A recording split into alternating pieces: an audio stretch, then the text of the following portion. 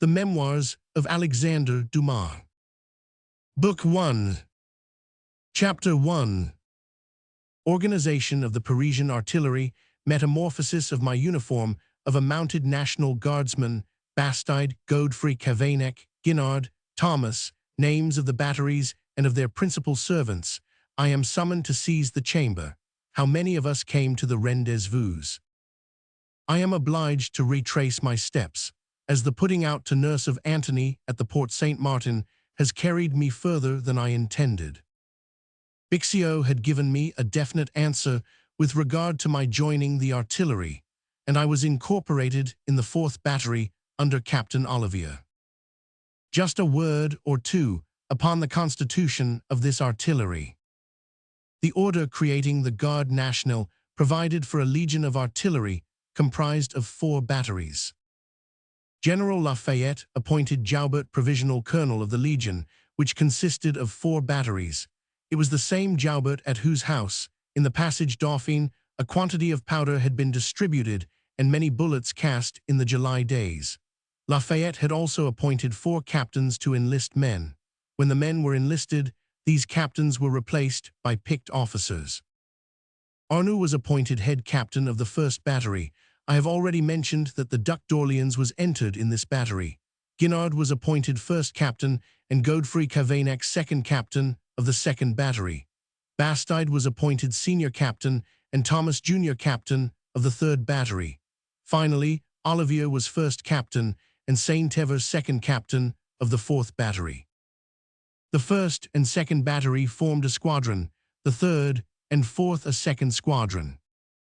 The 1st squadron was commanded by Thierry, who has since become a municipal councillor and is now medical superintendent of prisons, I believe. The 2nd squadron was commanded by a man named Barre, whom I lost sight of after 1830, and I have forgotten what has become of him. Finally, the whole were commanded by Count Pernetti, whom the king had appointed our colonel. I had therefore reached the crown of my wishes. I was an artilleryman.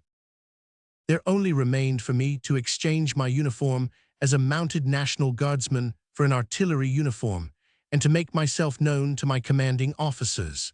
My exchange of uniform was not a long job. My jacket and trousers were of the same style and color as those of the artillery, so I only had to have a stripe of red cloth sewed on the trousers instead of the silver one.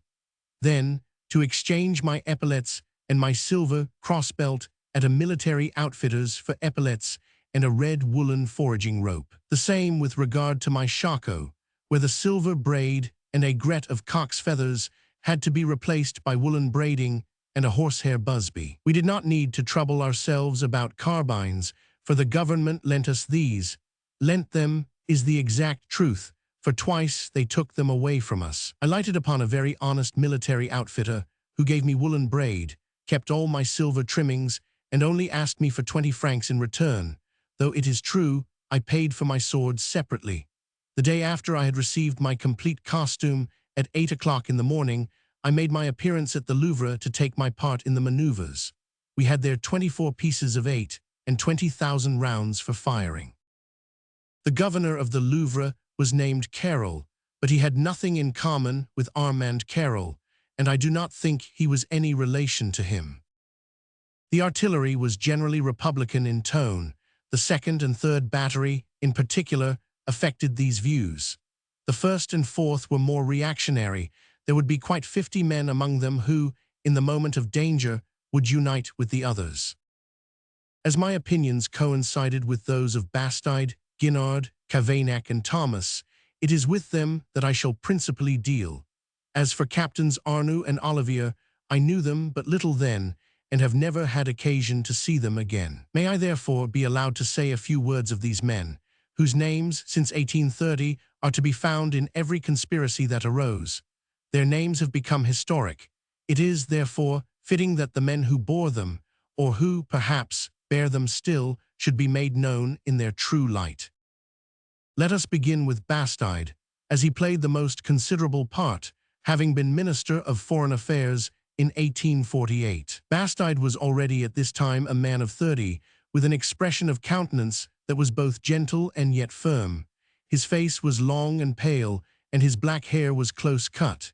He had a thick black mustache and blue eyes with an expression of deep and habitual melancholy. He was tall and thin, extremely deft-handed, although he looked rather awkward on account of the unusual length of his neck. In conclusion, he was an adept in the use of sword and pistol, especially the latter, and in what is called in dueling terms, la main malheureuse. So much for his physical characteristics. Morally, Bastide was a thorough Parisian, a thorough native of the Rue Montmartre, wedded to his gutter, and like Madame de Staël, he preferred it to the Lake of Geneva, unable to do without Paris no matter how dirty it was, physically, morally, or politically, preferring imprisonment in Paris to exile in the most beautiful country in the universe. He had been exiled for several years and spent 2 or 3 years in London. I have heard him say since that, rather than return there even for 2 or 3 months, he would let himself get shot. He has a delightful country house in the neighborhood of Paris, to which he never goes. Beneath an extremely unsophisticated manner, Bastide concealed real knowledge, but you had to discover it for yourself. And when he took the trouble to be amusing, his conversation was full of witty sallies, but as he always spoke very low, only his near neighbor benefited by it. It must be admitted that this quite satisfied him, for I never saw a less ambitious man than he in this respect. He was a bundle of contradictions.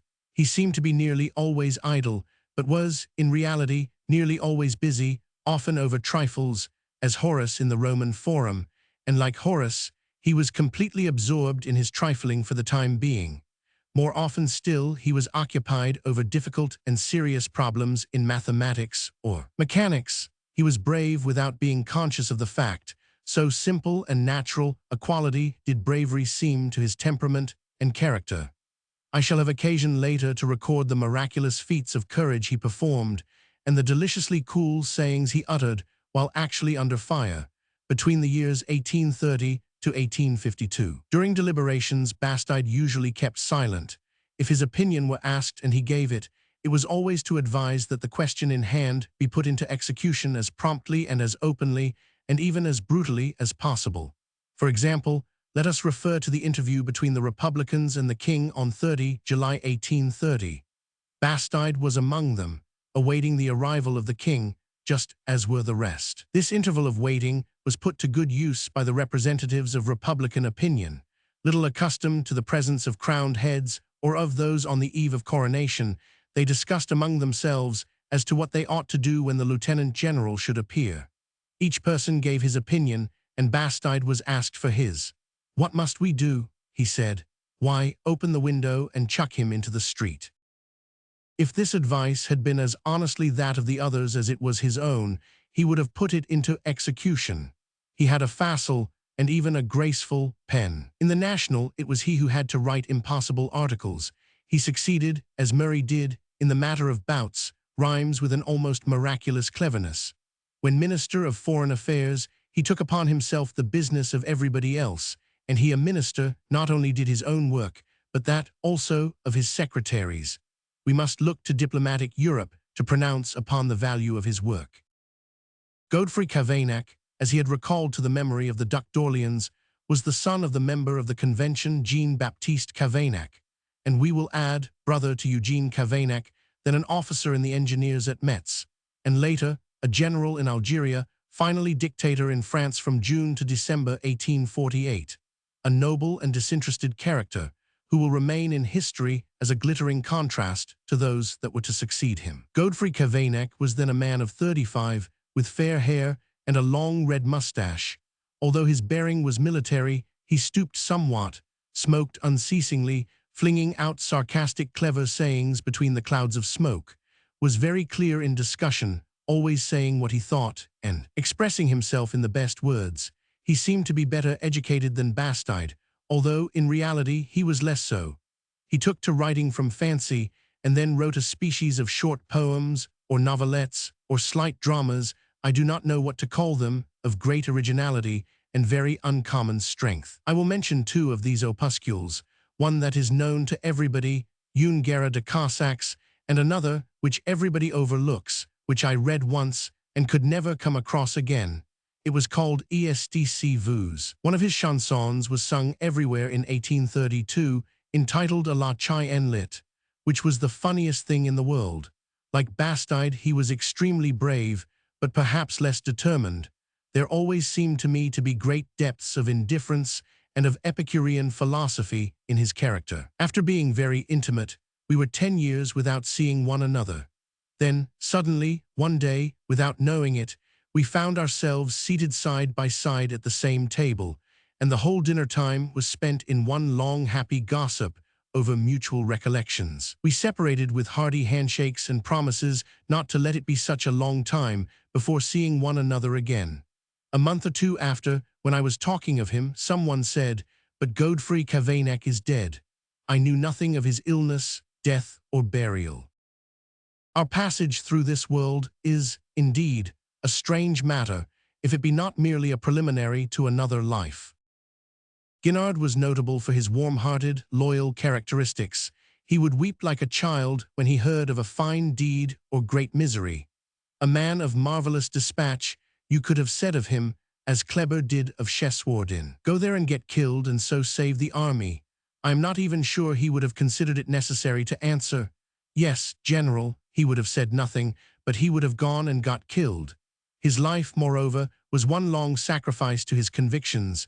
He gave up to them all he held most dear, liberty, his fortune and health. From the single sentence we have quoted of Thomas, when he was accosted by M. Thiers on 30 July, my readers can judge of his mind and character. Bastide and he were in partnership and possessed a woodyard. He was stout-hearted and upright, and had a clever head for business. Unaided, alone, and simply by his wonderful and honest industry, he kept the National afloat when it was on the verge of shipwreck after the death of Carroll, from the year 1836 when the long struggle bore successful fruit for everybody except himself. But now let us pass on from the artillerymen to the composition of their batteries. Each battery was dubbed by a name derived from a special characteristic. Thus the first was called the aristocrat. Its ranks contained, as we already know, M. le Duc d'Orléans, then de Tracy Jal Paravis, who was afterwards a councillor of state, Etienne Arago, Sculpture, Loew Wemers, Alexander Beset, and Duvert. The second was called the Republican. We are acquainted with its two captains, Guinard and Cavaignac. The principal artillerymen were Guiard, Gervais, Blaise, Darcet Fils, and Ferdinand Flocon. The third was called La Puritaine, and it was thus named after its captain, Bastide. Bastide, who was on the staff of the National, was the champion of the religious questions, which this newspaper had a tendency to attack after the manner of the Constitutional. Thence originated the report of his absolute submission to the practices of religion. The Puritaine counted amongst its gunners Carroll, Barthélemy Saint-Hilaire, Grégoire, Sechin. The fourth was called La Meurtrière, on account of the large number of doctors it contained. We have mentioned its captains.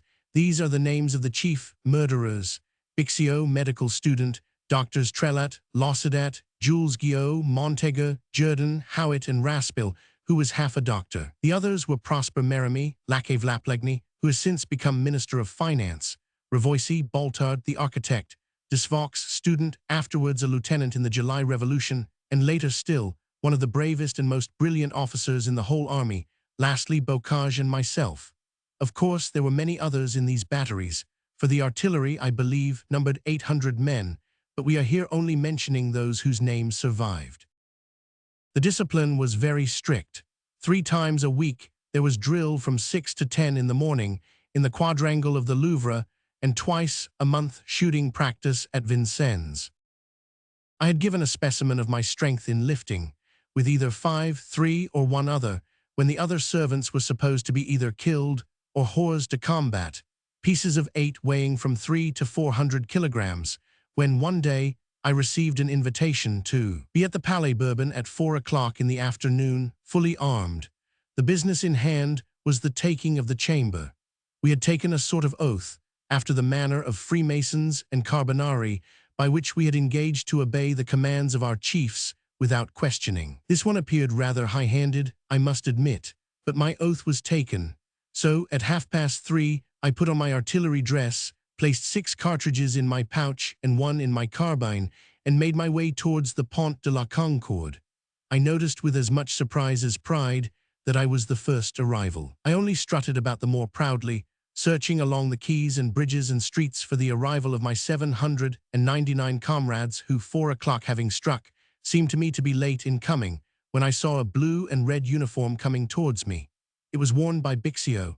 2 of us then here alone to capture 449 deputies. It was hardly enough, but patriotism attempts ambitious things. 4:30, 5, 5:30 and 6 o'clock struck. The deputies came out and filed past us, little suspecting that these 2 fierce-eyed artillerymen who watched them pass, as they leant against the parapet of the bridge, had come to capture them. Behind the deputies appeared Cavaignac in civilian dress. We went up to him. "It will not take place today," he said to us. "It is put off until next week." "Good," I replied. "Next week then." He shook hands and disappeared. I turned to Bixio. "I hope this postponement till next week will not prevent us from dining as usual," I said. "Quite the reverse. I am as hungry as a wolf. Nothing makes one so empty as conspiring." So we went off and dined with that careless appetite, which is the prerogative of conspirators of 28 years of age. I have always suspected my new chiefs of wishing to, what they call in regimental parlance, test me, in which case Cavaignac can only have come just to make sure of my faithfulness in answering to his summons. Was or was not Bixio in his confidence, I never could make out. Chapter 2. Odilon Barrett, Prefect of the Seine, his soirees, his proclamation upon the subject of riots, Dupont de Elura and Louis Philippe, resignation of the Ministry of Mole and Guizot, the affair of the Forest of Bretuil, the Laffitte Ministry, the prudent way in which registration was carried out.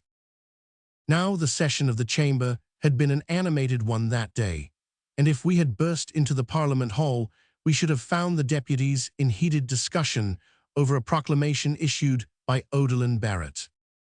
It was a singular position for a man, outwardly so upright and unbending as was Odilon Barrett, which was created by, on the one hand, his duties as Prefect of the Seine about the person of the king, and on the other, the good terms of friendship existing between him and most of us.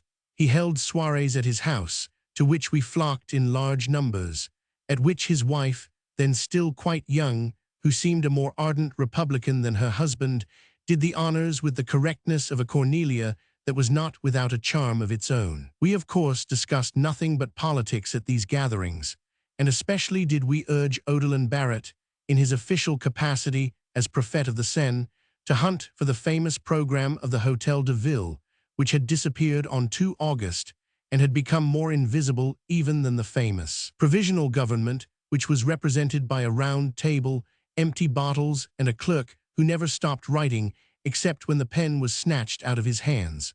That program had never been discovered from that day to this. Our suggestion worried him much, for our insistence placed him in the following dilemma. "My dear Odilon," we would say, "all the strength of the government is vested in Lafayette and Dupont de Elura and yourself. If you, for instance, were to withdraw, we are persuaded that Lafayette and Dupont, the 2 blind men whom you, good dog, lead by the string, will also retire. So we are going to compel you to retire." "But how?" "Oh, it is simple enough. We are going to raise a disturbance to carry off the king from the Palais Royal. Either you fire upon us, in which case you make yourself unpopular, or you abstain from firing on us, in which case we carry off the king, take him to Ham, and proclaim the Republic." Odilon was well aware that this dilemma was only a joke, but he also knew that there was a feverish spirit in us which any unlooked-for spark might kindle into a blaze and lead to the maddest enterprises being attempted. One day we drove him into a corner, and he promised that, on the first opportunity, he would make his views known both to the court and to us. This opportunity was the procession which, as I have mentioned, marched through Paris and proceeded to the Palais Royal and to the Château de Vincennes, shouting, "Death to the ministers." It will be recollected that the king and Odilon Barrett had appeared upon the terrace, and that the men who led the procession had thereupon shouted, "Vive Odilon Barrett! forgetting to shout Vive le Roi, whereat Louis-Philippe, as we know, had replied, "These are the sons of the men whom, in 1792, I heard shouting, Vive Pétion." The allusion had annoyed Odilon Barrett considerably, and he decided to issue a proclamation of his own. He promised to give us this explicit proclamation. It is a mania with every man who wants to be looked upon as a statesman to produce a proclamation. In fact, he does not consider himself entitled to the name of statesman until he has. His proclamation is issued and received by the people, who read it and see in it the sanction of some power or other, which they either obey or disobey according to their individual views of politics. Unfortunately, this proclamation, upon which Odilon was counting greatly, demonstrated the fact that the Prophet of the Seine took a middle course, which offended at the same time both the court party and the Republicans. We will reproduce it here in its entirety. Be it understood that our readers are free to read only the sentences in italics or to pass it over altogether unread. Citizens, your magistrates are deeply distressed at the disorders which have recently been disturbing the public peace, at a time when commerce and industry, which are in much need of protection, are beginning to rise above a long crisis of depression. It is not vengeance that this people of Paris, who are the bravest and most generous in the world, are demanding, but justice. Justice, in fact, is a right, a necessity to strong men. Vengeance is but the delight of the weak and cowardly. The proposition of the Chamber is an inopportune step, calculated to make the people imagine that there is a concerted design to interfere with the ordinary course of justice with respect to the ex-ministers. Delays have arisen, which are merely the carrying out of those forms which surround justice with greater solemnity of character, and these delays but sanction and strengthen the opinion of which our ungovernable enemies, ever lying in wait to disunite us, persistently take advantage. Hence has arisen that popular agitation, which men of rectitude and good citizens regard as an actual mistake. I swear to you in all good faith, fellow citizens, that the course of justice has neither been suspended, nor interrupted, nor will it be. The preparation of the accusation brought against the ex-ministers still continues. They have come under the law, and the law alone shall decide their fate. No good citizen could wish or demand anything else, and yet cries of death are uttered in the streets and public places. But what are such instigations, such placards, but violent measures against justice? We merely desire to do as we would ourselves be done by, namely, be judged dispassionately and impartially. Well, there are certain misguided or malevolent persons who threaten the judges before the trial has begun. People of Paris, you will not stand by such violent conduct. The accused should be sacred in your eyes. They are placed under the protection of the law. To insult them, to hinder their defense, to anticipate the decrees of justice, is to violate the laws of every civilized society. It is to be wanting in the first principles of liberty. It is worse than a crime. It is cowardly. There is not a single citizen among this great and glorious people who cannot but feel that it is his honored duty to prevent an outrage that will be a blot upon our revolution. Let justice be done, but violence is not justice. And this is the cry of all well-meaning people, and will be the principle guiding the conduct of our magistrates. Under these grave circumstances, they will count upon the concurrence and the assistance of all true patriots to uphold the measures that are taken to bring about public order.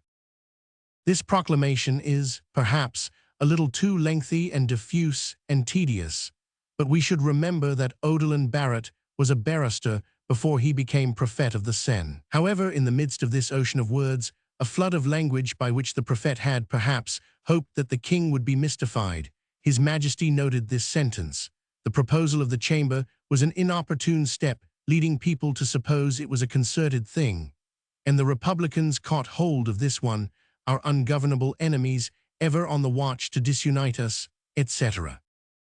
The step that the Prophet of the Seine blamed was the king's own secret wish, interpreted by the address of the Chamber, so that, by finding fault with the address of the Chamber, the Prophet of the Seine allowed himself to blame the secret wish of the king.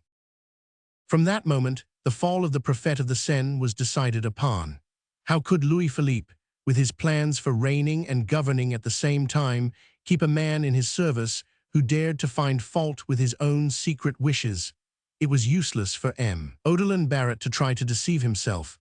From that hour dates the king's dislike to him. It was that proclamation of 1830 which postponed his 3 hours ministry to 1848. Then, on the other hand, he broke with the Republican Party because he spoke of them as his ungovernable enemies. The same night, or the day after the appearance of this proclamation, Godfrey Cavaignac cast Odilon Barrett's horoscope in these pregnant words. "My dear friend, you are played out." This is what really passed at the Palais Royal. The king was furious with the audacity of the pettifogging little lawyer.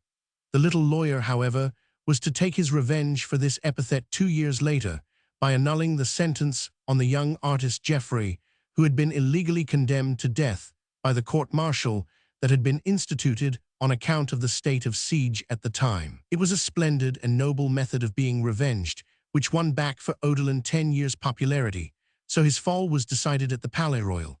But it was not a matter that was very painful to the ministry which was in power in November 1830. This was composed only of M. Mole, a deserter from the Napoleonic camp, of M. de Broglie, a deserter from the Royalist camp, of M. Guizot, the man of the Moniteur de Gaulle, M. Casimir Peria, the banker whose bank closed at 4 o'clock, and who, up to the last, had struggled against the revolution, M. Sebastiani, who on the 30th had announced that the white flag was his standard, and finally General Gerard, the last minister of Charles X, who, to keep in power, had only had to get the ordinance, which the flight of the elder branch left blank, signed by the younger branch. It will be understood that none of these men had the least personal attachment to Odilon Barrett. So when the king proposed the dismissal of the Prefet of the Seine, they all unanimously exclaimed, "Just as you wish, Seigneur." Only one voice cried, "Veto," that of Dupont de Elura. Now Dupont had this one grand fault in the eyes of politicians, and the king was the foremost politician of his day. He persisted in sticking both to his own opinions and to his friends. "If Odilon Barrett goes, I also depart," said the honest old man flatly. This was a more serious matter, for if the withdrawal of Odilon Barrett involved that of Dupont de Elura, the withdrawal of Dupont would also mean that of Lafayette with him. Now, Lafayette's resignation might very well, in the end, involve that of the king himself. It would, moreover, cause ill feeling between the king and Lafayette, who was another staunch friend of Odilon Barrett. True, the king was not disinclined for a rupture with Lafayette. There are certain services so great that they can only be repaid by ingratitude, but the king only wished to quarrel with Lafayette in his own time and at his own convenience, when such a course would be expedient and not prejudicial. The grave question was referred to a consensus of opinion for solution. M. Sebastiani won the honors of the sitting by his suggestion of himself making a personal application to M. Odilon Barrett to obtain his voluntary resignation. Of course, Dupont de Elura was not present at this secret confabulation. They settled to hold another council that night. The king was late, contrary to his custom. As he entered the cabinet, he did not perceive Dupont de Elura talking in a corner of the room with M. Bignon. "Victory, messieurs," he exclaimed in an exulting voice. "The resignation of the Prefet of the Seine is settled, and General Lafayette, realizing the necessity for the resignation, himself consented to it." "What did you say, sire?" said Dupont de Elura hastily, coming out of the darkness into the circle of light which revealed his presence to the king. "Oh, you are there, are you, Monsieur Dupont?" said the king, rather embarrassed. "Well, I was saying that General Lafayette has ceased to oppose the resignation of M. Barrett." "Sire," replied Dupont, "the statement your Majesty has done me the honor to make is quite impossible of belief." "I had it from the General's own lips, monsieur," replied the king. "Your Majesty must permit me to believe he is laboring under a mistake," insisted Dupont, with a bow, "for the General told me the very reverse, and I cannot believe him capable of contradicting himself in this matter." A flash of anger crossed the king's face, yet he restrained himself. "However," continued Dupont, "I will speak for myself alone. If M. Odilon Barrett retires, I renew my request to the king to be good enough to accept my resignation." "But monsieur," said the king hastily, "you promised me this very morning that whatever happened, you would remain until after the trial of the ministers.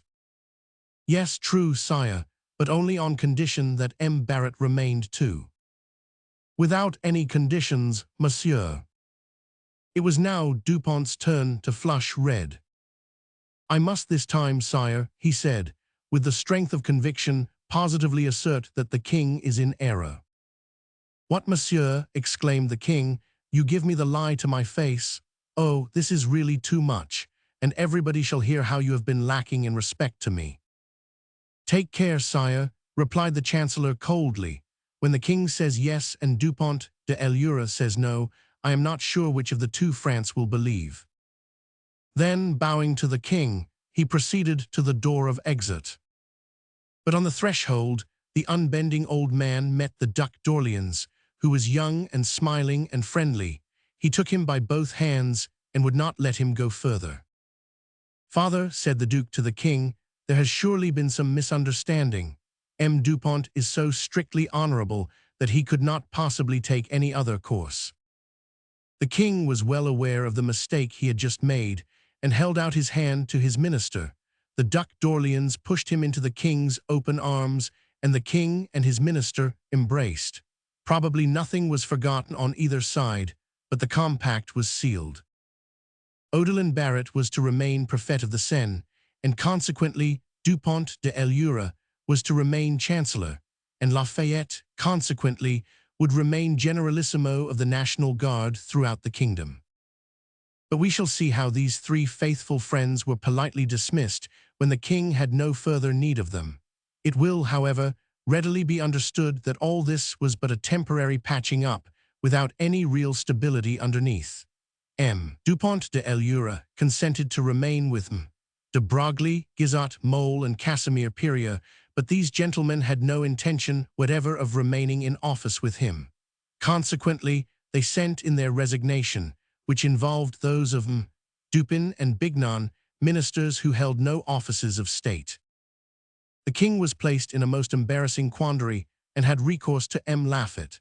M. Laffitte urged the harm that it would do his banking house, and the daily work he would be obliged to give to public affairs if he accepted a position in the government, and he confided to the king the worry which the consequences of the July Revolution had already caused him in his business affairs. The king offered him every kind of inducement, but with extreme delicacy of feeling, M. Laffitte would not hear of accepting anything from the king unless the latter felt inclined to buy the forest of Bretuil at a valuation. The only condition M. Laffitte made to this sale was that it should be by private deed and not publicly registered, as registration would naturally reveal the fact of the sale and the seller's difficulties. They exchanged mutual promises, and the forest of Bretuil was valued at and sold for 8 millions, I believe, and the private deeds of sale and purchase were executed and signed upon this basis. M. Laffitte's credit thus made secure, he consented to accept both the office of Minister for Finance and the presidency of the Cabinet Council. The Moniteur published on 2 November the list of newly elected ministers. They were M. Laffitte for Finance and President of the Council, Dupont de Elura, Minister of Justice, Gerard for War, Sebastiani at the Admiralty, Mason for Foreign Affairs, Montalivet at the Home Office, Merilhou for Education. The king, therefore, had attained his end. The doctrinaires, as they were nicknamed, probably because they had no real political principles, had done him great service by their resignation and given him the opportunity of forming a ministry entirely devoted to him. In the new coalition, Louis-Philippe ranked Laffitte as his friend, Sebastiani and Montalivet as his devoted servants, Gerard and Mason his subservient followers, while Merilhou fell an easy prey to his influence. There was only Dupont de Elura left, and he took his cue from Lafayette. Now do not let us lose sight of the fact that this ministry might be called the Trial Ministry, Minister du Prox, and that Lafayette, who had been proscribed by M. de Polignac, wanted to take a noble revenge upon him by saving his life. His speech in the chamber did not leave the slightest doubt of his intentions. On 4 October, the Chamber of Peers constituted itself a court of justice, ordered the removal of the ex-ministers to the prison of the Petit Luxembourg, and fixed December for the opening of the trial. But between 4 October and December, that is to say, between the constitution of the Court of Peers and the opening of the trial, M. Laffitte received the following curt note from Louis Philippe. My dear Monsieur Laffitte, after what has been told me by a mutual friend, of whom I need not say anything further, you know quite well why I have availed myself, at M. Jamet's urgent instigation, to whom the secret of the purchase was entrusted by yourself, and not by me, of taking the opportunity of having the private deed of sale registered as secretly as possible. Yours affectionately, Louis Philippe. M. Laffitte was stunned by the blow. He did not place any belief in the secrecy of the registration, and he was right. The sale became known, and M. Laffitte's downfall dated from that moment, but the deed of sale bore a special date. M. Laffitte took up his pen to send in his resignation, and this involved that of Dupont, de Elura, Lafayette, and Odelin Barrett. He reflected that Louis Philippe would be disarmed in face of a future political upheaval, but the revenge appeared too cruel a one to the famous banker, who now acted the part of king, while the real king played that of financier. Nevertheless, the wound rankled none the less deeply in his heart. Chapter 3. Béranger as patriot and republican. When Laffitte became minister, he wanted to bear with him up to the political heights he was himself compelled to ascend, a man who, as we have said, had perhaps contributed more to the accession of Louis Philippe even than had the celebrated banker himself. That man was Béranger. But Béranger, with his clear-sighted common sense, realized that, for him as well as for Laffitte, apparent promotion really meant ultimate downfall.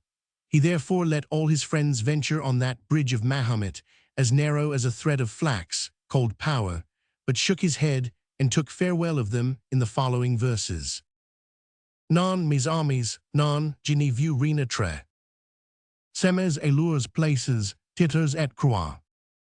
Non pour les cœurs, je n'y aima point fate nature. Oiso craintif, je fuis la glue des rois. Quemi faut-il, maîtresse of fine tale. Quemi faut-il, maîtresse of fine tale. Petit repas, et joyeux entretien. De mon berceau prise, de bénir la pale. En mi crainte, Dieu m'a dit, ni sois rien. Unsort brillant serrate, chose importune. Pour moi rime, qui vis de temps perdu. En estil tom, des miets de fortune. Tout has j'ai dit, si pain ni est perdu. Quel artisan pauvre helles, quoiqu'il fasse. En a plus que moi, droit si peu de bien. Sans trop rouge, foulens dans ma besace. En mi crainte, Dieu m'a dit, ni sois rien. Sachez portant, pilots du royaume. Combien j'ai admire, un homme de vertu. Qui desertant son hotel, au son charme. Monti au vaisseau partus, les vents battus. De loin ma voix lui crie, heureux voyage. Priant de cœur pour tout, grand citoyen. Mais au soleil, j'amender sur la plague. En mi crainte, Dieu m'a dit, ni sois rien. Votre tomo sera, pompu sans doubt. J'aurai sous el herbe, une fosse élecarte. Un pupil en duel vous fait cortège en route. Du pauvre, moi, j'ai atteint le corbillard. En vain elan court, au votre etel tom. Qu'importe alors, votre gait au la mine. La différence est toujours une tom. En mi crainte, Dieu m'a dit, ni sois rien. De si palais souffres donc, que j'y sorte. A vos grandeurs G, devise un salut. Amis adieu, j'ai derrière la porte. Les tentat mes sabots, et mon luth. Sous cas lambris, prise de vous accuro. La liberté est offre, à vous pour sauchen. J'y vais chanter ses bienfaits, dans la rue. En mi crainte, Dieu m'a dit, ni sois rien. So Béranger retired, leaving his friends more deeply entangled in the web of power than was La Fontaine's raven in the sheep's wool. Even when he is sentimental, Beranger finds it difficult not to insert a touch of mischief in his poetry, and perhaps, while he is singing in the street the blessings of liberty, he is laughing in his sleeve, exemplifying that disheartening maxim of La Rochefoucauld, that there is always something even in the very misfortunes of our best friends which gives us pleasure. Yet how many times did the philosophically singer acclaim in his heart the government he had founded? We say in his heart, for whether distrustful of the stability of human institutions, or whether he deemed it a good thing to set up kings, but a bad one to sing their praises in poetry, Beranger never, thank goodness, consecrated by a single line of praise in verse the sovereignty of July which he had lauded in his speech. Now let us take stock of the length of time his admiration of and sympathy with the royal cause lasted. It was not for long. In 6 months all was over, and the poet had taken the measure of the king. The king was only fit to be put away with villains' old moons. If my reader disputes this assertion, let him listen to Beranger's own words. The man who, on 31 July, had flung a plank across the stream, as the petty Savoyards do, is the first to try to push it off into the water. It is through no fault of his if it do not fall in and drag the king with it. Oui, chanson, muse ma fille. J.I. declare nets. Quavic Charles et sa famille. On le détrônate. Mais chaque loy quan nous donne. T rappelle ici. Chanson reprends ta couronne. Messieurs, grand merci. J'y crois quan allait faire. Du grand et du neuf. Mime étendre un pulosphère. De 89. Mais point en rebadigen. Un trou noircé. Chanson reprends ta couronne. Messieurs, grand merci. Depuis les jours de décembre. Voix pour si grandir. La chambre vante la chambre. La chambre applaudir. Ainsi prouve quel est bon. Elle roussi. Chanson reprends ta couronne. Messieurs, grand merci. Basque des ministers. Quin France en honnête. Nos chapons héréditaires. Sauverant leur nid. Les petits que Dieu leur donne. Y pendront aussi. Chanson reprends ta couronne. Messieurs, grand merci. La planète doctrinaire. Qui se gon brillate. Vent servir la luminaire. Oxygens de duelit. Fi dun Freud solil dotoni. De brume obscurci. Chanson reprends ta couronne. Messieurs, grand merci. Nos ministers quan put metter. Tous au même point. Vaudrient que la barometer. Ni variat point. Pour plus que la base il ton. On si sin ici. Chanson reprends ta couronne. Messieurs, grand merci. Pour être en état de grâce. Que de grands pureux. Ont soin de laisser en place. Les hommes verus. Si l'on n'y touche a person. 100 est a fin que si. Chanson reprends ta couronne. Messieurs, grand merci. Te voilà donc restauré. Chanson mes amours. Tricolore et sans livery. Montertoy tauges. Ni cranes plus quan l'imprison. Du moins a poissy. Chanson reprends ta couronne. Messieurs, grand merci. Mais portant lace en jasher. Mon soul fatigue. Mes dunes revox ma cheer. Ont un ciel sigai. Chez you la rose foisson. Chez moi le sauce. Chanson reprends ta couronne. Messieurs, grand merci. These verses were nothing short of a declaration of war, but they escaped unnoticed, and those poets who talked of them seemed to talk of them as of something fallen from the moon, or some aerolite that nobody had picked up. A song of Beranger, what was it but a song by him? The public had not read this particular one, though it was aware of the existence of a poet of that name who had written Le Dieu des Bons Gens, 50 Ange Gardien, Le Cinq Mai, Les Deux Cousins, Le Ventrue, all songs that more or less attacked Louis Roman XVIII and Charles X, but they did not recognize a poet of the name of Beranger who allowed himself to go so far as to attack Louis Philippe. Why this ignorance of the new Beranger? Why this deafness as to his new song? We will explain. There comes a reactionary period after every political change, during which material interests prevail over national and shameful appetites over noble passions. During such a period, as Louis Philippe's reign, for example, that government is in favor which fosters these selfish interests and surfeits ignoble passions. The acts of such a government, no matter how outrageously illegal and tyrannical and immoral, are looked upon as saving graces. They praise and approve them and make as much noise at the footstool of power as the priests of Cybele, who clashed their cymbals round Jupiter's cradle. Throughout such a period as this, the only thing the masses fear, who, living by such a reaction, have every interest in upholding it, is lest daylight break on the scene of pandemonium, and light shine into the sink, where speculators and money-makers and coiners of crowns and paper money jostle, and crowd and hustle one another amid that jingling of money which denotes the work they are engaged in. Whether such a state of things lasts long or only briefly, we repeat that, while it endures until an honest, pure and elevated national spirit gets the upper hand, nothing can be done or said or hoped for.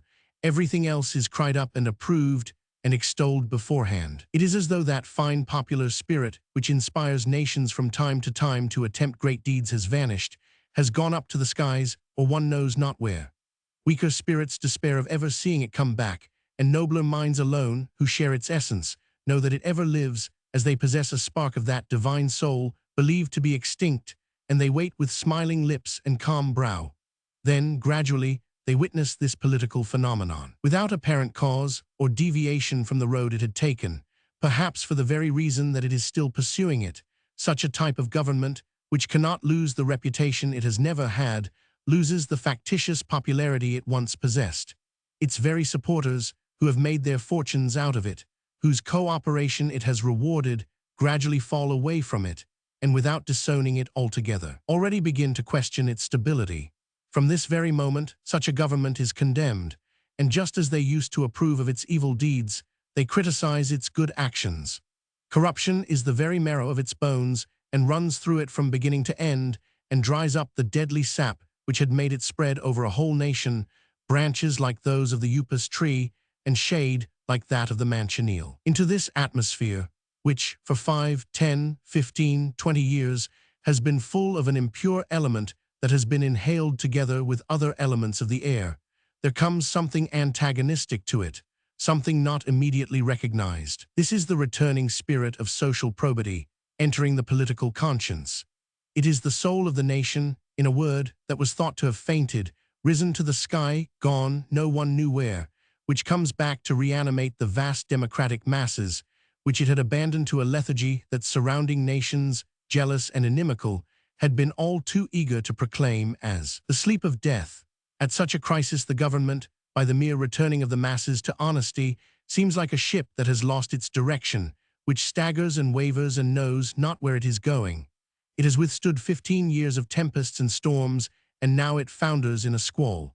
It had become stronger by 5 in June, on 13 in April and May, but falls before 24 February. Such a government, or rather governments, show signs of their decline when men of heart and understanding refuse to rally to their help, or when those who had done so by mistake quit it from disgust. It does not follow that these desertions bring about an immediate fall. It may not be for years after, but it is a certain sign that they will fall some day, alone or by their own act, and the public conscience, at this stage of their decline, needs but to give it a slight push to complete the ruin. Now Beranger, with his fine instinct of right and wrong, of good and evil, knew all this, not in the self-saving spirit of the rat which leaves the ship where it has fattened when it is about to sail. As we have seen, he would receive nothing at the hands of the government or from the friends who formed its crew, but like the swift, white seabird which skims the crests of the rising waves, he warned the sailors of coming storms. From this very moment, Beranger decides that royalty in France is condemned, since this same royalty, which he has kneaded with his own hands, with the democratic element of a Jacobin prince in 1791, a commandant of the National Guard, a republican in 1789 and a popular government in 1830, is turning to a middle-class aristocracy, the last of the aristocracies, because it is the most selfish and the most narrow-minded, and he dreams of a republic. But how was he to attack this popular king, this king of the bourgeois classes and of material interests, the king who had saved society? Every form of government in France as it arose has made that claim. The king was invulnerable. The revolution of '89, which was looked upon as his mother, but was only his nurse, had dipped him in the furnace of the 3 days, as Thetis dipped her son Achilles in the river Styx. But he, too, had his weak spot like Homer's hero. Is it the head? Is it the heel? Is it the heart? The poet, who will not lose his time in manufacturing gunpowder, which might easily be blown away before it was used, will look for this weak spot, and never fear he will find it. Chapter 4. Beranger as Republican. This vulnerable spot was the Republican feeling, ever alert in France, whether it be disguised under the names of liberalism, progress, or democracy. Beranger discovered it, for just when he was going to bid farewell to poetry, he once more took up his song. Like the warrior who, in despair, had flung down his arms, he resumed them. But he has changed his aim and will slay with principles rather than bullets. He will no longer try to pierce the velvet of an ancient throne, but he will set up a new statue of marble upon a brazen altar. That statue shall be the figure of the Republic. He who was of the advanced school under the elder branch hangs back under the younger. But what matters it? He will accomplish his task, and though it stand alone, it will be none the less powerful. Listen to him, behold him at his moulding. Like Benvenuto Cellini, he flings the lid of his old cartridges into the smelting pot. He will throw in his bronze, and even the 2 silver dinner services, which he brings out of an old walnut chest on grand occasions when he dines with Lisette, and which he has once or twice lent to Fretillon to put in pawn. While he works, he discovers that those whom he fought in 1830 were in the right, and that it was he himself who was wrong. He had looked upon them as madmen. Now he makes his frank apologies to them in this song. Via soldats de plomb que nous sommes. Au cordeau nous, alignant tous. Si des rangs sortent quelques hommes. Tous nous créons, à bas les fous. On les persecute, on les tue. Sauf après un lent examen. Alors dresser une statue. Pour la gloire du genre humain. Combien de tempo une pensée. Vierge obscure attend son époux. Les sorts la traitant d'incensie. Le sage lui dit, cachez-vous. Mais la rencontrant loin du monde. Un fou qui croit au lendemain. 50 épouses, elle devient féconde. Pour le bonheur du genre humain. J'ai-vous Saint-Simon, le prophète. Rich de bord, puis en dette. Qui des fondements jusqu'au fait. Refaisait la société. Plein de son œuvre commencée. Via pour elle il tendait la main. Sur quil embrassait la pensée. Qui doit sauver le genre humain. Fourier nous dit, source de la fange. Pupil en proie, aux deceptions. Travail, groupe par phalange. Dans un cercle d'attractions. La terre, après tant de désastres. Forme avec le ciel, un hymen. Et la loi qui régit les astres. Dans la paix, au genre humain. Enfantin, affranchit la femme. 50 appel, a partager nos droits. Phi dites vous sous l'épigramme. Ces vous revois tomant tous trois. Messieurs, lorsqu'un vain notter sphere. Duben hoor church le chemin. Honor au fou qui ferait faire. Un rêve heureux au genre humain. Qui découvrit un nouveau monde. Un fou quan relate en tout lieu. Sur la croix, que sun sang inonde. Un fou qui muet nous, leg undia. Si demain, oubliant delcourt. Le jour manquait, et bien, demain. Quelque fou trouverait encore. Un flambeau pour le genre humain. You have read this song. What wonderful sense and rhythm of thought and poetry these lines contain. You say you didn't know it, really, and yet you knew all those which, under Charles X, attacked the throne or the altar. Le Sacre de Charles le Simple and 50 Ange Gardien. How is it that you never knew this one? Because Beranger, instead of being a tin soldier drawn up to defend public order, as stock jobbers and the bourgeois and grocers understand things, was looked upon as one of those fanatics who leave the ranks in pursuit of mad ideas, which they take unto themselves in marriage and perforce therefrom bring forth offspring. Only Beranger was no longer in sympathy with public thought. The people do not pick up the arrows he shoots in order to hurl them back at the throne.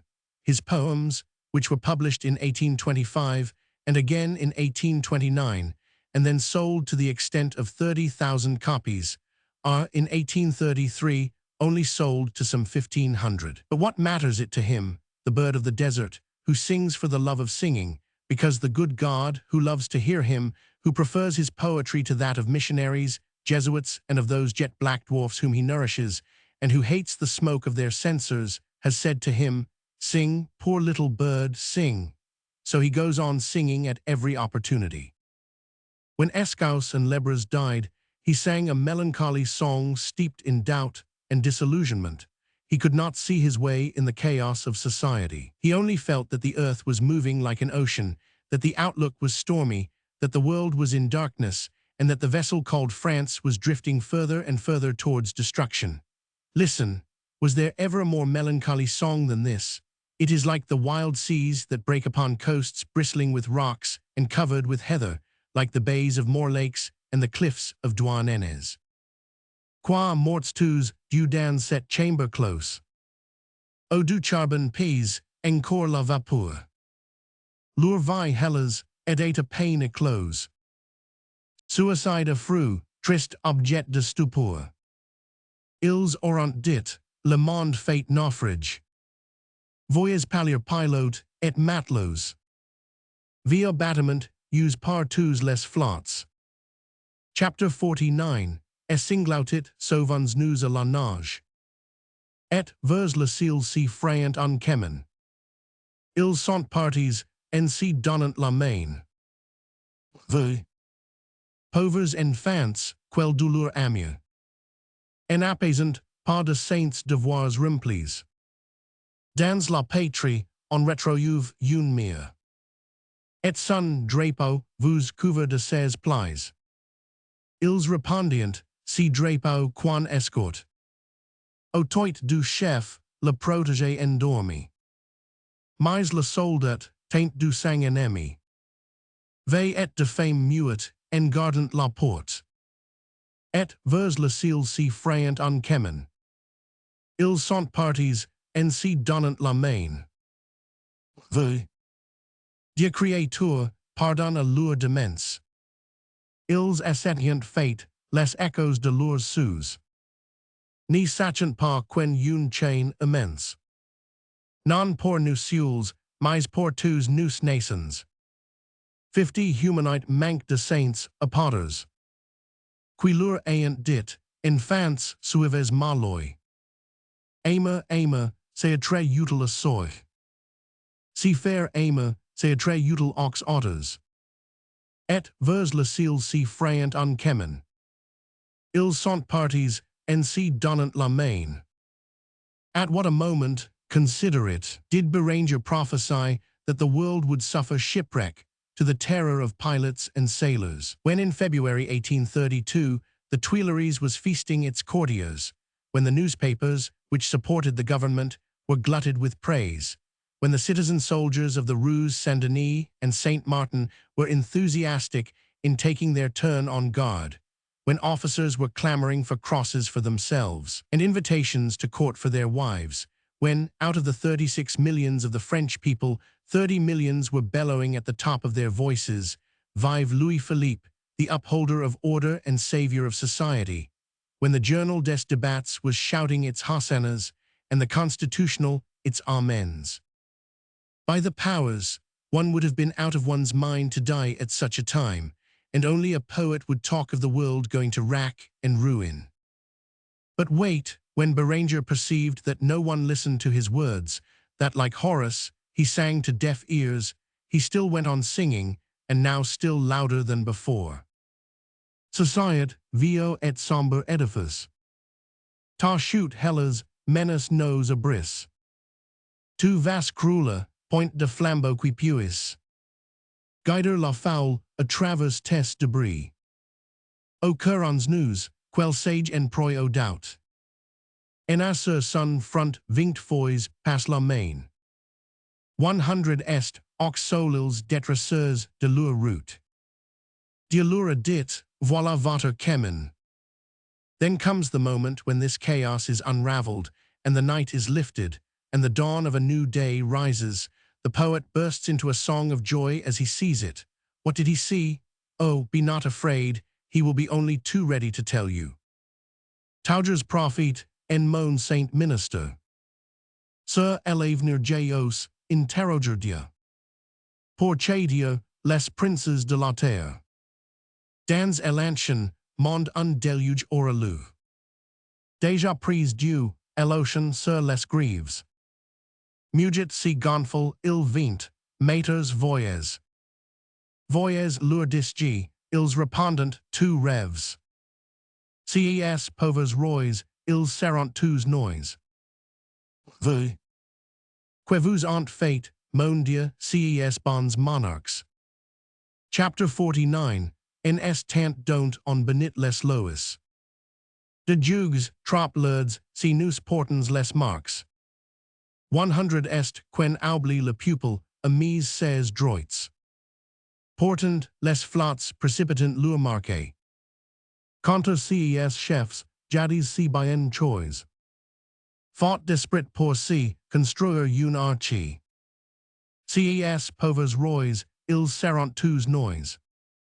Un ocean, quel est-il au profit. Pupils c'est nous, affranchis de la fame. Nous plus instruits, consommant la défaite. De tant de rois, inutils en fin. D'effet passer sur ces fils, indociles. Nos flots mouvants, si longtemps fervois. Puis le ciel brille, et les flots sont tranquilles. Ces pauvres rois, ils seront tous noise.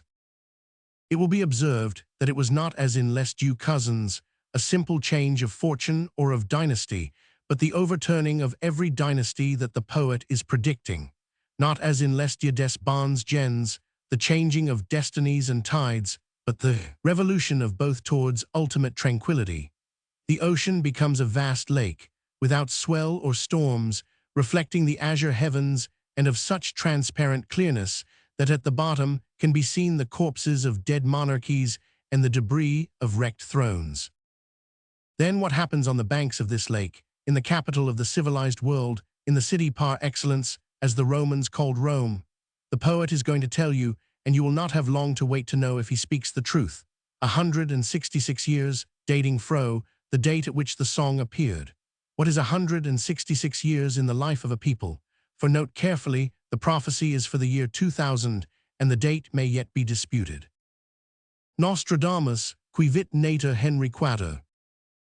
Grand astrologue, a predit, dans ses vers. Quen elan du mille, date quan put debatter. De la médaille, on verrait le revers. Alors dit-il, Paris, dans l'allégresse. Au pied du Louvre ouïra, cette voix. Huru franchise, soleges ma détresse. Fates l'harmone au dernier de vos rois. Or cette voici celle d'un homme. Pauvre escroffule en halens sans soliers. Qui ni prescrit via arrivant de Rome. Fear a spectacle, aux pedis écoliers. Un senator criera, 50 homme besace.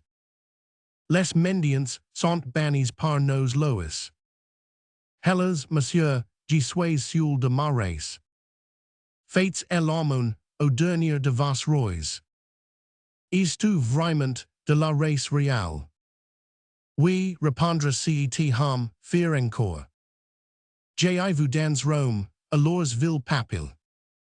Amon air al Quran, et sceptre d'or. Chapter 49, Les vendit pour nourrir le courage. De faux agents, d'écrivains maladroits. Moi, j'ai pour sceptre, un bâton de voyage. Fates l'harmone au dernier de vos rois. Mon pire age, mort en prison pour debts. 501, bon métier, en osa point mi pouvoir. G tens la main, riches, part out vous eats. Bien deux au pauvre, et Dieu me la fate voir. G foul en fin, cette plage féconde. Qui repousse mes airs à tant de fois. Ah, par pitié pour les grandeurs du monde.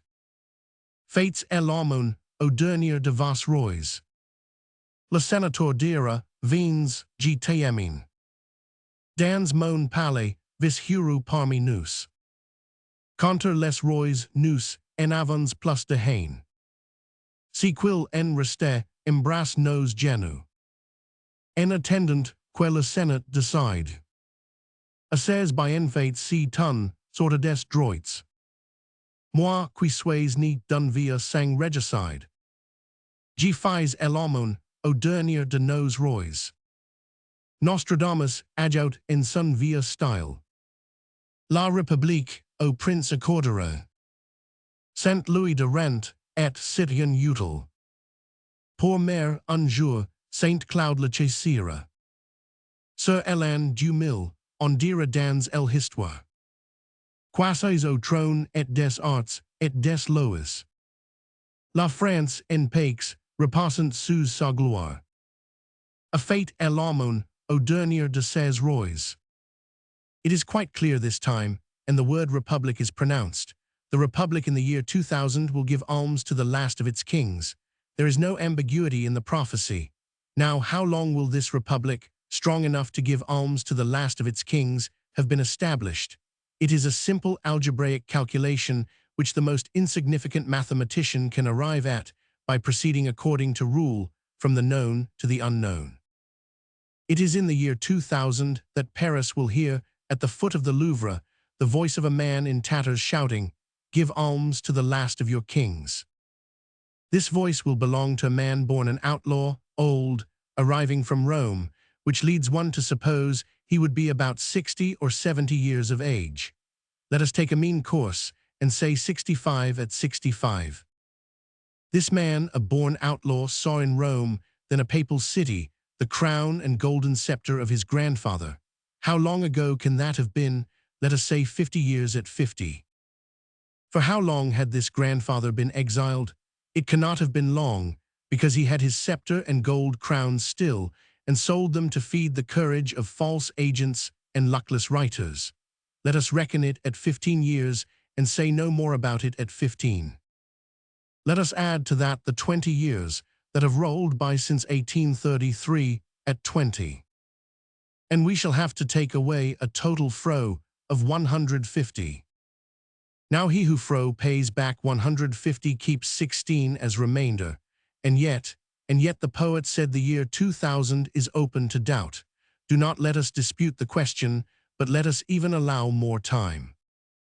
We return thee thanks, Beranger, thou poet and prophet. What happened upon the appearance of these prophecies, which were calculated to wound many very different interests? That the people who knew the old poems of Beranger by heart, because their ambition, their hopes and desires, had made weapons of them wherewith to destroy the old throne, did not even read his new songs, whilst those who did read them said to each other, "Have you read Beranger's new songs?" No. well, don't read them. Poor fellow, he is going off. So they did not read them, or if they had read them, the word was passed round to say that the songwriter was going off. No, on the contrary, the poet was growing greater, not deteriorating. But just as from songwriter he had become poet, so from poet he was becoming a prophet. I mean that to the masses he was becoming more and more unintelligible. Antiquity has preserved us the songs of Anacreon, but has forgotten the prophecies of Cassandra. And why, Homer tells us, the Greeks refused to put faith in the prophetic utterances of the daughter of Priam and Hecuba. Alas, Beranger followed her in this and held his peace, and a whole world of masterpieces on the eve of bursting forth was arrested on his silent lips. He smiled with that arch smile of his and said, "Ah, I am declining, am I? Well then, ask for songs of those who are rising." Rossini had said the same thing after Guillaume Tell, and what was the result? We had no more operas by him and no more songs from Beranger. Now it may be asked how it happens that Beranger, a Republican, resides peacefully in the Avenue de Chateaubriand, No. 5, at Paris, whilst Victor Hugo is living in Marine Terrace in the island of Jersey. It is simply a question of age and of temperament. Hugo is a fighter and scarcely 50, while Beranger, take him all in all, is an Epicurean and moreover 70 years of age, an age at which a man begins to prepare his bed for his eternal sleep. And Beranger, God grant he may live many years yet, would he, but accept some years of our lives, wishes to die peacefully upon the bed of flowers and bay leaves that he has made for himself. He has earned the right to do so, he has struggled hard enough in the past, and rest assured, his work will continue in the future. Let us just say, in conclusion, that those who were then spoken of as the young school, they are now men of 40 to 50, were not fair to Beranger. After Benjamin Constant had exalted him to the rank of a great epic poet, they tried to reduce him to the level of a writer of doggerel verses. By this action, criticism innocently made itself the accomplice of the ruling powers. It only intended to be severe, but was, really, both unjust and ungrateful. It needs to be an exile and a poet living in a strange land, far from that communion of thought which is the food of intellectual life, to know how essentially French, philosophical and consolatory the muse of the poet of Passy really was. In the case of Beranger, there was no question of exile, and each exile can, while he sings his songs, look for the realization of that prophecy which Nostradamus has fixed for the year 2000. But we are a very long way from the artillery, which we were discussing, and we must return to it again and to the riot in which it was called upon to play its part. Let us then return to the riot and to the artillery. But dear Beranger, dear poet, dear father, we do not bid you adieu, only au revoir. After the storm, the halcyon, white as snow, which has passed through all the storms, its swan-like plumage as spotless as before. Chapter 5. Death of Benjamin Constant, concerning his life, funeral honors that were conferred upon him, his funeral law respecting national rewards, the trial of the ministers, Grouvel and his sister, M. Merilhou and the neophyte, Colonel Lavacat, the court of peers, panic fiesi. The month of December 1830 teemed with events. One of the gravest was the death of Benjamin Constant. On the 10th, we received orders to be ready equipped and armed by the 12th to attend the funeral procession of the famous deputy. He had died at 7 in the evening of 8 December. His death created a great sensation throughout Paris. Benjamin Constant's popularity was a strange one, and it would be hard to say upon what it was founded. He was a Swiss Protestant and had been brought up in England and Germany. He could speak English, German, and French with equal ease, but he composed and wrote in French. He was young, good-looking, strong in body, but weak in character. From the time he set foot in France, Constant did nothing unless under the influence of women. They were his rulers in literature and his guides in politics. He was taken up by three of the most celebrated women of his time, by Madame Tallien, Madame de Beauharnais, and Madame de Staël, and he was completely under their influence. The latter, especially, had an immense influence over his life. Adolphe was he himself, and the heroine in it was Madame de Staël. Besides, the life of Benjamin was not by any means the life of a man, but that of a woman, that is to say, a mixture of inconsistencies and weaknesses. Raised to the tribunal after the overturning of the Directory, he opposed Bonaparte when he was first consul, not, as historians state, because he had no belief in the durability of Napoleon's good fortune, but because Madame de Staël, with whom he was then on most intimate terms, detested the first consul. He was expelled from the tribunal in 1801 and exiled from France in 1802 and went to live near his mistress, or rather master, at Coppet. About the year 1806 or 1807, this life of slavery grew insufferable to him, and weak though he was, he broke his chains. Read his novel Adolphe, and you will see how heavily the chain galled him. He settled at Hanover, where he married a German lady of high birth, a relative of the Prince of Hardenberg, and behold him, an aristocrat, moving in the very highest aristocratic circles in Germany, never leaving the princes of the North, but living in the heart of the coalition which threatened France, directing foreign proclamations, writing his brochure de l'esprit de conquête et d'usurpation upon the table of the Emperor Alexander, and finally re-entering France with Auguste de Staël in the carriage of King Charles John. How can one escape being a royalist in such company? He was also admitted to the Journal des Débats and became one of the most active editors of that periodical. When Bonaparte landed at the Gulf of Juan and marched on Paris, Benjamin Constant's first impulse was to take himself off. He began by hiding himself at the house of Mr. Crawford, ex-ambassador to the United States. Then he went to Nantes with an American who undertook to get him out of France. But on the journey, he learned of the insurrection in the West and retraced his steps and returned to Paris after a week's absence. In 5 more days' time, he went to the Tuileries at the invitation of M. Périgord, where the emperor was awaiting an audience with him in his private room. Benjamin Constant was to be bought by any power that took the trouble to flatter him. He was in politics, literature, and morality what we will call a courtesan, only Thomas, of the National, used a less polite word for it. 2 days later, the newspaper announced the appointment of Benjamin Constant as a member of the State Council. Here it was that he drew up the famous Acte Additional in conjunction with M. Mole, a minister whom we had just thrown out of Louis Philippe's government. At the Second Restoration, it was expedient for Benjamin Constant to get himself exiled, and it regained him his popularity, so great was the public hatred against the Bourbons. He went to England and published Adolphe. In 1816, the portals of France were reopened to him, and he started the Minerve, and wrote in the Courier and Constitutional and in the Temps. I met him at this time at the houses of Chatelain and M. de Seuven. He was a tall, well-built man, excessively nervous, pale, and with long hair, which gave his face a strangely puritanical expression.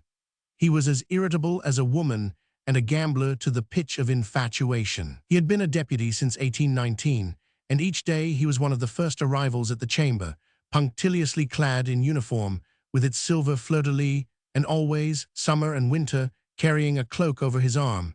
His other hand was always full of books and printers' proofs. He limped and leant upon a sort of crutch, stumbling along frequently till he reached his seat. When seated, he began upon his correspondence and the correcting of his proofs, employing every usher in the place to execute his innumerable commissions. Ambitious in all directions, without ever succeeding in anything, nor even getting into the academy, where he failed in his first attempt against Cousin and in the second against M. Viennet. By turns irresolute and courageous, servile and independent, he spent his 10 years as deputy under every kind of vacillation. The Monday of the ordinances he was away in the country, where he had been undergoing a serious operation. He received a letter from Wathout, short and significant. My dear friend, a terrible game is being played here with heads as stakes. Be the clever gambler you always are and come and bring your own head to our assistance. The summons was tempting, and he went. On the Thursday, he reached Montrouge, where the barricades compelled him to leave his carriage and to cross Paris upon the arm of his wife, who was terrified when she saw what men were guarding the Hôtel de Ville and frightened her husband as well as herself. Let us start for Switzerland instantly, exclaimed Benjamin Constant, and find a corner of the earth where not even the cover of a newspaper can reach us. He was actually on the point of doing so when he was recognized, and someone called out, "Vive Benjamin Constant!" lifted him in his arms and carried him in triumph. His name was placed last on the list of the protest of the deputies and is to be found at the end of Act 30, conferring the lieutenant generalship upon the Duc d'Orléans. These two signatures, supported by his immense reputation and increasing popularity, once more took him into the State Council. Meanwhile, he was struggling against poverty, and Vataut induced the king to allow him 200,000 francs, which Constant accepted on condition, so he said to him who gave him this payment that he was allowed the right of free speech. "That's exactly how I understand it," said the king. At the end of 4 months, the 200,000 francs were all gambled away, and Constant was poorer than ever. A fortnight before his death, a friend went to his house one morning at 10 o'clock and found him eating dry bread soaked in a glass of water. That crust of bread was all he had had since the day before, and the glass of water he owed to the Auvergnat who had filled his cistern that morning. His death was announced to the Chamber of Deputies on 9 December. "What did he die of?" several members asked. And a melancholy, accusing voice that none dared contradict replied, "Of hunger." This was not quite the truth, but there was quite enough foundation for the statement to be allowed to pass unchallenged. Then they set to work to arrange all kinds of funeral celebrations. They brought in a bill respecting the honors that should be bestowed upon great citizens by a grateful country, and as this act could not be passed by the following day, they bought provisionally a vault in the cemetery de l'Est. Oh, what a fine thing is the gratitude of a nation! True, it does not always secure one against death by starvation, but at all events, it guarantees your being buried in style when you are dead, unless you die either in prison or in exile. We had the privilege of contributing to the pomp of this cortege formed of 100,000 men, shadowed by flags draped in crepe, and marching to the roll of muffled drums and the dull twangings of the tam-tams. At one time, the whole boulevard was flooded by a howling sea like the rising tide, and soon the storm burst. As the funeral procession came out of the church, the students tried to get possession of the coffin, shouting, "To the Pantheon!" But Odelin Barrett came forward. The Pantheon was not in the program, and he opposed their enthusiasm, and as a struggle began, he appealed to the law. "The law must be enforced," he cried, and he called to his aid that strength which people in power generally apply less to the maintenance of law than to the execution of their own desires, which, unfortunately, is not always the same thing. 18 months later, these very same words, "the law must be enforced," were pronounced over another coffin, but in that instance, the law was not enforced until after 2 days of frightful butchery. At the edge of Benjamin Constant's grave, Lafayette nearly fainted from grief and fatigue, and was obliged to be held up and pulled backward, or he would have lain beside the dead before his time. We shall relate how the same thing nearly happened to him at the grave of Lamarck, but that time he did not get up again. Everyone returned home at 7 that evening, imbued with some of the stormy electricity with which the air during the whole of that day had been charged. Next day, the chamber enacted a law which, in its turn, led to serious disturbances. It was the law relative to national pensions. On 7 October, M. Guizot had ascended the tribune and said, "Gentlemen, the king was as anxious as you were to sanction by a legislative act the great debt of national gratitude, which our country owes to the victims of the Revolution. I have the honor to put before you a bill to that effect. Our 3 great days cost more than 500 orphans the loss of fathers, 500 widows their husbands, and over 300 old people have lost the affection and support of children. 311 citizens have been mutilated and made incapable of carrying on their livelihood, and 3,564 wounded people have had to endure temporary disablement." A commission had been appointed to draw up this bill, and on 13 December, the bill called the Act of National Recompense was carried. It fixed the amounts to be granted to the widows, fathers, mothers, and sisters of the victims, and decreed that France should adopt the orphans made during the 3 days' fighting. Among other dispositions, it contained the following. Article 8. resolved that those who particularly distinguished themselves during the July days shall be made non-commissioned officers and sub-lieutenants in the army, if they are thought deserving of this honor after the report of the commission, provided that in each regiment the number of sub-lieutenants does not exceed the number of 2 and that of non-commissioned officers, 4. Article 10. A special decoration shall be granted to every citizen who distinguished himself during the July days. The list of those who are permitted to wear it shall be drawn up by the Commission and submitted to the King's approval. This decoration will rank in the same degree as the Légion d'honneur. This law appeared in the Moniteur on the 17th. Just as the bill had been introduced the day after M. de Tracy's proposition with respect to the death penalty, this bill was adopted the day before the trial of the ex-ministers. It was as good as saying, "You dead, what more can you lay claim to? We have given your widows, fathers, mothers, and sisters pensions. You who live, what more can you want? We have made you non-commissioned officers and sub-lieutenants and given you the cross. You would not have enjoyed such privileges if the ministers of Charles X had not passed the ordinances. Therefore praise them instead of vilifying them." But the public was in no mood to praise Polignac and his accomplices. Instead, it applauded the Belgian Revolution and the Polish insurrection. All eyes were fixed upon the Luxembourg. If the ministers were acquitted or condemned to any other sentence than that of death, the Revolution of July would be abjured before all Europe, and by the king who won his crown by means of the barricades.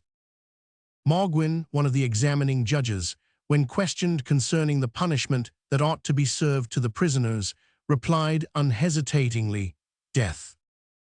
Such events as the violation of our territory by the Spanish army, the death of Benjamin Constant, and refusal to allow his body to be taken to the Pantheon, the Belgian Revolution and Polish insurrection, were so many side winds to swell the storm which was gathering above the Luxembourg. On 15 December, 2 days after the vote upon the National Pensions Bill and 2 days before its promulgation in the Moniteur, the prosecutions began. The trial lasted from the 15th to the 21st. For 6 days, we never changed our uniform. We did not know what we were kept in waiting for. We were rallied together several times, either at Cavanac's or Grouvel's, to come to some decision, but nothing definite was proposed, beyond that our common center should be the Louvre, where our arms and ammunition were stored, and that we should be guided by circumstances and act as the impulse of the moment directed. I have already had occasion to mention Grouvel, but let us dwell for a moment upon him and his sister. Both were admirable people, with hearts as devoted to the cause of republicanism as any Spartan or Roman citizens. We shall meet them everywhere and in everything connected with politics until Grouvel disappears from the arena, at the same time that his sister dies insane in the Hospice de Montpellier. They were the son and daughter of the Grouvel who made the first complete edition of the Letters de Madame de Sévigné, and the same who, as secretary of the Convention, had read to Louis Roman XVI. The sentence of death brought him by Garat. At the time I knew him, Grouvel was 32 or 3 and his sister 25 years of age. There was nothing remarkable in his external appearance.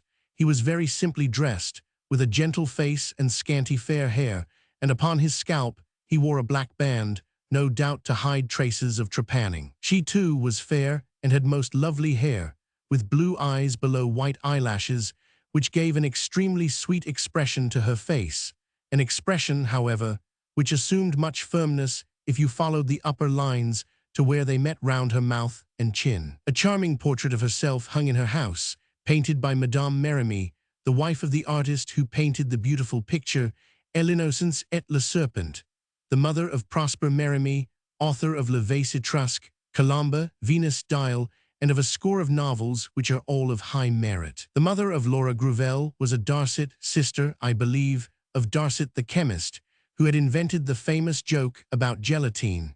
Consequently, she was cousin to the poor Darcet who died a horrible death, being burnt by some new chemical that he was trying to substitute for lampoil, cousin also to the beautiful Madame Pradier, who was then simply Mademoiselle Darcet, or at most called Madame.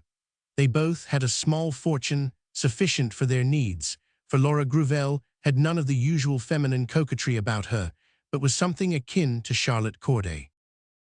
It was a noticeable fact that all the men of 1830 and the Carbonari of 1821 and were either wealthy or of independent means, either from private fortunes or industry or talent. Bastide and Thomas were wealthy, Cavaignac and Guinard lived on their incomes, Arago and Grouvel had posts, Loewe possessed talent and Carroll genius.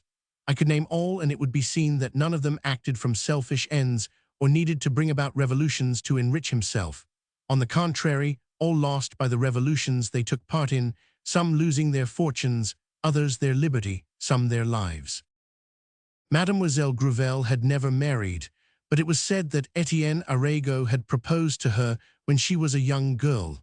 That was a long while back, in 1821 or 1822. Etienne Arago was then, in 1821, a student in chemistry at the École Polytechnique, and was about 20 years of age. He made the acquaintance of Grouvel at Thénard's house. He was a fiery-hearted son of the South. His friends were anxious to make him a propagandist, and through his instrumentality principally to introduce the secret society of the Charbonnerie into the École, Grouvel, Thénard, Merilhaud and Barthe being its chief supporters. These germs of republicanism, sown by the young chemical student, and even more by the influence of Eugene Cavaignac, also a student at the École at that time, produced in after life such men as Vanneau, Charras, Lathon, Millat, Caylus, Latrade, Servient, and all that noble race of young men who, fro to 1848, were to be found at the head of every political movement. A year later, La Charbonnerie was recruited by Guinard, Bastide, Chevalin, Thomas, Gauger, and many more, who were always first in the field when fighting began. The question of how to introduce the principles of La Charbonnerie into Spain in the teeth of the cordon sanitaire was being debated, in order to establish relations between the patriots of the army and those who were taking refuge in the peninsula. Etienne Arago was thought of, but as he was too poor to undertake the journey, they went to Merilhaud.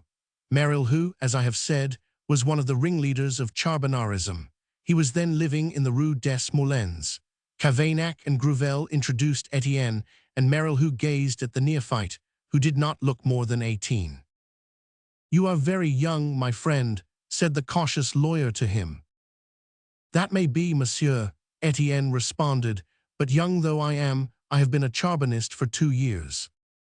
Do you realize to what dangers you would expose yourself if you undertook this propagandist mission?" "Certainly I do. I expose myself to death on the scaffold."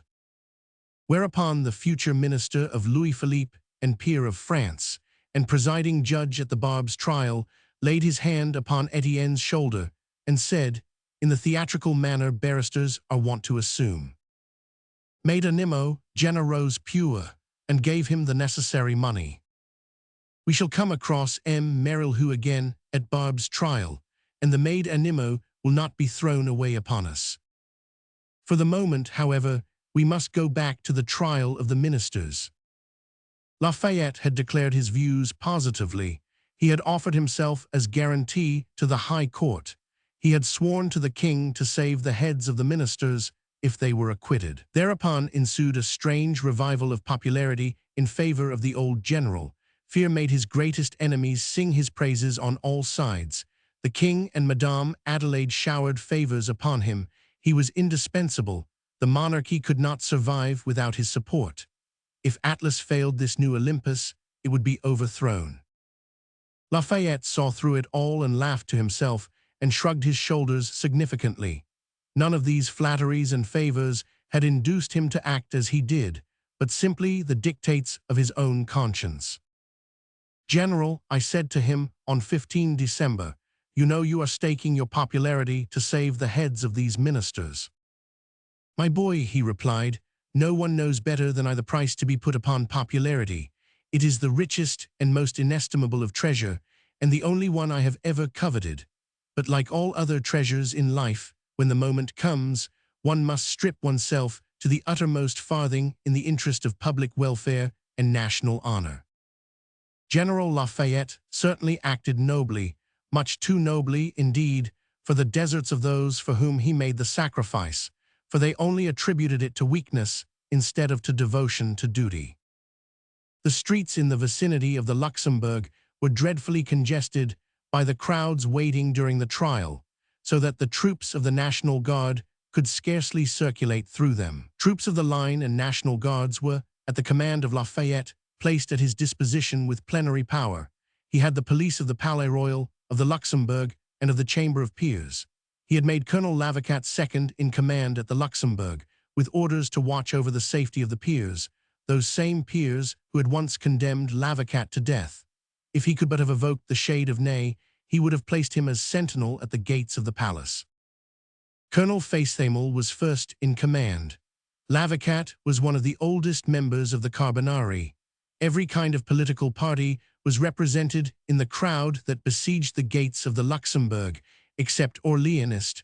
We all rubbed against one another. Republicans, Carlists, Napoleonists, awaiting events in the hope of being able to further each his own interests, opinions, and principles. We had tickets for reserved seats. I was present on the last day but one, and heard the pleading of M. de Martignac and also that of M. de Peyronnet, and I witnessed M. Sauzet's triumph and saw M. Cremier fall ill. Just at that second, the sound of the beating of drums penetrated right into the Chamber of Peers. They were beating the rappel in a wild sort of frenzy.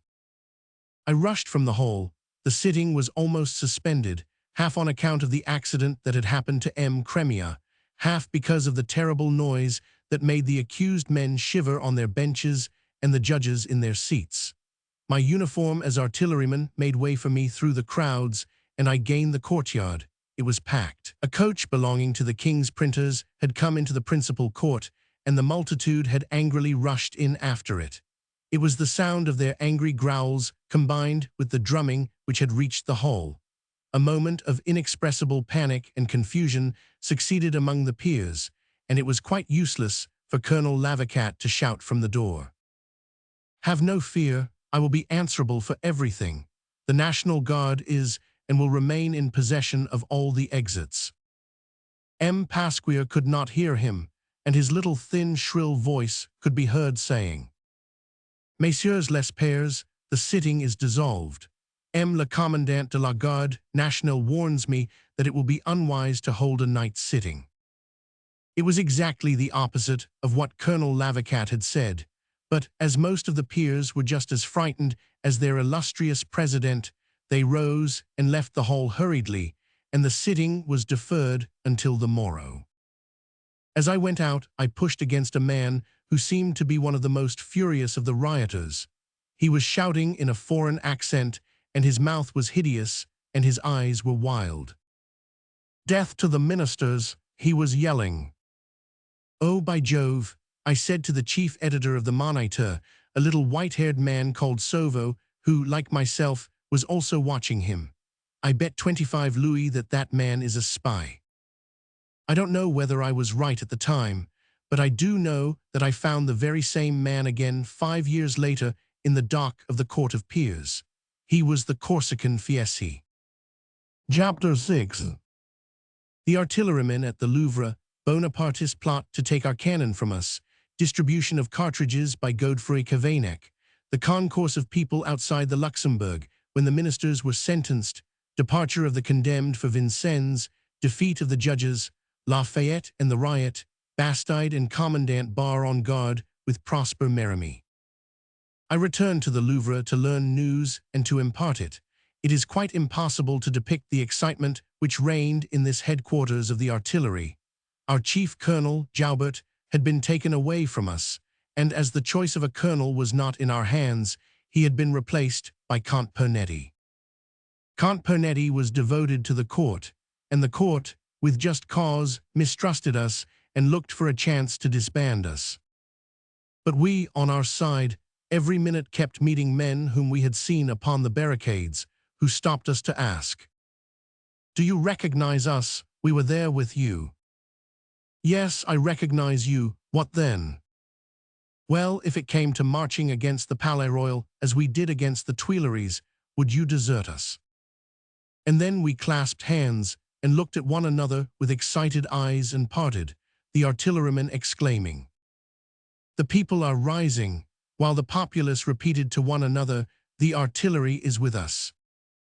All these rumors were floating in the air and seemed to stop like mists at the highest buildings.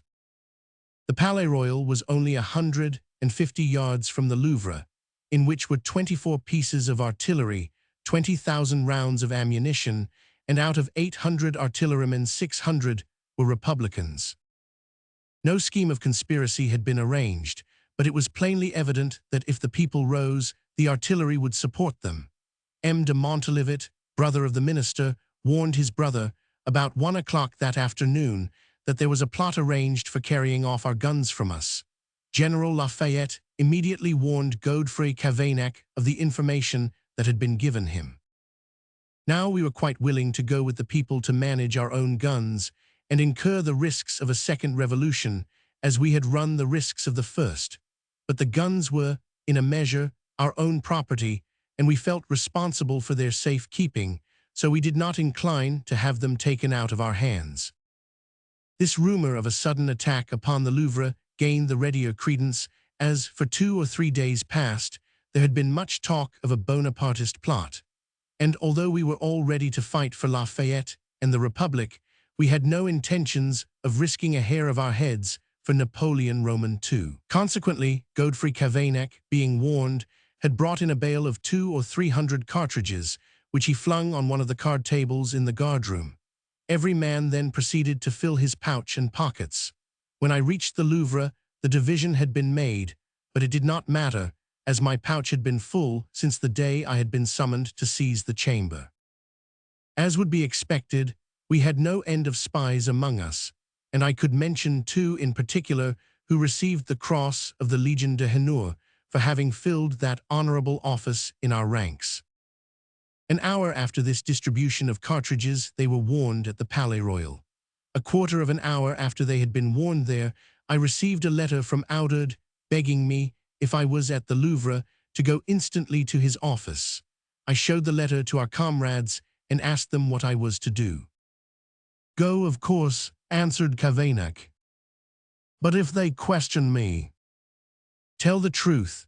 If the Bonapartists want to seize our guns, we will fire our last cartridges to defend them.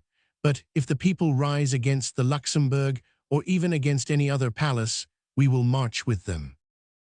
"That suits me down to the ground. I like plain speaking." So I went to the Palais Royal. The offices were crowded with people. One could feel the excitement running through from the center to the outlying extremities, and judging from the state of agitation of the extremities, the center must have been very much excited. Audard questioned me. That was the only reason why he had sent for me. I repeated what Cavaignac had told me, word for word. As far as I can recollect, this happened on the evening of the 20th. On the 21st, I resumed my post in the Rue de Tournon. The crowd was denser than ever. The Rue de Tournon, the Rues de Seine, des Fosses Monsieur le Prince, Voltaire, the places de l'Odéon, Saint Michel and l'École de Médecine were filled to overflowing with National Guards and troops of the line. The National Guard had been made to believe that there was a plot for plundering the shops, that the people of the July Revolution, when pulled up by the appointment of the Duc d'Orléans to the lieutenant generalship, had vowed to be revenged.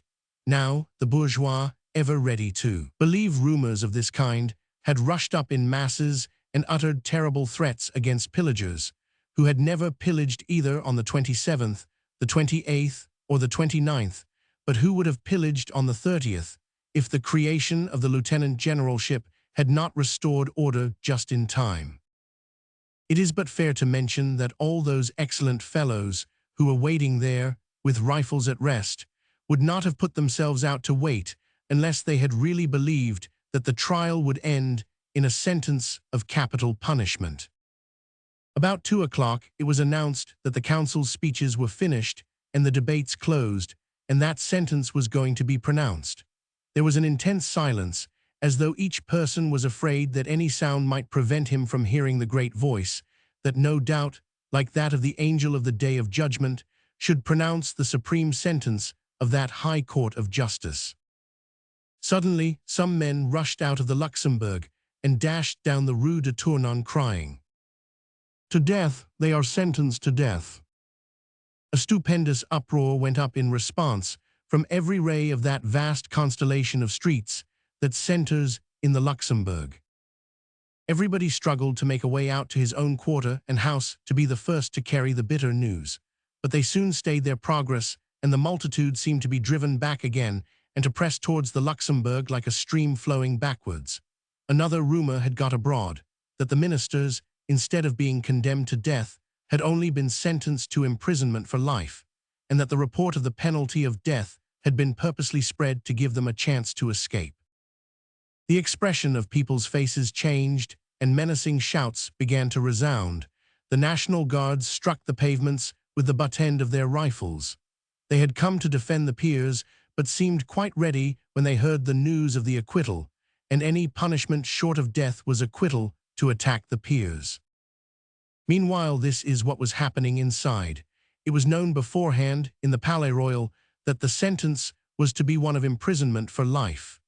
M. de Montalivet, Minister of the Interior, had received orders from the king to have the ex-ministers conducted safe and sound to Vincennes. The firing of a cannon when they had crossed the drawbridge of the chateau was to tell the king of their safety.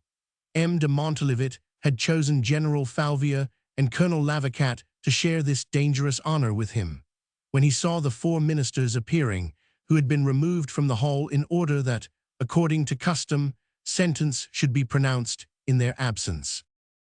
"Messieurs," said General Falvier to Colonel Lavacat, "take heed. We are going to make history. Let us see to it that it redounds to the glory of France."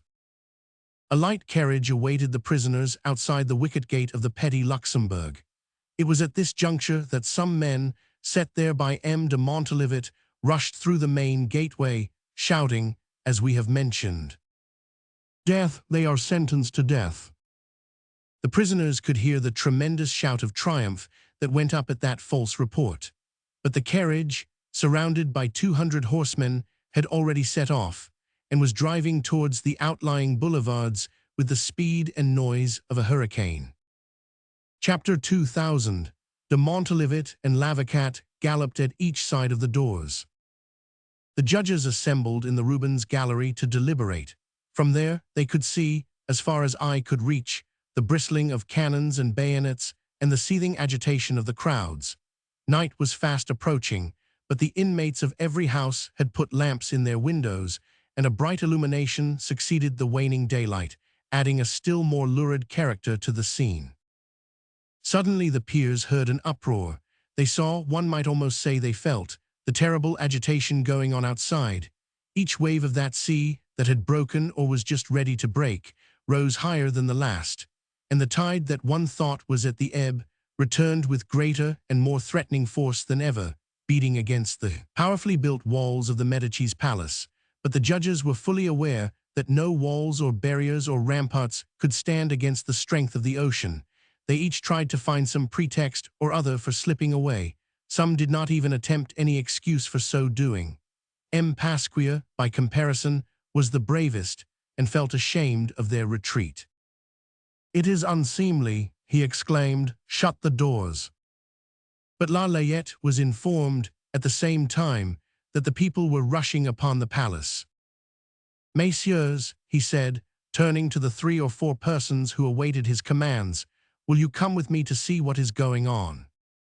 Thus, whilst M. Pasquier was returning to the audience chamber, which was nearly deserted, to pronounce, by the dismal light of a half-lighted chandelier, the sentence condemning the accused to imprisonment for life and punishing the Prince de Polignac to civil death, the man of 1789 and of 1830 was making his appearance in the streets, as calm on that 21 December, as he announced to the people the quasi-absolution of the ex-ministers, as he had been 40 years before, when he announced, to the fathers of those who were listening to him then, the flight of the king to Varennes.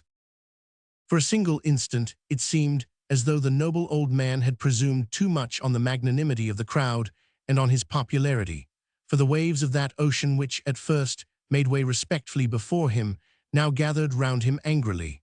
A threatening growl ran through the multitude, which knew its power and had but to make a move to grind everything to powder or smash everything like glass. Cries of "death to the ministers," "put them to death," put them to death, were uttered on all sides. Lafayette tried to speak, but loud imprecations drowned his voice. At last he succeeded in being heard, and "Citizens, I do not recognize among you the heroes of July," he said to the people. "No wonder," replied a voice. "How could you, seeing you were not on their side?" It was a critical moment. There were only 4 or 5 of us artillerymen altogether. M. Sarans, who accompanied the general, signed to us to come up to him, and thanks to our uniform, which the people held in respect as a sign of the opposition party, we managed to make our way to the general, who, recognizing me, took me by the arm. Other patriots joined us, and Lafayette found himself surrounded by a party of friends, amongst whom he could breathe freely. But on all sides, the National Guards were furious, and were deserting their posts, some loading their rifles, others flinging them down, and all crying out treason. At this moment, the sound of a cannon pierced the air like the explosion of a thunderbolt. It was M. de Montalivet's signal announcing to the king that the ministers were in safety, but we in our ignorance thought it was a signal sent us by our comrades in the Louvre. We left the general, and drawing our poignards, we rushed across the Pont Neuf, crying, "To arms!" At our shouts and the sight of our uniform and the naked swords, the people opened way for us at once, and soon began running in all directions, yelling, "To arms!" We reached the Louvre just as the porters were closing the gates, and pushing back both keepers and gates, we entered by storm. Let them shut the gates behind us. Once inside, what would it matter? There were about 600 artillerymen inside the Louvre. I flew into the guardroom on the left of the entrance, by the gateway in the place Saint-Germain-l'Auxerrois.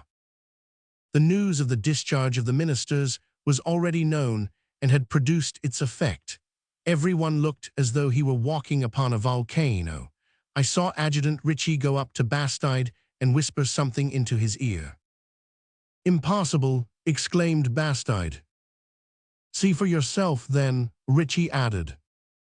Bastide went out hurriedly, and almost immediately after, we heard him shout, "Help, men of the 3rd Artillery." But before he had time to cross the threshold of the guardroom, he had climbed over the park chains and was making straight for a group of men, who, in spite of the sentry's orders, had got into the enclosure reserved for the guns. "Out of the park!" shrieked Bastide. "Out of the park instantly, or I will put my sword through the bodies of every one of you." "Captain Bastide," said one of the men to whom he had addressed his threat, "I am Commandant Barre. If you are the very devil himself, it makes no difference. Our orders are that no one shall enter the park, so out you go." "Excuse me," said Barre, "but I should much like to know who is in command here, you or I." "Whoever is the stronger commands here at present. I do not recognize you. Help, artillerymen." 50 of us surrounded Bastide with poignards in hand. Several had found time to take their loaded muskets from their racks. Barre gave in to us. "What do you want?" he asked. "To take any gun that comes handiest and make it ready for firing," exclaimed Bastide. We flung ourselves on the first that came, but at the 3rd revolution of the wheels, the washer broke and the wheel came off. "I want you to fetch me the linchpins of the guns you have just carried off." "Really?" "Those linchpins, or, I repeat, I will pass my sword through your body." Barre emptied a sack in which some 10 linchpins had been already put. We rushed at them and put our guns in order again. "Good," said Bastide, "now out of the park." Every one of them went out, and Barre went straight off to offer his command to Count Pernetti, who declined to take it. Bastide left me to keep guard over the park with Merimée. Our orders were to fire on anybody who came near it, and who, at our second qui vive, did not come up at command. From that hour on sentry duty, they had reduced the length of sentry hours to 1, on account of the gravity of events, dated my acquaintance with Merimée. We conversed part of the time, and strange to say, under those circumstances, of art and literature and architecture. 10 years later, Merimée, who, no doubt, recollecting what he had wished to tell me that night, namely, that I had the most dramatic imagination he had ever come across, thought fit to suggest to M. de Remusat, then Minister of the Interior, that I should be asked to write a comedy for the Théâtre Français. M. de Remusat wrote to ask me for a play, enclosing an order for an advance of 5,000 francs. A month afterwards, Unmarried sous Louis Roman XV was composed, read and rejected by the Théâtre Français. In due order, I will relate the story of Unmanaged sous Louis Roman XV, the younger brother of Antony, at greater length. It proved as difficult to launch as Antony. But meanwhile, let us return to that night at the Louvre. Chapter 7. We are surrounded in the Louvre courtyard, our ammunition taken by surprise, proclamation of the Écoles, letter of Louis-Philippe to Lafayette, the chamber vote of thanks to the colleges, protest of the École Polytechnique, discussion at the chamber upon the general commandership of the National Guard, resignation of Lafayette, the king's reply, I am appointed second captain. During my hour on sentry go, a great number of artillerymen had come in. We were almost our full complement. Some, cloaked in mantles, had gained entrance by the gate on the carousel side, although we had been told it had been closed by order of the governor of the Louvre. We were afterwards assured that the Duc d'Orléans was among the number of the cloaked artillerymen. Doubtless, with his usual courage, he wanted to judge for himself of the temper of the corps to which he was attached. Just as I re-entered the guard-room, everything was in a frightful state of commotion.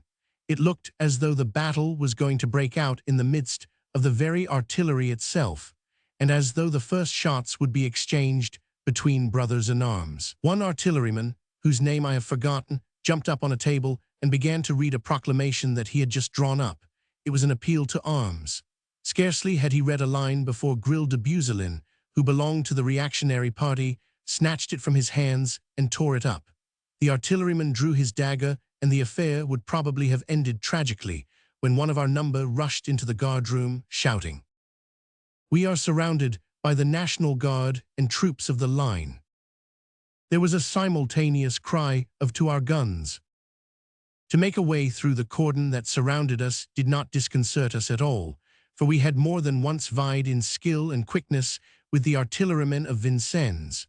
Moreover, at the first gunshot in Paris, as we knew very well, the people would rally to our side. They had come to see what terms we could offer. The artillerymen who were not of our opinion had withdrawn to that portion of the Louvre nearest the Tuileries. There were about 150 of them. Unfortunately, or rather fortunately, we learned all at once that the cellars where we kept our ammunition were empty. The governor of the Louvre, foreseeing the events that I have just related, had had it all taken away during the day. We had therefore no means of attack or defense beyond our muskets and 6 or 8 cartridges per man. But these means of defense would seem to have been formidable enough to make them do nothing more than surround us. We spent the night in expectation of being attacked at any moment. Those of us who slept did so with their muskets between their legs. The day broke and found us still ready for action. The situation gradually turned from tragedy to comedy. The bakers, wine sellers, and pork butchers instantly made their little speculation out of the position of things and assured us we should not have to surrender from famine. We might be compared to a menagerie of wild beasts shut up for the public safety. The resemblance was the more striking when the people began to gaze at us through the barred windows. Amongst those who came were friends who brought us the latest news. Drums were beating in every quarter, though that was not news to us, for we could hear them perfectly well for ourselves, but the drummers did not grow tired. Up to noon, the situation of the king, politically, was serious. At that hour no decision had been arrived at either for or against him. General Lafayette had, however, published this proclamation. Order of the day, 21 December.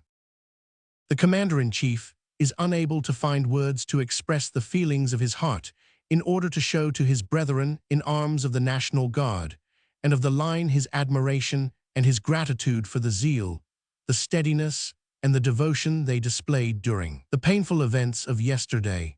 He was quite aware that his confidence in their patriotism would be justified on every occasion, but he regrets exceedingly the toils and discomforts to which they are exposed. He would gladly forestall them, but he can only share them. We all of us feel equally the need of protecting the capital against its enemies and against anarchy, of assuring the safety of families and property, of preventing our revolution from being stained by crimes and our honor impugned. We are all as one man jointly and severally answerable for the carrying out of these sacred duties. And amidst the sorrow which yesterday's disorders and those promised for today cause him, the Commander-in-Chief finds great consolation and perfect security in the kindly feelings he bears towards his brave and dear comrades of liberty and public order. Lafayette. At 1 o'clock we learnt that students with cards in their hats and students from the école in uniform were going all over the town together with the National Guards of the 12th Legion, urging all to moderation. At the same time, placards, signed by 4 students, one from each college, were stuck up on all the walls. Here is the literal rendering of one of them. Those patriots who have devoted their lives and labors throughout crises of all kinds to the cause of our independence are still in our midst, standing steadfast in the path of liberty. They, in common with others, want large concessions on behalf of liberty, but it is not necessary to use force to obtain them. Let us do things lawfully, and then a more republican basis will be sought for in all our institutions, and we shall obtain it. We shall be all the more powerful if we act openly. But if these concessions be not granted, then all patriots and students who side with democratic principles will call upon the people to insist on gaining their demands. Remember, though, that foreign nations look with admiration upon our revolution because we have exercised generosity and moderation. Let them not say that we are not yet fit to have liberty in our hands, and by no means let them profit by our domestic quarrels, of which they perhaps are the authors. Then followed the 4 signatures. The parade in the streets of Paris and these placards on every wall about the city had the effect of soothing the public mind. The absence, too, of the artillery, the reason for which they did not know, also contributed to re-establish tranquility. The king received a deputation from the colleges with great demonstration of affection, which sent the deputies home delighted, with full assurance that the liberties they longed for were as good as granted. That night the National Guard and troops of the line, who had been surrounding us, fell into rank and took themselves off, and the gates of the Louvre opened behind them. We left the ordinary guard by the cannon and all dispersed to our various homes. Things were settled, at all events, for the time being. Next day came an order of the day from Lafayette containing a letter from the king. We will put aside the order of the day and quote the letter only. We beg our readers to notice the words that are italicized. Tuesday morning, 22 December. 'Tis to you I address myself, my dear General, to transmit to our brave and indefatigable National Guard the expression of my admiration for the zeal and energy with which it has maintained public order and prevented all trouble. But it is you especially that I ought to thank, my dear General, you who have just given a fresh example of courage, patriotism, and respect for law, in these days of trial, as you have done many times besides throughout your long and noble career. Express in my name how much I rejoice at having seen the revival of that splendid institution, the National Guard, which had been almost entirely taken away from us, and which has risen up again brilliantly powerful and patriotic, finer and more numerous than it has ever been, as soon as the glorious days of July broke the trammels by which its enemies flattered themselves they had crushed it. It is this great institution to which we certainly owe the triumph amongst us of the sacred cause of liberty, which both causes our national independence to be respected abroad, whilst preserving the action of laws from all attack at home. Do not let us forget that there is no liberty without law, and that there can be no laws where any power of whatever kind succeeds in paralyzing its action and exalting itself beyond the reach of laws. These, my dear General, are the sentiments I beg you to express to the National Guard on my behalf. I count on the continuation of its efforts and on yours, so that nothing may disturb that public peace which Paris and France need greatly and which it is essential to preserve. Receive, at the same time, my dear General, the assurance of the sincere friendship you know I hold towards you. Louis-Philippe. As can be seen, on 22 December, the thermometer indicated gratitude. On the 23rd, upon the suggestion of M. Laffitte, the Chamber of Deputies passed a vote of thanks to the young students, couched in these terms.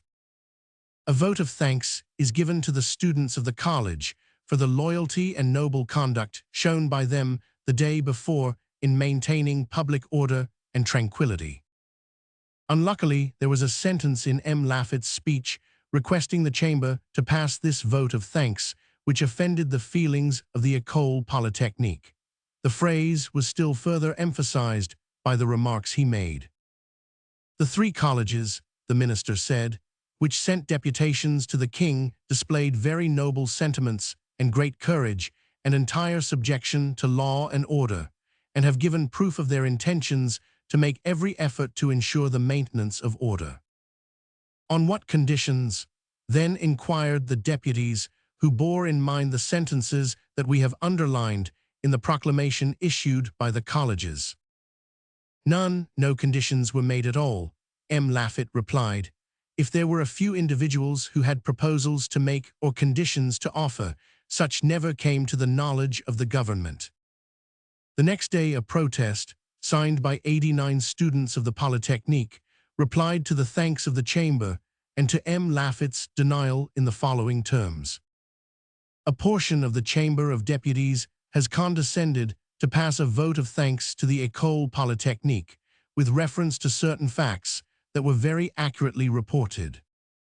We, students of the Polytechnique, the undersigned, deny in part these facts, and we decline to receive the thanks of the chamber. The students have been traduced, said the protest issued by the School of Law. We have been accused of wishing to place ourselves at the head of malcontent artisans, and of obtaining by brute force the consequences of principles for which we have sacrificed our very blood. We have solemnly protested, we who paid cash for the liberty they are now haggling over. We preached public order, without which liberty is impossible, but we did not do so in order to procure the thanks and applause of the Chamber of Deputies. No, indeed, we only fulfilled our duty. Doubtless we ought to be proud and elated at the gratitude of France, but we look in vain for France in the Chamber of Deputies, and we repudiate the praises offered us, the condition of which is the assumed disavowal of a proclamation, the terms and meaning whereof we unhesitatingly declare that we adopt in the most formal manner. Of course, the Minister for War at once arrested these 89 students, but their protest had been issued, and the conditions under which they had consented to support the government were kept to themselves. It will, therefore, be seen that the harmony between His Majesty Louis-Philippe and the students of the three colleges was not of long duration. It was not to last much longer either between His Majesty and poor General Lafayette, for whom he now had no further use. He had staked his popularity during the troubles in December and had lost. From that time, he was of no more use to the king, and what was the good of being kind to a useless person? 2 days after that on which Lafayette received the letter from the king, thanking him for his past services and expressing the hope for the continuance of those services, the Chamber proposed this amendment to Article 64 of the law concerning the National Guard, which the deputies had under discussion. As the office of Commander-General of the National Guard of the Kingdom will cease with the circumstances that rendered the office necessary, that office can never be renewed without the passing of a fresh law, and no one shall be appointed to hold the position without such a special law. This simply meant the deposition of General Lafayette. The blow was the more perfidious as he was not present at the sitting. His absence is recorded by this passage from the speech which M. Dupin made in support of the amendment. I regret that our illustrious colleague is not present at the sitting. He would himself have investigated this question. He would, I have no doubt, have declared, as he did at the Constituent Assembly, that the general command of the regiments of the National Guard throughout the kingdom is an impossible function which he would describe as dangerous. M. Dupin forgot that the Constituent Assembly, at any rate, had had the modesty to wait until the general sent in his resignation. Now, perhaps it will be said that it was the chamber which took the initiative, and that the government had nothing to do with this untoward blow given on the cheek of the living program going on at the Hôtel de Ville. This would be a mistake. Here is an article of the bill which virtually implied the resignation of Lafayette. Article 50. In the communes or cantons where the National Guard will form several legions, the king may appoint a superior commander, but a superior commander of the National Guards of a whole department or even of an arrondissement of a sous-prefecture, cannot be appointed. The next day after that scandalous debate in the chamber, General Lafayette wrote this letter to the king, in his own handwriting this time, for I have seen the rough draft.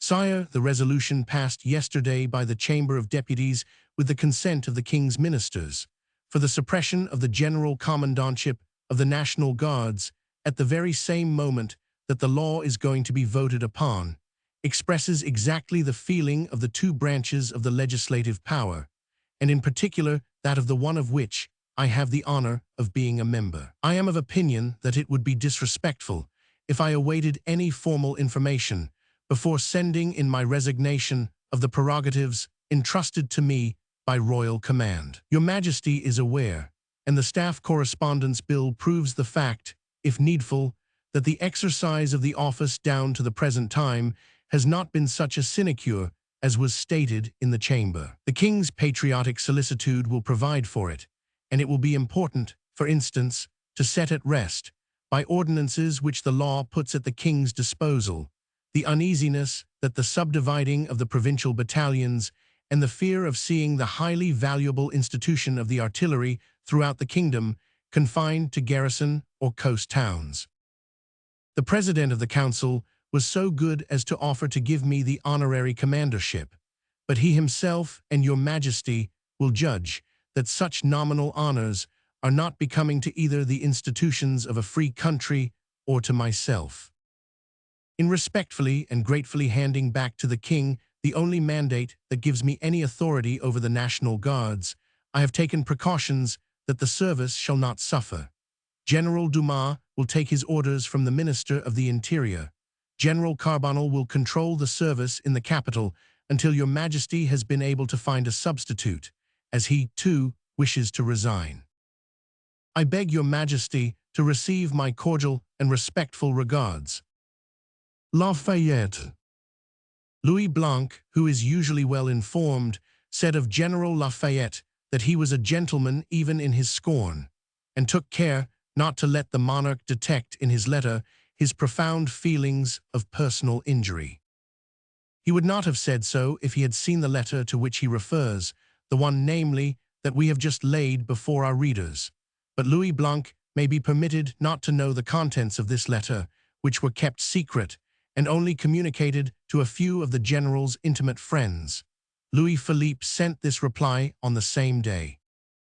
My dear General, I have just received your letter. The decision you have taken has surprised me as much as it has pained me. I have not yet had time to read the papers.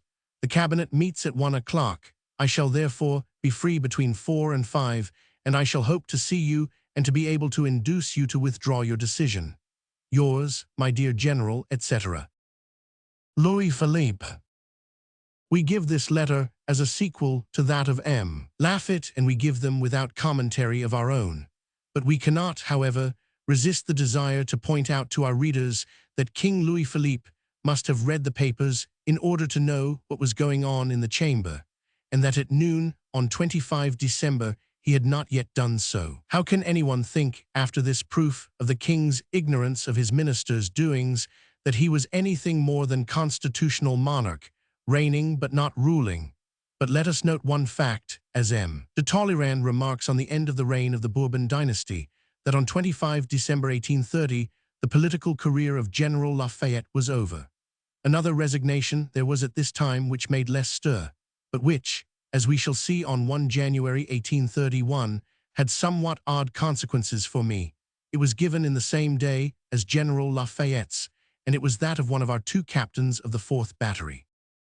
As soon as this resignation was known, the artillerymen held a special meeting to appoint another captain, and as the majority of the votes were in favor of me, I was elected second captain.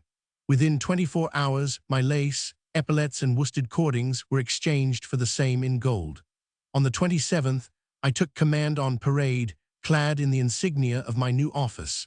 We shall soon see how long I was to wear them. Chapter 8. The government member Chaudrac Duclos, his portrait, his life at Bordeaux, his imprisonment at Vincennes. The mayor of Organ Chaudrac Duclos converts himself into a Diogenes. M. Gerard Savin. Why Nodier was growing old. Stibert.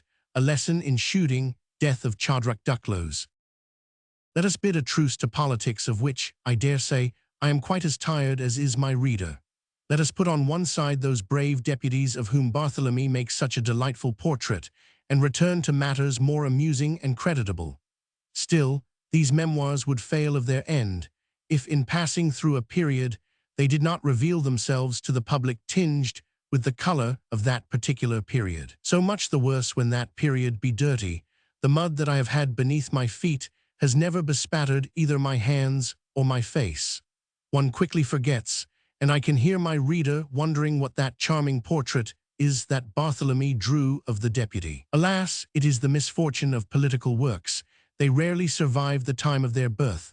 Flowers of stormy seasons, they need, in order to live, the muttering of thunder, the lightning of tempests.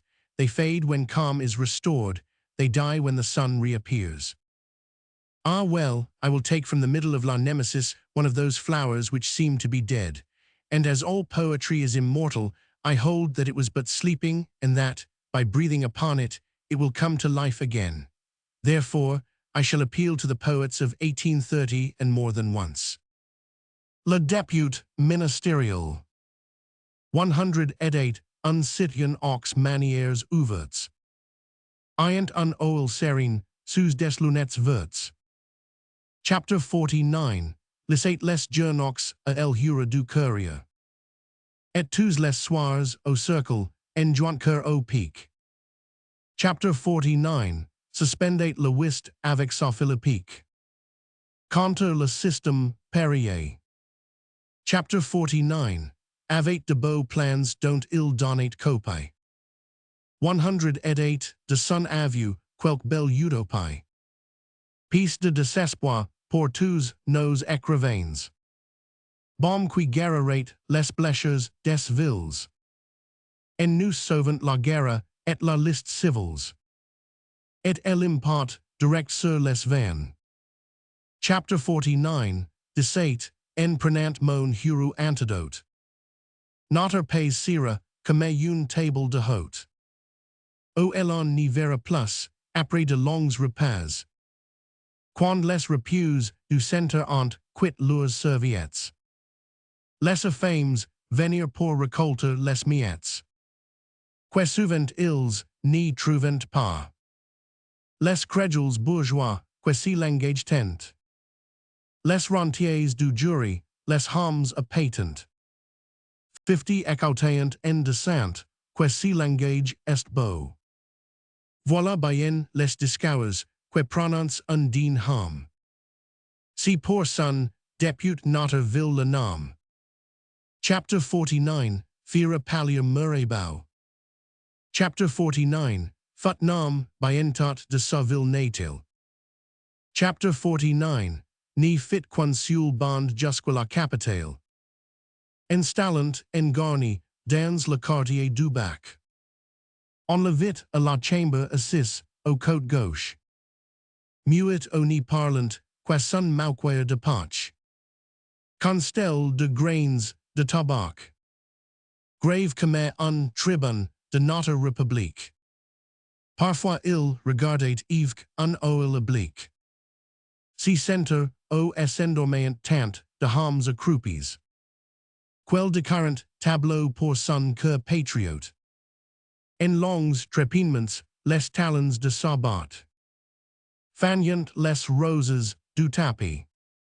Lorsque Giraud de Hélène, qui si mal les préside.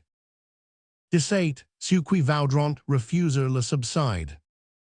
Si leveront débout, le tribun impoli. Faudrient du regard le ministre vorace. Bondissait tout, d'un bloc sur le banc de sa place. Comme une bombe à Tivoli. Quand il était assis, si était caton en buste. Le pupille s'appuyait sur si torse robuste. De tous les rangs, du cintre on aimait à le voir. Qui donc a ramolli si marbre de carré. Quel side a dessous, cette pearl si rare. Dans la patte du pouvoir. Peut-être avez-vous vu, dans le cirque hippodrome. Martin, l'imitateur de l'Androcles de Rome. Entreses du lions, es avanceur triomphant. Son oil fascinateur domptit les bêtes fauves. Chapter 49. In trait sans pallier, dans leurs sombres alcoves. Comme dans un berceau d'enfant. Aujourd'hui, nous avons la clef de ces mystères. Chapter 49. Si glissait la nuit au chevet des panthers. Sous le linceul du tigre, il étendait la main. Chapter 49. Trompette leur instinct dans la nocturne scene. Et l'animal, sans force, à si jongleur obscene. Obéissait le lendemain. Voilà par quels moyens élonen du ministère. Énerve de sa main, elham le plus austere. Du tribun, le plus chaste, assouplit la vertu. Chapter 49. Vint à lui, les mains plaines de dans infâmes. Qu'avais tu, lui dit-il, j'ai de l'or, j'ai des femmes. Des croix, des honneurs, qu'avais tu? Et qui resisterait à ces dons magnifiques. Helles, les députés sont des gens prolifiques. Ils ont des fils nombreux, tous vicent aux emplois. Tous revant, jour et nuit, un avenir prospère. Tous par chaque courrier repetent, ô mon pire. Places nous effaçant des lois. Et le bon pire, emu par ces choses missives. Depose sur son banc les armes offensives. Si rapproche du centre, et renonce au combat. O pour faire au budget une constante guerre. Chapter 49. Faudrait en avoir point de parents sur la terre. Et vivre dans le célibat. O bien, pour résister à si coupable leurre. Chapter 49. Faut aller le soir, au va du pont de l'Eure. Prise de lui, retrempe sa vertu de tribun. La veille encore pour nous une pure phalange. Sénécal politique, au person ni main. Au budget des du cent vingt. This Senecal referred to our evenings at Lafayette's. Since his resignation, the general was to be found amidst his young, warm, and true friends the Republicans, and more than once, as said Barthélemy, our callow wrath invigorated the patriotism of the two old men. Another man received his dismissal at the same time as Lafayette. This was Chodrak Duclos, the Diogenes of the Palais Royal, the long-bearded man of whom we have promised to say a few words. One morning, the frequenters of those stone galleries were amazed to see Chodrak Duclos go by, clad in shoes and stockings, in a coat only a very little worn and an almost new hat. We will borrow the portrait of Chodrak Duclos from Barthélemy and complete it by a few anecdotes gleaned from personal experience and by others which we believe are new. When the poet has described all those starving people who swarm round the cellars of Vefa and of the Friars Prouvencox, he proceeds to the king of the beggars, Chodrak Duclos. These are Barthélemy's lines. They depict the man with that happy touch and that faithfulness of description which are such characteristic features of the talented author of La Nemesis. Mais autant qu'un ormeau s'élève sur l'arbuste. Autant que cornut domine l'humbuste. Sur cette obscure plebe, errante dans l'enclos. Autant plain et surgit l'héroïque Duclos. Dans cet étroit royaume où le destin les parc. Les terrestres dames élant élu pour monarque. 100 est l'archange de Chu, le Satan bordelais. Le Juiférant Crescent, le Melmoth du Palais. Jamais l'ermite Paul, le virginal Macaire. Marabout Talapoin Facua, Santon Ducaire. Bram Geber, Parsis adorateur du Feu. En accomplit sur la terre, un plus terrible vœu. Depuis sept ans entiers, de colon en colon. Comme un solil, éteint si spectre tourbillon. Depuis le dernier soir, que l'assure la race. Chapter 49. et vous verfer et quater coraza. Sous ses ortels, chausse d'éternels sandals. Chapter 49. Et du long portique us touts les dalles. Etrem mysterieux qui, d'un coup d'oeil glaquant. Déconcert le rire aux levers du passant. Sur tant d'infortunes, infortune célèbre. Des calculs, du malheur, c'est la vivante algèbre. De l'angle de terrace, jusque Berthellemot. Chapter 49. Fate tourner sans fin son enigme sans mot. Est-il, un point de reta set ellipse immense. Est-ce dédain sublime, ô sages, ô demens. Qui sait, il vent putatre, au bout de son chemin. Par un enseignement, frappe le genre humain. Putatre, pour fournir un dernier épisode. Chapter 49. Attend que Rothschild, son to rester antipode. Un jour, dans le palais, élaborde sans effroi. En lui descent, j'y suis plus malheureux que toi. We will endeavor to be the Oedipus to that Sphinx, and guess the riddle, the mystery whereof was hidden for a long time. Chodrak Duclos was born at Saint-Foy, near Bordeaux. He would be about 48 when the Revolution of July took place. He was tall and strong and splendidly built. His beard hid features that must have been of singular beauty, but he used ostentatiously to display his hands, which were always very clean. By right of courage, if not of skill, he was looked upon as the principal star of that Pleiades of duelists which flourished at Bordeaux during the Empire under the title of Les Cranes Skulls. They were all royalists. Le Caro, Latépie, and de Peyronnet were said to be Duclos' most intimate friends. These men were also possessed of another notable characteristic. They never fought amongst themselves. Duclos was suspected of carrying on relations with Louis Roman XVIII. In the very zenith of the empire, and was arrested one morning in his bed by the chief of the police, Pierre. He was taken to Vincennes, where he was kept a prisoner until set free by the Restoration. He entered Bordeaux in triumph, and as, during his captivity, he had come into a small fortune, he resumed his old habits and interlarded them with fresh diversions. The royalist government, which recompensed all its devoted adherents, a virtue that was attributed to it as a crime, would, no doubt, have been pleased to reward Duclos for his loyalty, but it was very difficult to find a suitable way of doing so, for he had the incurable habits of a peripatetic. He was only accustomed to a nomadic life of fencing, political intrigue, theatre-going, women, and literature. King Louis Roman XVIII, therefore, could not entrust him with any other public function than that of an everlasting walker, or, as Barthélemy dubbed it, Cretan errant. Unfortunately, money, however considerable its quantity, comes to an end some time. When Duclos had exhausted his patrimony, he recollected his past services for the Bourbon cause and came to Paris to remind them. But he had remembered too late and had given the Bourbons time to forget. The business of soliciting for favors, at all events, exercised his locomotive faculties to the best possible advantage. So every morning, two melancholy-looking pleaders could be seen to cross the Pont Royal, like two shades crossing the river Styx, on their way to beg a good place in the Elysian fields from the minister of Pluto.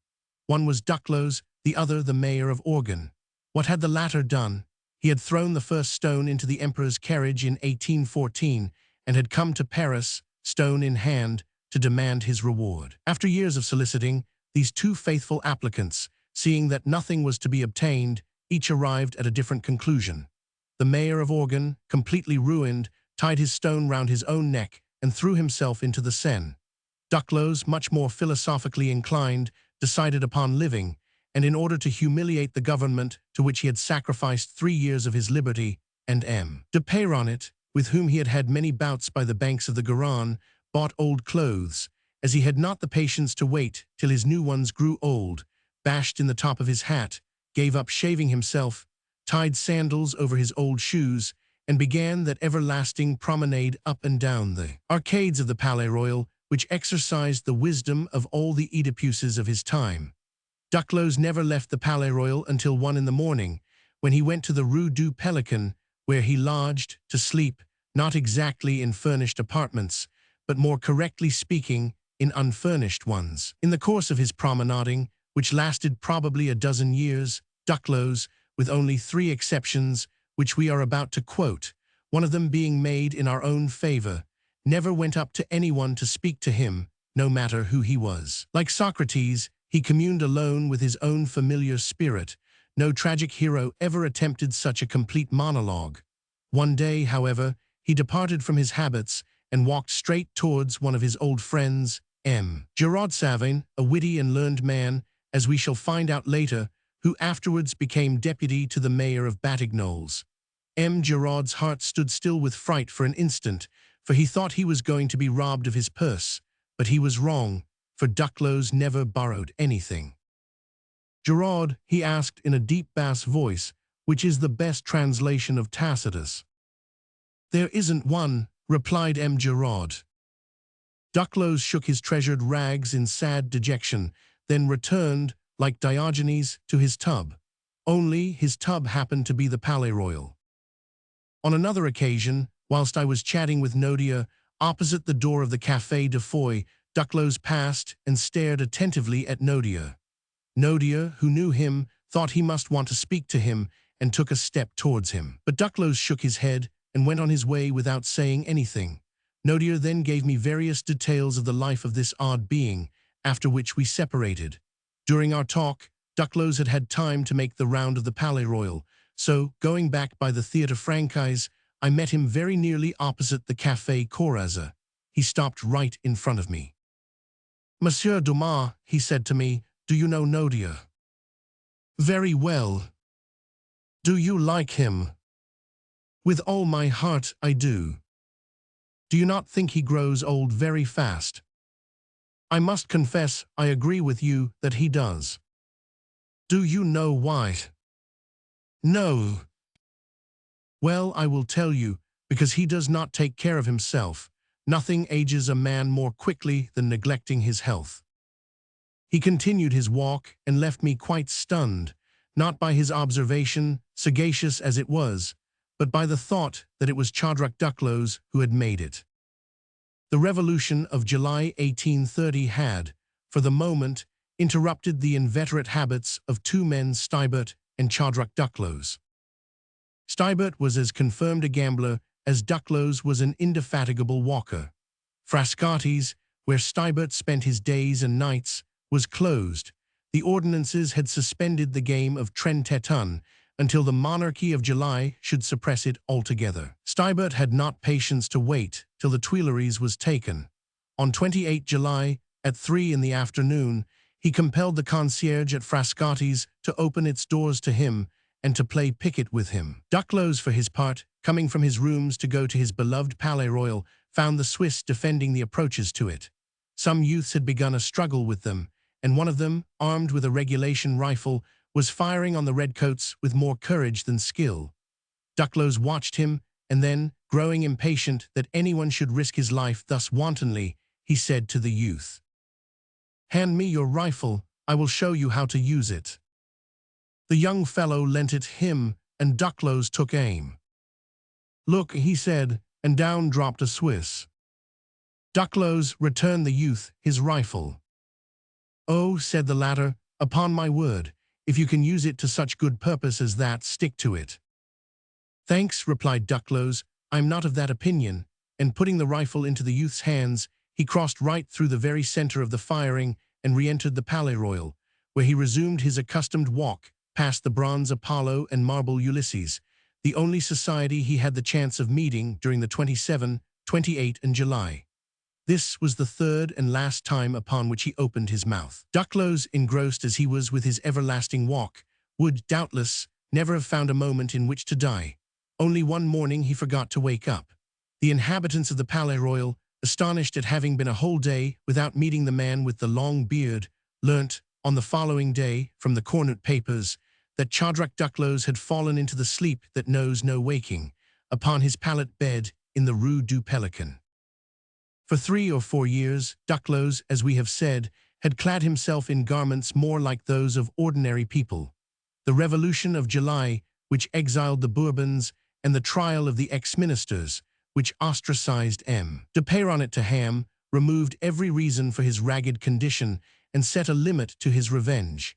In spite of, perhaps even on account of, this change of his outward appearance, Duclos, like Epaminondas, left nothing wherewith to pay for his funeral. The Palais Royal buried him by public subscription.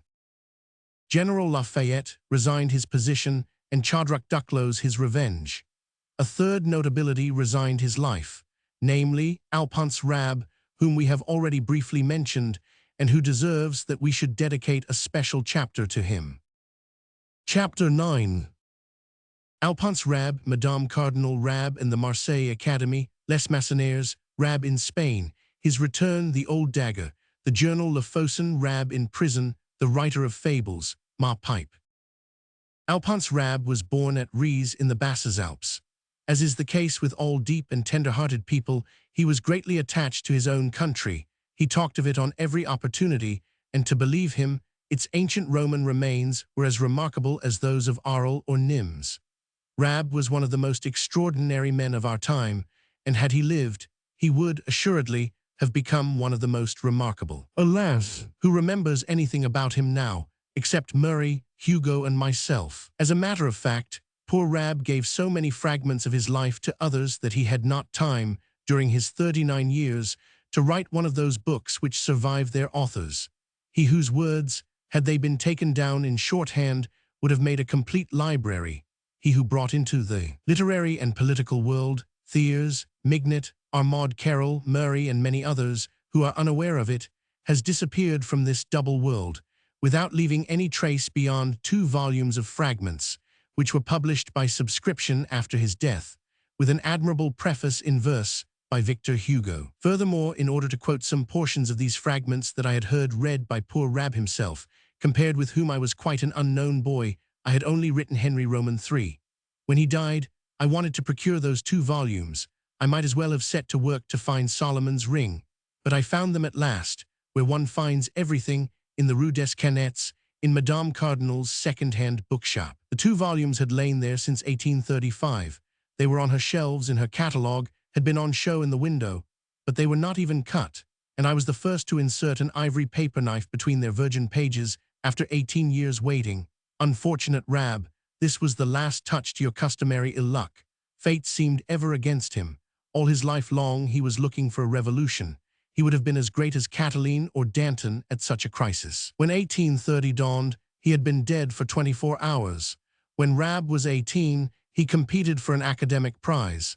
The subject was a eulogy of Puget. A noble speech, full of new ideas, a glowing style of Southern eloquence, were quite sufficient reasons to prevent Rabbe being successful or from even receiving honorable mention. But in this failure, his friends could discern the elements of Rabbe's future brilliancy, should fortune's wheel turn in his favor. Alas, fortune was academic in Rabbe's case, and Rabbe had Orestes for his patron. Gifted with a temperament that was carried away by the passion of the moment, Rabbe took it into his head to become the enemy of Massena in 1815. Why, no one ever really knew, not even Rabbe. He then published his Massenaires, written in a kind of prose iambics, in red-hot zeal. This brochure set him in the ranks of the royalist party. A fortnight later, he became reconciled with the conqueror of Zurich, and he set out on a mission to Spain. From thence dated all poor Rabbe's misfortunes. It was in Spain that he was attacked by a disease which had the sad defect of not being fatal. What was this scourge, this plague, this contagious disease? He shall tell us in his own words. We will not deprive him of his right to give the particulars himself. Alas, O my mother, thou couldst not make me invulnerable when thou didst bear me, by dipping me in the icy waters of the Styx. Carried away by a fiery imagination and imperious desires, I wasted the treasures and incense of my youth upon the altars of criminal voluptuousness. Pleasure, which should be the parent of, and not the destroyer of human beings, devoured the first springs of my youth. When I look at myself, I shudder. Is that image really myself? What hand has seared my face with those hideous signs? What has become of that forehead which displayed the candor of my once pure spirit? Of those bleared eyes, which terrify, which once expressed the desires of a heart that was full of hope and without a single regret, and whose voluptuous yet serious thoughts were still free from shameful trammels? A kindly tolerant smile ever lighted them up when they fell on one of my fellows, But now my bold and sadly savage looks say to all, I have lived and suffered, I have known your ways and long for death. What has become of those almost charming features which once graced my face with their harmonious lines, that expression of happy good nature, which once gave pleasure and won me love and kindly hearts, is now no longer visible. All has perished in degradation, God and nature are avenged. When hereafter I shall experience an affectionate impulse, the expression of my features will betray my soul, and when I go near beauty and innocence, they will fly from me. What inexpressible tortures! What frightful punishment! Henceforth, I must find all my virtues in the remorse that consumes my life. I must purify myself in the unquenchable fires of never-dying sorrow, and ascend to the dignity of my being by means of profound and poignant regret for having sullied my soul. When I shall have earned rest by my sufferings, my youth will have gone. But there is another life, and when I cross its threshold, I shall be reclothed in the robe of immortal youth. Take notice, reader, that before that unfortunate journey to Spain, Alphonse Rab was never spoken of otherwise than as the Antinous of Aix. An incurable melancholy took possession of him from this period. I have outlived myself, he said, shaking his head sadly. Only his beautiful hair remained of his former self. Accursed be the invention of looking-glasses. By 30, he had already stopped short of 2 attempts at suicide. But his hands were not steady enough, and the dagger missed his heart. We have all seen that dagger to which Rab offered a kind of worship, as the last friend to whom he looked for the supreme service. He has immortalized this dagger. Read this, and tell me if ever a more virile style sprung from a human pen. The old dagger. Thou earnest out of the tomb of a warrior, whose fate is unknown to us. Thou wast alone, and without companion of thy kind, hung on the walls of the wretched haunt of a dealer in pictures, when thy shape and appearance struck my attention. I felt the formidable temper of thy blade. I guessed the fierceness of thy point through the sheath of thick rust which covered thee completely. I hastened to bargain so as to have thee in my power. The low-born dealer, who only saw in thee a worthless bit of iron, will give thee up, almost for nothing, to my jealous eagerness. I will carry thee off secretly, pressed against my heart. An extraordinary emotion, mingled with joy, rage, and confidence, shook my whole being. I feel the same shuddering every time I seize hold of thee. Ancient dagger, we will never leave one another more. I have rid thee of that injurious rust, which, even after that long interval of time, has not altered thy form. Here, thou art restored to the glories of the light. Thou flashest as thou comest forth from that deep darkness. I did not imprudently entrust thee to a mercenary workman to repair the injustice of those years. I myself, for 2 days, carefully worked to repolish thee. It is I who preserved thee from the injurious danger of being at the first moment confused with worthless old iron, from the disgrace, perhaps, of going to an obscure forge, to be transformed into a nail to shoe the mule of an iniquitous Jesuit. What is the reason that thy aspect quickens the flow of my blood, in spite of myself? Shall I not succeed in understanding thy story? To what century dost thou belong? What is the name of the warrior whom thou followedst to his last resting place? What is the terrible blow which bent thee slightly? I have left thee that mark of thy good services. To efface that imperceptible curve which made thy edge uneven, thou wouldst have had to be submitted to the action of fire. But who knows but that thou mightst have lost thy virtue? Who, then, would have given me back the secret of that blade, strong and obedient to that which the breastplate did not always withstand, when the blow was dealt with a valiant arm? Was it in the blood of a newly killed bull that thy point was buried on first coming out of the fire? Was it in the cold air of a narrow gorge of mountains?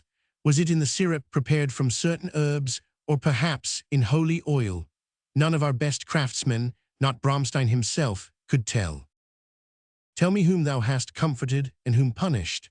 Hast thou avenged the outlaw for the judicial murder of his father?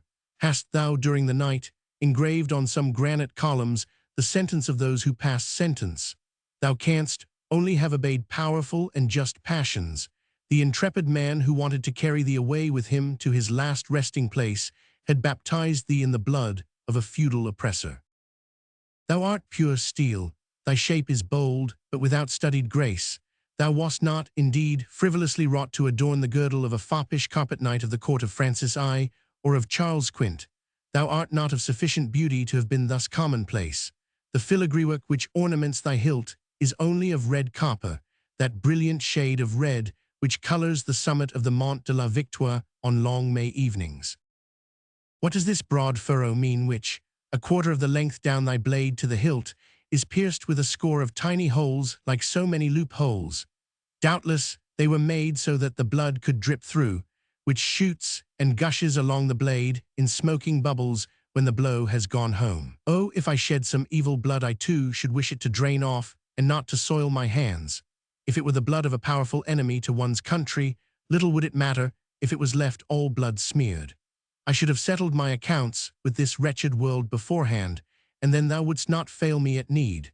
Thou wouldst do me the same service as thou renderest formerly to him whose bones the tomb received along with thee. In storms of public misfortunes, or in crises of personal adversity, the tomb is often the only refuge for noble hearts. It, at any rate, is impregnable and quiet. There one can brave accusers and the instruments of despotism, who are as vile as the accusers themselves. Open the gates of eternity to me, I implore thee. Since it needs must be, we will go together, my old dagger, thou and I, as with a new friend. Do not fail me when my soul shall ask transit of thee. Afford to my hand that virile self-reliance which a strong man has in himself. Snatch me from the outrages of petty persecutors and from the slow torture of the unknown. Although this dagger was treasured by the unhappy Rab, as we have mentioned, it was not by its means that the accursed one, as he called himself, was to put an end to his miseries. Rab was only 30 and had strength enough in him yet to go on living. So in despair, he dragged out his posthumous existence and flung himself into the political arena, as a gladiator takes comfort to himself by showing himself off between two tigers. 1821 began. The death of the Duc de Berry served as an excuse for many reactionary laws. Alphonse Rab now found his golden hour. He came to Marseille and started Le Fosson in a countryside that was a very volcano of royalism. Would you hear how he addresses those in power? Then listen. Hear how he addressed men of influence. Oligarchies are fighting for the rays of liberty across the dead body of an unfortunate prince. O liberty, mark with thy powerful inspirations those hours of the night which William Tell and his friends used to spend in striking blows to redress wrongs. When liberty is invoked in such terms, she rarely answers to the call. One morning, someone knocked at Rab's door. He went to open it, and two policemen stood there who asked him to accompany them to the prison. When Rab was arrested, all Marseille rose up in a violent royalist explosion against him. An author who had written a couple of volumes of fables took upon himself to support the Bourbon cause in one of the papers. Rab read the article and replied, "Monsieur, in one of your apologues you compare yourself to a sheep. Well and good. Then, Monsieur le Mouton, go on, cropping your tender grass and stop biting other things." The writer of fables paid a polite call upon Rab. They shook hands, and all was forgotten. However, the Fosson had been suspended the very day its chief editor was arrested. Rab was set free after a narrow escape of being assassinated by those terrible Marseillais royalists who, during the early years of the Restoration, left behind them such wide traces of bloodshed. He went to Paris, where his two friends, Thiers and Mignet, had already won a high position in the hotels of Lafayette and of Talleyrand. If Rab had preserved the features of Apollo and the form of Antinous, he would have won all Parisian society by his charm of manner and his delightful winning mental attainments. But his mirror condemned him to seclusion more than ever. His sole, his only friend was his pipe. Rab smoked incessantly. We have read the magnificent prose ode he addressed to his dagger. Let us see how, in another style, he spoke to his pipe, or rather, of his pipe. "Ma pipe. Young man, light my pipe, light it and give it to me, so that I can chase away a little of the weariness of living, and give myself up to forgetfulness of everything, whilst this imbecile people, eager after gross emotions, hastens its steps towards the pompous ceremony of the Sacred Heart in opulent and superstitious Marseille. I myself hate the multitude and its stupid excitement. I hate these fairs either sacred or profane, these festivals with all their cheating games. at the cost of which an unlucky people consents readily to forget the ills which overwhelm it. I hate these signs of servile respect which the duped crowd lavishes on those who deceive and oppress it. I hate that worship of error which absolves crime, afflicts innocence, and drives the fanatic to murder by its inhuman doctrines of exclusiveness. Let us forgive the dupes. All those who go to these festivals are promised pleasure. Unfortunate human beings, we pursue this alluring phantom along all kinds of roads. To be elsewhere than one is, to change place and affections, to leave the supportable for worse, to go after novelty upon novelty, to obtain one more sensation, to grow old, burdened with unsatisfied desires, to die finally without having lived. Such is our destiny. What do I myself look for at the bottom of thy little bowl, O my pipe? Like an alchemist, I am searching how to transmute the woes of the present into fleeting delights. I inhale thy smoke with hurried draughts in order to carry happy confusion to my brain, a quick delirium that is preferable to cold reflection. I seek for sweet oblivion from what is, for the dream of what is not, and even for that which cannot be. Thou makest me pay dear for thy easy consolations. The brain is possibly consumed and weakened by the daily repetition of these disordered emotions. Thought becomes idle, and the imagination runs riot from the habit of depicting such wandering, agreeable fictions. The pipe is the touchstone of the nerves, the true dynamometer of slender tissues. Young people who conceal a delicate and feminine organization beneath a man's clothing do not smoke, for they dread cruel convulsions, and what would be still more cruel, the loss of the favors of Venus. Smoke, on the contrary, unhappy lovers, ardent and restless spirits tormented with the weight of your thoughts. The savants of Germany keep a pipe on their desks. It is through the waves of tobacco smoke that they search after truths of the intellectual and the spiritual order. That is why their works, always a little nebulous, exceed the reach of our French philosophers, whom fashion and the salons compel to inhale more urbane and gracious perfumes. When Carl Sand, the delegate of the Muses of Erlangen, came to Kotzebue's house, the old man, before joining him, had him presented with coffee and a pipe. This token of touching hospitality did not in the least disarm the dauntless young man. A tear moistened his eyelid, but he persisted. Why, he sacrificed himself for liberty. The unhappy man works during the day, and at night, his bread earned, with arms folded, before his tumble-down doorway. With the smoke of his pipe, he drives away the few remaining thoughts that the repose of his limbs may leave him. O my pipe, what good things I owe to thee! If an importunate person, a foolish talker, a despicable fanatic, comes and addresses me, I quickly draw a cigar from my case and begin to smoke, and henceforth, if I am condemned to the affliction of listening, I at least escape the penalty of replying to him. At intervals, a bitter smile compresses my lips, and the fool flatters himself that I approve him. He attributes to the effect of the rash cigar the equivocal heed I pay to his babble. He redoubles his loquacity, but stifled by his impertinence, I suddenly emit the clouds of thick smoke which I have collected in my mouth, like the scorn within my breast. I exhale both at once, burning vapor and repressed indignation. Oh, how nauseating is the idiocy of others to him who is already out of love with, and wearied of, his own burdens. I smother him with smoke. If only I could asphyxiate the fool with the lava from my tiny volcano. But when a friend who is lovable alike in mind and heart comes to me, the pleasure of the pipe quickens the happiness of the meeting. After the first talk, which rapidly flows along, whilst the lighted punch scatters the spirituous particles which abound in the sparkling flame of the liqueur, the glasses clink together. Friend, from this day and for a year hence, let us drain the brotherly cup under the happiest auspices. Then we light 2 cigars, just alike. Incited by my friend to talk on 1,000 different topics, I often let mine go out, and he gives me a light again from his own. I am like an old husband who relights a score of times from the lips of a young beauty the flame of his passion, as impotent as many times over. O my friend, when then will happier days shine forth? Tell me, my friend, in those parts from whence thou comest, are men filled with hope and courage? Do they keep constant and faithful to the worship of our great goddess, Liberty? Tell me, if thou knowest, how long we must still chafe at the humiliating bit which condemns us to silence. how it hinders me from flinging down my pot of servitude, how it delays me from seeing the vain titles of tyranny, which oppress us, reduced to powder, from seeing the ashes of a dishonored diadem scattered at the breath of patriots, as the ashes of my pipe are scattered by mine. My soul is weary of waiting, friend, I warn thee, and with horror I meditate upon the doings of such sad waywardness. See how this people, roused wholly by the infamous sect of Loyola, rushes to fling itself before their strange processions.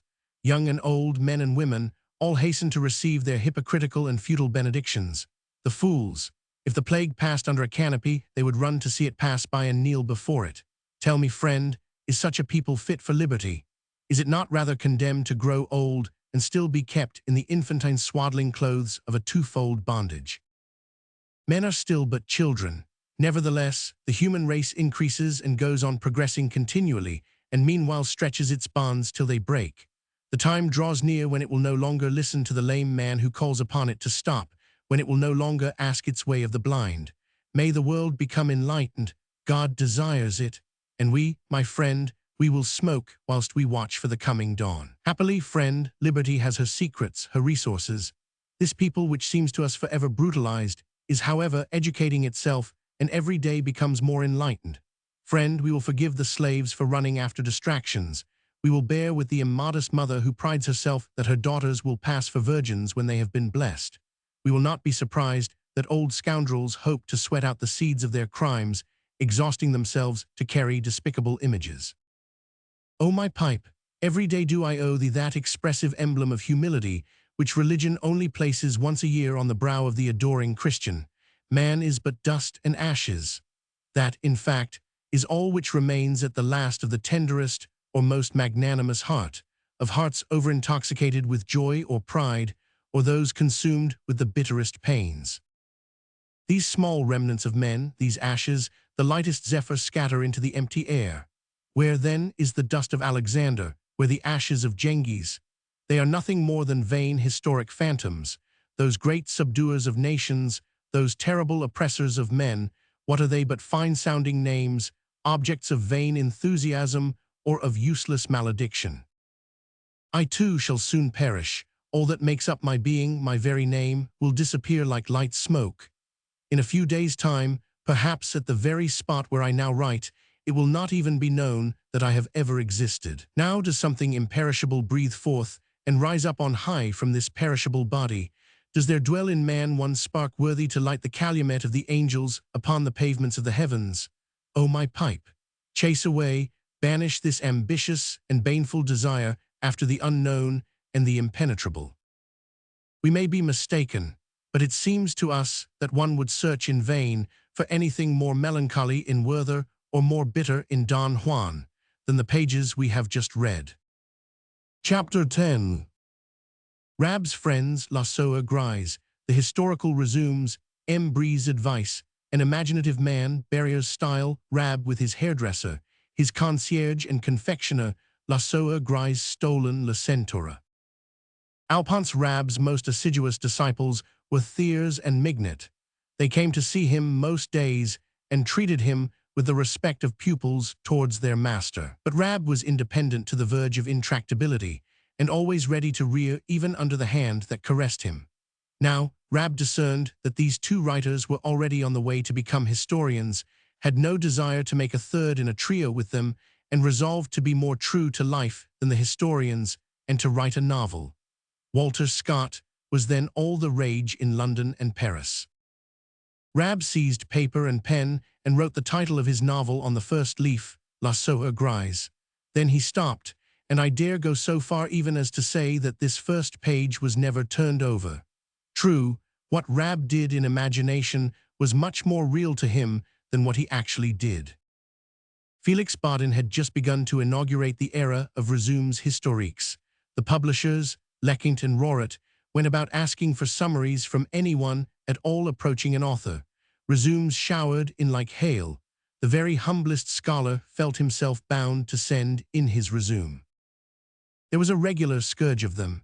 Even the most harmless of persons were attacked with the disease. Rab eclipses all those obscure writers at a bound. He published, successively, resumes of the history of Spain, of Portugal, and of Russia, all extending to several editions. These 3 volumes showed admirable talent for the writing of history, and their only defect was the commonplace title under which they were published. "What are you working at?" Thiers often asked Alphonse Rab, as they saw the reams of paper he was using up. "I am at work on my Soeur Grise," he replied. In the summer of 1824, Mignet made a journey to Marseille where, before all his friends, he spread the praises of Rab's forthcoming novel, La Soeur Grise, which Mignet believed to be nearly completed. Besides these fine books of history, Alphonse Rab wrote excellent articles in the Courrier Francais on the fine arts. On this subject, he was not only a great master, but in addition, a great critic. He was possibly slightly unfair to vaudeville drama and a little severe on its exponents. He carried this injustice almost to the point of hatred. A droll adventure arose out of his dislike. A compatriot of Rab, a Marseillais named M. Brise, you see we sometimes put Monsieur, was possessed by an ardent desire for giving Rab advice. Let us here insert, parenthetically, the observation that the Marseillais are born advisers, especially when their advice is unsolicited. Well, M. Brise had given endless advice to Rab while he was still at Marseille, advice which we can easily guess he took good care not to follow. M. Brise came to Paris and met Barthélemy, the poet, at the Palais Royal. The 2 compatriots entered into conversation with one another. "What is Rab doing?" asked M. Brise. "Resumes." "Ah, so Rab is doing resumes," repeated M. Brise. "Hang it all." "Quite so." "What are these resumes?" "The quintessence of history compressed into small volumes instead of being spun out into large ones." "How many such resumes does he do in the year?" "Perhaps 1.5 or 2 at the most." "And how much does a resume bring in?" "I believe 1,200 francs. So if Rab works all the year and has only done 1 resume and a half, he has earned 1,800 francs. 1,800 francs, yes, by Jove. Hum. And M. Brise began to reflect. Then, suddenly, he asked, "Do you think Rab is as clever as M. Scribe?" The question was so unlooked for, and above all, so inappropriate, that Barthélemy began to laugh. "Why, yes," he said, "only it is cleverness of a different order. Oh, that does not matter." "Why does it not matter?" "If he has as much talent as M. Scribe, it is all that is necessary." Again he fell into reflection. Then, after a pause, he said to Barthélemy, "Is it true that M. Scribe earns 100,000 francs a year?" "People say so," replied Barthélemy. "Well then," said M. Brise, "in that case I must offer Rab some advice." "You?" "Yes, I." "You are quite capable of doing so. What will it be?" "I must tell him to leave off writing his resumes and take to writing vaudevilles." The advice struck Barthélemy as a magnificent joke. "Say that again," he said to M. Brise. "I must advise Rab to leave off writing his resumes and take to writing vaudevilles." "My goodness," exclaimed Barthélemy, "do offer him that advice, Monsieur Brise." "I will." "When?" "The first time I see him." "You promise me you will?" "On my word of honor." "Whatever you do, don't forget. Make your mind quite easy." Barthélemy and M. Brise shook hands and separated. M. Brise very much delighted with himself for having conceived such a splendid idea. Barthélemy with only one regret, that he could not be at hand when he put his idea into execution. As a matter of fact, M. Brise met Rab one day upon the Pont des Arts. Rab was then deep in Russian history. He was as preoccupied as Tacitus. "Oh, I am pleased to see you, my dear Rab," said M. Brise as he came up to him. "And I to see you," said Rab. "I have been looking for you for the past week." "Indeed?" "Upon my word, I have." "What for?" "My dear Rab, you know how attached I am to you." "Why, yes." Well then, in your own interest, you understand, in your interest. Certainly, I understand. Well, I have a piece of advice to offer you. To offer me? Yes, you. Give it me then, said Rab, looking at Breeze over his spectacles, as he was in the habit of doing, when he felt great surprise or people began to bore him. Believe me, I speak as a friend. I do not doubt it, but what is the advice? Rab, my friend, instead of making resumes, write vaudevilles. A deep growl sounded from the historian's breast. He seized the offerer of advice by the arm, and in an awful voice he said to him, Monsieur, one of my enemies must have sent you to insult me. One of your enemies? It was Latouche. Why, no. Then it was Santo Domingo. No. Or Lo Evuemas. I swear to you, it was none of them. Tell me the name of the insulting fellow. Rab, my dear Rab. Give me his name, monsieur, or I will take you by the heels and pitch you into the Seine, as Hercules threw Pirithous into the sea. Then, perceiving that he had got mixed in his quotation, Pirithous or some other, it is all the same. But I take my oath. Then it is you yourself, exclaimed Rab, before Breeze had time to finish his sentence. Well, monsieur, you shall account to me for this insult. At this proposition, Breeze gave such a jump that he tore himself from the pincer-like grip that held him and ran to put himself under the protection of the pensioner who took the toll at the bridge. Rab took himself off after first making a gesture significant of future vengeance. Next day he had forgotten all about it. Breeze, however, remembered it 10 years afterwards.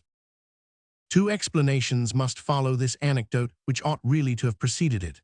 From much study of the Confessions of Jean-Jacques Rousseau, Rab had imbibed something of the character of the susceptible Genevese. He thought there was a general conspiracy organized against him, that his Catiline and Manlius and Spartacus were Latouche, Santo Domingo and Lo Evuemas. He even went so far as to suspect his two Pylades, Thiers and Mignet. They are my D'Alembert and Diderot, he said. It was quite evident he believed Breeze's suggestion was the result of a conspiracy that was just breaking out. Rab's life was a species of perpetual hallucination, an existence made up of dreams, and sleep itself the only reality. One day he buttonholed Murray. His manner was gloomy. His hand on his breast convulsively crumpled his shirt front. Well, he exclaimed, shaking his head up and down, I told you so. What? That he was an enemy of mine.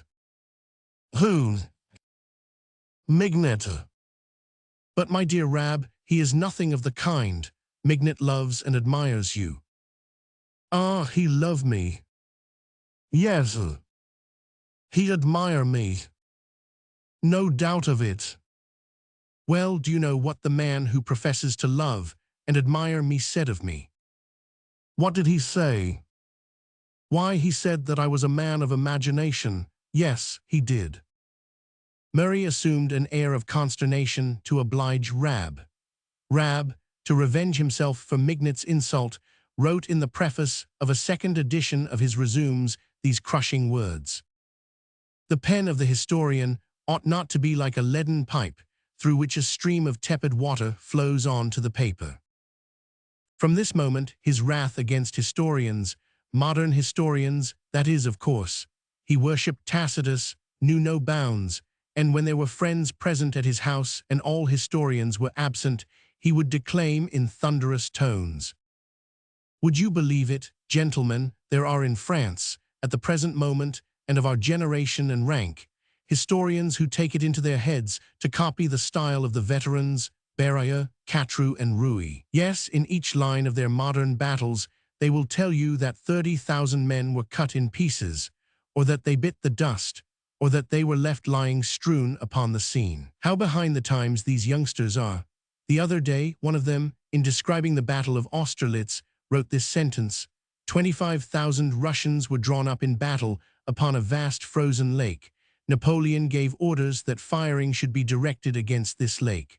Bullets broke through the ice, and the 25,000 Russians bit the dust. It is curious to note that such a sentence was actually written in one of the resumes of that date. The second remark that we ought to have made will explain the comparison that Rab had hazarded when he spoke of himself as Hercules and of Breeze as Pirithous. He had so effectually contracted the habit of using grand oratorical metaphor and stilted language that he could never descend to a more familiar style of speech in his relations with more ordinary people.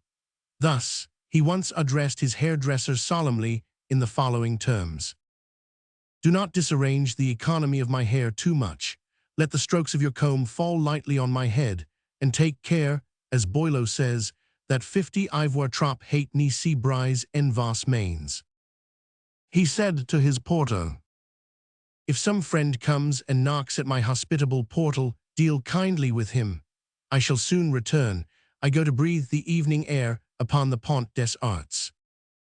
He said to his pastry cook, Grandjean, who lived close by him in the Rue des Petits Augustins, "Monsieur Grandjean, the vol au vent that you did me the honor to send yesterday had a crust of Roman cement, obstinate to the teeth. Give a more unctuous turn to your culinary art, and people will be grateful to you." While all these things were happening, Rab fully imagined that he was writing his novel, La Soeur Grise. One day Thiers came in to see him, as was his custom. "Well, Rab," he said, "what are you at work upon now?" "Parbleu," replied Rab, "the same as usual, you know, my Soeur Grise. It ought to be nearly finished by now." "It is finished." "Oh, indeed. Do you doubt me?" "No." "But you do doubt it." "Of course not." "Stay," he said, picking up an exercise book full of sheets of paper. "Here it is." Thiers took it from him. "But what is this? You have given me blank sheets of paper, my dear fellow." Rab sprang like a tiger upon Thiers, and might, perhaps, in 1825, have demolished the minister of the 1st of March, had not Thiers opened the book and showed him the pages as white as the dress worn by M. Plainard's shepherdess. Rab tore his hair with both hands. "Do you know what has happened to me?" he shouted. "No." "Someone has stolen the Mise of my Soeur Grise." "Oh my God!" exclaimed Thiers, who did not want to vex him. "Do you know who is the thief?" "No, stay, yes, indeed, I think I do. It is Loew Wamers. He shall perish by my own hand. I will send him my 2 seconds." Loew Wamers was not in Paris. For upwards of a fortnight Rab labored under the delusion that he had written La Soeur Grise from cover to cover, and that Loew Wamers was jealous of him and had robbed him of his manuscript. When such petulant insults fell upon friends like Loew Wamers, Thiers, Mignet, Armand Carroll, and Murray, it did not matter. But when they were directed at strangers less acquainted with Rab's follies, affairs sometimes assumed a more tragic aspect. Thus, about this period, he had 2 duels, one with Alexis Dumas, the other with Coste. He received a sword cut from both of these gentlemen, but these wounds did not cure him of his passion for quarreling. He used to say that, in his youth, he had been very clever at handling the javelin.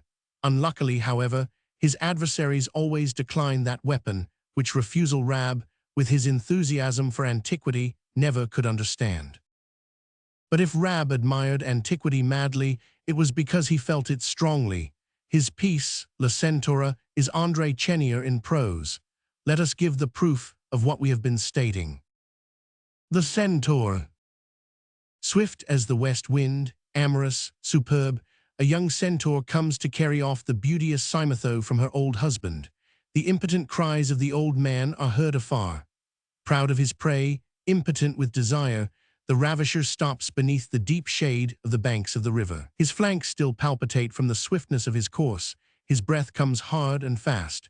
He stops. His strong legs bend under him. He stretches one forth and kneels with agility on the other.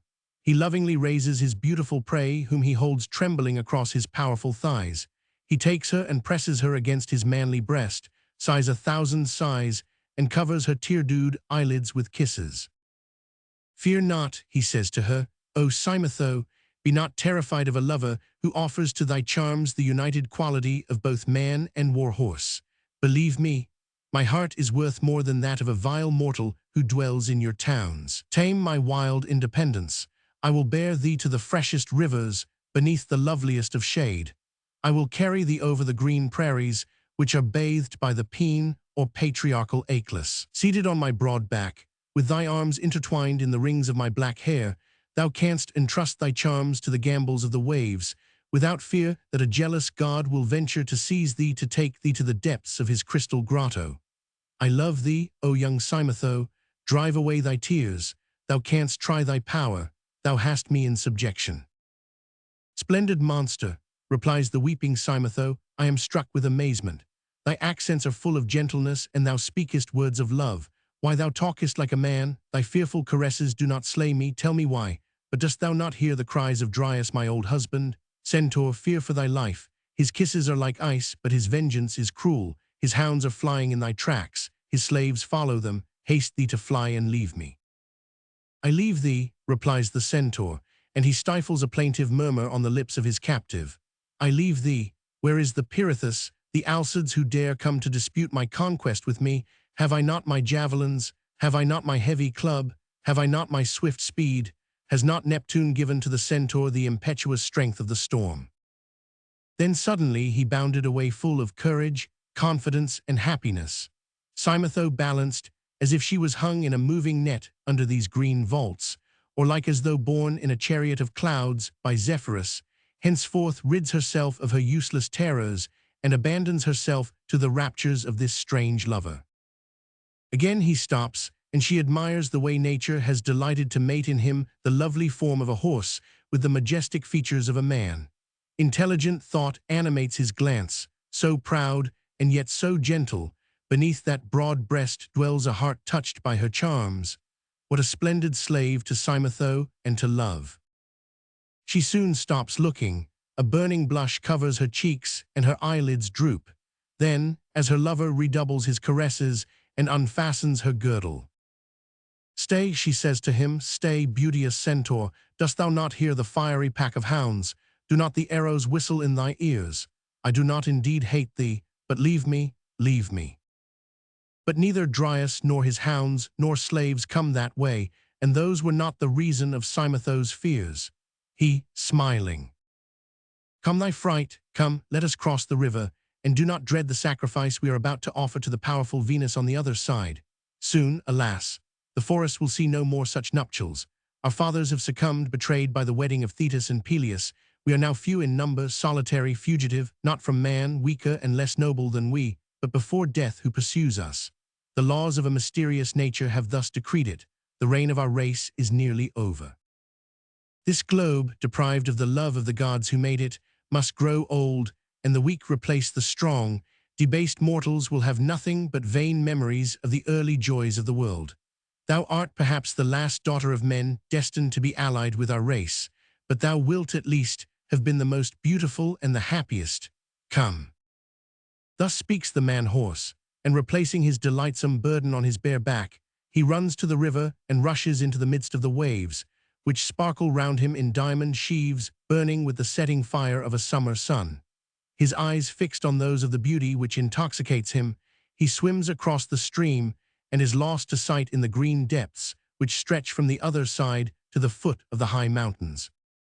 Is this not a genuine bit of antiquity without a modern touch in it, like a bas-relief taken from the temple of Hercules at Thebes or of Theseus at Athens? Chapter 11. Adele, her devotion to Rab's strong meat, Apellidia, 50 Aimet la comédie humaine, la mort, ultime letter, suicide, à Alphonse Rab by Victor Hugo. We have been forgetful, more than forgetful, even ungrateful, in saying that Rab's one and only consolation was his pipe. There was another.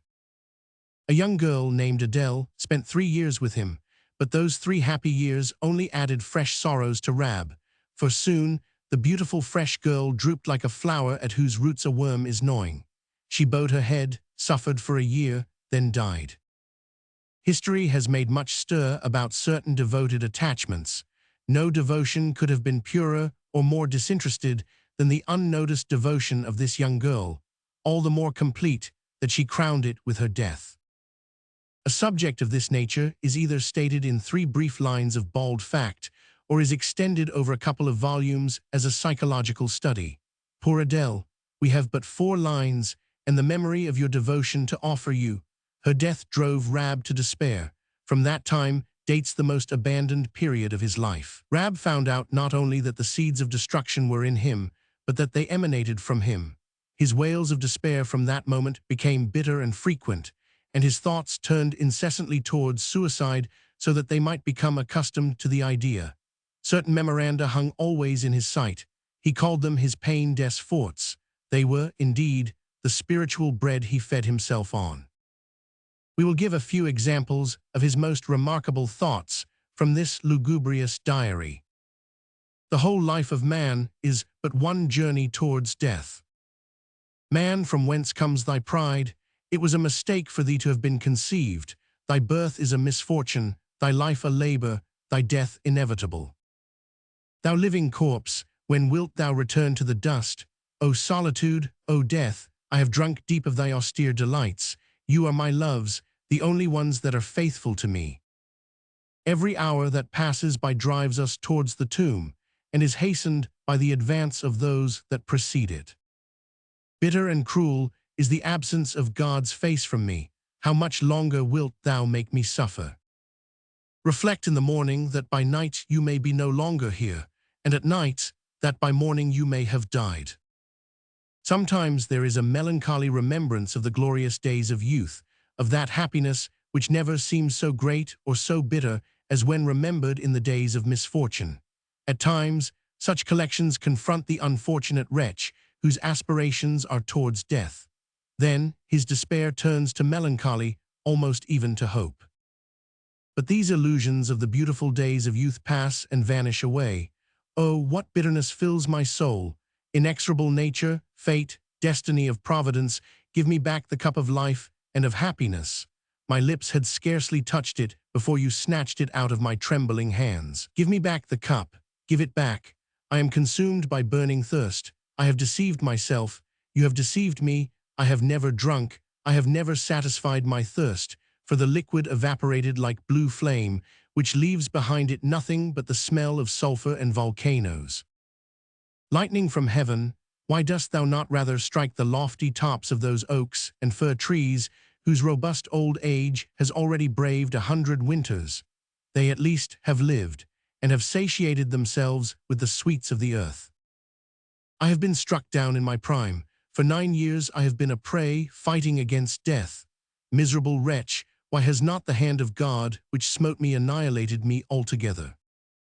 Then, in consequence of his pains, the soul of the unhappy Rab rises to the level of prayer. He, the skeptic, loses faith in unbelief and returns to God.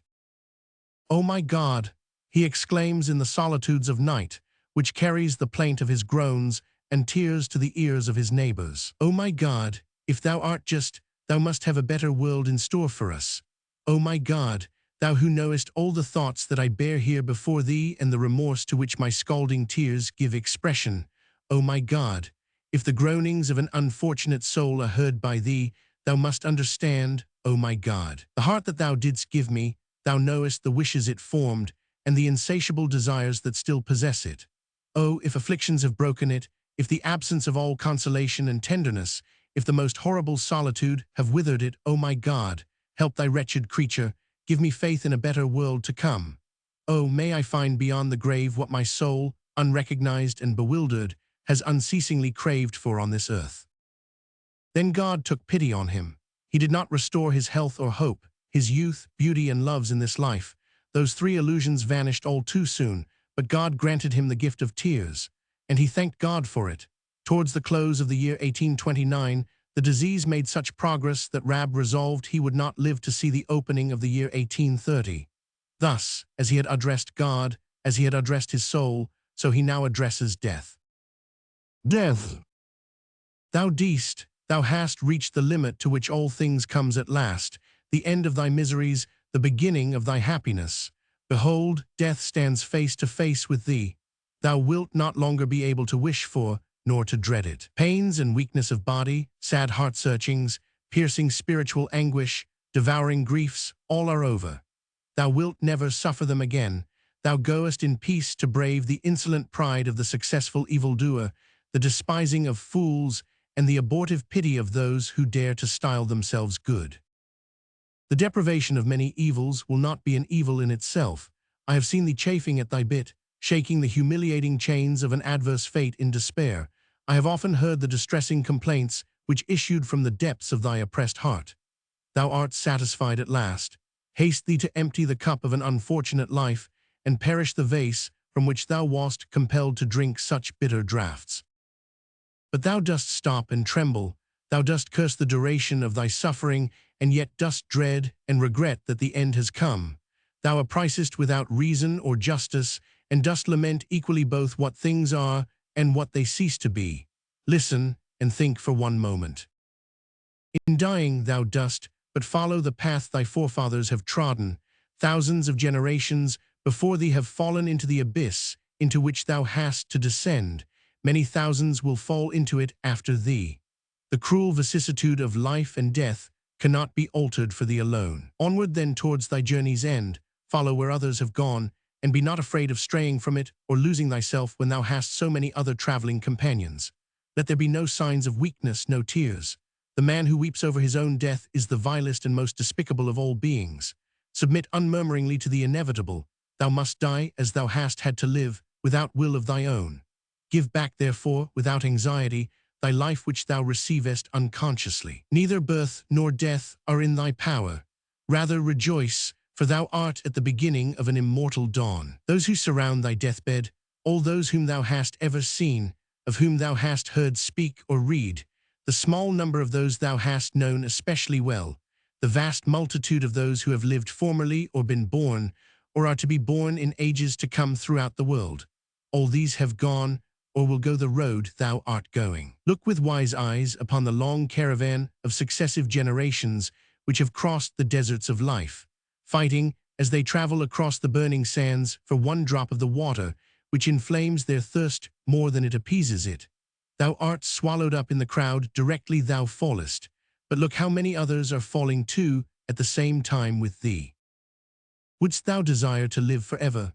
Wouldst thou only wish thy life to last for 1,000 years? Remember the long hours of weariness in thy short career, thy frequent fainting under the burden. Thou wast aghast at the limited horizon of a short, uncertain and fugitive life. What wouldst thou have said if thou hadst seen an immeasurable, inevitably long future of weariness and sorrow stretch before thy eyes?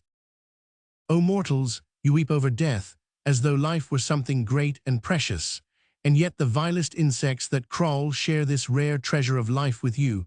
All march towards death, because all yearn towards rest and perfect peace.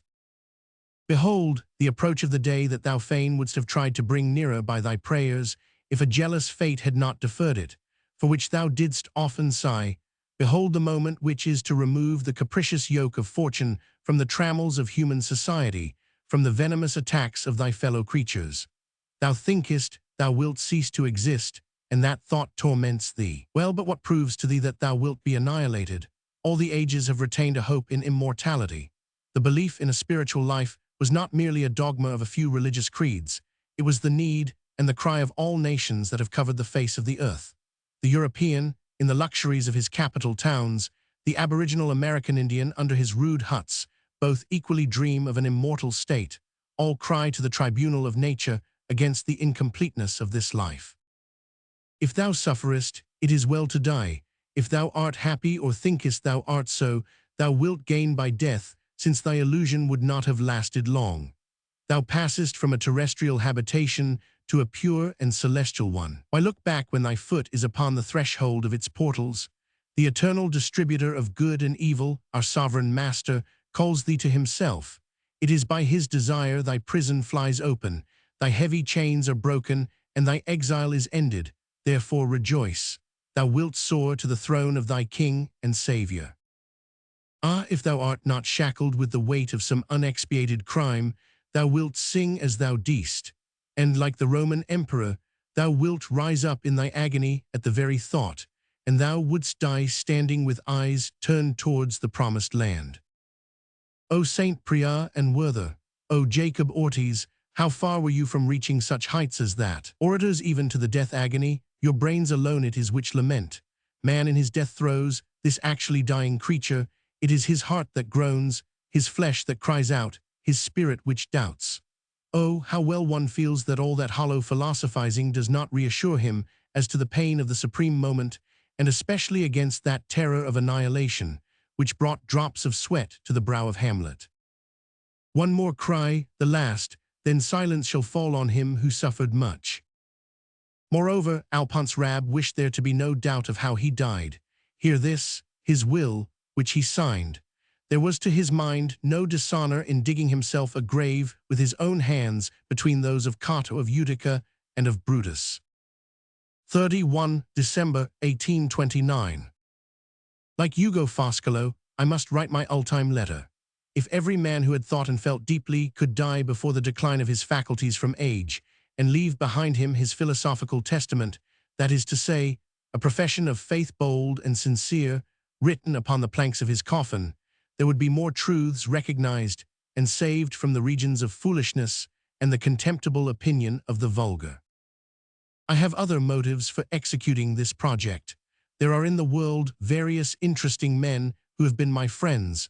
I wish them to know how I ended my life. I desire that even the indifferent, namely, the bulk of the general public, to whom I shall be a subject of conversation for about 10 minutes, perhaps even that is an exaggerated supposition, should know, however poor an opinion I have of the majority of people, that I did not yield to cowardice, but that the cup of my weariness was already filled, when fresh wrongs came and overthrew it. I wish, in conclusion, that my friends, those indifferent to me, and even my enemies, should know that I have but exercised quietly and with dignity the privilege that every man acquires from nature, the right to dispose of himself as he likes.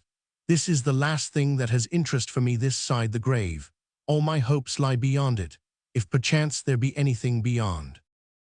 Thus, poor Rab, after all thy philosophy, sifted as fine as ripe grain, after all thy philosophizing, after many prayers to God and dialogues with thy soul, and many conversations with death, these supreme interlocutors have taught thee nothing, and thy last thought is a doubt. Rab had said he would not see the year 1830, and he died during the night of the 31 December 1829. Now how did he die? That gloomy mystery was kept locked in the hearts of the last friends who were present with him, but one of his friends told me that, the evening before his death, his sufferings were so unendurable that the doctor ordered an opium plaster to be put on the sick man's chest. Next day, they hunted in vain for the opium plaster, but could not find it. On 17 September 1835, Victor Hugo addresses these lines to him. Alphonse Rab. Mort le 1 December 1829. Hellas, que fais-tu donc, o Rab, o mon ami? Severe historian, dans la tombe endormi. Gli pense, souvent dans les heures funèbres. Seul prise de mon flambeau qui rayait les ténèbres. O noble ami, péril aux hommes d'autrefois. Chapter 49. Manque parmi nous ta voix, ta forte voix. Plain de l'équite qui gonflate ta poitrine. Chapter 49. Nous manque ta main, qui gravette qui berine. Dans ces siècles, au par elor, les sages sont distraits. O elidi est, servante opes des intérêts. Temps de fruits, avorts et de tigers rompus. 500. Instincts de natures, de raisons corrompus. O dans l'esprit humain tout étant disperse. Le présent, au hasard flotte sur le passé. Si parmi nous, ta tête était débat encore. Cette cime, o, vibrate l'éloquence sonore. Au milieu de nos flottes, tu serais comme et grand. Tu serais comme un pont pose sur le courant. Tu serais pour chacun la bois, haute et sensi. Qui fait que, brouillard essen vada la pensi. Et quella verite, quen vain nous repautions. Sort de elamas confuse des sombres visions. Tu dures aux parties quils font trop be pausière. Auteur de la racine, pour quan la voyentière. Au pupil, quella loi du travail est sur tous. Et quil est, assez fort pour en être pas jaloux. Au pouvoir, que jamais le pouvoir ni s'y venge. Et que pour le penseur, c'est un spectacle étrange. Et triste quand la loi figure au bras d'Erin. Dies qui ni doit avoir qu'un front serene. Sort de certains jours de l'heure consulaire. 50 oil haygood, ecumante et fall de cola. Et ces junes esprits, a qui tu souris. Et que leur age liver, aux rêves inquiets. Tu leur dures, amis n'est pour des temps prospers. O inalis par heure comme ont vos pers. Laissez mûrir vos fronts, gardez-vous, junes gens. Des systems, d'ors aux plumages changeants. Qui dans les carrefours, essen vont faire la roue. Et de si quen, vos cœurs elamerique seco. Pupil a pain essay, nation de hasard. Sans taig, sans pass, sans histoire et sans art. Et de set sages impie, envenemi. Du cerveau de Voltaire, éclose tout army. Fil de l'ignorance et de l'orgueil passant. Les lois des anciens, jures sur les moeurs des présents. Qui refait un chaos partout, au fut un monde. Qui rudement enfance, au demence profonde. Le casque étroit de sport au front du vieux Paris. Qui dans les temps passes, mal lus et mal compris. Vile effrontement tout sage, pour lui fait. Un monstre qui serrate, la terreur de son pire. Si bien, que les héros antiques tout tremblants. Essen sont voile la face, et quapre du mille ans. Par ses embrassements, révélis sous la pierre. Lycurgue quel épous, infant Robespierre. Tu nous dirais à tous, ni vous endormez pas. Veillez et soyez prêts, car déjà par à pas. La main de Eloi Salur, dans l'ombre est glissée. Partout au chant, un nid, couvre par la pensée. Car les plus nobles fronts sont vaincus, au sont las. Car la palone, aux furs, ni pute plus mime helles. Morder le pied, tartare, appuie sur sa gorge. Car on voit, chaque jour, et s'allonge dans la forde. La chaîne que les rois, craignant la liberte. Font pour cette gent, endormi à côte. Ni vous endormez pas, travaillez sans relâche. Car les grands, ont leur, œuvre et les petits leur tâche. Chacun a son ouvrage à faire, chacun met. S'appuiera l'édifice, encore loin du sommet. Qui croit avoir fini, pour un roi quan depose. Si trompe, un roi qui tom est taugers plus de chose. Chapter 49, est plus difficile et, c'est un plus grand poids. De relever les moeurs, que d'abattre les rois. Rien chez vous en est complète, la ruine au éleboche. 50 epi en est, pas forme que votre main le foch. Vous êtes en combes, de plans taugers, rêves. Et jamais accomplis, homs vous n'y savez. Tant vous connaissez, plus si qui convient aux aims. Que faire des enfants, ni que faire des femmes. O donc en êtes-vous, vous applaudissez. Pour quelques blocs de lois, au hasard in tasses. Ah, el hura du repos pour aucun, en est venu. Travaillez, vous cherchez une chose inconnue. Vous en avez pas de foi, vous en avez pas d'amour. Rien chez vous, en est encore, éclair du vrai jour. Crépuscule et brouillards, que vas plus clairs systems. Dans vos lois, dans vos moeurs et dans vos esprits. Mêmes. Part out l'aube, blanchiter ou le couchant vermel. Nulle part le midi, nulle part le soleil. Tu parlerais ainsi, dans des livres austere. Comme parlent jadis, les anciens solitaires. Comme parlant tous, su devant qui elan citate. Et elan t'y écouterate, comme on les écoutate. Et elan viendrait vers toi, dans si siècle plein d'ombre. O chacun si hutant aux obstacles sans nombre. Que faute de lumière, on tate avec la main. Le conseil manque l'âme, et le guide au chemin. Hellas a chaque instant, des souffles de tempêtes. Amascent plus de brume et d'ombre sur nos têtes. De moment en moment l'avenir s'assombrit. Dans la calme du cœur, dans la paix de l'esprit. L'adressais ces vers, au mon âme serene. En a laisse sur ta pierre, écumer nul haine. A toi qui dors, couche, dans le tamo profonde. A toi qui n'y sais plus si, que les hommes font. L'adressais ces vers, pleins de tristes presages. Car c'est bien falment, que nous croyons sages. Le combat furia recommence à grandeur. Entre le droit de croire et le droit de demander. La bataille, o les lois attaquent les idées. Si mille de nouveaux sur, des mers malsons. Chacun s'y sent, trouble comme l'eau sous le vent. Et moi-même, à cette heure, à mon foyer revant. Voilà depuis 5 ans quan oublié procost. Que j'entends aboyer, au suil du drame auguste. La censure el halin immonde, aux ongles noirs. Cette chien, au front, has cuissout tous les pouvoirs. Violet machant tauges, dans sa gueule suili.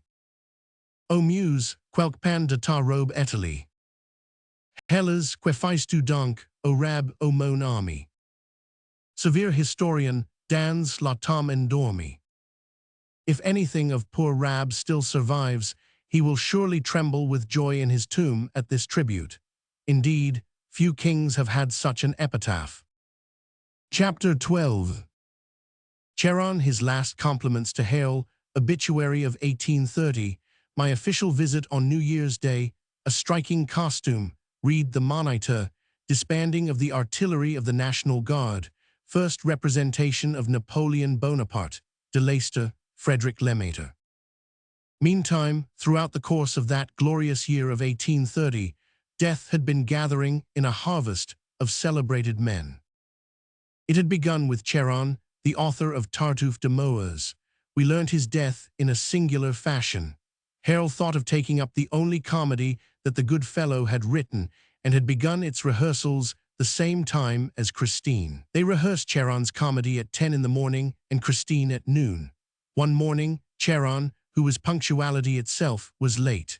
Harel had waited a little while, then given orders to prepare the stage for Christine. Steinberg had not got further than his 10th line when a little fellow of 12 years came from behind one of the wings and asked for M. Harel.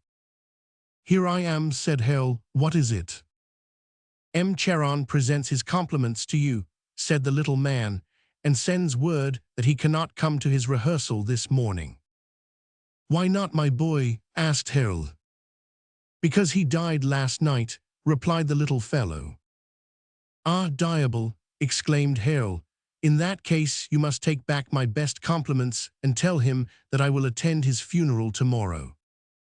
That was the funeral oration the ex-government inspector to the Theatre Francais pronounced over him. I believe I have mentioned somewhere that Taylor succeeded Charon. At the beginning of the year, on 15 February, Comte Marie de Chamans de Lavalette had also died. It was who, in 1815, was saved by the devotion of his wife and of 2 Englishmen, one of whom, Sir Robert Wilson, I met in 1846 when he was governor of Gibraltar. Comte de la Valette lived 15 years after his condemnation to death, caring for his wife in his turn, for she had gone insane from the terrible anxiety she suffered in helping her husband to escape. On 11 March, the obituary list was marked by the death of the Marquis de Lally-Tolendal, whom I knew well. He was the son of the Lally-Tolendal who was executed in the Place de Grève as guilty of peculation, upon whom it will be recollected Gilbert wrote lines that were certainly some of his best. The poor Marquis de Lally-Tolendal was always in trouble, but this did not prevent him from becoming enormously stout. He weighed nearly 300 pounds. Madame de Staël called him the fattest of sentient beings. Perhaps I have already said this somewhere. If so, I ask pardon for repeating it. The same month Radit died, the Diane of vaudevillists. During the latter years of his life, he was afflicted with kleptomania, but his friends never minded if, after his departure, they missed anything, they knew where to go and look for the missing article. Then, on 15 April, Hippolyte Bendot died. He was behindhand, for death, who was out of breath with running after him, caught him up at the age of 122. He had married again at 101. Then, on 23 April, died the Chevalier Sue, father of Eugene Sue. He had been honorary physician-in-chief to the household of King Charles X. He was a man of great originality of mind, and at times of singular artlessness of expression. Those who heard him give his course of lectures on conchology will bear me out in this, I am very sure. On 29 May that excellent man Jérôme Goyer passed away, of whom I have spoken as an old friend of mine, and who could not forgive Bonaparte for causing the events of 18 Brumaire, whilst he, Goyer, was breakfasting with Josephine. On 29 June died good old Empire, former tutor and secretary to the Duc d'Orléans, author of L'École des Peurs, and the same who, with old Bichet and M. de Parseval de Grandmaison, had shown such great friendship to me and supported me to the utmost at the beginning of my dramatic career. Then, on 29 July, a lady named Rosaria Pangalo died. She was born on 3 August 1698, only 4 years after Voltaire, whom we thought belonged to a past age, as he had died in 1778. The good lady was 132, 10 years older than her compatriot Hippolyte Bendot, of whom we spoke just now. On 28 August Martinville died, hero of the Pont du Pec, whom we saw fighting with M. Arnault over Germanicus. On 18 October Adam Weishaupt died, that famous leader of the Illuminati, whose ashes I was to revive 18 years later in my romance Joseph Balsamo. Then on 30 November Pius Roman VIII passed to his account. He was succeeded by Gregory Roman XVI, of whom I shall have much to say. On 17 December Marmontel's son died in New York, America, in hospital, just as a real poet might have done. Then on the 31st of the same month, the Comtesse de Genlis died, that bogey of my childhood, whose appearances at the Château de Villers-Helen I related earlier in these memoirs, and who, before she died, had the sorrow of seeing the accession to the throne of her pupil badly treated by her, as a politician, in a letter which we printed in our Histoire de Louis-Philippe. Finally, on the last night of the old year, the artillery came to its end, killed by royal decree, and as I had not heard of this decree soon enough, it led me to make the absurd blunder I am about to describe, which was probably among all the grievances King Louis-Philippe believed he had against me the one that made him cherish the bitterest rancor towards me. The reader will recollect the resignation of one of our captains and my election to the rank thus left vacant. He will further remember that, owing to the enthusiasm which fired me at that period, I undertook the command of a maneuver the day but one after my appointment. This made the third change I had had to make in my uniform in 5 months. First, mounted National Guard, then from that to a gunner in the artillery, then from a private to a captain in the same arm of the service. In due course New Year's Day was approaching, and there had been a meeting to decide whether we should pay a visit of etiquette to the king or not. In order to avoid being placed upon the index for no good reason, it was decided to go. Consequently, a rendezvous was made for the next day, 1 January 1831, at 9 in the morning, in the courtyard of the Palais Royal. Whereupon we separated. I do not remember what caused me to lie in bed longer than usual that New Year's morning, 1831. But to cut a long story short, when I looked at my watch, I saw that I had only just time, if that, to dress and reach the Palais Royal. I summoned Joseph, and with his help, as 9 o'clock was striking, I flew downstairs 4 steps at a time from my 3rd story. I need hardly say that, being in such a tremendous hurry, of course there was no cab or carriage of any description to be had. Thus, I reached the courtyard of the Palais Royal by 9:15. It was crowded with officers waiting their turn to present their collective New Year's congratulations to the King of the French.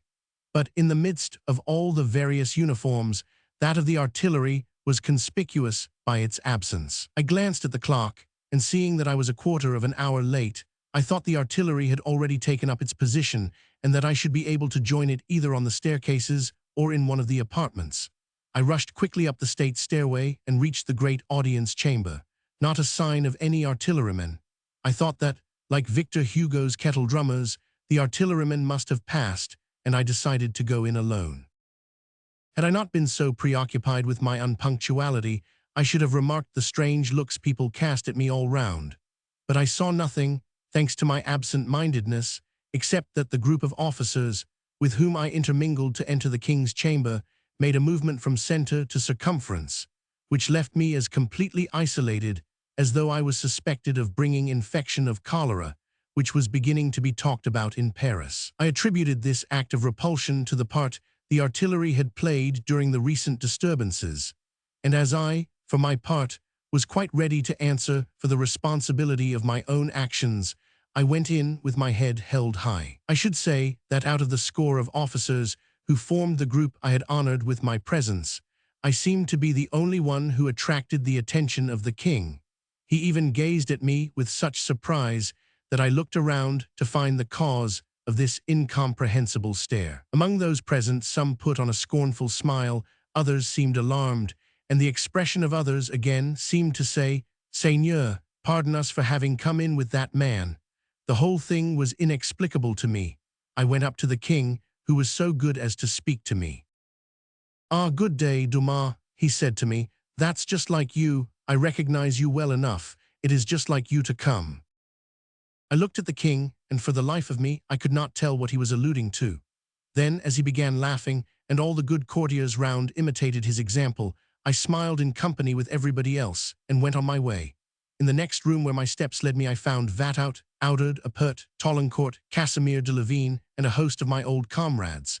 They had seen me through the half-open door, and they, too, were all laughing.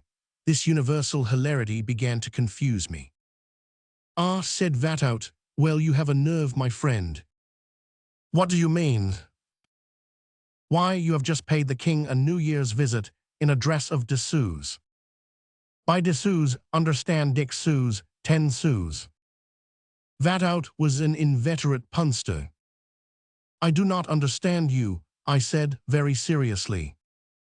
"Come now," he said, "you aren't surely going to try to make us believe that you did not know the king's order." "What order?"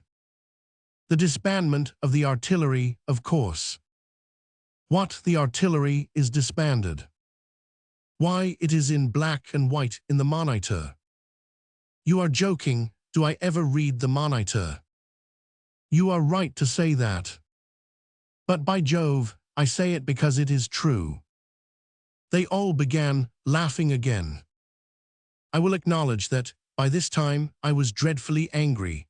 I had done a thing that, if considered in the light of an act of bravado, might indeed be regarded as a very grave impertinence, and one in which I, least of any person, had no right to indulge towards the king. I went down the staircase as quickly as I had gone up it, ran to the Café du Roi, and asked for the Moniteur with a ferocity that astonished the frequenters of the café. They had to send out and borrow one from the Café Minerve. The order was in a prominent position. It was short, but explicit, and in these simple words: "Louis Philippe, King of the French, to all, now and hereafter, greeting. Upon the report of our minister, the Secretary of State for Home Affairs, we have ordained and do ordain as follows. Article I. the Corps of Artillery of the National Guard of Paris is disbanded. Article 2. Proceedings for the reorganization of that corps shall begin immediately. Article 3. A commission shall be appointed to proceed with that reorganization. After seeing this official document, I could have no further doubts upon the subject. I went home, stripped myself of my seditious clothing, put on the dress of ordinary folk, and went off to the Odeon for my rehearsal of Napoleon Bonaparte, which was announced for its first production the next day.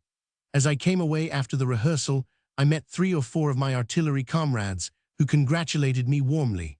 My adventure had already spread all over Paris. Some thought it a joke in the worst possible taste, others thought my action heroic. But none of them would believe the truth, that it was done through ignorance. To this act of mine, I owed being made later a member of the committee to consider the national pensions lists, of the Polish committee, and of that for deciding the distribution of honors to those who took conspicuous part in the July Revolution, and of being re-elected as lieutenant in the new artillery, honors which naturally led to my taking part in the actions of 5 June 1832, and being obliged to spend 3 months' absence in Switzerland and 2 in Italy. But in the meantime, as I have said, Napoleon was to be acted on the following day, a literary event that was little calculated to restore me to the king's political good books. This time the poor Duc d'Orléans did not come and ask me to intercede with his father to be allowed to go to the Odeon. Napoleon was a success, but only from pure chance. Its literary value was pretty nearly nil. The role of the spy was the only real original creation. All the rest was done with paste and scissors. There was some hissing amongst the applause, and a rare thing with an author, I was almost of the opinion of those who hissed. But the expenses, with Frederick playing the principal part, and Lacroix and Stocklate the secondary ones, with costumes and decorations, and the burning of the Kremlin, and the retreat of Beresina, and especially the Passion of 5 years at St. Helena, amounting to 100,000 francs. How could it, with all this, have been anything but a success? De Leicester acted the part of Hudson Lowe. I remember they were obliged to send the theater attendants back with him each night to keep him from being stoned on his way home. The honors of the first night belonged by right to Frederick far more than to me. Frederick had just begun to make his fine and great reputation, a reputation conscientiously earned and well-deserved. He had made his first appearances at the Cirque. Then, as we have stated, he came to act at the Odeon in the part of one of the brothers in Les Maccabees by M. Giraud. He next returned to the Ambigue, where he created the parts of Cartouche and of Cardillac, and subsequently he went to the Porte Saint-Martin, where his name had become famous by his Mephistopheles, Marat, and Le Giaour. He was a privileged actor, after the style of Kean, full of defects, but as full also of fine qualities. He was a genius in parts requiring violence, strength, anger, sarcasm, caprice, or buffoonery. At the same time, in summing up the gifts of this eminent actor, it is useless to expect of him attributes that Bocage possessed in such characters as the man Antony and in La Tour de Nesle. Bocage and Frederick combined gave us the qualities that Talma, in his prime, gave us by himself. Frederick finally returned to the Odeon, where he played Le Duresnel in La Mire et la Fille most wonderfully, and where he next played Napoleon. But Frederick's great dramatic talents do not stand out most conspicuously in the part of Napoleon. To speak of him adequately, we must dwell upon his Richard Darlington, Lucrece Borgia, Kean, and by bias. In this manner did I stride across the invisible abyss that divided one year from another, and passed from the year 1830 to that of 1831, which brought me insensibly to my 29th year. Book 2. Chapter 1. The Abbé Châtel, the program of his church, the cure of Leaves, and M. Clausel de Montais, the Levois embraced the religion of the primate of the Gauls, Mass in French, the Roman cure, a dead body to inter. A triple movement of a very remarkable character arose at this time, political, literary, and social. It seemed as though after the Revolution of 1793, which had shaken, overturned, and destroyed things generally, society grew frightened and exerted all its strength upon a general reorganization. This reconstruction, it is true, was more like that of the Tower of Babel than of Solomon's Temple. We have spoken about the literary builders and of the political too. Now let us say something about the social and religious reconstructors. The first to show signs of existence was the Abchadle.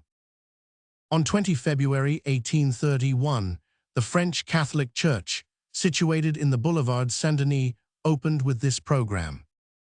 The ecclesiastic authorities who constitute the French Catholic Church propose, among other reforms, to celebrate all its religious ceremonies as soon as circumstances will allow in the popular tongue. The ministers of this new church exercise the offices of their ministry without imposing any remuneration. The offertory is entirely voluntary. People need not even feel obliged to pay for their seats. No collection of any kind will disturb the meditation of the faithful during the holy offices. We do not recognize any other impediments to marriage than those which are set forth by the civil law. Consequently, we will bestow the nuptial benediction on all those who shall present themselves to us provided with a certificate proving the marriage to have taken place at the mairie, even in the case of one of the contracting parties being of the Reformed or other religious sect. I need hardly say that the Abchadle was excommunicated, put on the index, and pronounced a heretic, but he continued saying Mass in French all the same, and marrying after the civil code, and not after the canons of the church, and not charging anything for his seats. In spite of the advantages the new order of religious procedure offered, I do not know that it made great progress in Paris. As for its growth in the provinces, I presume it was restricted, or partially so, to one case that I witnessed towards the beginning of 1833. I was at Leaveville, staying at the chateau of my dear and excellent friend, Auguste Barthélemy, one of those inheritors of an income of 30,000 francs, who would have created a revolution in society in 1852, if society had not in 1851 been miraculously saved by the coup d'état of 2 December 1851, when news was brought to us that the village of Leaves was in a state of open revolution. This village stands like an outpost on the road from Chartres to Paris and to Dreux, so much for its topography. Now, it had the reputation of being one of the most peaceful villages in the whole of the Chartrian countryside, so much for its morality. What unforeseen event could therefore have upset the village of Leaves? This was what had happened.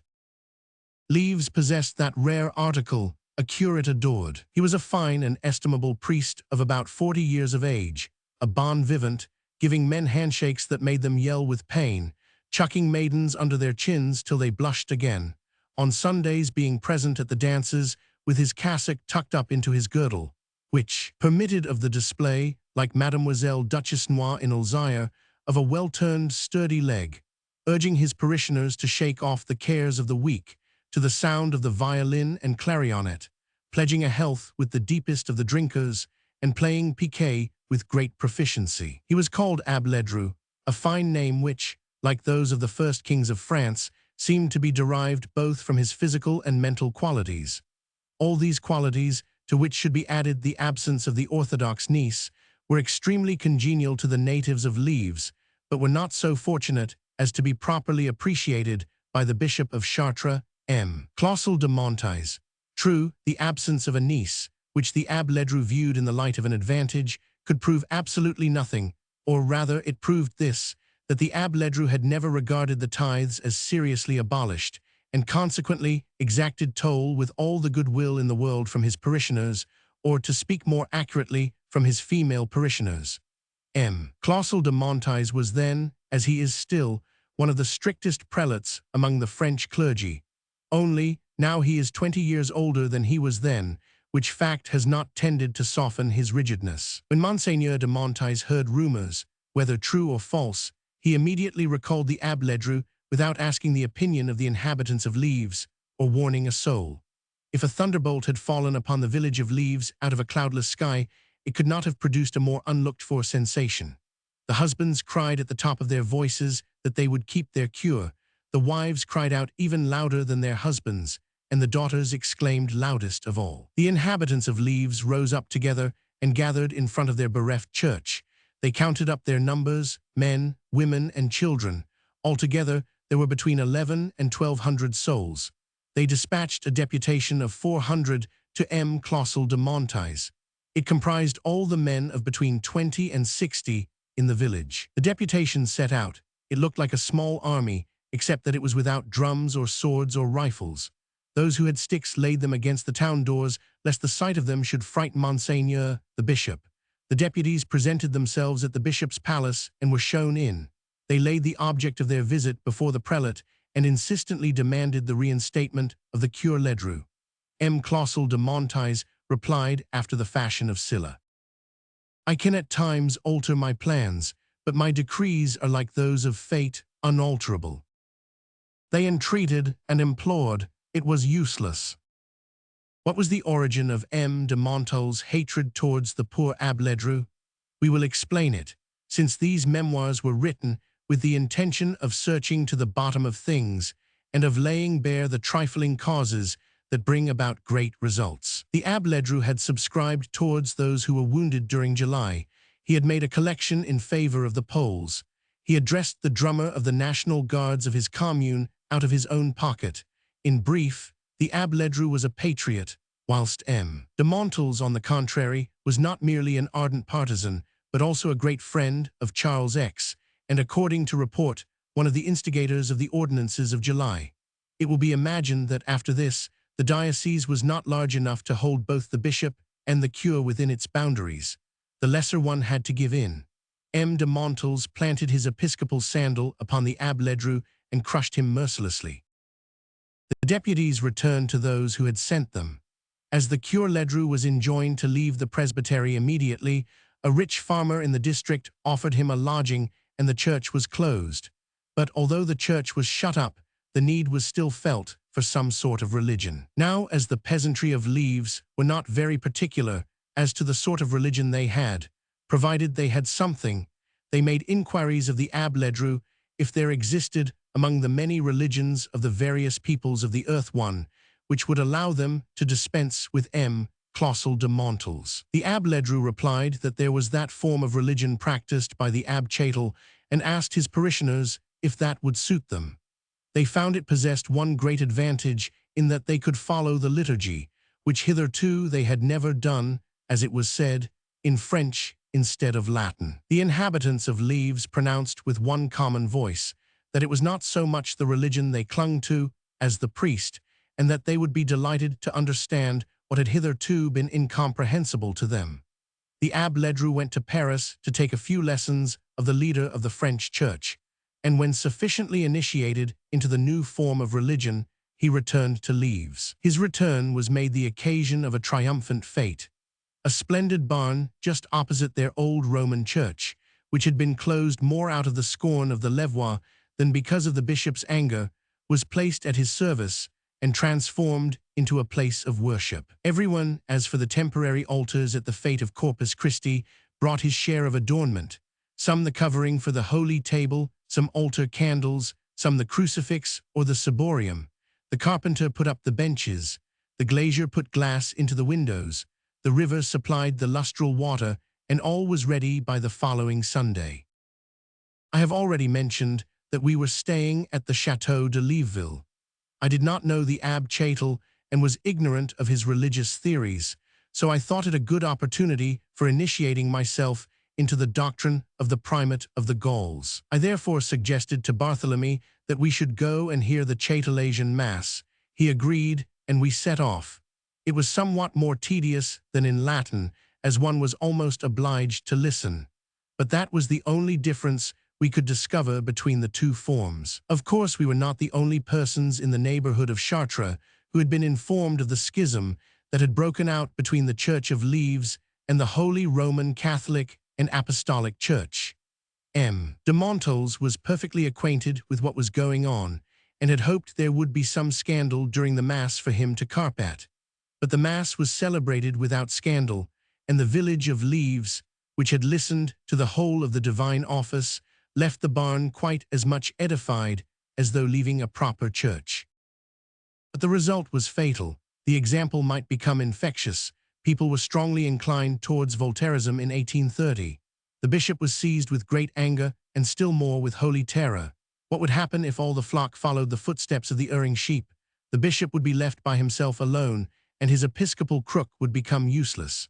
A Roman priest must at once be supplied to the parish of Leves, who could combat the French cure with whom it had provided itself. The news of this decision reached the Levois, who again assembled together and vowed to hang the priest, no matter who he was, who should come forward to enter upon the reversion of the office of the Abbé Ledru.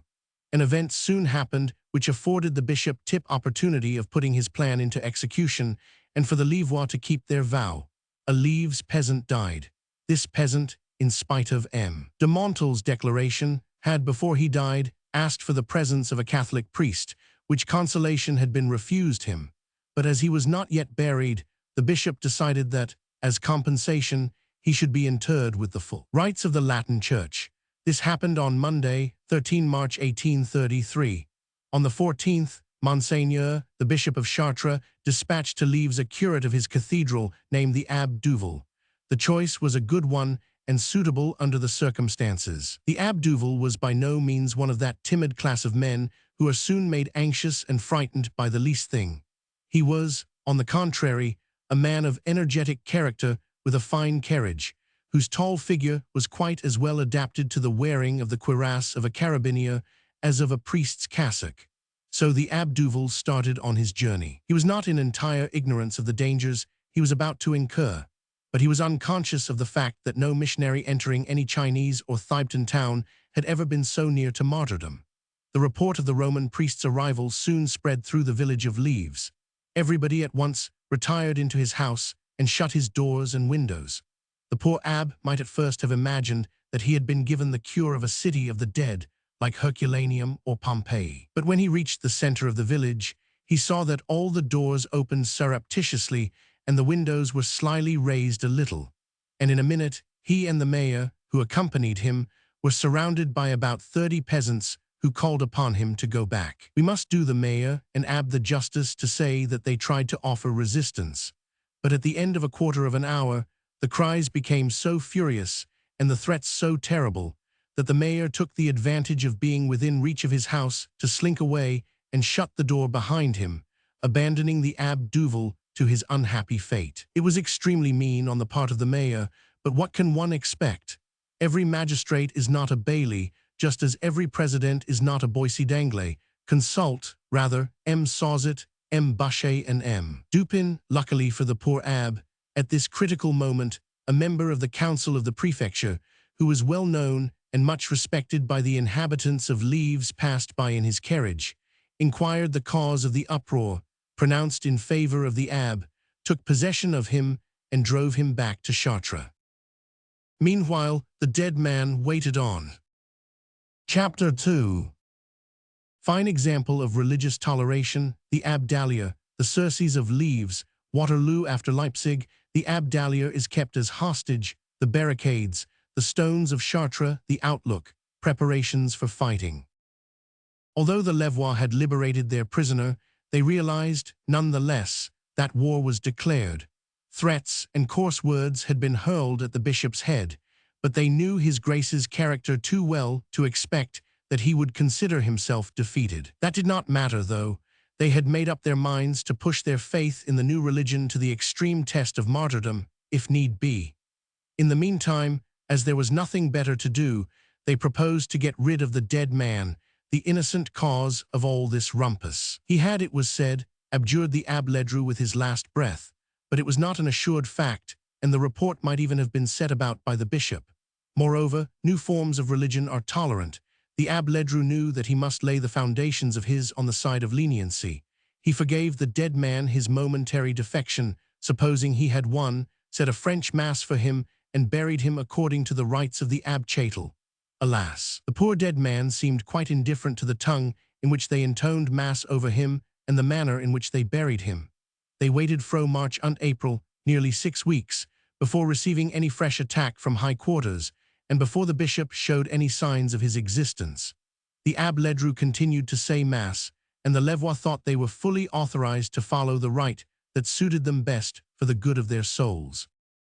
But Sunday, 29 April, came at last, the date which the bishop and prefect had fixed for the reopening of the Roman Church and the installation of a new priest.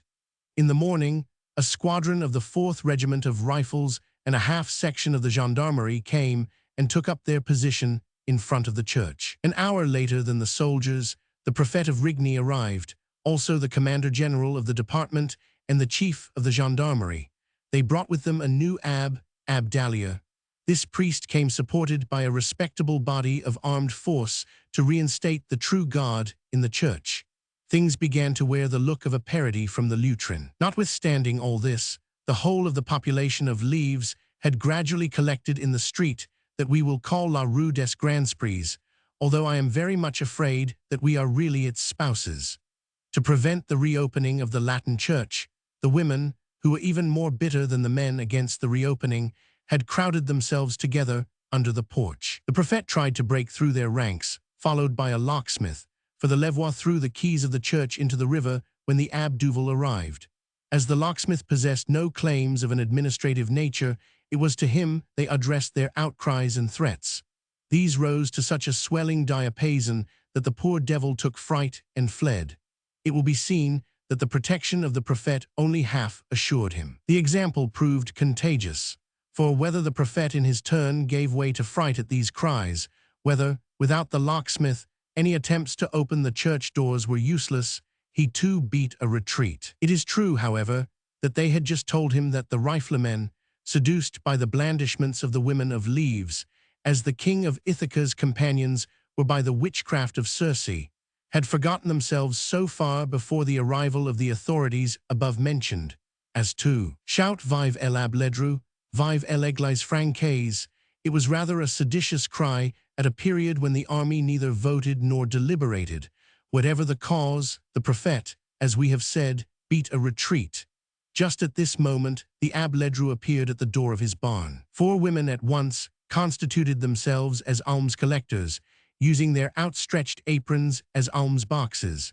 The total of the 4 collections was employed in the purchase of eau de vie for the soldiers. Was it the Abbé Ledru who gave such corrupt advice? Or was it, indeed, the alms collector's own idea? Woman is ever deceitful and the devil sly. The soldiers, after shouting, vive l'Abbé Ledru, drank to that abbé's health and to the supremacy of the French church. This was, indeed, a serious thing. If he had known how to take advantage of the frame of mind the soldiers were in, the Abbé Ledru would have been equal to laying siege to Rome, as did the Constable of Bourbon. But his ambition, probably, fell short of this, and he did not even make the suggestion. Meanwhile, the prefect, the general commander of the department, and the chief of the gendarmerie were debating at the mairie as to the action they should take. The officers of the riflemen felt that their men were almost escaping from their control.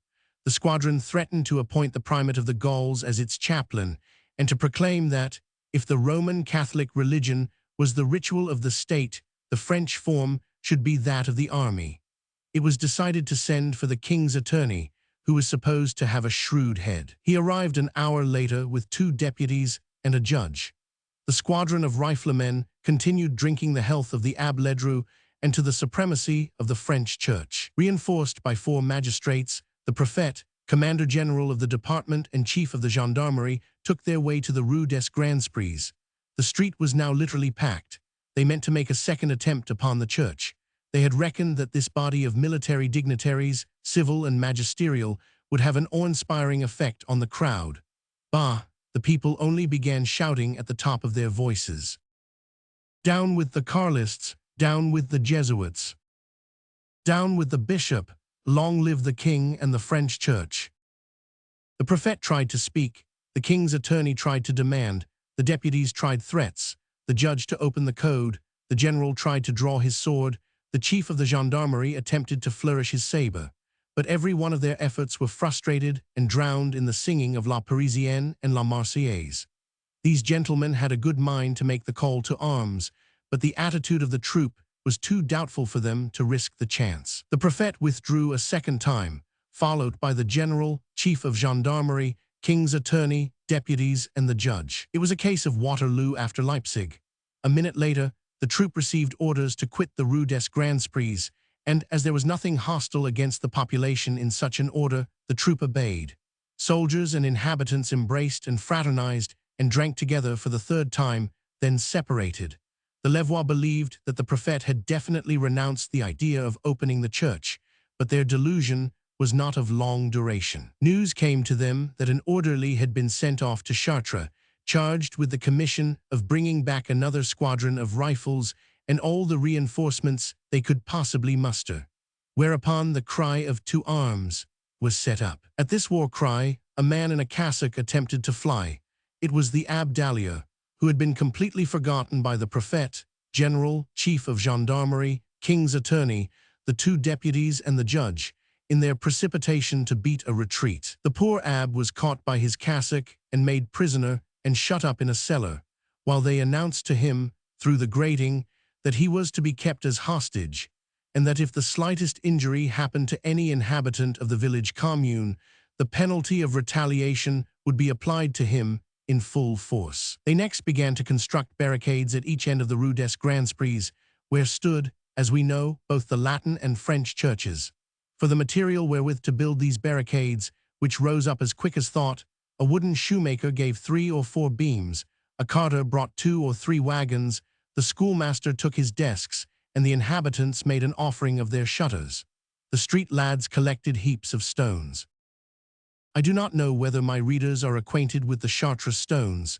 They are pretty ones that vary from the size of a pigeon's egg to that of an ostrich, and when broken, either by art or nature, they show an edge as sharp as that of a razor. Chartres is partly paved with these stones, and the paviours are usually careful to place the sharp edges upwards, so that the pedestrian's boots may come in contact with them, which makes one think, with some justification, that the worthy guild of shoemakers must give the paviours a consideration. One of my friends, Noël Parfait, a true Chartrian and jealous, as are all true-hearted patriots, of the honour of his country, maintains that Chartres was once a seaport, and that these stones are clearly the shingle that the ocean swell threw up on the beach in former times. In an hour's time, there was enough ammunition behind each barricade to hold a siege for 8 days.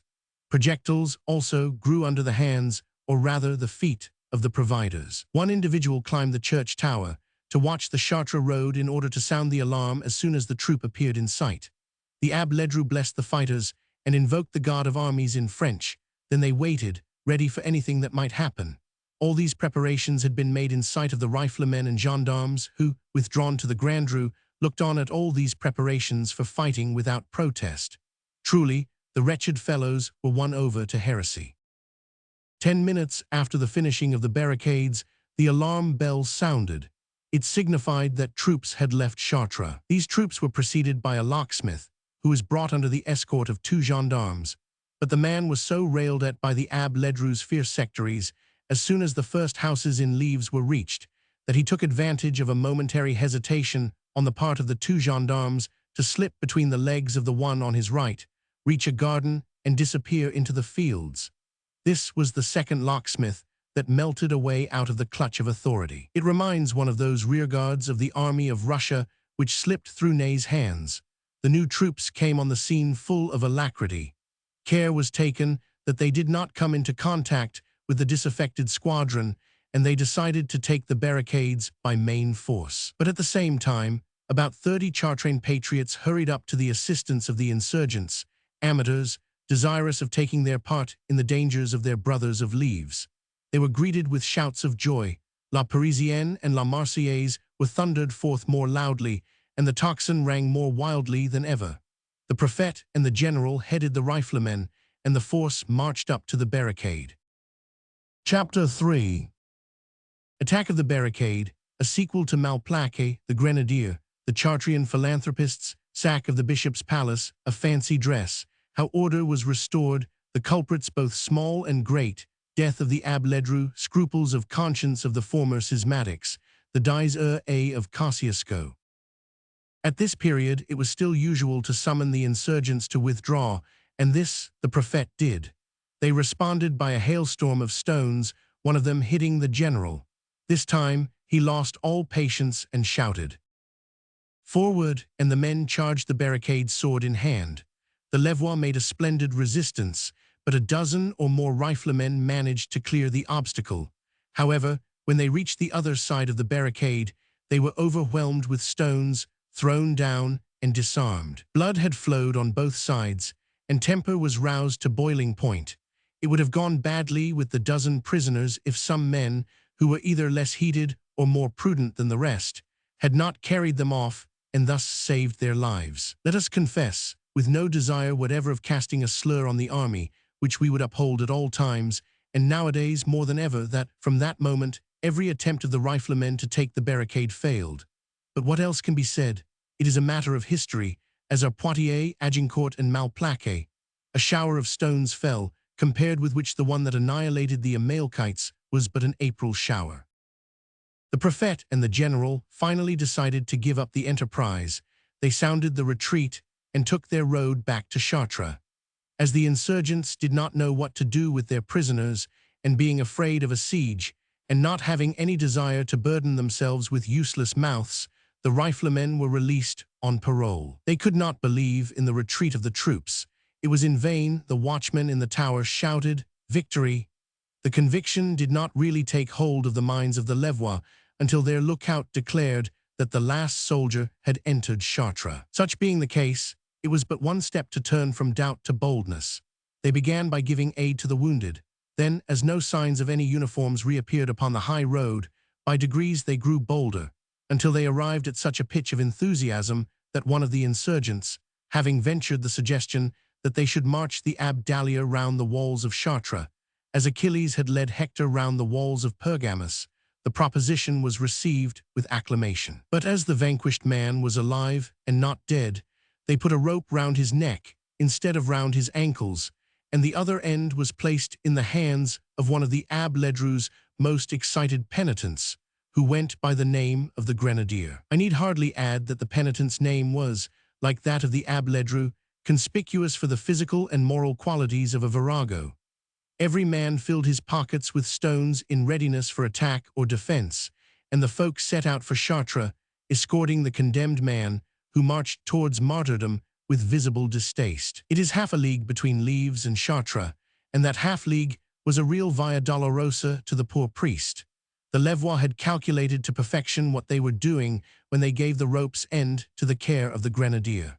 When the savages of Florida wished to inflict extreme punishment on any of their prisoners, they hand the criminals over to the women and children. When the victors reached Chartres, they did not find the opposition they had looked for, but they found something else equally unexpected. They saw neither prefect, nor general, nor chief of the gendarmerie, nor king's attorney, neither deputies nor judges, but several philanthropists approached them and made them listen to what was styled, at the end of last century, the language of reason. It was not the poor priest's fault that he had been selected by the bishop to replace the Abbé Ledru. He did not know in what esteem his parishioners held him. He was neither more nor less blameworthy than his predecessor, the Abbé Duval. And when the one had come to a flock of sheep, why should another priest fall among a band of tigers? It was the fault of the bishop, who had instantly and brutally deposed the Abbé Ledru, and then had the audacity to appoint first one and then another successor. Upon this very reasonable discourse, the scales fell from the eyes of the inhabitants of Leves, as from St. Paul's, and they began to see things in their true light. The effect of their enlightenment was to make them untie the rope, and to let the Abdallah go free with many apologies. But at the same time, it was unanimously agreed that, since there was a rope already, the bishop should be hanged with it. When people conceive such brilliant ideas, they lose no time in putting them into execution. So they directed their steps rapidly in the direction of M. Clausel de Montal's sumptuous dwelling place. But although these avenging spirits had made all diligence, M. Clausel de Montal's had made still greater, to such an extent that, when the hangmen arrived at the bishop's palace, they could nowhere find him whom they had come to hang. Monseigneur the bishop had departed, and with very good reason too. We know what happens under such circumstances.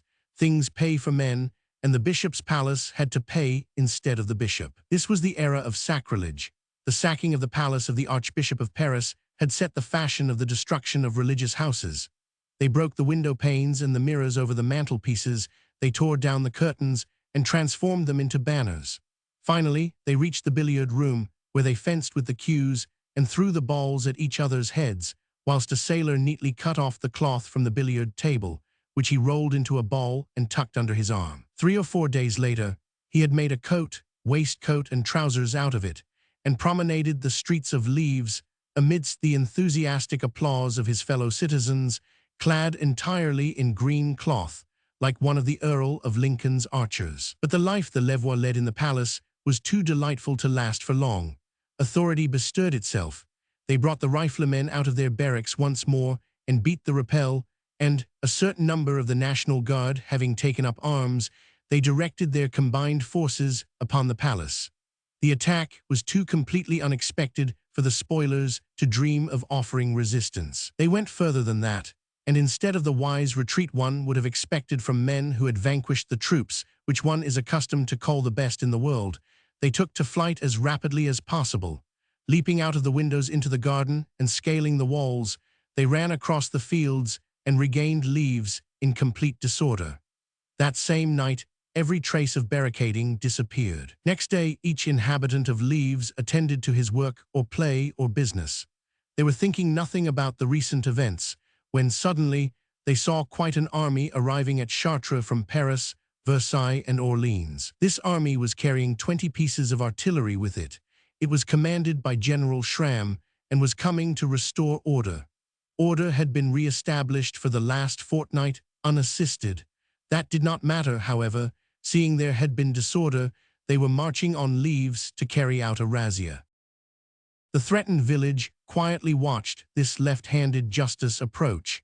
Its 11 to 1,200 inhabitants modestly stood at their doors and windows. Peace and innocence reigned throughout from east to west, from north to south.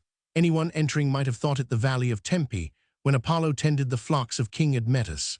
The inhabitants of Leves looked as though they were the actors in that play, I cannot recall which it is, where Audrey had sent for the commissary at the wrong moment, and when the commissary arrived, everybody was in unity again, so that everybody asked in profound surprise, "Who sent for a commissary? Did you, or you, or you?" "Number, I asked for a commissionaire," replied Audrey, "just an ordinary messenger, that is all." And the agent took himself off abashed and with empty hands. That happened in the peace, but not exactly in the same way at Leves. A score of persons were arrested, and these were divided into two categories, the least guilty and the most guilty. The least guilty were handed over to the jurisdiction of the police. The guiltiest were sent before the court of assizes. A very curious thing resulted from this separation. At that time, the police correctionnel always sentenced, whilst the jury acquitted only too eagerly. The least guilty men who appeared before the police correctionnel were found guilty, while the most culpable, who were tried before a jury, were acquitted. The sailor in the green cloth was one of the most guilty, and was produced before the jury as an indisputable piece of evidence. The jury declared that billiard tables had not a monopoly for clothing in green, that if a citizen liked to dress like a billiard table, why, political opinions were free, so a man surely might indulge his individual fancy in his style of dress. The religious question was decided in favor of the French Church, and this decision lasted as long as the Abbé Ledru himself, namely 4 or 5 years, during which period of time the parish of Leves was separated from the general religion of the kingdom in France without producing any great sensation. At the end of that time, the Abbé Ledru committed the stupidity of dying. I am unaware in what tongue and rites he was interred, but I do know that, the day after his death, the Levois asked the bishop for another priest, and this bishop proved a kind father to his prodigal children and sent them one. The third was received with as many honors as the 2 previously appointed had been received with insults on their arrival. The French church was closed, the Roman Catholic religion re-established, and the new priest returned to the old presbytery. The grenadier became the most fervent and humble of his penitents, and the tongue of Cicero and Tacitus again became the dominical one of the Levois, returned to the bosom of Holy Church. But Barthélemy wrote to me, a little time ago, that there were serious scruples in some weak minds. Were the infants baptized, the adults married, and the old people buried by the Abbé Ledru during his schism with Gregory Roman XVI, really properly baptized and married and buried? It did not matter to the baptized souls, who could return and be baptized by an orthodox hand, nor again to the married ones, who had but to have a second mass said over them and to pass under the canopy once more, but it mattered terribly to the dead, for they could neither be sought for nor recognized one from another. Happily God will recognize those whom the blindness of human eyes prevents from seeing, and I am sure that he will forgive the Levois their temporary heresy for the sake of their good intention. This event and the conversion of Casimir de Lavine to the observances of the French religion were the culminating points in the fortunes of the Abbé Châtel, primate of the Gauls. Casimir de Lavine, who gave his sanction to all new phases of power, who sanctioned the authority of Louis Roman XVIII. In his play entitled Du besoin de s'unir après le départ des étrangers, who sanctioned the prerogative of Louis Philippe in his immortal, or say, rather everlasting, Parisienne. Casimir de Lavine sanctioned the authority of the primate of the Gauls by his translation of the Dies Irae, Dies Ilia, which was chanted by Abbé Châtel's choristers at the Mass, which the latter said in French at the funeral service of Kosciuszko. The Abbé Châtel possessed this good quality that he openly declared for the people as against kings. Here is the poem. It is little known and deserves to be better known than it is. It is, therefore, in the hope of increasing its reputation that we bring it to the notice of our readers. It was sung at the French church on 23 February 1831. Jour de cola, jour de larmes.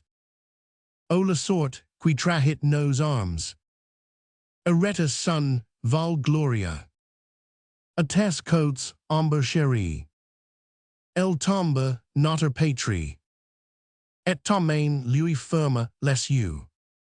Tu vis de ses membres livides. Les rois, comme des loups avides. Et s'arracher les lambeaux épais. Le feu dégoûtant de carnage. Pour en grossir leur héritage. De son cadavre fit trois parts. La Pologne ainsi partagée. Quel bras humain elle aurait vengé. Dieu pouvait la sécurier. Toi-même tu la crus sans vie. Mais son cœur si aidait Varsovie. Le fut sacre en I put mourir. Que ta grande ombre si relève. Seco en reprenant ton glaive. Le sommeil de l'éternité. J'entends le signal des batailles. Et le chant de tes funérailles. Est un hymne de liberté. Tomes, boils funèbres. La Pologne sort des ténèbres. Fécond en nouveaux défenseurs. Par la liberté ranimée. De sa chaîne elle est armée. Pour en frapper ses oppresseurs. Cette main quel te présente. Sera bientot, libre et sanglante. Tens lui la main du haut des dieux. Descends pour venger ses injures. O pour enturer ses blessures. De ton linceul victoria. Si cette France quel appelle. Trop loin, ni pent vainqueur avec elle. Que Dieu du moins, soit son appui. Trop haut, si Dieu n'y put l'entendre. Et bien, mourons pour la défendre. Et nous irons, nous plaindre à lui. We do not believe today that the Abbé Châtel is dead, but if we judge of his health by the cobwebs which adorn the hinges and bolts of the French church, we shall not be afraid to assert that he is very ill indeed. Chapter 4. The Abbé de Lamennais, his prediction of the Revolution of 1830, enters the church, his views on the empire, Casimir de Lavine, royalist, his early days, two pieces of poetry by M. de Lamennais, his literary vocation, essay on indifference in religious matters, reception given to this book by the church, the Academy of the Château de la Chesnaye. We now ask permission to approach a more serious subject, and to dedicate this chapter, were it only for the purpose of forming a contrast with the preceding chapters, to one of the finest and greatest of modern geniuses, to the Abbé de Lamennais. We speak of a period 2 months after the Revolution of 1830. Out of the wilds of Brittany, that is, from the Château de la Chesnaye, there appeared a priest of 40, small of stature, nervous and pale, with stubbly hair and high forehead, the head compressed at the sides as though it were enclosed by walls of bone. a sign, according to Gall, indicative of the absence in man of cupidity, cunning, and acquisitiveness. The nose long with dilated nostrils, denoting high intelligence, according to Lavater. And last, a piercing glance and determined chin. Everything connected with the man's external appearance revealed his Celtic origin. Such was the Abbé de la Menaise, whose name was written in 3 different ways, like that of M. de la Martine, each different way in which he wrote it indicating the different phases of the development of his mind and the progress of his opinion. We say of his opinion and not opinions, for these 3 phases, as in Raphael's 3 styles, mean not a change of style, but a perfecting of style.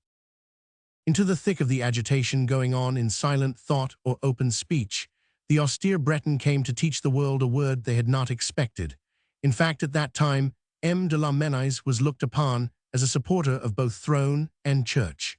The throne had just fallen, and the church was shaking violently from the changes which the events of 1830 had wrought in social institutions. But the world was mistaken with regard to the views of the great writer, because it only saw in him the author of 50 Essays sur l'indifference en matière de religion, a strange book, in which that virile imagination strove against his century, struggling with the spirit of the times, as Jacob strove with the angel. People forgot that in 1828, during the Martignac ministry, the same de la Menaise had hurled a book into the controversy which had predicted a certain degree of intellectual revival. I refer to Du Progrès de la Révolution et de la Guerre contre l'Église. In this book, the revolution of 1830 was foretold as an inevitable event. Listen carefully to his words. And even today, when there no longer really exists any government, since it has become the tool and the plaything of the boldest or of the most powerful, today, when democracy triumphs openly, is there any more calm in its own breast? Could one find, moreover, no matter what the nature of his opinions may be, one man, one single man, who desires what is, and who desires only that and nothing more? Never, on the other hand, has he more eagerly longed for a new order of things. Everybody cries out for, the whole world is calling for, a revolution, whether they admit it or are conscious of it themselves. Yes, it will come, because it is imperative that nations shall be unitedly educated and chastised, because, according to the common laws of Providence, a revolution is indispensable for the preparation of a true social regeneration. France will not be the only scene of action. It will extend everywhere where liberalism rules either in doctrine or in sentiment, and under this latter form it is universal. In the preface to the same book, M. de la Menaise had already said that France and Europe are marching towards fresh revolutions is now apparent to everybody. The most undaunted hopes which have fed themselves for long on interest or stupidity give way before the evidence of facts, in the face of which it is no longer possible for anyone to delude himself. Nothing can remain as it is, everything is unsettled, totters towards a change. Conturbato sunt gentes et inclinatus sunt regna. We underline nothing in this second paragraph because we should have to underline the whole. Let us pass on to the last words of the book. The time is coming when it will be said to those who are in darkness, behold the light, and they will arise, and with gaze fixed on that divine radiance will, with repentance and surprise, yet filled with joy, worship that spirit which restores all disorder, reveals all truth, enlightens every intelligence. Oriens ex alto. The above expressions are those of a prophet as well as of a poet. They reveal what neither the Guizots, the Moles, the Broglys, nor even the Casimir Perriers saw, nor, indeed, any of those we are accustomed to style statesmen foresaw. In this work M. de la Menaise appealed solemnly for the alliance of Catholics with all sincere liberal spirits. This book is really in some measure the hinge on which turned the gate through which M. de la Menaise passed from his first political phase to the second. M. de la Menaise was born at St. Malo, in the house next to that in which Chateaubriand was born, and a few yards only from that in which Broussailles came into the world, so that the old peaceful town gave us, in less than 15 years, Chateaubriand, Broussailles, and la Menaise, names representative of the better part of the poetry, science, and philosophy of the first half of the 19th century.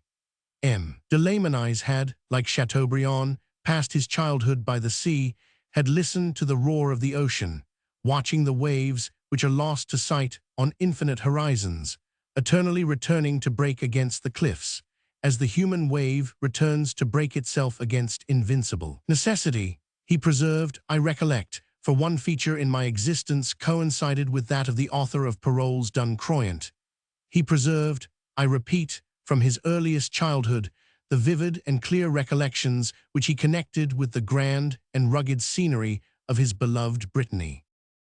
I can still hear, he said to us, at a dinner where the principal guests were himself, the Abbé Lacordaire, M. de Montalembert, Liszt, and myself, the cry of certain seabirds which passed barking over my head.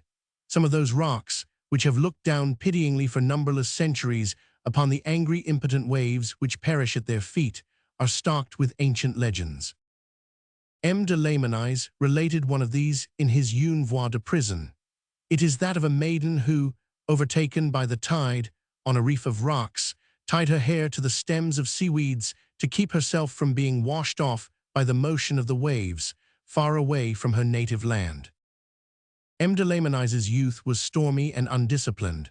He loved physical exercises, hunting, fencing, racing, and riding, strange tastes these, as preparation for an ecclesiastical career.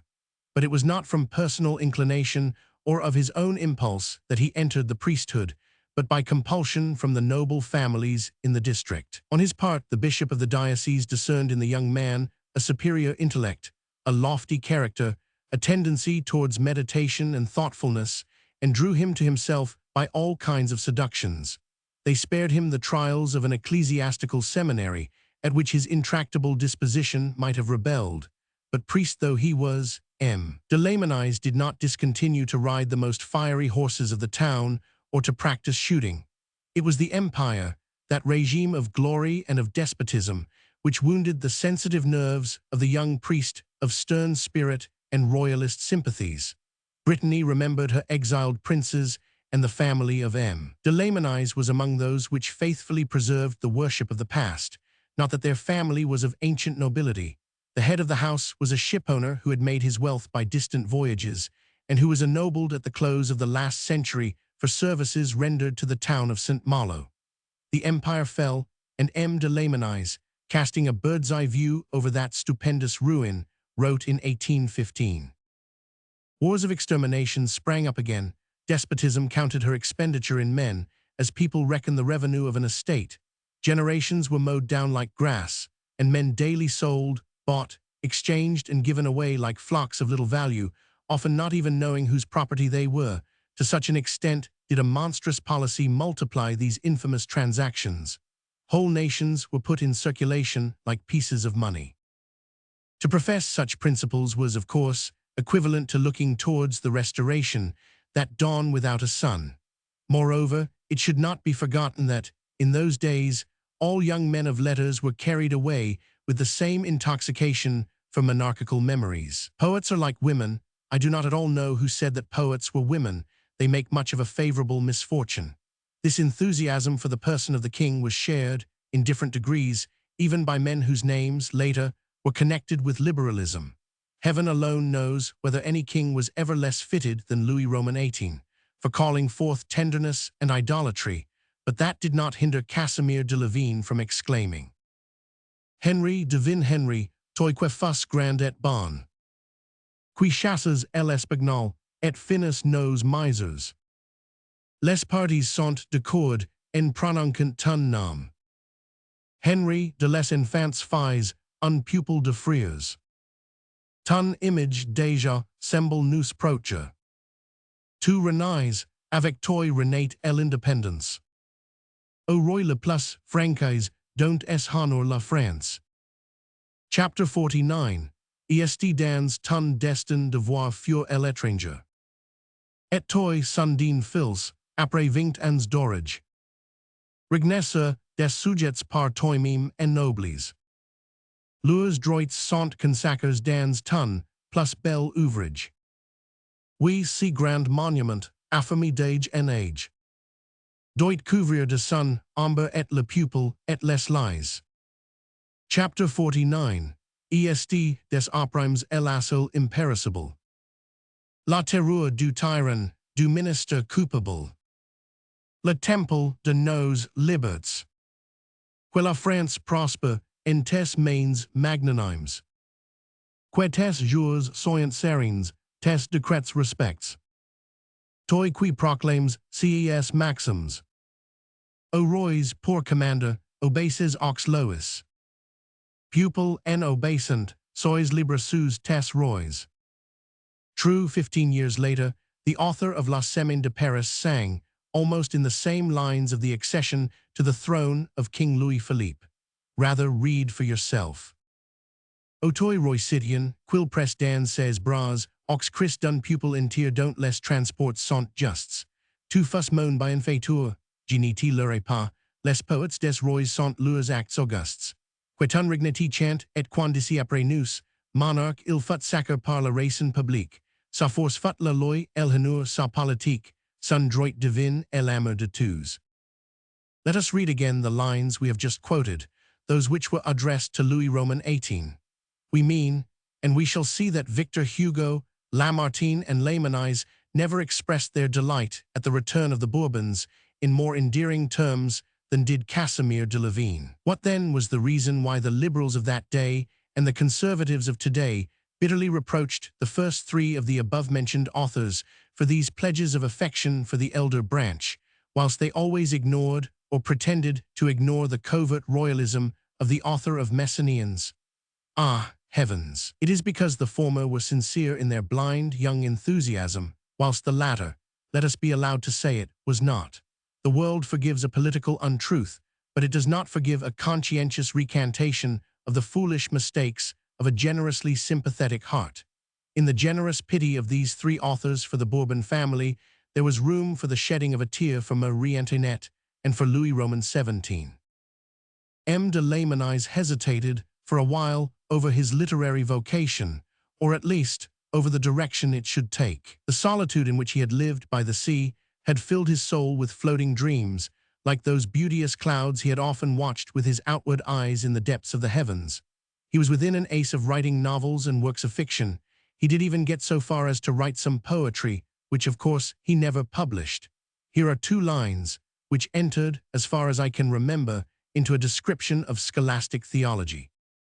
El avate du grands u stupidement ouverts. Don't elun, ni voyate paro voyate de travers. M. de Lamennais then became a religious writer and a philosopher more from force of circumstances than from inclination.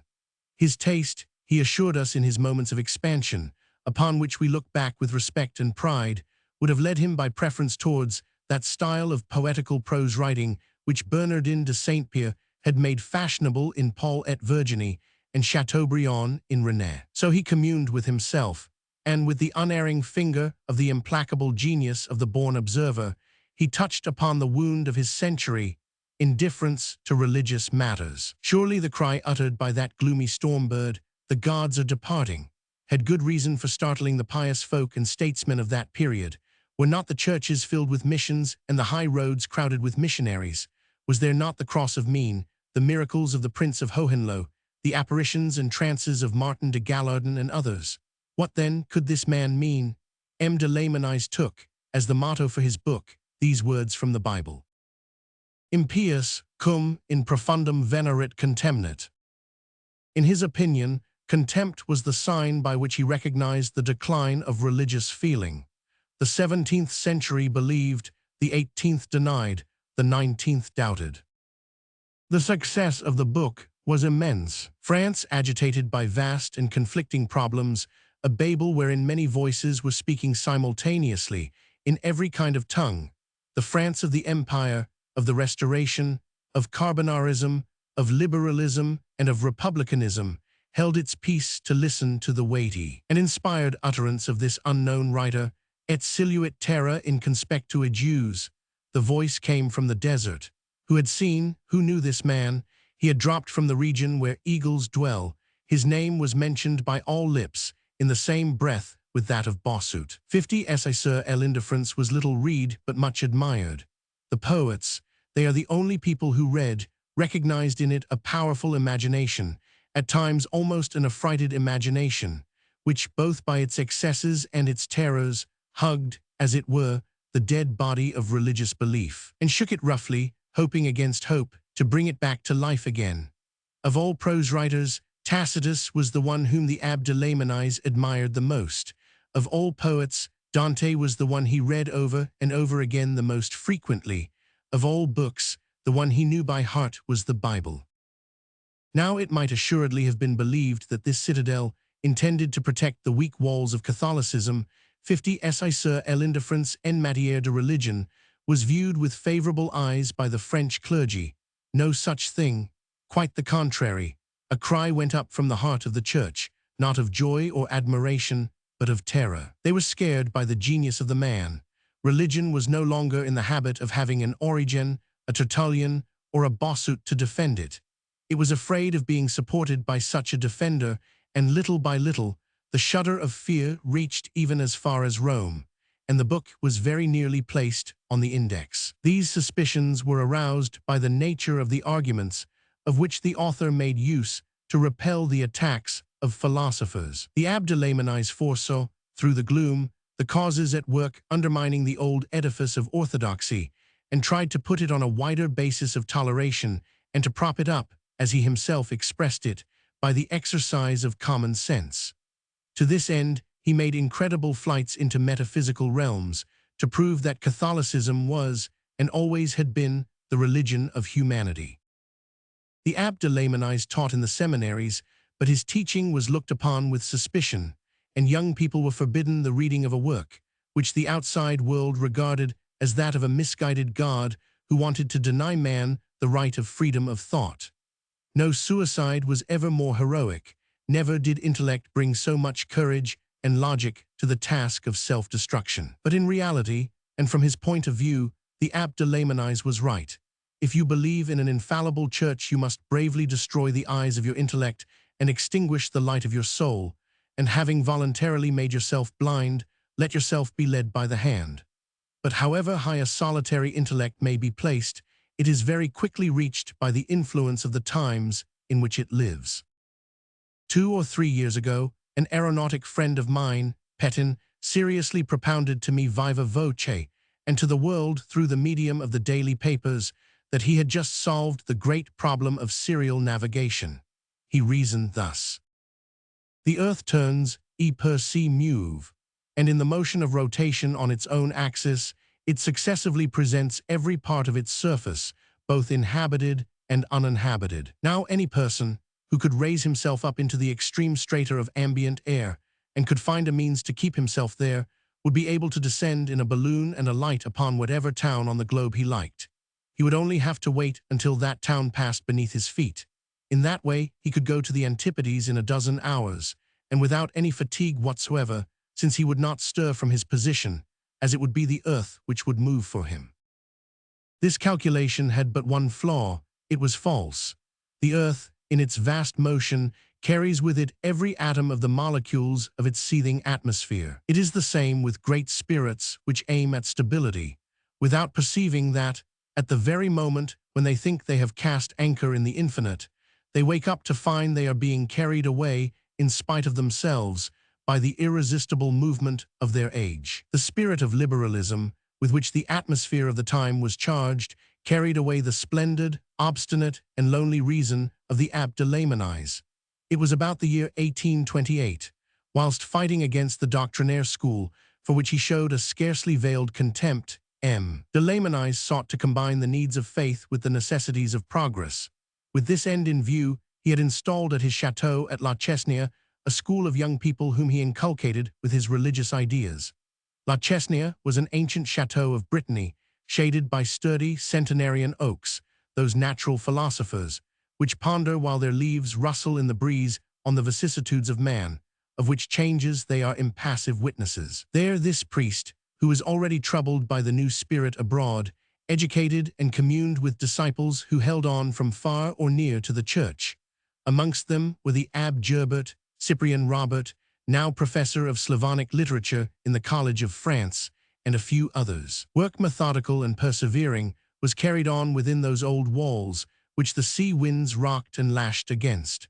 This new academy of Pythagoras studied the science of the century in order to combat it, but at each fresh ray of light, it recoiled enlightened, and its recoil put weapons to be used against itself into the hands of the enemy. That enemy was human thought. Chapter 5. The founding of l'Avenir, 50 Ab Lacordaire, M. Charles de Montalembert, his article on the sacking of Saint-Germain-l'Auxerrois, l'Avenir and the New Literature, my first interview with M. de Lamennais, lawsuit against l'Avenir, de Montalembert and Lacordaire as schoolmasters, their trial in the Cour des Pairs, the capture of Warsaw, answer of 4 poets to a word spoken by a statesman. The Revolution of 1830 came as a surprise to M. de Lamennais and his school in the midst of these vague and restless designs. His heart, ready to sympathize with everything that was great and generous, had already been alienated from royalism. Already the man, poet and philosopher, was kicking beneath the priestly robe.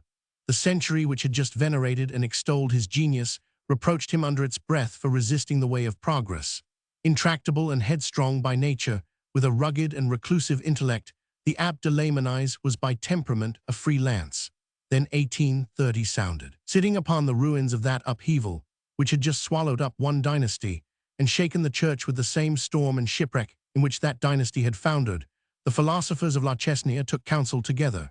They said among themselves that the opposition against the clergy, with which liberalism had been animated since 1815, was the result of the prominent protection which had been spread over the Catholic priests, in face of the instability of the powers, in face of the roaring waves of the Revolution, and they began to question whether it would not be advantageous to the immutable Church to separate herself from all the tottering states.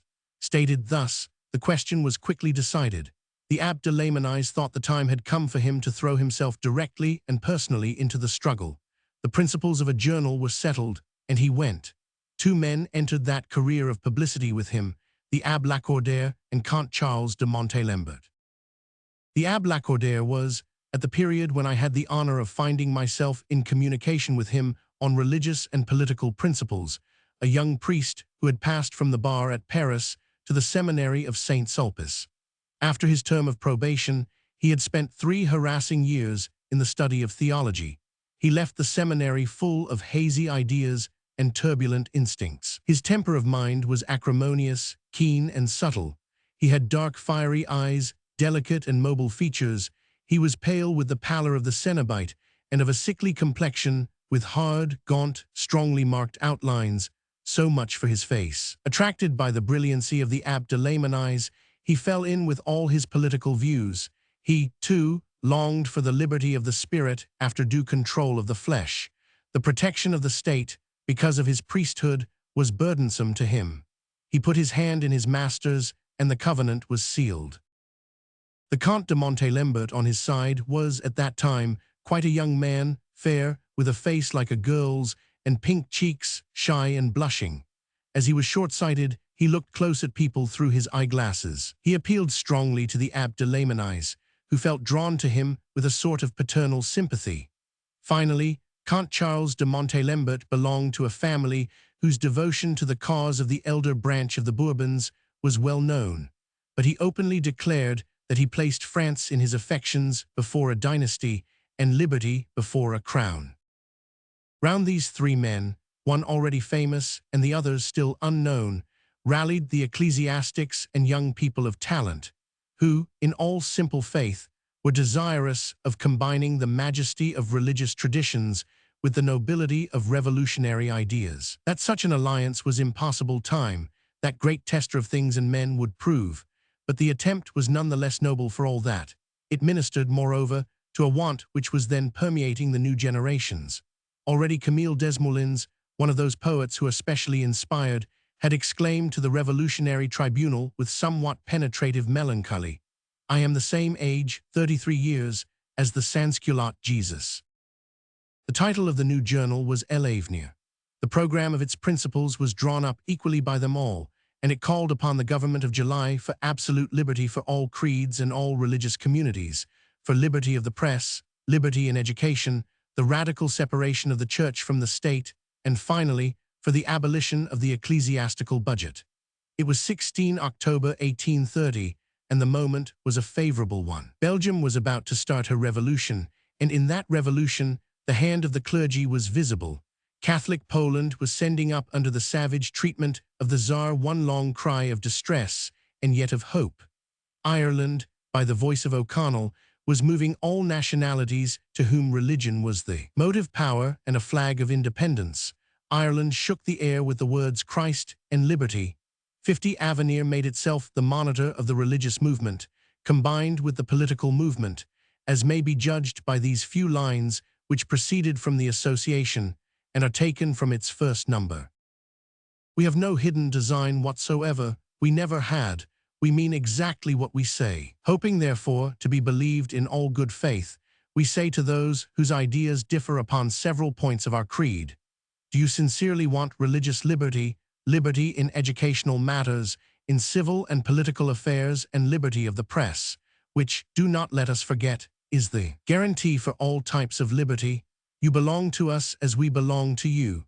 Every kind of liberty that the people in the gradual development of their life can uphold is their due, and their progress in civilization is to be measured by the actual and not the fictitious progress they make in liberty. It was at this juncture that the transformation took place of the Abbé de la Menaise to the Abbé de Laymenise. His opinions and his talents and his name entered upon a new era.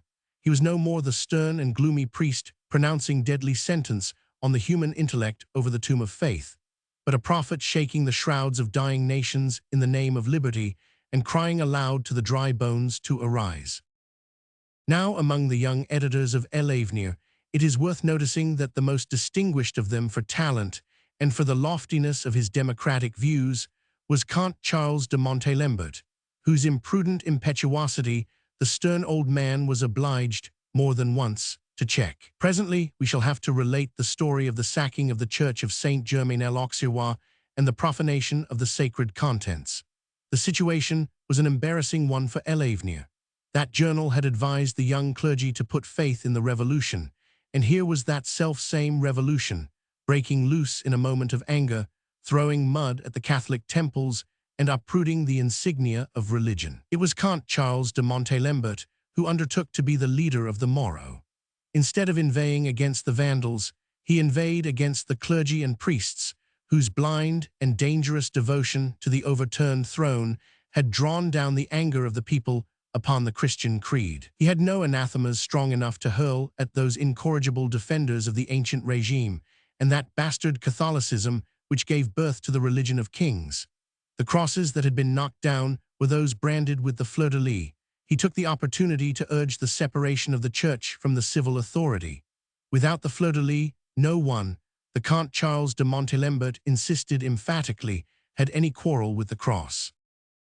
The objective of l'Avenir, then, was both political and literary. It was in sympathy with modern literature, and, in the person of the Abbé de Laymenise, it possessed, besides, one of the leading writers of the day. It was one of those rare papers, rari nant, in which one could follow the human mind under its two aspects. Liber in Latin may be allowed to mean also libra free and liver book. I have already told how we literary men of the new school had made implacable enemies of all the papers on the side of the political movement.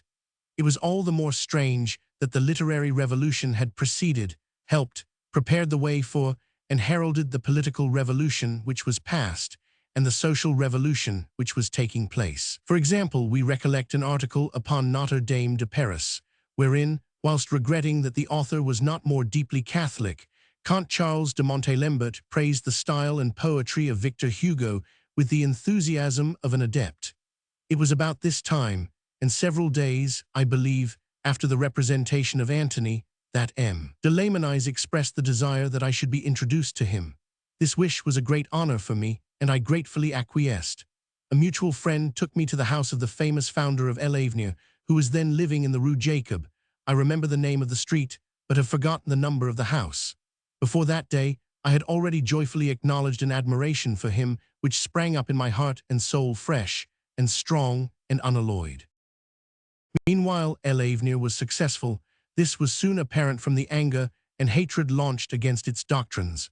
Amongst the various advices it gave to the clergy, that of renouncing the emoluments administered by the state and of simply following Christ in poverty was not at all relished, and people grew indignant. It was in vain for the solemn voice of the Abbé de Laymenise to exclaim, "Break these degrading chains, put away these rags." The clergy replied under their breath, "Call them rags if you wish, but they are rags dear to our hearts." Do my readers desire to know to what degree the journal L'Avenir had its roots buried in what is aristocratically styled society? Then let us quote the first lines dedicated to the trial of L'Avenir in the L'Annuaire of l'Essor. Never were the approaches to the court of assizes more largely filled with so affluent and influential a crowd, and never certainly were so large a number of ladies attracted to a political trial as in the case of this. Immediately the court opened proceedings, the jurymen, defendants, barristers, and the magistrate himself were overwhelmed by a multitude of persons who could not manage to find seats. M. L'Abbé de Lamennais, M. Lacordaire, the editors of L'Avenir, and M. Whale, the responsible manager of the paper, were placed on chairs in the center of the bar. The two first were clad in frock coats over their cassocks. M. Whale wore the uniform of the National Guard. It was one of the first press trials since July.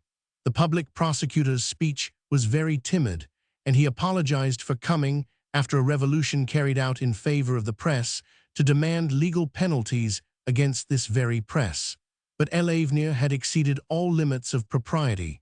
We will quote the incriminating phrase: "Let us prove that we are Frenchmen by faithfully defending that which no one can snatch from us without violating the law of the land. Let us say to our sovereigns, we will obey you in so far as you yourselves obey that law which has made you what you are, without which you are nothing." That was written by M. de Lamennais. We forget the actual phrase, although not the cause, which brought the Abbé Lacordaire to the defendant's bench.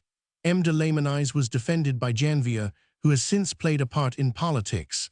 Lacordaire defended himself. His speech made a great sensation and revealed the qualities both of a lawyer and of a preacher. The jury acquitted them. Some time later, L'Avenir had to submit to the ordeal of another trial in a greater arena and under circumstances which we ought to recall. Chapter 2000. De Montalembert and Lacordaire had constituted themselves the champions of liberty in educational matters, as well as of all other liberties, both religious and civil. From words they passed to deeds, and they opened, conjointly, an elementary school which a few poor children attended. The police intervened. Ordered to withdraw, the professors offered resistance, so they were obliged to arrest the substance of the offense, namely, the street Arabs who filled the schoolroom. There was hardly sufficient ground for a trial before the Tribunal Correctional, but in the meantime, a few days before the promulgation of the law which suppressed the hereditary rights to the peerage, M. Charles de Montalembert's most excellent father died. The matter then assumed unexpected proportions. Charles de Montalembert, a peer of France, by the grace of non-retroactivity, was not amenable to ordinary courts of justice, so the trial was carried before the Court of Peers, where it took the dimensions of a political debate upon the freedom of education. Lacordaire, whose cause could not be disconnected from that of his accomplice, was also transferred to the Supreme Court, and he delivered extempore his own counsel's speech. M. de Montalembert, on the contrary, read a speech in which he attacked the university and M. de Broglie in particular. At this point, says the Moniteur, in its report of the trial, the honorable peer of France put up his eyeglass and looked critically at the young orator. Less fortunate before the Court of Peers than before the jury, which would certainly have acquitted them, the two editors of L'Avenir lost their case, but they won it in the opinion of the country. The Comte de Montalembert owed it to this circumstance that he sided with M. de Lamennais, whose liberal doctrines he shared and professed at that time. He was also equally bound by the unexpected death of his father to find a career ready opened for him in the upper chamber. But when questioned by the chamber as to his profession, he replied, "Schoolmaster." All these trials seemed but to give a handle to M. de Lamennais' religious enemies. Rumors began from below.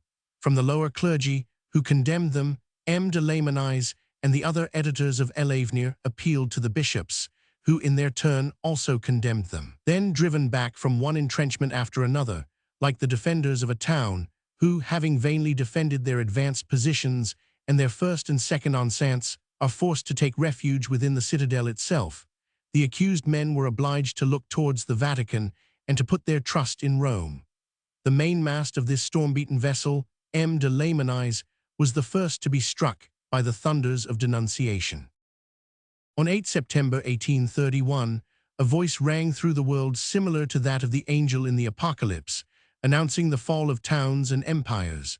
That voice, as incoherent as a death rattle or last expiring sigh, formulated itself in these terrible words on 16 September. Poland has just fallen, Warsaw is taken. We know how this news was announced to the Chamber of Deputies by General Sebastiani. Letters I have received from Poland, he said, in the session of 16 September, inform me that peace reigns in Warsaw. There was a slight variation given in the Monitor, which spoke of order instead of peace reigning in Warsaw. Under the circumstances, neither word was better than the other. Both were infamous. It is curious to come across again today the echo which that great downfall awakened in the soul of poets and believers, those living lyres which great national misfortunes caused to vibrate, and from whom the passing breeze of calamity draws exquisite sounds. Here we have 4 replies to the optimistic phraseology of the Minister for Foreign Affairs. Bartholomew. Destiny aperia, 50 oracle avate racen. Fautil accuser dir la sorte, la trahison. Non tout edate prevu, el oracle edate lucide. Quil tom sur nos fronts, la so du fratricide. Noble soa, Varsovi, el est mort pour nous. Mort en fusel, en main, sans Fletcher les genu. Mort en nous modicent, a son hura dernière. Mort en bainant, de plus illegal de sabanière. Sans avoir, entendu notre cri de pity. Sans un mot de la France, un adieu d'amity. Tout seque el univers, la planète des crimes. Possédate de grandeur, et de vertus sublimes. Tout ce qui fut gent dans, notre siècle étroit. A disparu, tout dort dans le sepulchre Freud. Cachons nous, nous sommes des infâmes. Racens nos poils, prenons la quenouille des femmes. Jettons has nos fusils, nos guerriers aurepoques. Nos plumets citadins, nos ceintures de peau. Le courage a nos cœurs ni vint que par saccades. Ni parlons plus de gloire et de nos barricades. Que le taint de la honte embrase notre front. Vous voulez voir venir les Russes, ils viendront. Barbiers. La guerre. Mere il était une ville fameuse. Avec le hun J.I. franchises détours. J.I. démolition en sant fumus. Sous la boulette J.I. fate crueler ses tour. J.I. promine mes chevox par les rues. Et sous le feu de leurs rudes sabots. J.I. labor le corps des femmes nues. Et des enfants couches dans les ruisseaux. Aura, J.I. curb la rebelle. J.I. largement, lave mon vil affront. J.I. vous des morts, a hauteur de Marcel. Aura, J.I. mise les du pied sur son front. Tout est fini, maintenant, et ma lame. Pend inutile, a coat de mon flanc. Tout a passe par le feu, et la flamme. Tout muril, a sa tache de sang. Les maigres chines, oxalantes etchins. Dans les ruisseaux enant plus rien à lecher. Tout est desert, el herb paus aux ruins. O mort, gni rena facha. Le cholera morbus. Mere il edate, un pupil plein de vie. Un pupil ardent, et fou de libert. Et bien soudain, des champs de Moscovie. Gli frappe de mon souffle impest. Mia quella balle, et les larges mitrails. Mia quella flamme, et l'implacable fame. J.I. de Caira, les mortels entrails. J.I. suil l'air, et corrompu le pain. J.I. tout, noircé de mon halin errante. De mon contact, J.I. tout im poison. Sur le titan de sommeil expirante. Tout endormi, J.I. pris la nouvelle. J.I. devore, mime au sein de la guerre. Des camps entiers de carnage filments. J.I. frappe elham au brut de son tonnerre. J.I. fate combatter entre you des ossements. Part out, le noir corbeau bequis. Part out les vers, ant des coramanger. Par un vivant, et part out un squelette. O mort, gni rena ronga. La mort. Le sang taugers ni put raugur la terre. Les chines taugers ni puvent par lecher. Chapter 49. Iesti un temps o la peste et la guerre. Ni trouvant plus de vivants a forture. Infants hydux, cauchez-vous dans mon ombre. Et sur la pierre, attendez vos genoux. Dormez, sur notre globe sombre. Tristes flots, j'y veilerai pour vous. Dormez, j'y prêterai l'oreille. Au moindre brut par le vent apporte. Et quand de loin, comme un val de corneille. Es eleveront des cris de libert. Quand j'entendrai de pales multitudes. Des pupils nus, des milliers de proscrits. Jeter a has lures vils servitudes. En modescent lures, tyrans abrutis. Infants hydux, pour finir votre somme. Comptez sur moi, car j'ai l'ol cru, jamais. J'ai ni emenders, et ma bouche aime elham. Comme le tsar aime, les polonise. Victor Hugo. J'ai l'oppression d'une haine profonde. Aussi lorsque j'entends, dans quelque coin du monde. Sous un ciel inclement, sous un roi muetria. Un pupil quan egoage appeller et crier. Quand par les rois crescens ox burrow turks livery. La Greece noter mere agonize ventri. Quand l'Irlande se nante expire sur sa croix. Quand l'Alemagni ox furs si debat sous dix rois. Quand Lisbon jadis bel et taugers en fate. Pend au gibbet les pides de Miguel sur sautit. Quand Albani gouverne au pays de Caton. Quand Naples mange et dort, quand avec son baton. Sceptre hontu et l'erd quella pour divinise. 50 Autrich cas l'ale au lion de Venise. Quand modine étrangle ral sous l'archiduc. Quand Dresde lut et pleur au lit d'un roi caduc. Quand Madrid sa rendort d'un sommeil lethargique. Quand Vienne teint Milan, quand le lion Belgique. Curb comme le boeuf, qui crus un vil sillen. En a plus, mime de dents pour morder son balen. Quand un carsec of fru, quella rage transport. Vile Varsovie, echeveli et mort.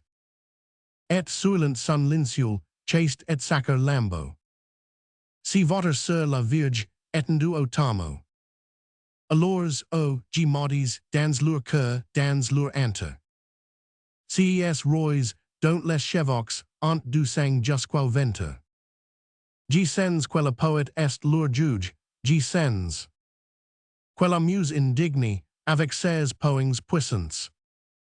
Pute comme au pylori, les lyres sur leur trône. Et leur faire, un carcan de leur lâche couronne. Et renvir ces rois, quan aurait pu benir. Marques au front d'un vers, que lira l'avenir. O la muse doit aux pupils sans défense. J'ai oublié, alors, l'armure, la famille et l'enfance. Et les mâles chansons, et le loisir serene. Et j'ai ajout, a ma lyre une chord daring. Layman eyes. The taking of Warsaw. Warsaw has capitulated. The heroic nation of Poland, forsaken by France and repulsed by England, has fallen in the struggle she has gloriously maintained for 8 months against the Tartar hordes allied with Prussia. The Muscovite yoke is again about to oppress the people of Jagiellon and of Sobieski, and to aggravate her misfortune, the furious rage of various monsters will, perhaps, detract from the horror which the crime of this fresh onslaught ought to inspire. Let every man protect his own property, leave to the cutthroat, murder and treachery. Let the true sons of Poland protect their glory untarnished, immortal. Leave to the Tsar and his allies the curses of everyone who has a human heart, of every man who realizes what constitutes a country. To our ministers their names. There is nothing lower than this. Therefore, generous people, our brothers in faith and at arms, whilst you are fighting for your lives, we could only aid you with our prayers. And now, when you are lying on the field of battle, all that we can give you is our tears. May they in some degree, at least, comfort you in your great sufferings. Liberty has passed over you like a fleeting shadow, a shadow that has terrified your ancient oppressors. To them it appears as a symbol of justice. After the dark days had passed, you looked heavenwards and thought you saw more kindly signs there. You said to yourself, the time of deliverance approaches. This earth which covers the bones of our ancestors shall yet be our own. We will no longer heed the voice of the stranger dictating his insolent commands to us. Our altars shall be as free as our firesides. But you have been self-deceived. The time to live has not yet come. It was the time to die for all that was sweet and sacred to men's hearts. Nation of heroes, people of our affection, rest in peace in the tombs that the crimes and cowardice of others have dug for you, but never forget that hope springs from those tombs, and a cross above them prophesies, "Thou shalt rise again." Let us admit that a nation is fortunate if it possesses poets, for were there only politicians, posterity would gather very odd notions about it. In conclusion, the downfall of Poland included with it that of Alavnia.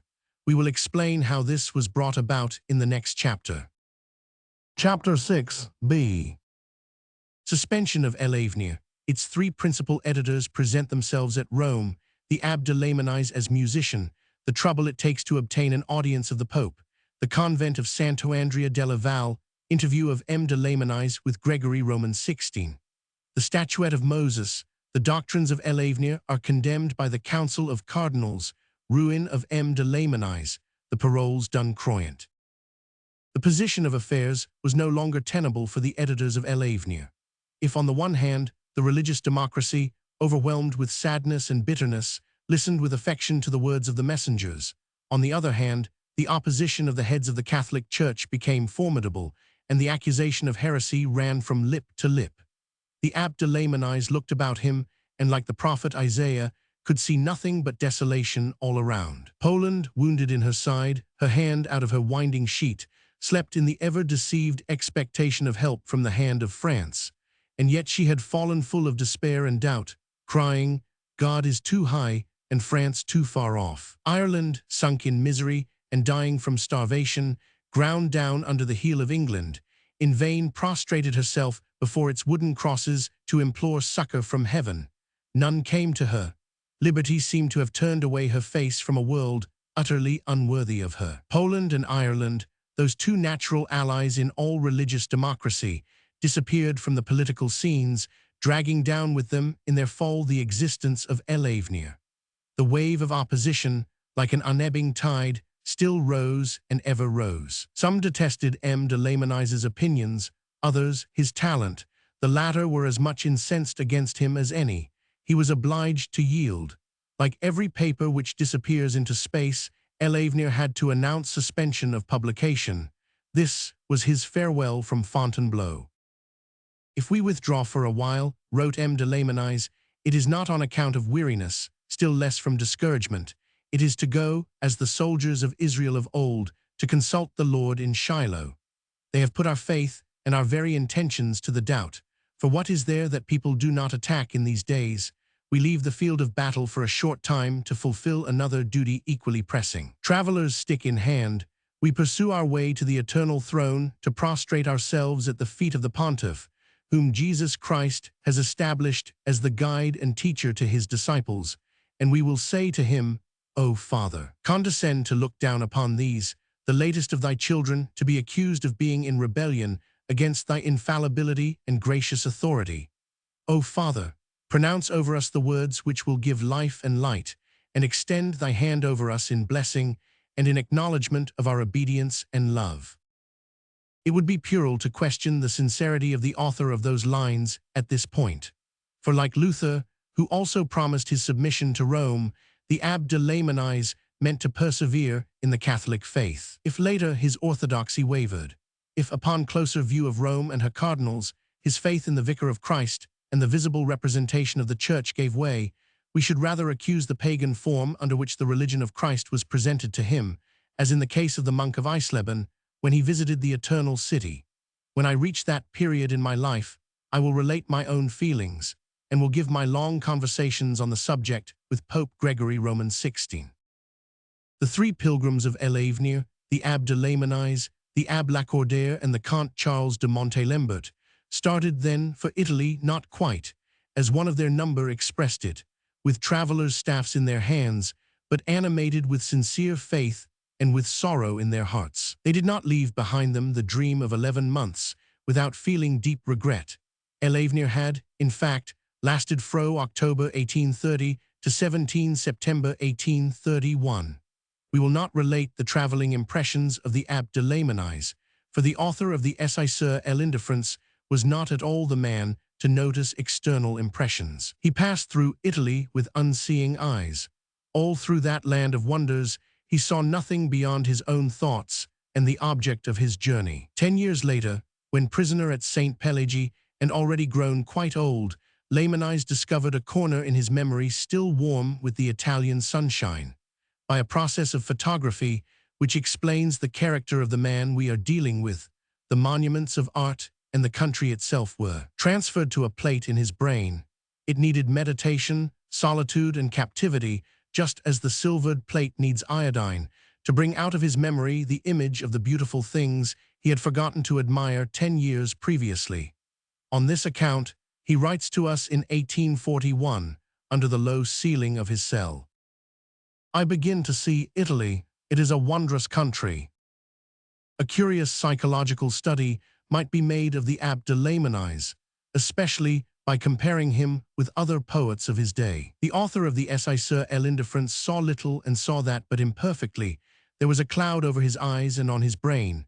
The sole perception, the only sense he had of the outside world, which seemed to be always alert and awake, was that of hearing, a sense equivalent to the musical faculty. He played the piano and especially delighted in the compositions of Liszt. Hence arose, probably, his profound affection for that great artist. As regards all other outward senses of the objective world, his perceptions seem to have been within him, and when he wishes to see, it is in his own soul that he looks. To this peculiarity is owing the nature of his style, which is psychological in treatment. If he describes scenery, as in his Paroles d'un Croyant, or in the descriptions sent from his prison, it is always the outlines of the infinite that is drawn by his pen in vague horizons.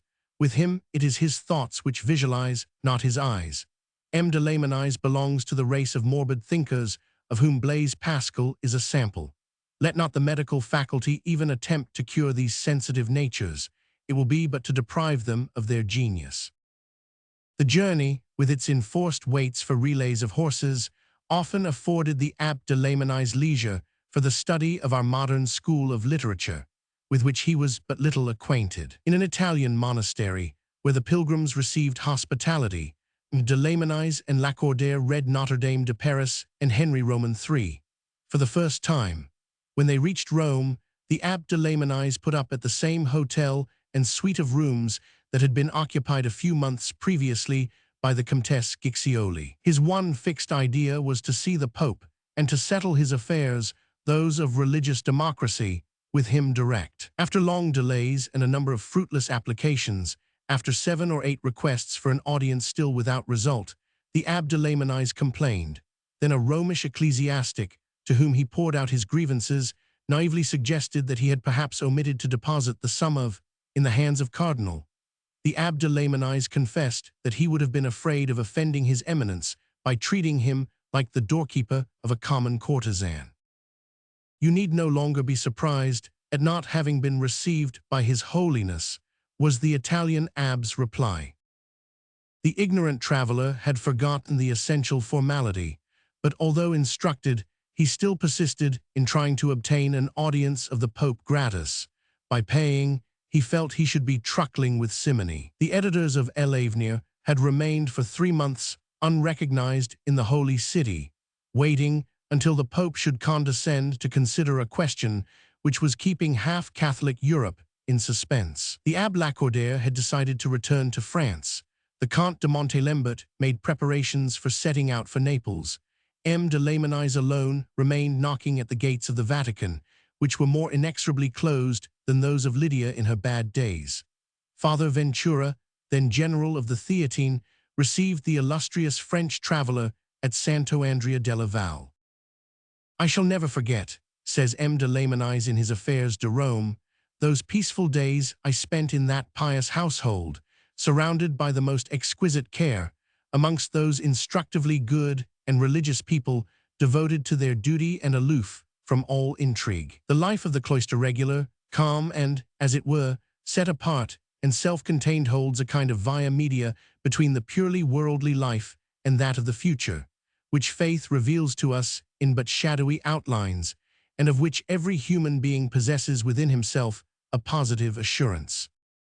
Finally, after many solicitations, the Abbé de Lamennais was received in private audience by Gregory Roman XVI. He went to the Vatican, climbed the huge staircase often ascended and descended by Raphael and by Michelangelo, by Leo X and Julian Roman II. He crossed the high and silent chambers with their double rows of superposed windows. At the end of that long, splendid, and desolate palace he reached, under the escort of an usher, an antechamber, where 2 cardinals, as motionless as statues, sat upon wooden seats, solemnly reading their breviary. At the appointed moment, the Abbé de Lamennais was introduced. In a small room, bare, upholstered in scarlet, where a single armchair denoted that only one man had the right to sit there, a tall old man stood upright, calm and smiling in his white garments. He received M. de Lamennais standing, a great honor, the greatest honor which that divine man could pay to another man without violating etiquette.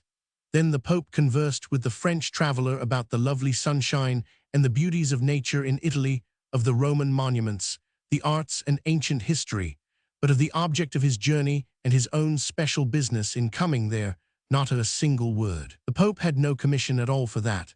The question was being considered somewhere in the dark by the cardinals appointed to inquire into it, whose names were not divulged. A petition had been addressed to the court of Rome by the editors of L'Avenir, and this petition must necessarily lead to some decision, but all this was shrouded in the most impenetrable mystery. The Pope himself, however, showed affability to the French priest, whose genius was an honor to the Catholic Church. "What work of art," he asked M. de Lamennais, "has impressed you most?" "The Moses of Michelangelo," replied the priest. "Very well," replied Gregory Roman XVI. "Then I will show you something which no one sees, or which very few indeed, even of the specially favored, see at Rome." Whilst saying this, the great white-haired old man entered a sort of recess enclosed by curtains, and returned holding in his arms a miniature replica in silver of the Moses, done by Michelangelo himself. The Abbé de Lamennais admired it, bowed and withdrew, accompanied by the 2 cardinals who guarded the entrance to that chamber. He was compelled to acknowledge the gracious reception he had been accorded by the Holy Father, but in all conscience he had not come all the way from Paris to Rome just to see the statuette of Moses.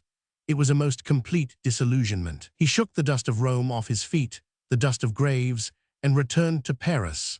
After a long silence, when the affair of L'Avenir seemed buried in the excavations of the Holy See, Rome spoke. She condemned the doctrines of the men who had tried to reunite Christianity to liberty. The distress of the Abbé de Lamennais was profound. The shepherd being smitten, the sheep scattered, the news of censure had scarcely had time to reach La Chesnea before the disciples were seized with terror and took to flight. M. de Lamennais remained alone in the old deserted chateau, in melancholy silence, broken only by the murmur of the great oak trees and the plaintive song of birds. Soon, even this retreat was taken from him, and he woke one day to find himself ruined by the failure of a bookseller to whom he had given his note of hand. Then the late editor of L'Avenir began his voyage through bitter waters. Anguish of soul prevented his feeling his poverty, which was extreme. His furniture, books, all were sold.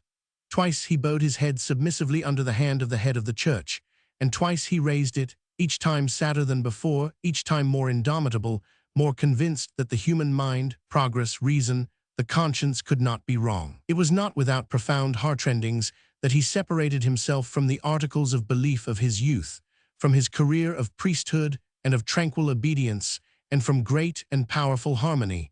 In a word, from everything that he had upheld previously. But the new spirit had, in biblical language, gripped him by the hair, commanding him to go forward. It was then, in silence, in the midst of persecutions, which even his gentleness was unable to disarm, in a small room in Paris, furnished with only a folding bed, a table and 2 chairs, that the Abbé de Laymenais wrote his Paroles d'un Croyant. The manuscript lay for a year in the author's portfolio, placed several times in the hands of the editor Rendul, withdrawn, then given back to him to be again withdrawn. This fine book was subjected to all sorts of vicissitudes before its publication, and met with all sorts of obstructions. The chief difficulties came from the Abbé's own family, especially from a brother, who viewed with terror the launching forth upon the sea of democracy tossed by the storms of 1833. At last, after many delays and grievous hesitations, the author's strength of will carried the day against the entreaties of friendship, and the book appeared. It marked the 3rd transformation of its writer. The Abbé de Laymenais and M. de Laymenais gave place to Citizen Laymenais. We shall come across him again on the benches of the Constituent Assembly of 1848. In common with all men of great genius, who have had to pilot their own original course through the religious and political storms that raged for 30 years, M. de Laymenais has been the subject of the most opposite criticisms. We do not undertake here to be either his apologist or denouncer, simply to endeavor to render him that justice which every true-hearted man owes to any man whom he admires. We have tried to show him to others as he appeared to our own eyes. Chapter 7. Who Ganot was, Mappa, his first miracle, the wedding at Cana, Ganot, phrenologist, where his first ideas on phrenology came from the unknown woman, the change wrought in Ganot's life, how he becomes Mappa. Let us frame M. de Laymenais, the great philosopher, poet, and humanitarian, between a false priest and a false god. Christ was crucified after his bloody passion between 2 thieves. We are now going to relate the adventures and expose the doctrines of Mappa, or of the being who was Ganot. He was one of the most eccentric of the gods produced during the years 1831 to 1845. The ancients divided their gods into de majors and de minors. Mappa was a minor god. He was not any the less entertaining on that account. The name of Mappa was the favorite title of the god, and the one under which he wished to be worshipped. But not forgetting that he had been a man before he became a god, he humbly and modestly permitted himself to be called, and at times even called himself, by his own personal name as he who was Ganot. He had indeed, or rather he had had, 2 very distinct existences, that of a man and that of a god. The man was born about 1800, or, at all events, he would seem to have been nearly my own age when I knew him. He gave his age out to be then as between 28 and 30. I was told that, when he became a god, he maintained he had been contemporaneous with all the ages, and even to have pre-existed, under a double symbolic form, Adam and Eve, in whom he became incarnate when the father and mother of the human race were yet one and the self-same flesh. The man had been an elegant dandy, a fop and frequenter of the Boulevard de Gaulle, loving horses and adoring women, and an inveterate gambler. He was an adept at every kind of play, especially at billiards. He was as good a billiard player as was Pope Gregory Roman XVI, and supposing the latter had staked his papacy on his skillful play against Ganot, I would assuredly have bet on Ganot. To say that Ganot played billiards better than other games does not mean that he preferred games of skill to those of chance. Not at all. He had a passion for roulette, for la rouge et la blanche, for trente-et-un, for le biribi, and in fact, for all kinds of games of chance. He was also possessed of all the happy superstitious optimism of the gambler.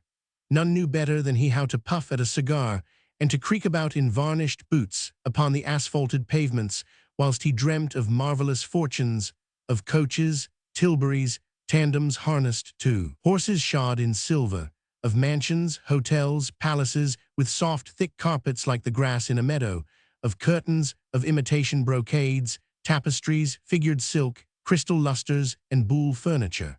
Unluckily, the gold he won flowed through his extravagant fingers like water. Unceasingly bandied about from misery to abundance, he passed from the goddess of hunger to that of satiety with regal airs that were a delight to witness.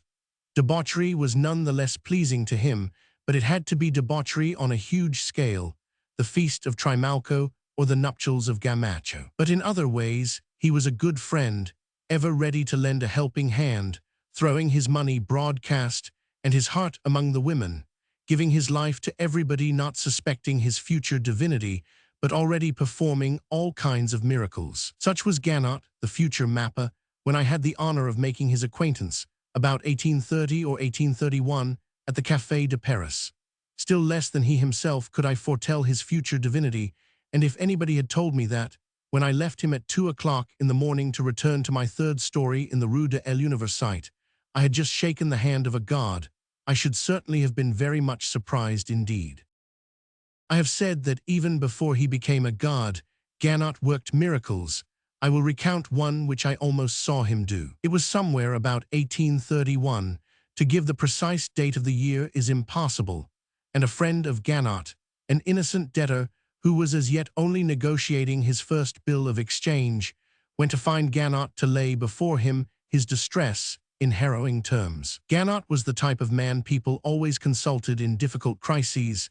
His mind was quick in suggestions, he was clear-sighted and steady of hand. Unluckily, Ganot was going through one of his periods of poverty, days when he could have given points even to Job. He began, therefore, by confessing his personal inability to help, and when his friend despaired. "Bah," he said, "we have seen plenty of other people in as bad a plight." This was a favorite expression with Ganot, who had, indeed, seen all shades of life. "All very well," said his friend, "but meantime, how am I to get out of this fix? Have you anything of value you could raise money on, if it were but 20, 10, or even 5 francs? "Alas," said the young fellow, "there is only my watch." "Silver or gold?" "Gold." "Gold, what did it cost?" 200 francs, but I shall hardly get 60 for it, and the bill of exchange is for 500 francs. Go and take your watch to the Mont de Piet. And then bring back the money they give you for it here. Well, you must give me half of it. After that, then I will tell you what you must do. Go, and be sure you do not divert a single son of the amount. "The deuce, I shall not think of doing that," said the friend, and off he ran and returned presently with 70 francs. This was a good beginning.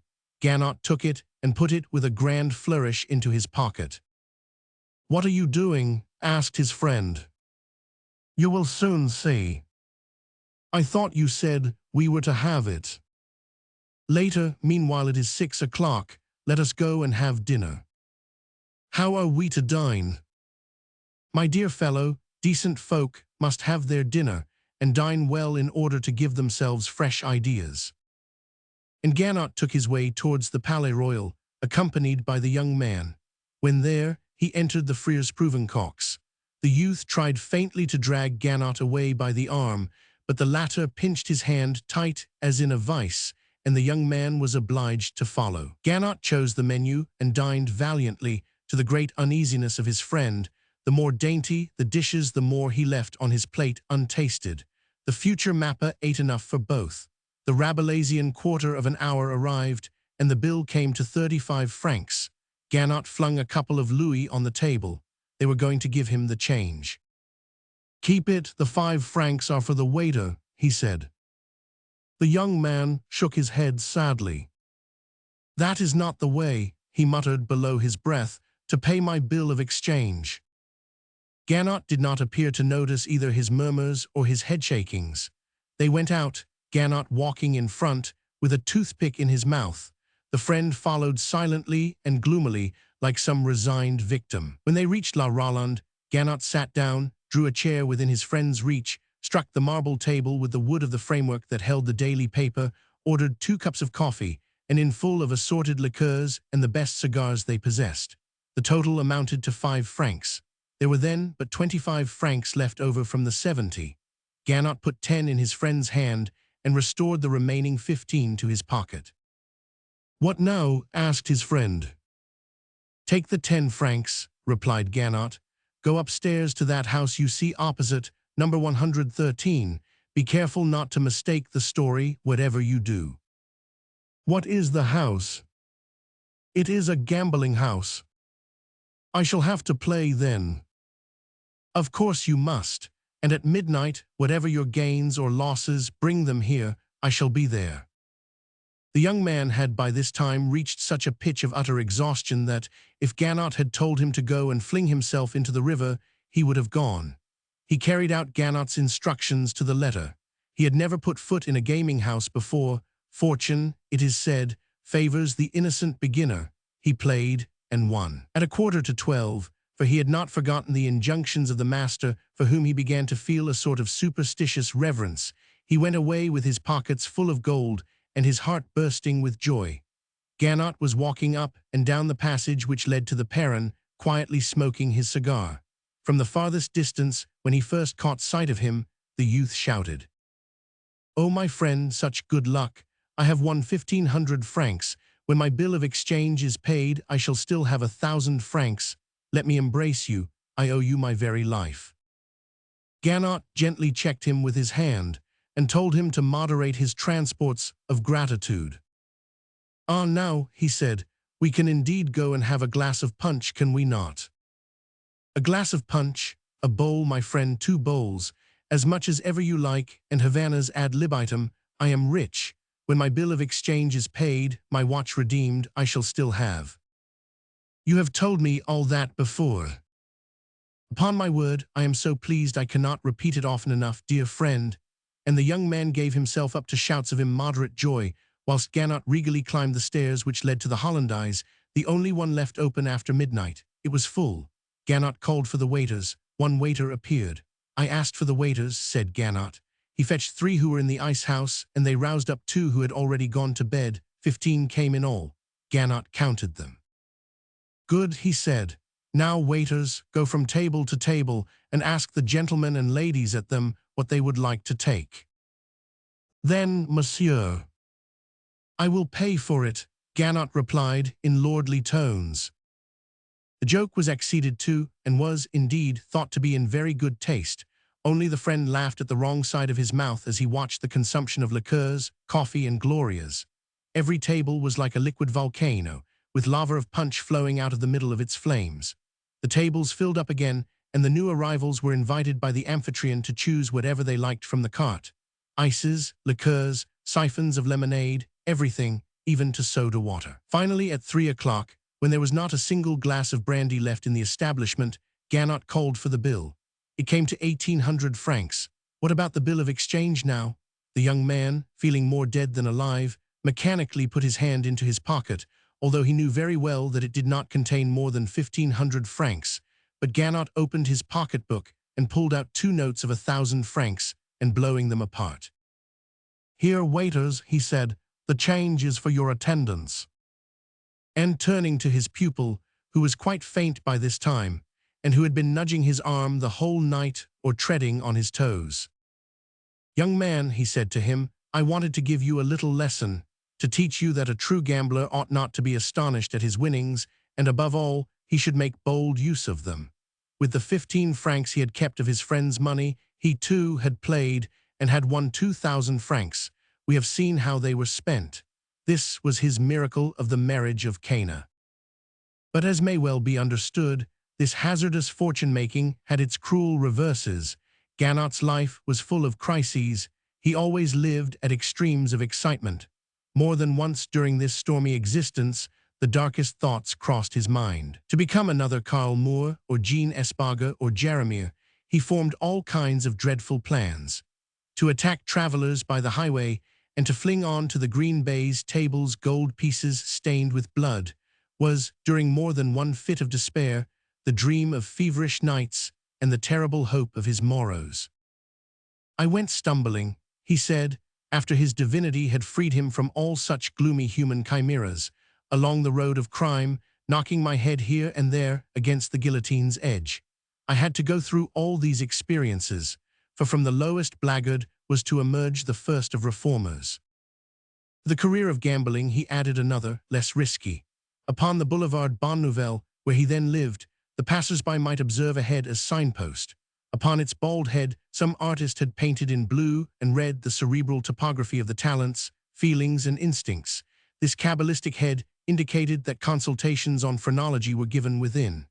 Now, it is worthwhile to tell how Ganot attained the zenith of the science of Gaul and of Spurzheim. He was the son of a hatter, and when a child, had noticed in his father's shop the many different shapes of the hands corresponding to the diverse shapes of people's heads. He had thereupon originated a system of phrenology of his own, which later he developed by a superficial study of anatomy. Ganot was a doctor, or more correctly speaking, a sanitary inspector. What he had learnt occupied little room in his memory, but gifted as he was with fine and discerning tact, he analyzed, by means of a species of clairvoyance, the characters and heads with which he had to deal. One day, when overwhelmed by a loss of money at the gaming table and seeing only destitution and despair ahead of him, he had given way to dark resolutions. A fashionable and beautiful young woman of wealth got down from her carriage, ascended his stairs, and knocked at his door. She came to ask the soothsayer to tell her fortune by her head. Though a splendid creature, Ganot saw neither her, nor her beauty, nor her troubles and wavering blushes. She sat down, took off her hat, uncovered her lovely golden hair, and let her head be examined by the phrenologist. The mysterious doctor passed his hands carelessly through the golden waves. His mind was elsewhere. There was nothing, however, more promising than the surfaces and contours which his skillful hand discovered as he touched them.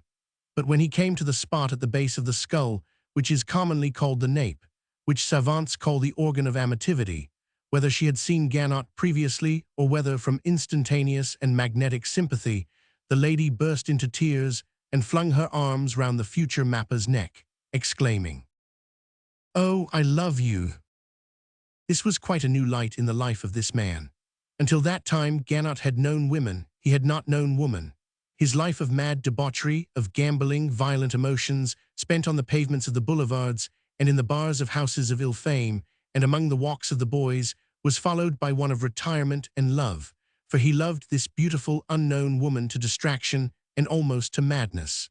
She was married. Often, after their hours of delirious ecstasy, when the moment of parting had to come, when tears filled their eyes and sobs their breasts, they plotted together the death of the man who was the obstacle to their intoxicating passion. But they got no further to the completion of crime than thinking of it.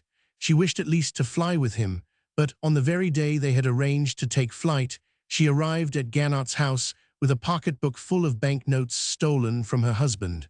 Ganot was horrified with the theft and declined the money. Next day she returned with no other fortune than the clothes she wore, not even a chain of gold round her neck or a ring on her finger. And then he took her away. Complicated by this fresh element in his life, he took his flight into more impossible regions than ever before. His was the type of nature which is carried away by all kinds of impulses. If the principle M. Gizot lays down be true, bodies always fall on the side towards which they incline. The mapper was bound to fall some day or other, for he inclined to many sides.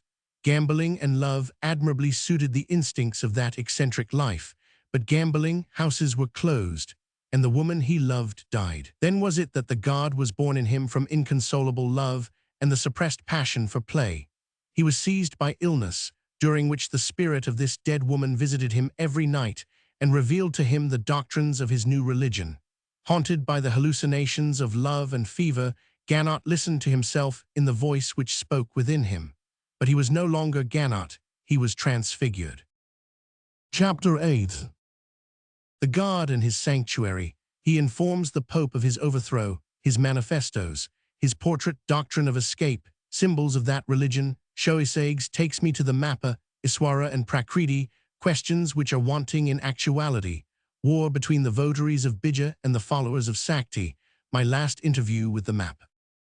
In 1840, in the old Isle St. Louis, which is lashed by bitter and angry winds from the north and west, upon the coldest quay of that frigid Thule, terrarum ultima Thule, on a dark and dingy ground floor, in a bare room, a man was moulding and casting in plaster. That man was the one-time Ganot. The room served both as studio and school. Pupils came and took lessons in modeling there and to consult the mapper. This was the name, as we have already said, under which Ganot went in his new existence. From this room was sent the first manifesto in which he who had been Ganot proclaimed his mission to the world. Who was surprised by it? Pope Gregory, Romans 16. Certainly was when he received on his sovereign throne a letter dated from our apostolic pallet-bed, which announced that his time was over, that from henceforth he was to look upon himself as dethroned, and in fact that he was superseded by another. This polite duty fulfilled with regard to his predecessor, Ganot, in all simplicity, announced to his friends that they must look upon him as the god of the future. Ganot had been the leader of a certain school of thought for 2 or 3 years past. Amongst his followers were Felix Pyat, Thor, Shoisages, etc., etc. His sudden transformation from Ganot to Mapper, his declaration to the Pope, and his presumption in posing as a revealer alienated his former disciples. It was the durus his sermo. Nevertheless, he maintained unshaken belief in himself and continued his sermons. But as these oral sermons were insufficient, and he thought it necessary to add to them a printed profession of faith, one day he sold his wearing apparel and converted the price of it into manifestos of war against the religion of Christ, which he distributed among his new disciples. After the sale of his wardrobe, the habits of the ci-devant lion entirely disappeared, as his garments had done. In his transition from Ganot to Mapper, everything that constituted the former man vanished. A blouse replaced, for both summer and winter, the elegant clothes which the past gambler used to wear. A grey felt hat covered his high and finely shaped forehead. But seen thus, he was really beautiful. His blue-grey eyes sparkled with mystic fire. His finely chiseled nose, with its delicately defined outlines, was straight and pure in form. His long flowing beard, bright gold-colored, fell to his chest. All his features, as is usual with thinkers and visionaries, were drawn up towards the top of his head by a sort of nervous tension. His hands were white and fine and distinguished-looking, and with a remnant of his past vanity as a man of the world, he took particular care of them. His gestures were not by any means without commanding power. His language was eloquent, impassioned, picturesque, and original. The prophet of poverty, he had adopted its symbols. He became a proletarian in order to reach the hearts of the lower classes. He donned the working man's blouse to convert the wearers of blouses. The Mapper was not a simple god. He was a composite one. He was made up of Saint Simon, of Foria, and of Owen. His chief dogma was the extremely ancient one of androgynism, i.e. the unity of the male and female principle throughout all nature, and the unity of the man and the woman in society. He called his religion Evatismi, i.e. Eve and Adam. Himself he called Mapper, from Mater and Pater, and herein he excelled the Pope, who had never even in the palmiest days of the papacy, not even under Gregory, Romans 7, been anything more than the father of Christians, whilst he was both father and mother of humanity. In his system, people had not to take simply the name of their father, but the first syllable of their mother's name combined with the first syllable of that of their father. Once the Mapper addressed himself thus to his friend Shoisages. "What is your name?" "Shoisages." "What does that come from?" "It is my father's name." "Have you then killed your mother, wretched man?"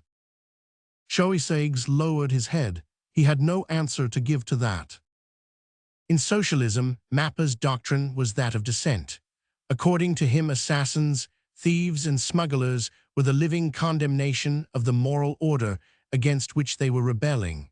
Schiller's brigands he looked upon as the most complete development of his theory to be found in the world. Once he went to a home for lost women and collected them together, as he had once collected the waiters of the Hollandaise in the days of his worldly folly. Then, addressing the poor creatures who were waiting with curiosity, wondering who this sultan could be who wanted a dozen or more wives at a time. "Mademoiselle," he said, "do you know what you are?" Why, we are prostitutes, the girls all replied together. You are wrong, said the mapper, you are Protestants. And in words which were not without elevation and vividness, he expounded to them the manner in which they, poor girls, protested against the privileges of respectable women. It need hardly be said that, as this doctrine spread, it led to some disquietude in the minds of magistrates, who had not attained the heights of the new religion, but were still plunged in the darkness of Christianity.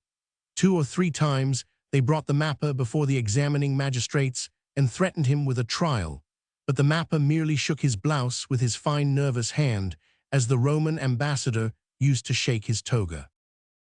Imprison me, try me, condemn me, he said. I shall not appeal from the lower to a higher tribunal, I shall appeal from Pilate to the people. And in fact, whether they stood in awe of his beard, his blouse, or his speech, which was certainly captivating, whether they were unable to arrive at a decision as to what court the new religion should be judged, at police court or court of assizes, they left the mapper in peace. The most enthusiastic of the Evadian apostles was he who was once Calox, who published the Archie de la Nouvelle Alliance. He was the mapper's Saint John. The Archie de la Nouvelle Alliance was the gospel which told the passion of humanity, to whose rescue the Christ of the Isle Saint Louis was come. We will devote a chapter to that gospel. The mapper himself wrote nothing, except 2 or 3 manifestos issued from his apostolic palate, in which he announced his apostolate to the modern world. He did nothing but pictures and plaster casts that looked like originals dug out of a temple of Isis. Taking his religion back to its source, he showed by his twofold symbolism how it had developed from age to age, fertilizing the whole of nature, till finally it culminated in himself.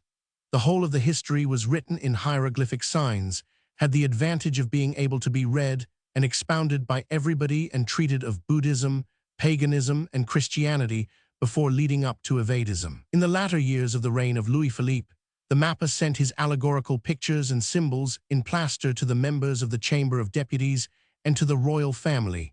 It will be readily believed that the members of the chamber and royal personages left these lithographs and symbols in the hands of their ushers and lackeys, with which to decorate their own attics. The mapper trembled for their fate. They scoff, he said in prophecy, Maine, Thessal, fairs, evil fortune will befall them. What did happen to them, we know.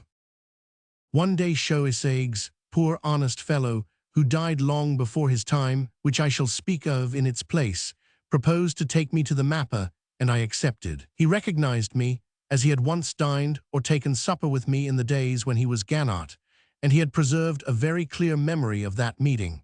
He was very anxious at once to acquaint me with his symbolic figures, and to initiate me, like the Egyptian proselytes, into his most secret mysteries. Now I had by chance just been studying in earnest the subjects of the early ages of the world and its great wars, which apparently devastated those primitive times without seeming reason.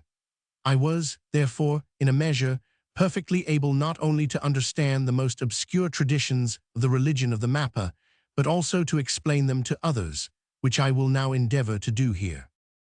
At the period when the Celts had conquered India, that ancestor of Egyptian, Greek, and Roman civilizations, they found a complete system of physical and metaphysical sciences already established. Atlantic cosmogony related to absolute unity, and according to it, everything emanated from one single principle, called Iswara, which was purely spiritual. But soon, the Indian savants perceived with fear that this world, which they had looked upon for long as the product of absolute unity, was incontestably that of a combined duality. They might have looked upon these 2 principles, as did the first Zoroaster a long time after them, as principes, i.e., as the son and daughter of Iswara, thus leaving the ancient Iswara his old position, by supporting him on a double column of creating beings, as we see a Roman general being carried raised up on 2 shields by his soldiers. But they wished to divide these 2 principles into principiant principles. They therefore satisfied themselves by joining a fresh principle to that of Iswara, by mating Iswara with Prakriti or nature. This explained everything. Prakriti possessed the Sakti, i.e. the conceptive power, and the old Iswara was the Bija or generative power. I think up to now I have been as clear as possible, and I mean to try to continue my explanations with equal lucidity, which will not be an easy matter seeing that, and I am happy to give my reader due warning of it, we are dealing only with pure science, of which fact he might not be aware. This early discovery of the Indian savants, which resulted in the marriage of Iswara with Prakriti, led to the consideration of the universe as the product of two principles, each possessing its own peculiar function of the male and female qualities. Iswara and Prakriti stood for Adam and Eve to the whole of the universe, not simply for humanity. This system, remarkable by its very simplicity, which attracted men by giving to all that surrounded him an origin similar to his own, is to be found amongst most races, which received it from the Hindus. Sanchonathan calls his male principle Hypsistos, the Most High, and his female principle Barouth, nature. The Greeks call this male principle Saturn and their female principle Rhea. Both one and the other correspond to Iswara and Prakriti. All went well for several centuries, but the mania for controversy is innate in man, and it led to the following questions, which the Hindu savants propounded, and which provoked the struggle of half the human race against the other. Since, say the controversials, the universe is the result of two principient powers, one acting with male, the other with female qualities, must we then consider the relations that they bear to one another? Are they independent one of the other? Are they pre-existent to matter and contemporaneous with eternity, or ought we rather to look upon one of them as the procreative cause of its companion? If they are independent, how came they to be reunited? Was it by some coercive force? If so, what divinity of greater power than themselves exercised that pressure upon them? Was it by sympathy? Why then did it not act either earlier or later? If they are not independent of one another, which of the two is to be under subjection to the other? Which is first in order of antiquity or of power? Did Iswara produce Prakriti or Prakriti Iswara? Which of them acts with the greatest energy and is the most necessary to the procreation of inanimate things and animate beings? Which should be called first in the sacrifices made to them or in the hymns addressed to them? Ought the worship offered them to be combined or separated? Ought men and women to raise separate altars to them or one for both together? These questions, which have divided the minds of millions of men, which have caused rivers of blood to flow, nowadays sound idle and even absurd to our readers, who hear Hindu religion spoken of as mere mythology and India as some far-off planet. But at the time of which we are now speaking, the Indian Empire was the center of the civilized world and master of the known world. These questions, then, were of the highest importance.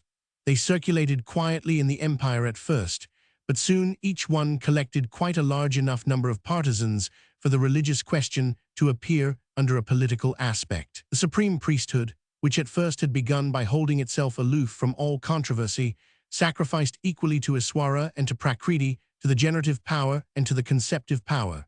Sacerdotalism, which had long remained neutral between the Bija and the Sakti principles, was compelled to decide, and as it was composed of men, that is to say of the generative power, it decided in favor of males, and proclaimed the dominance of the masculine sex over the feminine. This decision was, of course, looked upon as tyrannical by the Prakritists, that is, the followers of the conceptive power theory. They revolted. Government rose to suppress the revolution, and hence the declaration of civil war. Figure to yourselves upon an immense scale, in an empire of several hundreds of millions of men, a war similar to that of the Albigenses, the Vaudois, or the Protestants. Meantime, two princes of the reigning dynasty, both sons of King Angra, the oldest called Tarakia, the youngest Urshu, divided the Indian empire between them, less from personal conviction than to make proselytes. One took Bija for his standard, the other took Sakti. The followers of each of these two symbols rallied at the same time under their leaders, and India had a political and civil and religious war. Urshu, the younger of the two brothers, having positively declared that he had broken with sacerdotalism and intended to worship the feminine or conceptive faculty as the first cause in the universe, according priority to it and preeminence over the generative or masculine faculty. A political war can be ended by a division of territory. A religious war is never-ending. Sects exterminate one another and yet are not convinced. A deadly, bitter, relentless war then ravaged the empire. As Urshu represented popular opinion and the socialism of the time, and his army was largely composed of herdsmen, they called his followers the Pallies, that is to say, shepherds, from the Celtic word pal, which means shepherd's crook. Urshu was defeated by Tarakia and driven back as far as Egypt. The Pallies there became the stock from which those primitive dynasties sprang, which lasted for 261 years, and are known as the dynasties of shepherd kings. The etymology this time is palpably evident. Therefore, let us hope we shall not meet with any contradiction on this head. Now we have stated that Urshu took as his standard the symbol which represented the divinity he had worshipped. That sign, in Sanskrit, was called yoni, from whence is derived yone, which means a dove. This explains, we may point out in passing, why the dove became the bird of Venus. The men who wore the badge of the yoni were called Ionians, and as they always wore it symbolically depicted on a red flag, red or purple became, at Tyre and Sidon and in Greece, the royal color, and was adopted by the consuls and emperors and popes of Rome, and finally, by all reigning princes, no matter what race they were descended from or what religion they professed. My readers may assume that I am rather pleased to be able to teach kings the derivation of their purple robes. Well then, it was on account of his studying these great questions of dispute, which had lasted more than 2,000 years and had cost 1,000,000 of men's lives. It was from fear lest they should be revived in our days that the philanthropic Ganot endeavored to found a religion, under the title of Evadism, which was to reunite these two creeds into a single one. To that end were his strange figures molded in plaster, and the eccentric lithographs that he designed and executed upon colored paper, with the earnestness of a Brahmin disciple of Bija or an Egyptian adherent of Sakti. The joy of the mapper can be imagined when he found I was acquainted with the primitive dogmas of his religion, and with the disasters which the discussion of those doctrines had brought with them. He offered me the position of his chief disciple, on the spot, in place of him who had once been Kalox, but I have ever been averse to usurpation, and had no intention of devoting myself to a principle by my example, which, some day or other, I should be called upon to oppose. The mapper next offered to abdicate in my favor and himself be my head disciple. The position did not seem to me sufficiently clearly defined, in the face of both spiritual and temporal powers, to accept that offer, fascinating though it was. I therefore contented myself with carrying away from the mapper's studio one of the most beautiful specimens of the Bija and Sakti, promising to exhibit them in the most conspicuous place in my sitting room, which I took good care not to do, and then I departed. I did not see the mapper again until after the revolution of 24 February, when, by chance, I met him in the offices of the Commune de Paris, where I went to ask for the insertion of an article on exiles in general, and those of the family of Orleans in particular. The article had been declined by the chief editor of the Libert, M. Lepitevin Saint-Olmy. The revolution predicted by Ganot had come. I expected, therefore, to find him overwhelmed with delight, and as a matter of fact, he did praise the 3 days of February, but with a faint voice and dulled feelings. He seemed to be singularly enfeebled by that strange and sensual mysticism, which presented every event to his mind in dogmatic form. The lines of the upper part of his face were more deeply drawn towards his prominent forehead, and his whole person bespoke the visionary in whom the hallucination of being a god had degenerated into a disease.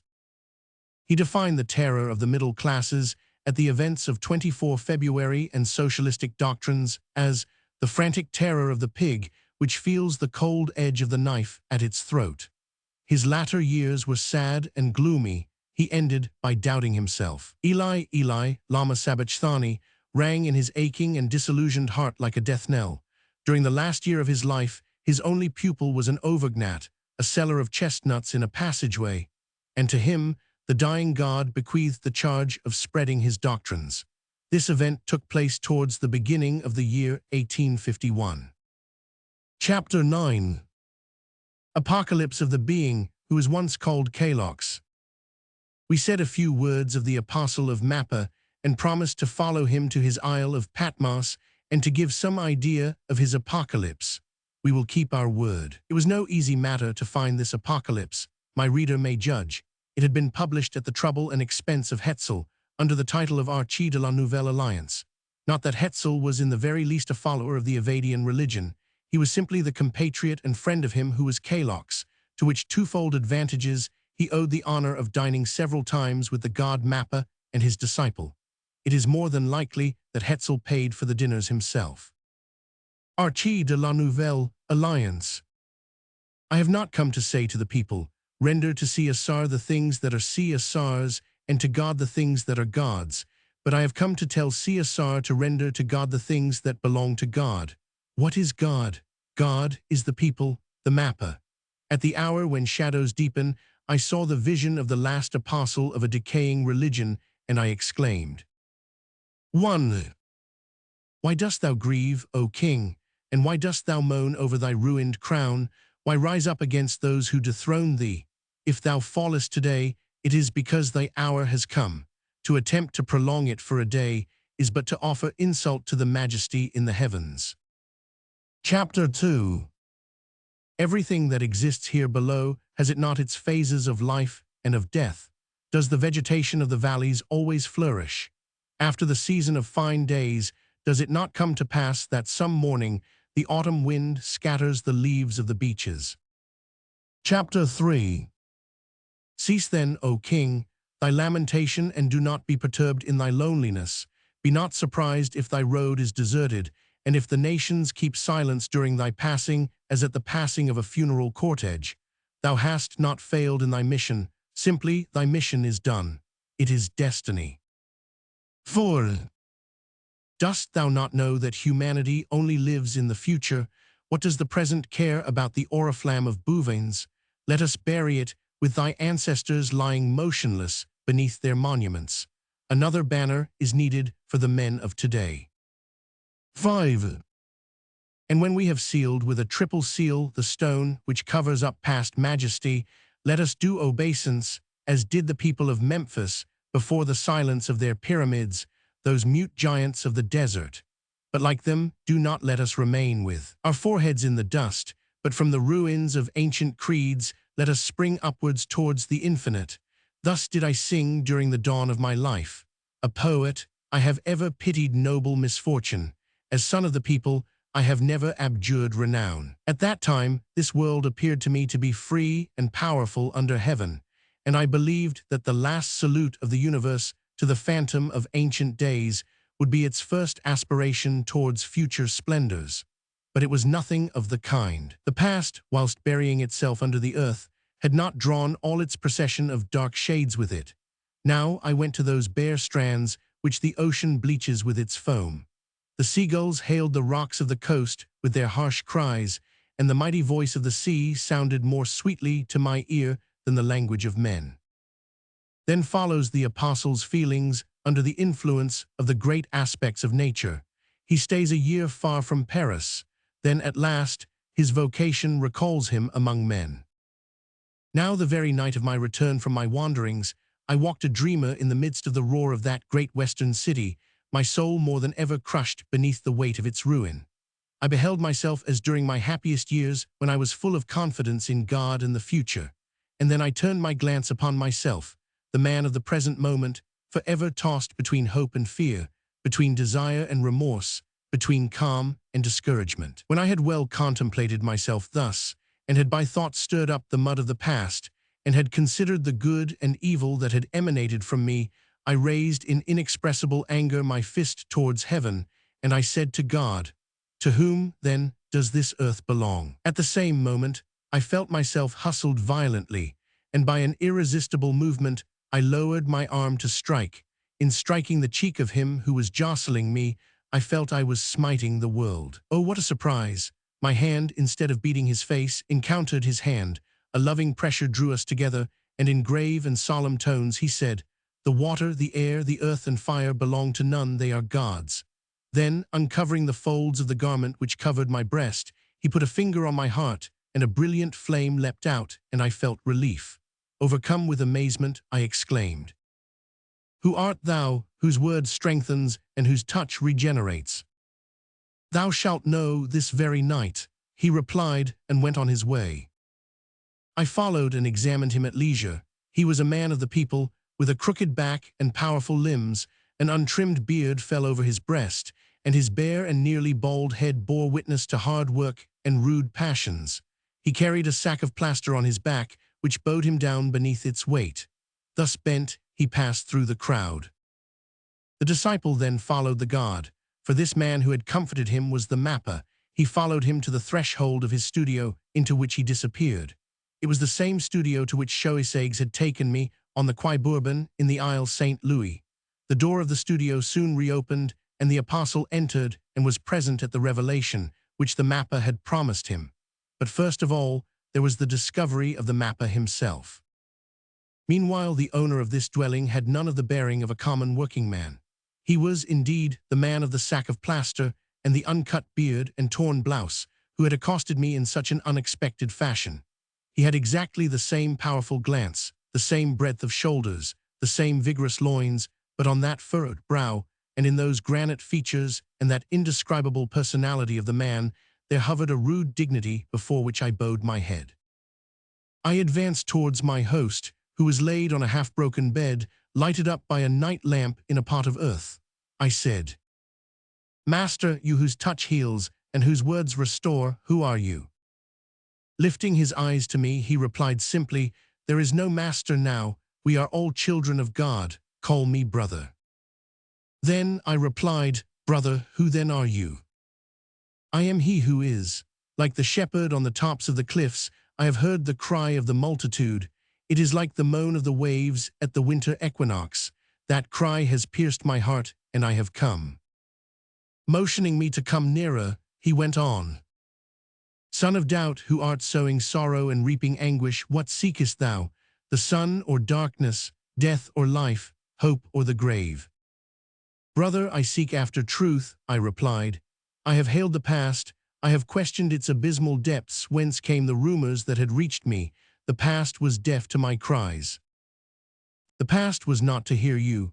Every age has had its own prophets, and each country its monuments, but prophets and monuments have vanished like shadows. What was life yesterday is today but death. Do not then evoke the past. Let it fall asleep in the darkness of its tombs, in the dust of its solitary places." I went on. I questioned the present amidst the flashes and deceptions of this century, but it did not hear me either. The present was not to hear you. Its flashes do but precede the storm, and its law is not the law of the future. Brother, what then is this law? What are the showers that make it blossom, and what sun sheds light upon it? God will teach thee. Pointing to me to be seated near to him, he added, "Sit down and listen attentively, for I will declare the truth unto you. I am he who crieth to the people, watch at the threshold of your dwelling and sleep not. The hour of revelation is at hand." At that moment the earth trembled, a hurricane beat against the window panes, belfries rang of themselves. The disciple would fain flee, but fear riveted him to the master's side. He continued, "I foreboded that something strange would take place before me, and indeed, as the knell of the belfry rang out on the empty air, a song which had no echo in mortal tongue, abrupt, quick, and laden with indefinable mockery, answered him from under the earth, and rising. From note to note, from the deepest to the shrillest tones, it resounded and rebounded like some wounded snake, and grated like a saw being sharpened, finally, ever decreasing, ever growing feebler, until it was lost at last in space. And this is the burden of the song. Behold, the year 40, the famous year 40 has come. What will it bring forth? What will it produce? An ox or an egg? Perhaps one, perhaps the other. Peasants, turn up your sleeves, and you wealthy, sweep your hearthstones. Make way for the year 40. The year 40 is cold and hungry and in need of food, and no wonder. Its teeth chatter, its limbs shiver, its children have no shoes, and its daughters possess not even a ribbon to adorn their locks on Sunday.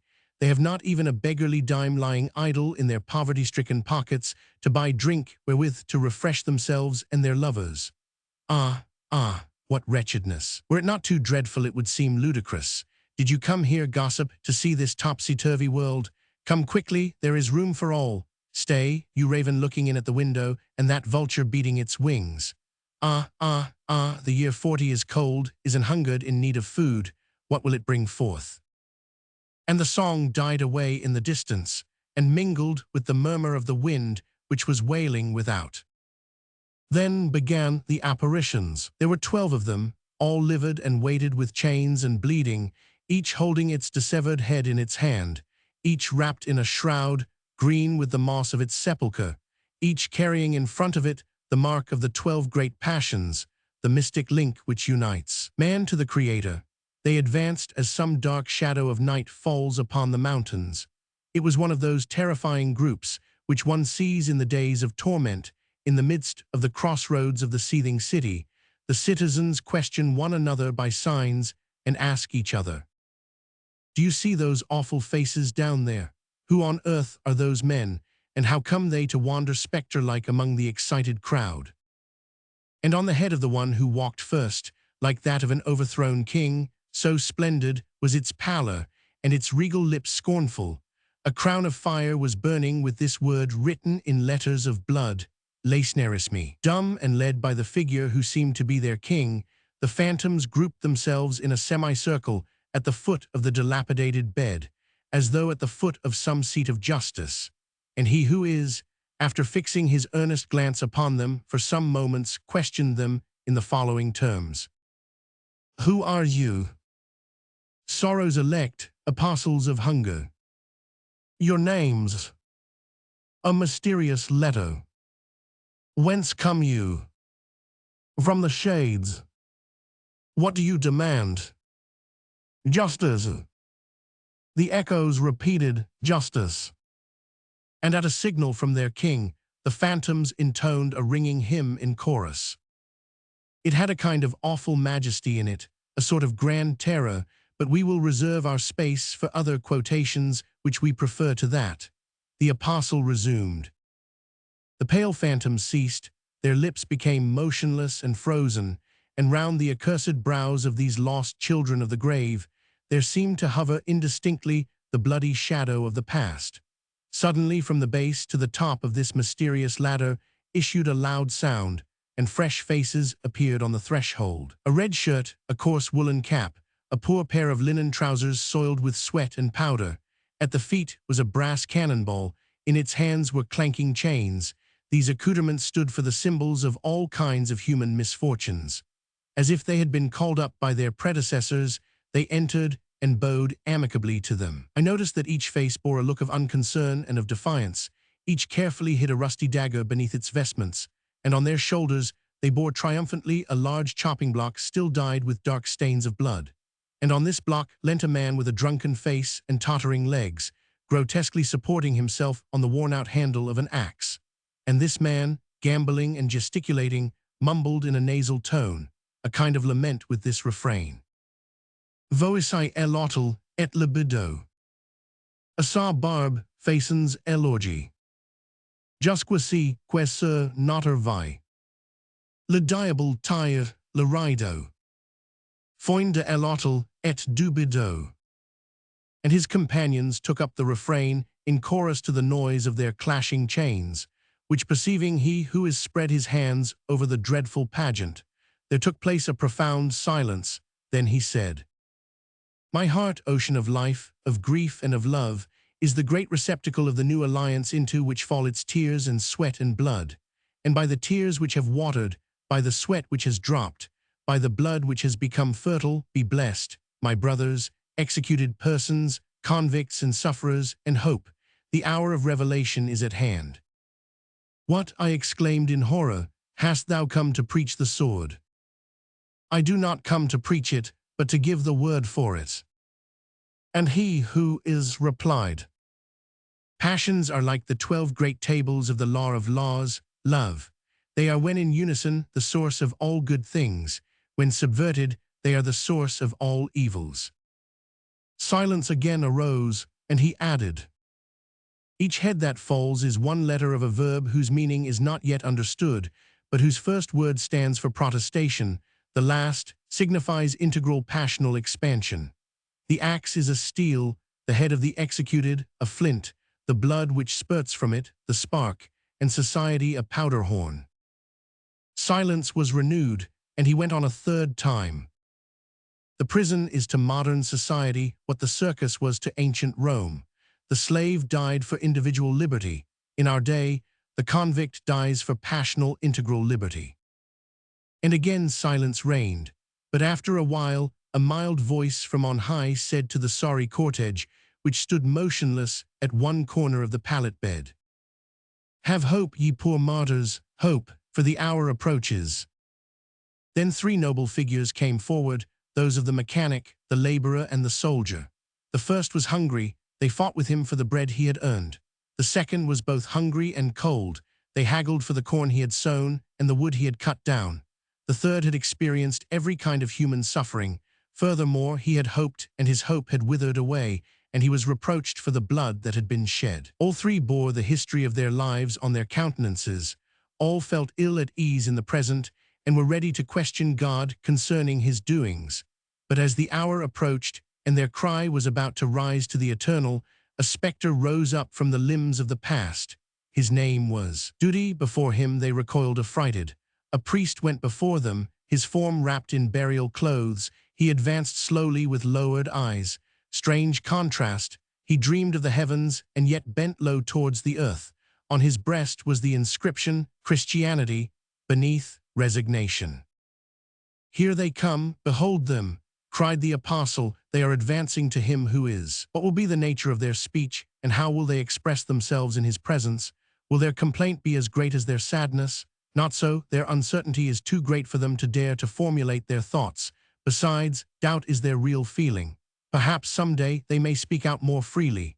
Let us listen respectfully to the hymn that falls from their lips. It is solemnly majestic, but less musical than the breeze and less infinite than the ocean. Hear it. Hymne. Du haut de el horizon, du milieu des nuages. O elaster voyageur apparat aux trois rois. Des profondeurs du temple o vaillant tes images. O Christ, intends tu notre voir? Si tu contemples la misère de la foule muette au pied de tes autels, une larme de sang doit mouiller ta paupière. Tu dois te demander dans ta douleur austère, est-il est des dogmes éternels? Le portray. O Christ, j'ai pris longtemps pour un port salutaire. Ta mason, don't le toit domaine les houts lou.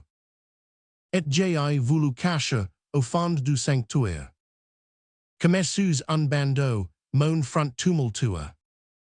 Le soldat. O Christ, j'ai pris longtemps pour une noble chain. 50 abrutissant lion, que j'ai train aujourd'hui. Et j'ai don mon, sang à la cause incertain. De cette égalité, don't el aurore avec lui. Le reverberates. O Christ, j'ai pris longtemps pour une tâche sainte. La rude mission, confie à mes bras. Et j'ai pendant 20 ans, sans repos et sans plainte. Les sur les salons, la trace de mes pas. Elle ouvrier. O Christ, j'ai pris longtemps pour œuvre méritoire. Mes longs jours, consumes dans un labour sans fin. Et maintes fois, de pour d'outrager ta mémoire. J'ai plié ma nature aux douleurs de la fame. Le portray. La foi n'a pas rempli mon âme inassouvi. Le soldat. 50 orage, a ballet tout, le sang répandu. Le reverberates. O G semis le grain, j'ai récolte elorti. El ouvrier. Hire, j'ai avis, unlit mon mater el vendu. Silence. Has the night wind borne away their prayer on its wings, or have their voices ceased to question the heavens? Are they perchance comforted? Who can tell? God keeps the enigma in his own mighty hands, the terrible enigma held aloft over the borders of two worlds, the present and the future. But they will not be forsaken on their way where doubt assails them, where resignation fells them. Children of God, they shall have their share of life and of sunshine. God loves those who seek after him. Then the priest and soldier and artisan and laborer gave place to others, and the apostle went on. And after two women, one of whom was dazzlingly and boldly adorned, and the other mute and veiled, there followed a procession in which the grotesque was mingled with the terrible, the fantastic with the real. All moved about the room together, which seemed suddenly to grow larger to make space for this multitude, whilst the retiring spectres, giving place to the newcomers, grouped themselves silently at a little distance from their formidable predecessors. And he who is preparing to address a speech to the fresh arrivals, one of their number, whom I had not at first noticed, came forward to answer in the name of his acolytes. Upon the brow of this interpreter, square-built, with shining and greedy lips, and on his glistening hungry lips, I read in letters of gold the word macarisme. And he who is said, "Who are you?" The favorites of luxury, the apostles of joy. Whence come you? From wealth. Where do you go? To pleasure. What has made you so well-favored? Infamy. What makes you so happy? Impunity. The strange procession, which then unfolded itself before the apostles' eyes, can be imagined. First the dazzling woman in the bold attire, the prostitute. The mute, veiled woman was the adulteress. Then came stock jobbers, sharpers, businessmen, bankers, usurers, all that class of worms, reptiles and serpents which are spawned in the filth of society. One twirled a great gold snuff-box between his fingers, upon the lid of which were engraved these words, "Powdered plebeian patience," and he rammed it into his nostrils with avidity.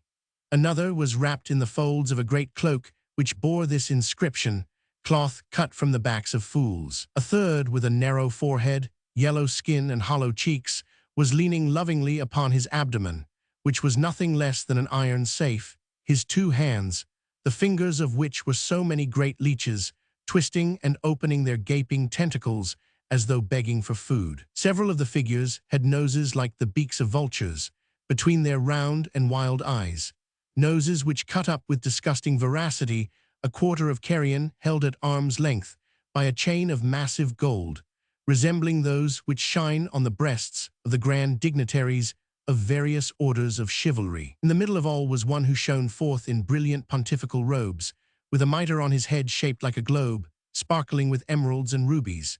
He held a crosier in one hand upon which he leant, and a sword in the other, which seemed at a distance to throw out flames. But on nearer approach the creaking of bones was heard beneath the vestments, and the figure turned out to be only a skeleton painted, and the sword and the crosier were but of fragile glass and rotten wood. Finally, above this seething, deformed, indescribable assembly, there floated a somber banner, a gigantic oriflamme, a fantastic labarum, the immense folds of which were being raised by a pestilential whistling wind. And on this banner, which slowly and silently unfurled like the wings of a vulture, could be read providential pillories. And the whole company talked and sang, laughed and wept, gesticulated and danced and performed innumerable artifices. It was bewildering, it was fearful. Here followed the description of a kind of revel, beside which Faust's was altogether lacking in imagination. But when he thought they had all talked, sung, laughed, wept, gesticulated and danced long enough, he who has made a sign and all those voices melted into but two voices, and all the figures into but two, and all the heads into but two. And two human forms appeared side by side, looking down at their feet, which were of clay. Then, suddenly, out of the clay came forth a seven-headed hydra, and each of its heads bore a name. The first was called Pride, the second, Avarice, the third, Luxury, the fourth, Envy, the fifth, Gluttony, the sixth, Anger, the seventh, Idleness. And standing up to its full height, this frightful hydra, with its 1,000 folds, strangled the writhing limbs of the colossus, which struggled and howled and uttered curses and lamentations towards the heavens. Each of the 7 jaws of the monster impressed horrible bites in his flesh, one in his forehead, another in his heart, another in his belly, another in his mouth, another in his flanks, and another in his arms. "Behold the past," said he who is. "Brother," I cried, "and what shall then the future be like?" "Look," he said. The hydra had disappeared, and the two human forms were defined again, intertwined, full of strength and majesty and love, against the light background of the hovel, and the feet of the Colossus were changed into marble of the most dazzling whiteness. When I had well contemplated this celestial form, he who is again held out his hands, and it vanished, and the studio became as it was a few moments previously. The three great orders of our visitors were still there, but calm now and in holy contemplation. Then he who is said, "Whoever you may be, from whatever region you come, from sadness or pleasure, from a splendid east or the dull west, you are welcome, brothers, and to all I wish good days, good years. To the murdered and convicts, brothers, innocent protesters, gladiators of the circus, living thermometers of the falsity of social institutions, hope. The hour of your restoration is at hand, and you poor prostitutes, my sisters, beautiful diamonds, bespattered with mud and opprobrium, hope. The hour of your transformation is approaching. To you, adulteresses, my sisters, who weep and lament in your domestic prison, fair Christs of love with tarnished brows, hope. The hour of liberty is near. To you, poor artisans, my brothers, who sweat for the master who devours you, who eat the scraps of bread he allows you, when he does leave you any in agony and torments for the morrow. What ought you to become? Everything. What are you now? Nothing. Hope and listen. Oppression is impious. Resignation is blasphemy. To you, poor laboring men and farmers, brothers, who toil for the landlord, sow and reap the corn for the landlord, of which he leaves you only the bran, hope.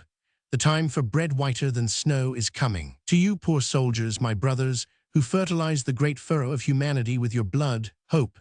The hour for eternal peace is at hand. And you, poor priests, my brothers, who lament beneath your frieze robes and heat your foreheads at the sides of your altars, hope. The hour of toleration is at hand. After a moment's silence, he who is went on. I not forget you, either, you the happy ones of the century, those elected for joy. You too have your mission to fulfill.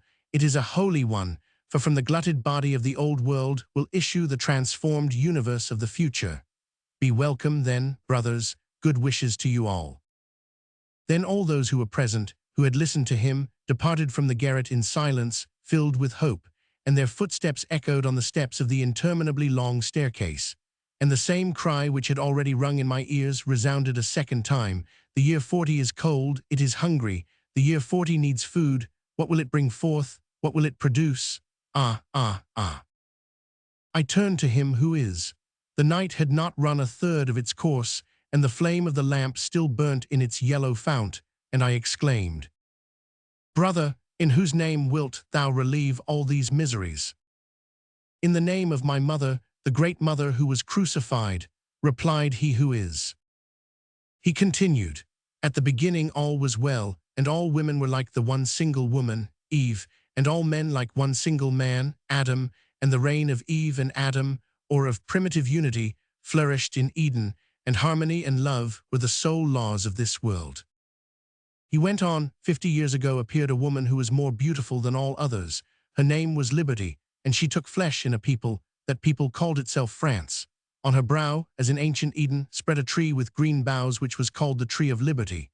Henceforward France and liberty stand for the same thing, one single identical idea. And giving me a harp which hung above his bed, he added, "Sing, prophet," and the Spirit of God inspired me with these words. 1. Why dost thou rise with the sun, O France, O liberty? And why are thy vestments scented with incense? Why dost thou ascend the mountains in early morn? Chapter 2. Is it to see reapers in the ripened cornfields, or the gleaner bending over the furrows like a shrub bowed down by the winds? Chapter 3. Or is it to listen to the song of the lark, or the murmur of the river, or to gaze at the dawn, which is as beautiful as a blue-eyed maiden? 4. If you rise with the sun, O France, O liberty, it is not to watch the reapers in the cornfields or the bowed gleaners among the furrows. 5. Nor to listen to the song of the lark or murmur of the river, nor yet to gaze at the dawn, beauteous as a blue-eyed maiden. Chapter 6. Thou awaitest thy bridegroom to be, thy bridegroom of the strong hands, with lips more roseate than corals from the Spanish seas, and forehead more polished than Pharaoh's marble. Chapter 7. Come down from thy mountains, O France, O liberty, thou wilt not find thy bridegroom there. Thou wilt meet him in the holy city, in the midst of the multitude. Chapter 8. Behold him as he comes to thee, with proud steps, his breast covered with a breastplate of brass. Thou shalt slip the nuptial ring on his finger. At thy feet is a crown that has fallen in the mud.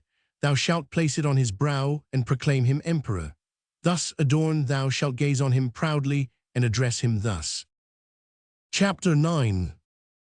My bridegroom, thou art as beauteous as the first of men.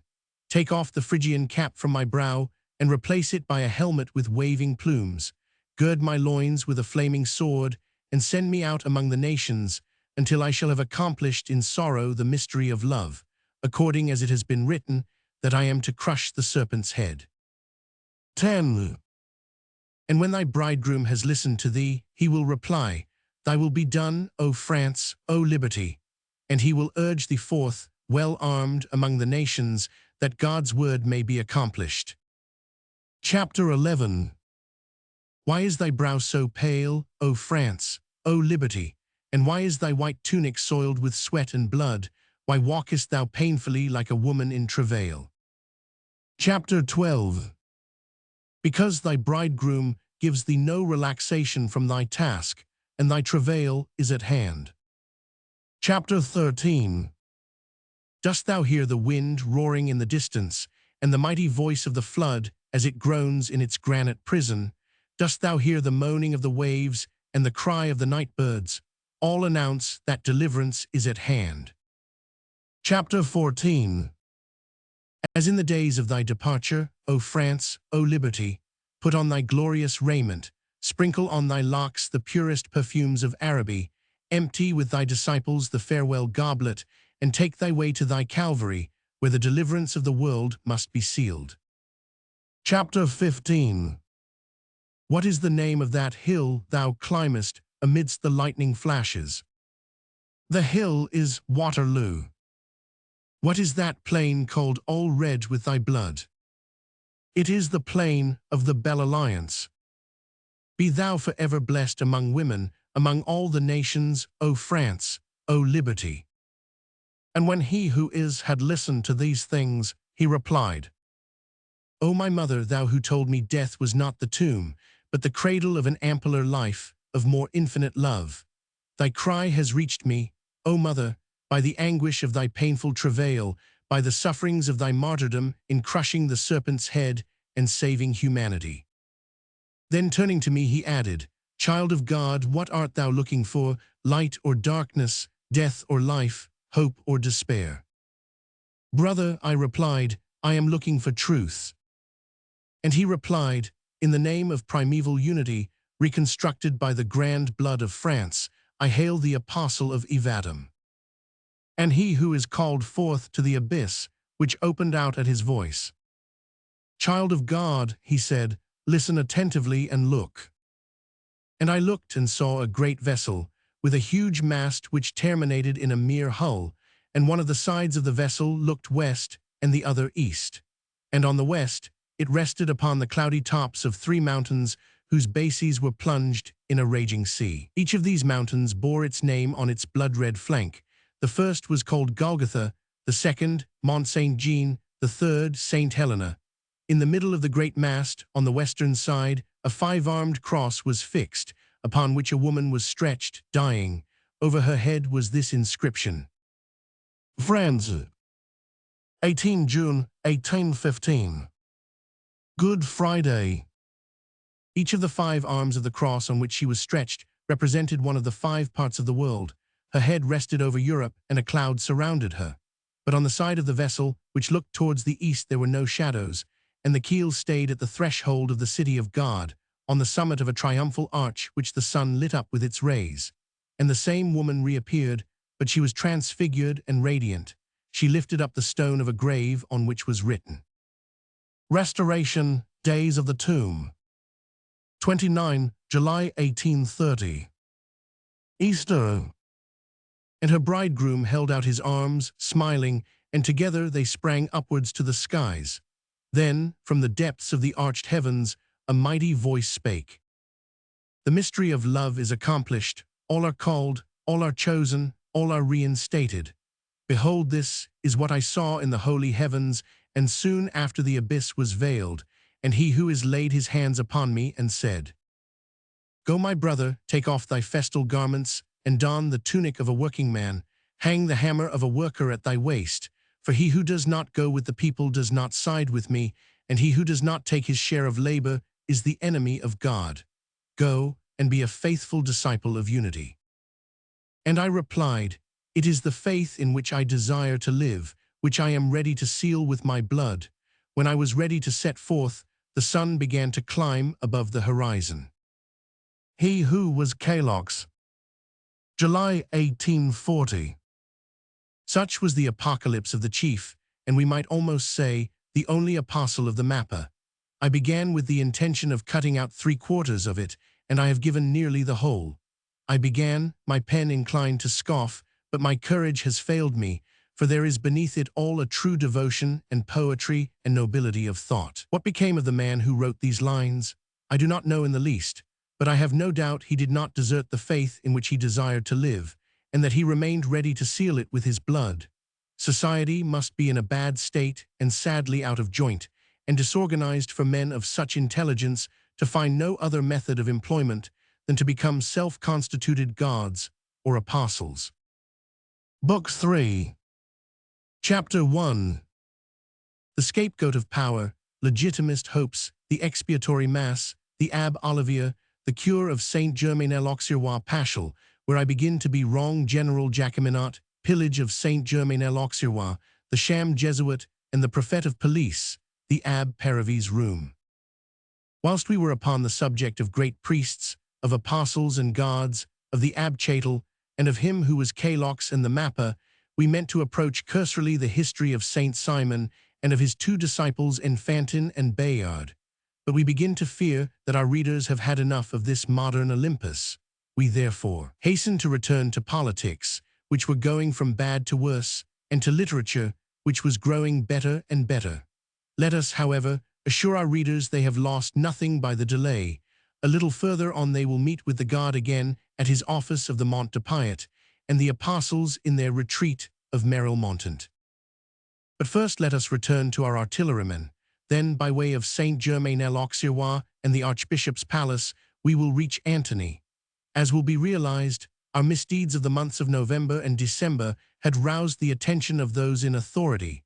Warrants had been issued, and 19 citizens, mostly belonging to the artillery, had been arrested. These were Trelat, Godfrey Cavanek, Guinard, Sambuck, Frankfurt, Audrey, Pennard, Rouhier, Chapper, Gilly, Chauvin, Pescia de Herbenville, Lebastard, Alexander Garnier, Charles Garnier, Danton, Lenoble, Pointies, and Gourdon. They had been in all the riots of the reign of Louis Philippe, as also in those of the end of the consulate and the beginning of the empire.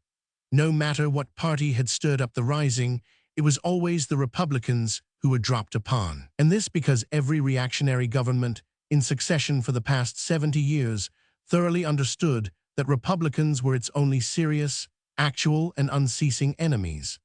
The preference King Louis Philippe showed us, at the risk of being accused of partiality, strongly encouraged the other parties, and notably the Carlist party. Royalists from within and Royalists from without seemed to send one another this famous program of 1792, "Make a stir, and we will come in. Come in, and we will make a stir." It was the Royalists inside who were the first to make a stir, and upon the following occasion. The idea had stayed in the minds of various persons that King Louis Philippe had only accepted his power to give it at some time to Henry V. Now that which, in particular, lent color to the idea that Louis Philippe was inclined to play the part of monk, was the report that the only ambassador the Emperor Nicholas would accept was this very M. de Mortemart, to whom the Duc d'Orléans had handed, on 31 July, this famous letter of which I have given a copy. And as M. de Mortemart had just started for St. Petersburg with the rank of ambassador, there was no further doubt, at least, in the eyes of the Royalists, that the King of the Barricades was ready to hand over the crown to Henry V. This rumor was less absurd, it must be granted, than that which was spread abroad fro to 1803, namely, that Bonaparte had caused Brumaire for the benefit of Louis Roman XVIII. Each of the 2 sovereigns replied with arguments characteristic of themselves. Bonaparte had the Duc d'Enghien arrested, tried, and shot. Louis-Philippe allowed the pillage of Saint-Germain-l'Auxerrois and of the Archbishop's palace. An opportunity was to be given to the Carlists and priests, their natural allies, to test the situation which 8 months of Philippist reign and 3 of Republican prosecutions had wrought among them. They were nearing 14 February, the anniversary of the assassination of the Duc de Berry. Already in the provinces, there had been small legitimist attempts. At Rodez, the Tree of Liberty was torn down during the night. At Cagliari, they had hoisted the white flag. At Nimes, les verdicts seemed to have come to life again, and like the phantoms that return from the other world to smite their enemies, they had, it was reported, beaten the National Guard, who had been discovered, almost overwhelmed and unable to give any but a very vague description of their destroyers. That was the situation on 12 February. The triple emanation of the Republican, Carlist, and Napoleonic phases went through the atmosphere like a sudden gust of storm, bearing on its wings the harsh cries of some unbridled, frenzied carnival, when all at once people learnt that, in a couple of days' time, an anniversary service was to be celebrated at Saint-Troch, in expiation of the assassination at the Place Louvois. A political assassination is such a detestable thing in the opinion of all factions, that it ought always to be allowable to offer expiatory masses for the assassinated. But there are times of feverish excitement when the most simple actions assume the huge proportions of a threat or contempt, and this particular mass, on account of the peculiar circumstances at the time, was both a threat and an act of defiance, but they were deceived as to the place where it was to be held. Saint-Troch, as far as I can recollect, was at that period served by the Abbé Olivier, a fine, spiritual-minded priest, adored by his flock, who are scarcely consoled at the present day by seeing him made Bishop of Evreux. I knew the Abbé Olivier. He was fond of me, and I hope he still likes me. I reverenced him, and shall always reverence him. I mention this, in passing, to give him news of one of his penitents, in the extremely improbable case of these memoirs ever falling into his hands. Moreover, I shall have to refer to him later, more than once. He was deeply devoted to the Queen. More than anyone else, he could appreciate the benevolence, piety, and even humility of that worthy princess, for he was her confessor. I do not know whether it was on account of the royal intimacy with which the Abbé Olivier was honored, or because he understood the significance of the act that was expected of him, that the Church of Saint-Troch declined the honor. It was different with the cure of Saint-Germain-l'Auxerrois. He accepted. This appealed to him as a twofold duty. The cure of Saint-Germain-l'Auxerrois was nearly 80 years of age, and he was the priest who had accompanied Marie Antoinette to the scaffold. His curate, M. Paravy, by a strange coincidence, was the priest who had blessed the tombs of the Louvre. In consequence of the change which had been made in the program, men, placed on the steps of the Church of Saint-Troch, distributed, on the morning of the 14th, notices announcing that the funeral ceremony had been arranged to take place at Saint-Troch and not at Saint-Germain-l'Auxerrois. I was at the Vaudeville, where I believe we were rehearsing La Famille Improvisée by Henry Monnier. I have already spoken of, and shall often again refer to, this old friend of mine, an eminent artiste, witty comrade, and good fellow. As the English say, when Paschal the head hired applauder ran in terrified, crying out that emblazoned equipages were forming in line at Saint-Germain-l'Auxerrois, and people were saying in the crowd that the personages who were getting out from them had come to be present at a requiem service for the repose of the soul of the Duc de Berry. This news produced an absolutely contrary effect upon Arago and myself. It exasperated Arago, but put me very much at ease. I have related how I was educated by a priest, and by an excellent one too. Now that early education, the influence of those juvenile memories, gave, I will not say to all my actions. God forbid I should represent myself to my readers as a habitually religious-minded man.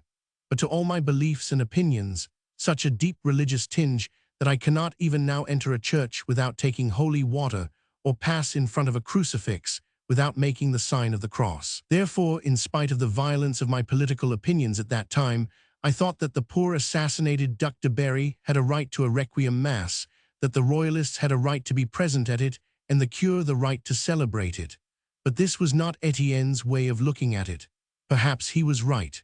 Consequently, he wrote a few lines to the National and to the Temps, and ran to the spot. I followed him in a much more tranquil manner.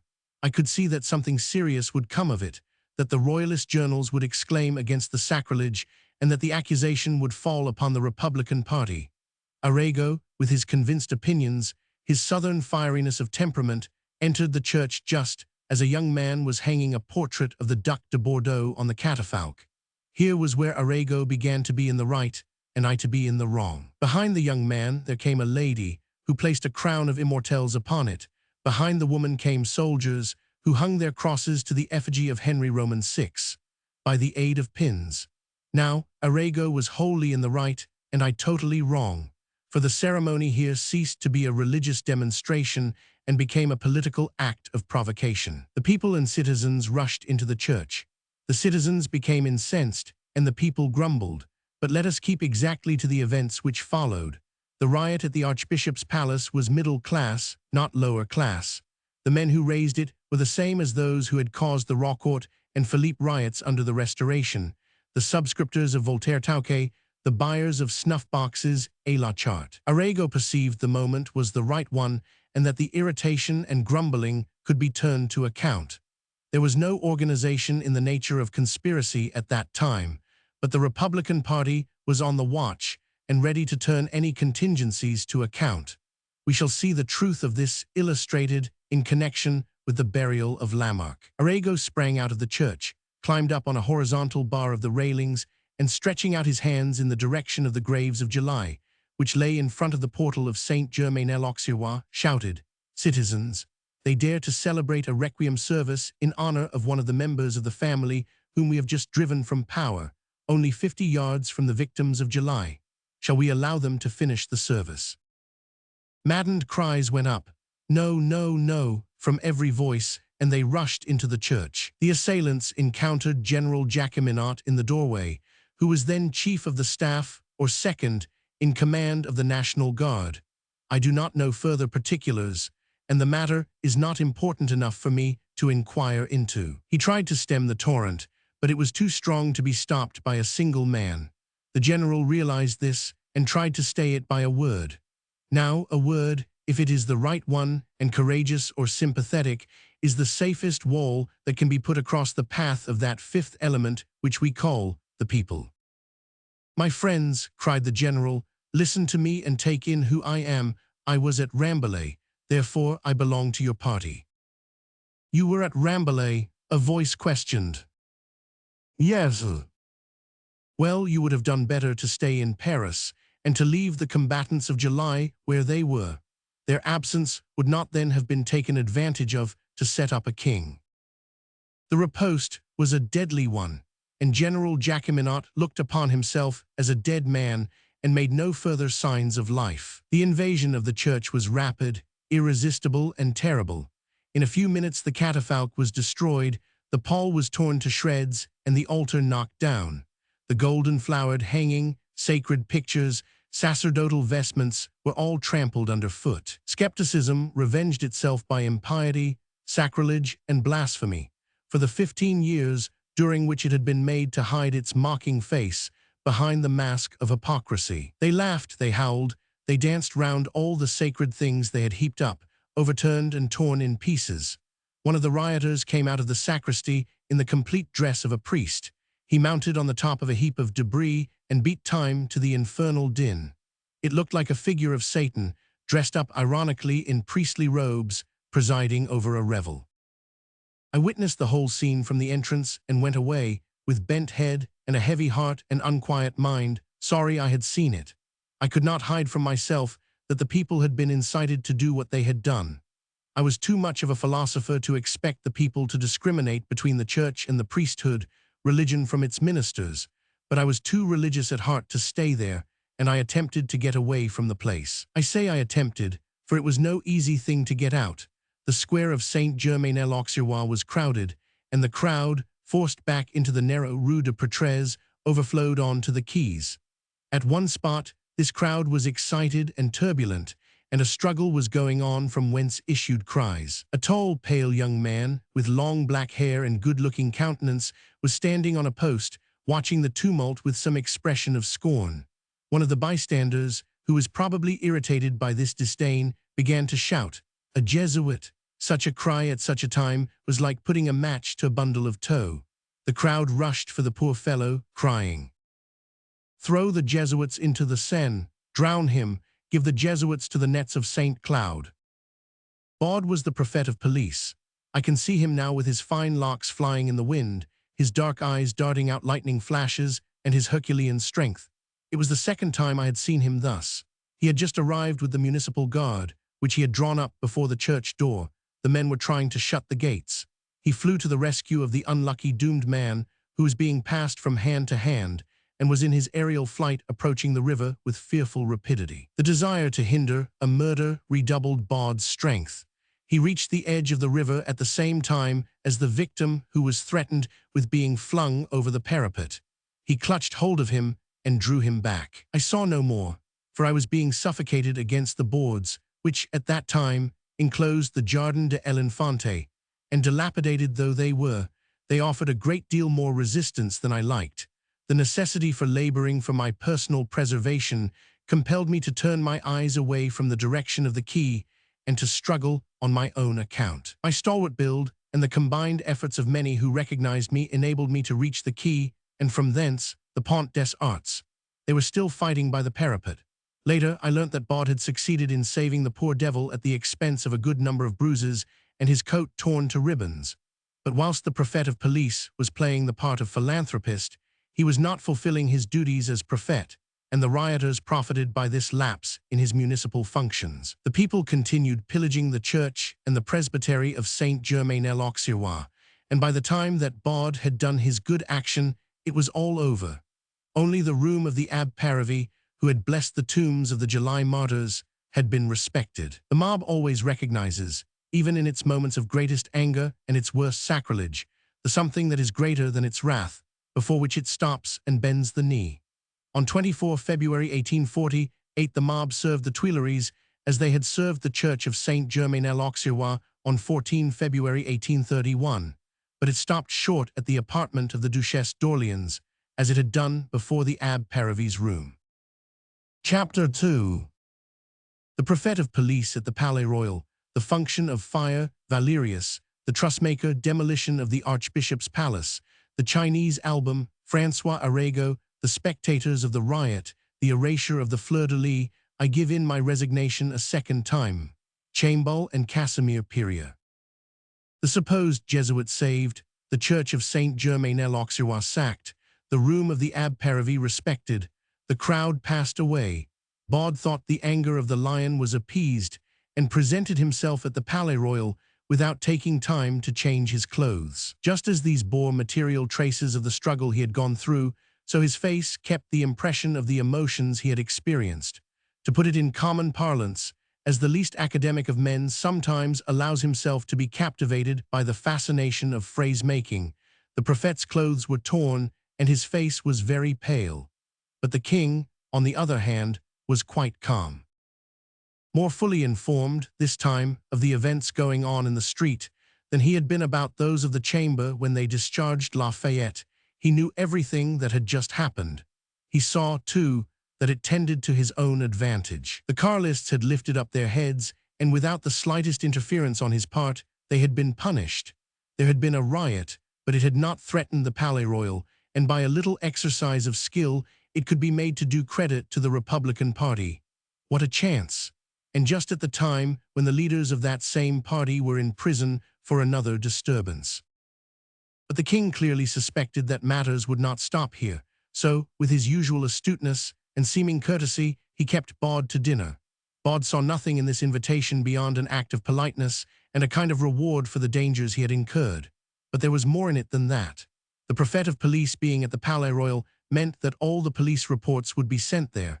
Now, Baud could not do otherwise than to communicate them to his illustrious host. So in this way, without any trouble to himself, the king would become acquainted with everything, both what Baud's police knew and what his own police also knew.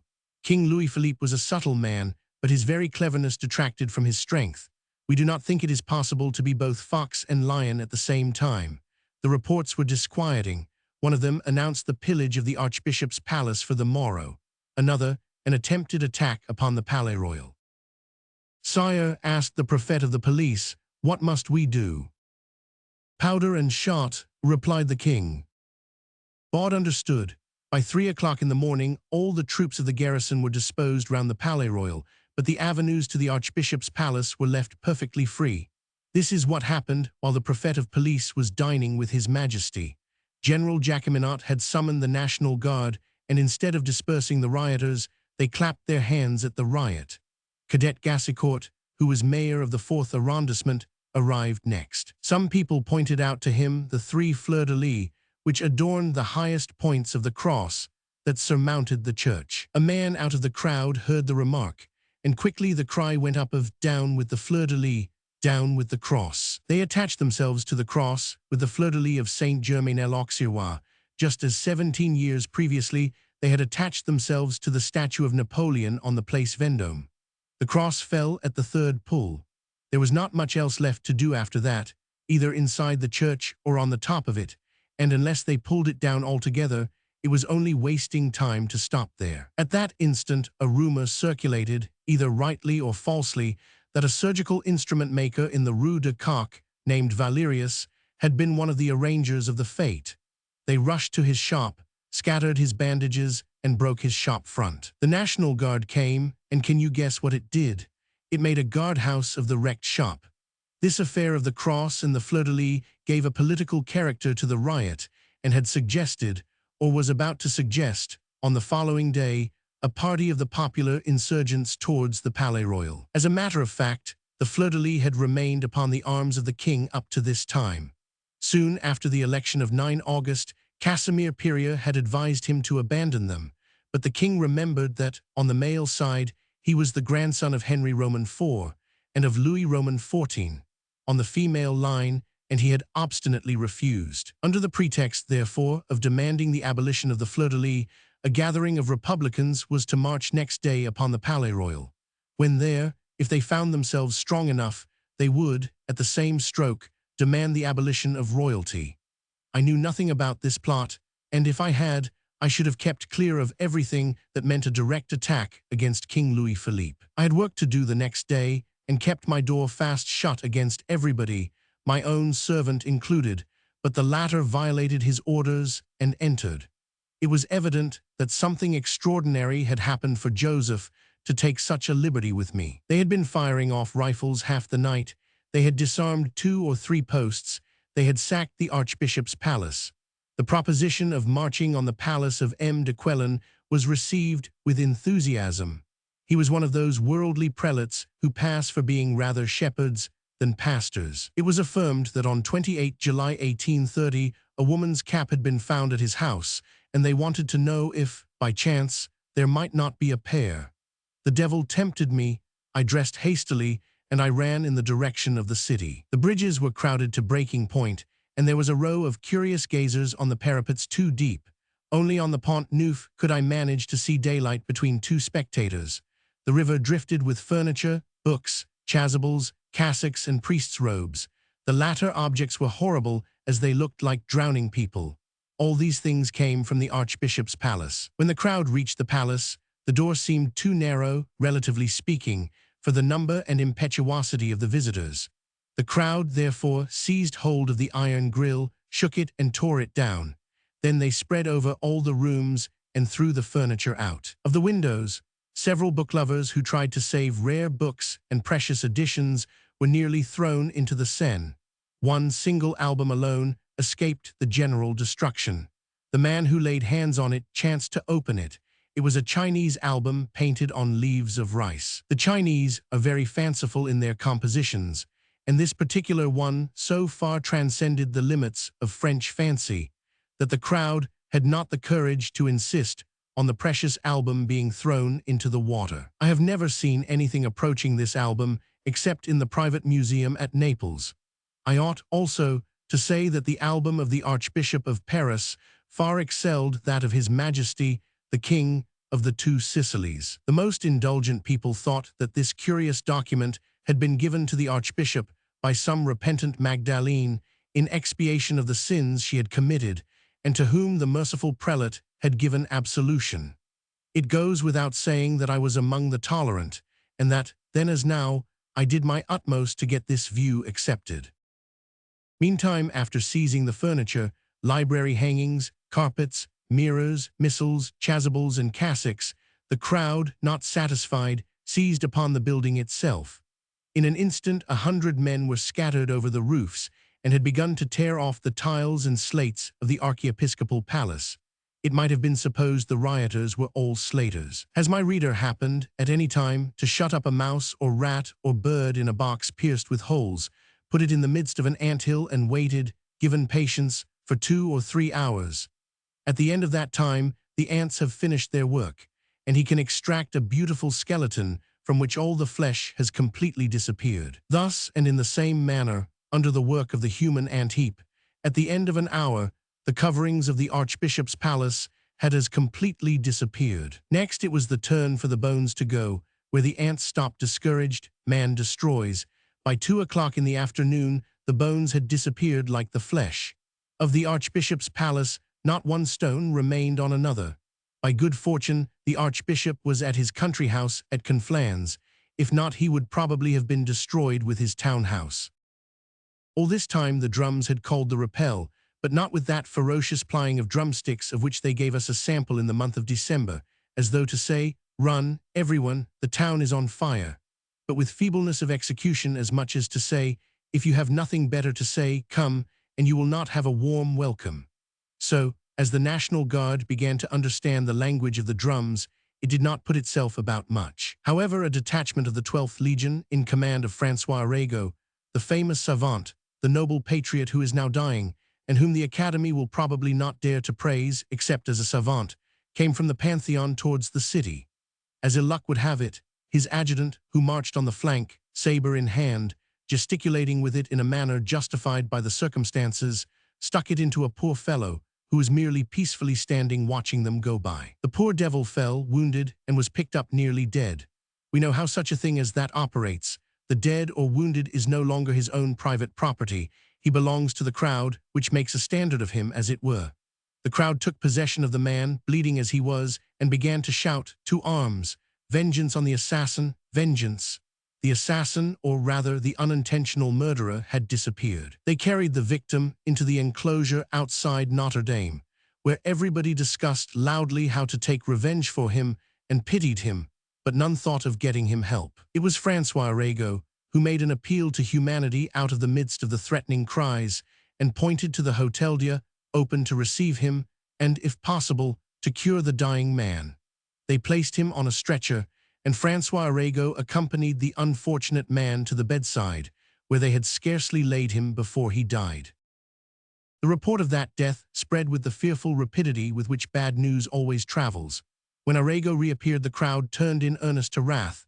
It was in one of those moods when it sharpens its teeth and nails, and aches to tear to pieces and to devour. What? In such a crisis it matters but little what, so long as it can tear and devour someone or something. It was frenzied to the extent of hurling itself upon Arago himself, mistaking the savior for the murderer. In the twinkling of an eye, our great astronomer was dragged towards the Seine, where he was going to be flung with the furniture, books, and archiepiscopal vestments, when happily some of the spectators recognized him, called out his name, setting forth his reputation and his popularity in order to save him from death. When recognized, he was safe, but robbed of a man, the excited crowd had to have something else, and not being able to drown Arago, they demolished the archbishop's palace. With what rapidity they destroyed that building we have already spoken. And the remarkable thing was that many honorable witnesses watched the proceedings. M. Thiers was present, making his first practical study of the downfall of palaces and of monarchies. M. de Sconen was there, in colonel's uniform, but reduced to powerlessness because he had but few men at command. M. Talabot was there with his battalion, but he averred to M. Arago, who urged him to act, that he had been ordered to appear and then to return. The passive presence of all these notable persons at the riot of the Archbishop's palace put a seal of sanction upon the proceedings, which I had never seen before, or have ever again seen at any other riot. This was no riot of the people, filled with enthusiasm, risking their lives in the midst of flashings of musketry fire and thunder of artillery. It was a riot in yellow kid gloves and overcoats and coats. It was a scoffing and impious, destructive and insolent crowd, without the excuse of previous insult or destruction offered it. In fact, it was a bourgeois riot, that most pitiless and contemptible of all riots. I returned home heartbroken. I am wrong, I mean upset. I learnt that night that they had wished to demolish Notre Dame, and only a very little more, and the chef-d'oeuvre of 4 centuries, begun by Charlemagne and finished by Philippe Auguste, would have disappeared in a few hours, as the Archbishop's palace had done. As I returned home, I had passed by the Palais Royal. The king, who had refused to make to Casimir Perier the sacrifice of the fleur-de-lis, made that sacrifice to the rioters. They scratched it off the coats of arms on his carriages and mutilated the iron balconies of his palace. The next day a decree appeared in the Moniteur, altering the 3 fleur-de-lis of Charles V, this time to 2 tables of the law. If genealogy be established by coats of arms, we should have to believe that the King of France was descended from Moses rather than from St. Louis. Only these new tables of the law, the counterfeit of those of Sinai, had not even the excuse of being accepted out of the midst of thunders and lightnings. It was upon this particular day, on Lamy's desk, who was Madame Adelaide's secretary, when I saw the grooms engaged in erasing the fleur-de-lis from the king's carriages, thinking that it was not in this fashion that they should have been taken away from the arms of the House of France, that I sent in my resignation a second time, the only one which reached the king and which was accepted. It was couched in the following terms. 15 February 1831. Sire, 3 weeks ago I had the honor to ask for an audience of your Majesty. My object was to offer my resignation to your Majesty by word of mouth, for I wished to explain personally that I was neither ungrateful nor capricious. Sire, a long time ago I wrote and made public my opinion that, in my case, the man of letters was but the prelude to the politician. I have arrived at the age when I can take a part in a reformed chamber. I am pretty sure of being nominated a depute when I am 30 years of age, and I am now 28, sire. Unhappily, the people, who look at things from a mean and distant point of view, do not distinguish between the intentions of the king and the acts of the ministers. Now the acts of the ministers are both arbitrary and destructive of liberty. Amongst the persons who live upon your Majesty and tell him constantly that they admire and love him, there is not one probably who loves your Majesty more than I do. Only they talk about it and do not think it, and I do not talk about it but think it. But sire, devotion to principles comes before devotion to men. Devotion to principles makes men like Lafayette, devotion to men like Rovigo. I therefore pray your Majesty to accept my resignation. I have the honor to remain your Majesty's respectful servant, Alexandre Dumas. It was an odd thing. In the eyes of the Republican Party, to which I belonged, I was regarded as a thorough Republican, because I took my share in all the risings and wanted to see the flag of '92 float at the head of our armies. But at the same time, I could not understand how, when they had taken a Bourbon as their king, whether he was of the elder or younger branch of the house, he could be at the same time a Valois, as they had tried to make the good people of Paris believe. I could not, I say, understand how the fleur-de-lis could cease to be his coat of arms. It was because I was both a poet and a Republican, and already comprehended and maintained, contrary to certain narrow-minded people of our party, that France, even though democratic, did not date from '89 only, that we 19th-century men had received a vast inheritance of glory and must preserve it, that the fleur-de-lis meant the lance heads of Clovis and the javelins of Charlemagne, that they had floated successively at Tolbiac, at Tours, at Bouvines, at Taillebourg, at Rosbec, at Patay, at Fornovo, Ravenna, Marignan, Renty, Arcs, Rockery, Steinkirk, Almanza, Fontenoy, upon the seas of India and the lakes of America, that after the success of 50 victories, we suffered the glory of a score of defeats which would have been enough to annihilate another nation, that the Romans invaded us, and we drove them out, the Franks too, who were also expelled. The English invaded us, and we drove them out. The opinion I am now putting forth with respect to the erasing of the fleur-de-lis, which I upheld very conspicuously at that time by my resignation, was also the opinion of Casimir Perier. The next day after the fleur-de-lis had disappeared from the king's carriages, from the balconies of the Palais Royal, and even from Bayard's Shield, whilst the effigy of Henry Roman IV was preserved on the cross of the Legion of Honours. M. Chambal, who has since started the Orleanist paper, El Order, called at M. Casimir Perier's house. Why, the latter asked him, in the name of goodness, does the king give up his armorial bearings? Ah, he would not do it after the Revolution, when I advised him to sacrifice them. No, he would not hear of their being effaced then, and stuck to them more tenaciously than did his elders. Now the riot has but to pass under his windows, and behold his escutcheon lies in the gutter. Those who knew what an irascible character Casimir Perier was will not be surprised at the flowers of rhetoric with which those words are adorned. But now that there is no longer an archbishop's palace, nor any fleur-de-lis, and the statue of the Duc de Berry about to be knocked down at Lille, the seminary of Perpignan pillaged, and the busts of Louis Roman XVIII and of Charles X of Nimes destroyed, let us return to Antony, which was to cause a great disturbance in literature, besides which the riots we have just been discussing were but as the holiday games of school children. Chapter 3. My dramatic faith wavers, Bocage and Dorval reconcile me with myself, a political trial wherein I deserve to figure, downfall of the Lafitte ministry, Austria, and the Duc de Modena. Merchel Mason is ambassador at Vienna, the story of one of his dispatches, Casimir Perier Prime Minister, his reception at the Palais Royal, they make him the amende honorable. We saw what small success Antony obtained at the reading before M. Crosnier. The consequence was that just as they had not scrupled to pass my play over for the drama of Don Carlos o El Inquisition at the Théâtre Francais, they did not scruple, at the Porte Saint-Martin, to put on all or any sort of piece that came to their hands before they looked at mine.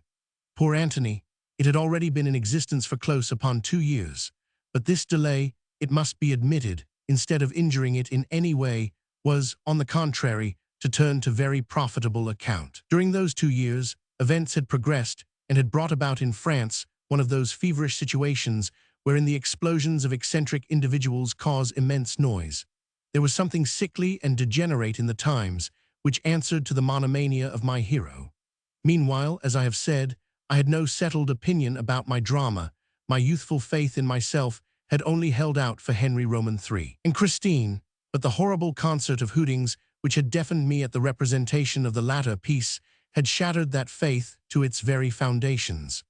Then the Revolution had come, which had thrown me into quite another order of ideas, and had made me believe I was destined to become what in politics is called a man of action, a belief which had succumbed yet more rapidly than my literary belief. Next had taken place the representation of my Napoleon Bonaparte, a work whose worthlessness I recognized with dread, in spite of the fanatical enthusiasm it had excited at its reading. Then came Antony, which inspired no fanaticism nor enthusiasm, neither at its reading nor at its rehearsal, which in my inmost conscience I believed was destined to close my short series of successes with failure. Were perchance M. Fossier, M. Audard, M. Picard, and M. de Villaine right, would it have been better for me to go to my office, as the author of La Petite Ville and Du Philibert had advised. It was rather late in the day to make such reflections as these, just after I had sent in my resignation definitely. I did not make them any the less for that, nor did they cheer me any the more on that account. My comfort was that Crosnier did not seem to set any higher value upon Marion Delorme than upon Antony, and I was a great admirer of Marion Delorme. I might be deceived in my own piece, but assuredly I was not mistaken about that of Hugo, while on the other hand, Crosnier might be wrong about Hugo's piece, and therefore equally mistaken about mine. Meanwhile, the rehearsals continued their course. That which I had foreseen happened. In proportion as the rehearsals advanced, the two principal parts taken by Madame Dorval and by Bocage assumed entirely different aspects than they did when represented by Mademoiselle Mars and Firmin.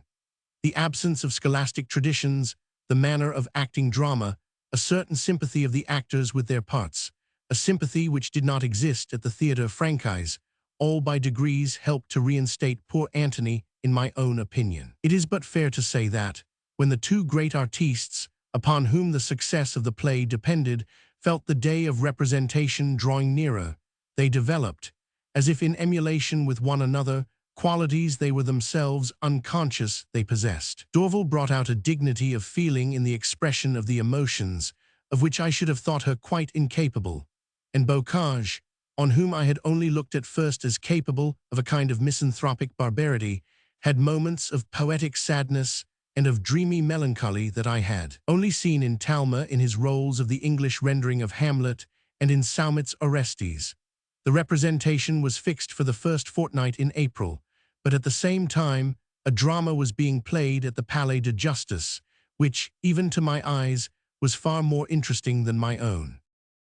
My friends Guinard, Cavaignac, and Trellat, with 16 other fellow prisoners, were brought up before the Court of Assizes. It will be recollected that it was on account of the artillery conspiracy, wherein I had taken an active part. Therefore, one thing alone surprised me: why they should be in prison and I free, why they should have to submit to the cross-questionings of the law court whilst I was rehearsing a piece at the Porte Saint-Martin. Between the 6th and the 11th of April, the audiences had been devoted to the interrogation of the prisoners and to the hearing of witnesses. On the 12th, the Solicitor General took up the case. I need hardly say that from the 12th to the 15th, the day when sentence was passed, I never left the sittings. It was a difficult task for the Solicitor General to accuse men like those seated on the prisoners' bench, who were the chief combatants of July, and pronounced the heroes of the 3 days, those whom the Lieutenant General had received, flattered, and pampered. 10 months back, the men whom Dupont de Elure referred to as his friends, whom Lafayette had called his children, and whom, when he was no longer in the ministry, Lafayette had called his accomplices. As a matter of fact, the Lafayette ministry had fallen on 9 March. The cause of that fall could not have been more creditable to the former friend of King Louis Philippe. He had found that 5 months of political friction with the new monarch had been enough to turn him into one of his most irreconcilable enemies. It was the time when 3 nations rose up and demanded their independent national rights: Belgium, Poland, and Italy. People's minds were nearly settled about Belgium's fate, but not so with regard to Poland and Italy, and all generous hearts felt sympathy with those 2 sisters in liberty who were groaning, the one beneath the sword blade of the Tsar, the other under Austria's chastisement. Attention was riveted in particular upon Modena. The Duke of Modena had fled from his duchy when he heard the news of the insurrection of Bologna on the night of 4 February. The cabinet at the Palais Royal received a communication upon the subject from the cabinet of Vienna, informing it that the Austrian government was preparing to intervene to replace Francis Roman IV upon his ducal throne. It was curious news and an exorbitant claim to make. The French government had proclaimed the principle of non-intervention. Now, upon what grounds could Austria interfere in the Duchy of Modena? Austria had indeed a right of reversion over that duchy, but the right was entirely conditional, and until the day when all the male heirs of the reigning house should be extinct, Modena could be a perfectly independent duchy. Such demands were bound to revolt so upright and fair a mind as M. Lafayette's, and he vowed in full council that, if Austria persisted in that insolent claim, France would go to war with her. M. Sebastiani, Minister for Foreign Affairs, was asked by the President of the Council to reply to this effect, which he engaged to do. Marshal Mason was then at the Embassy of Vienna. He was one of those stiff and starched diplomatists who preserve the habit, from their military career, of addressing kings and emperors with their hand upon their sword hilts. I knew him very well, and in spite of our difference of age, with some degree of intimacy. A charming woman with a pacific name, who was a mere friend to me, but who was a good deal more than a friend to him, served as the bond between the young poet and the old soldier. The Marshal was commissioned to present M. Lafayette's ultimatum to Austria. It was succinct: non-intervention or war. The system of peace at any price adopted by Louis Philippe was not yet known at that period. Austria replied as though she knew the secret thoughts of the King of France. Her reply was both determined and insolent: "This is it." Until now, Austria has allowed France to advance the principle of non-intervention, but it is time France knew that we do not intend to recognize it where Italy is concerned. We shall carry our arms wherever insurrection spreads. If that intervention leads to war, then war there must be. We prefer to incur the chances of war than to be exposed to perish in the midst of outbreaks of rebellion. With the instruction the Marshal received, the note above quoted did not permit of any agreement being reached. Consequently, At the same time that he sent M. de Metternich's reply to King Louis-Philippe, he wrote to General Guilleminot, our ambassador at Constantinople, that France was forced into war and that he must make an appeal to the ancient alliance between Turkey and France. Marshal Mason added in a postscript to M. de Metternich's note, "Not a moment must be lost in which to avert the danger with which France is threatened. We must, consequently, take the initiative and pour 100,000 men into Piedmont."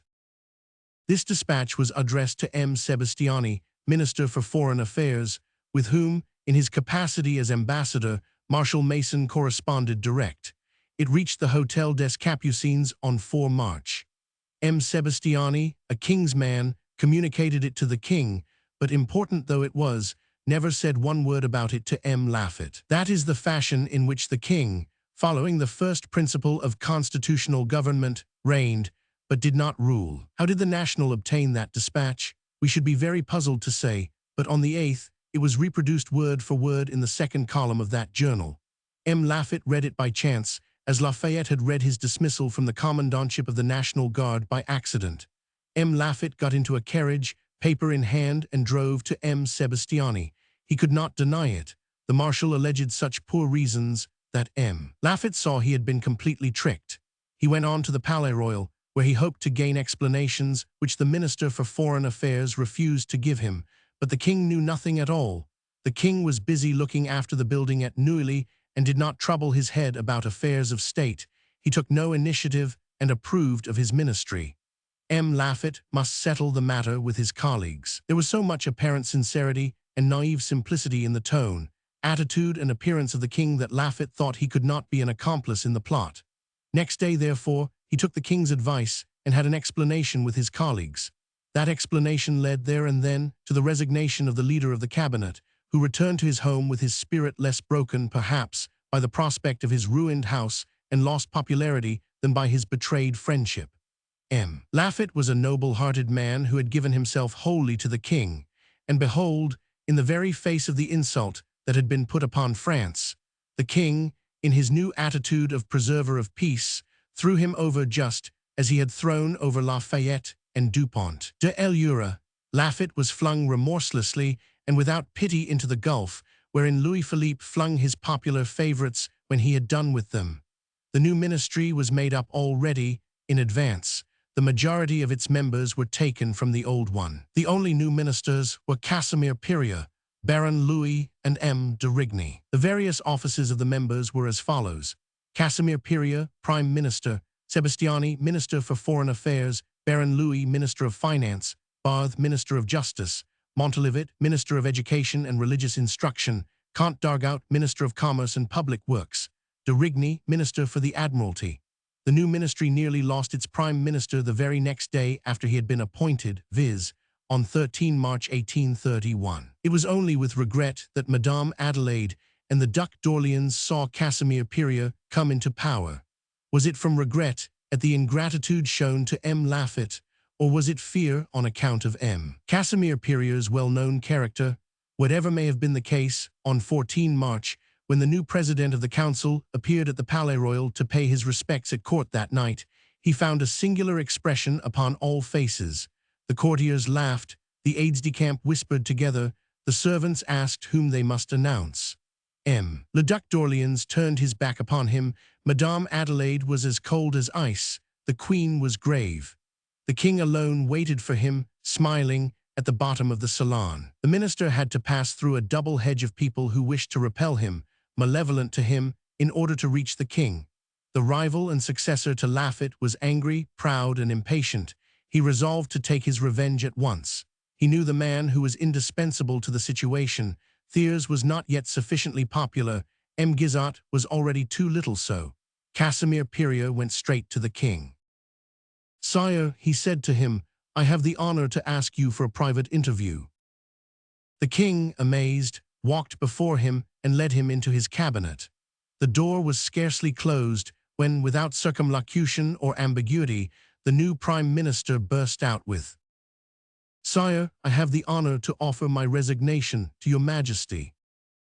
"Good lord, Monsieur Perier," exclaimed the king, "and on what grounds?"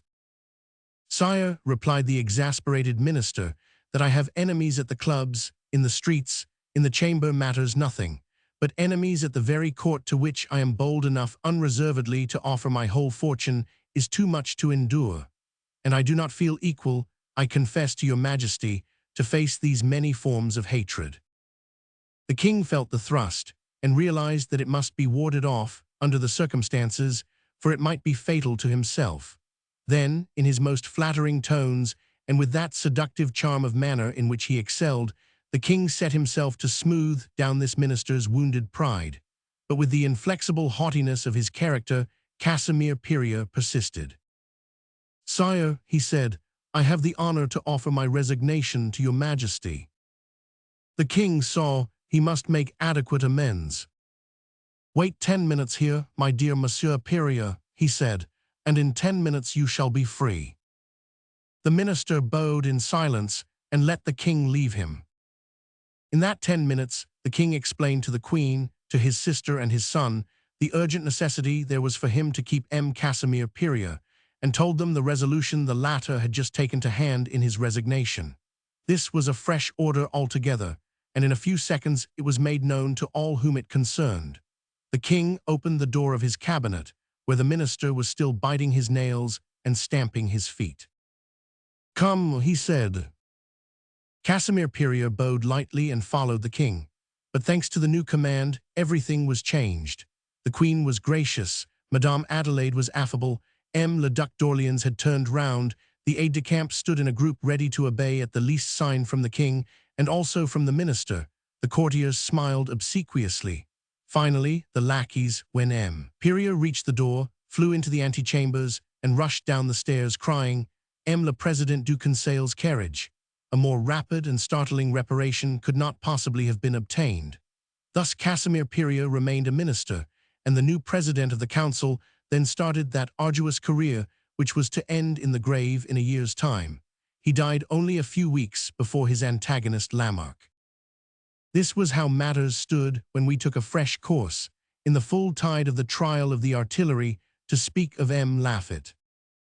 But once for all, we are not writing history, only jotting down our recollections, and often we find that, at the very moment when we have galloped off to follow up some byway of our memory, we have left behind us events of the first importance. We are then obliged to retrace our steps, to make our apologies to those events, as the king had to do to Casimir Peria, to take them, as it were, by the hand, and to lead them back to our readers, who perhaps do not always accord them quite such a gracious reception as that which the court of the Palais Royal gave to the president of the council on the evening of 14 March 1831. Chapter 4. Trial of the Artilleryman, Procureur General Miller, Péchu de Herbenville, Godfrey Cavaignac, acquittal of the accused, the ovation they received, Commissioner Gourdin, the Cross of July, the red and black ribbon, final rehearsals of Antony. We have mentioned what a difficult matter it was for a Solicitor General to prosecute the men who were still black from the powder of July.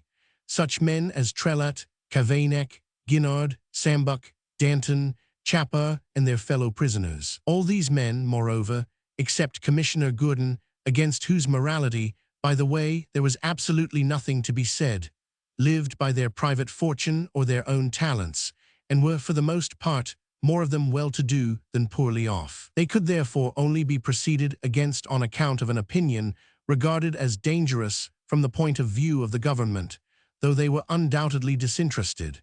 Miller, the Solicitor General, had the wit to grasp the situation, and at the outset of his charge against the prisoners, he turned to the accused and said, "We lament as much as any other person to see these honored citizens at the bar, whose private life seems to command much esteem, young men, rich in noble thoughts and generous inspirations.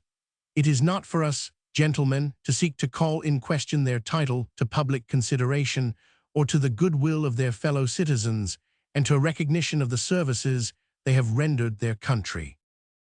The audience, visibly won over by this preamble, made a murmur of approbation which it would certainly have repressed if it had had patience to wait the sequel.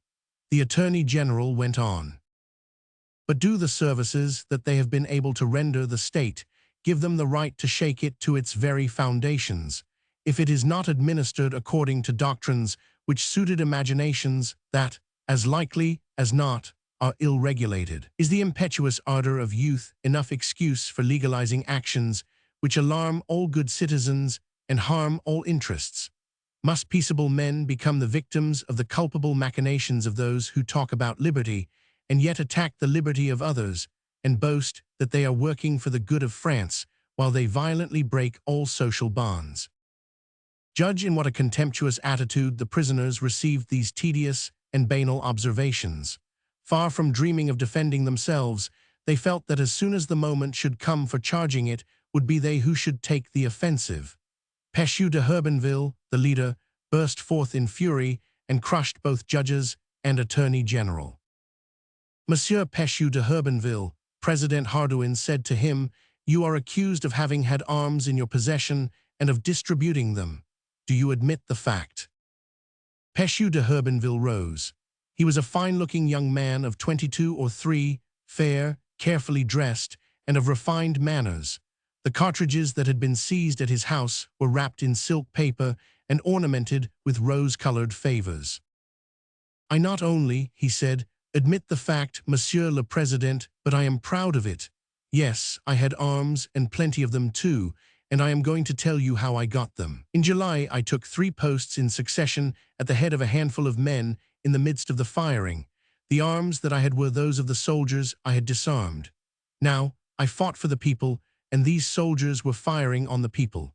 Am I guilty for taking away the arms which in the hands in which they were found were dealing death to citizens?"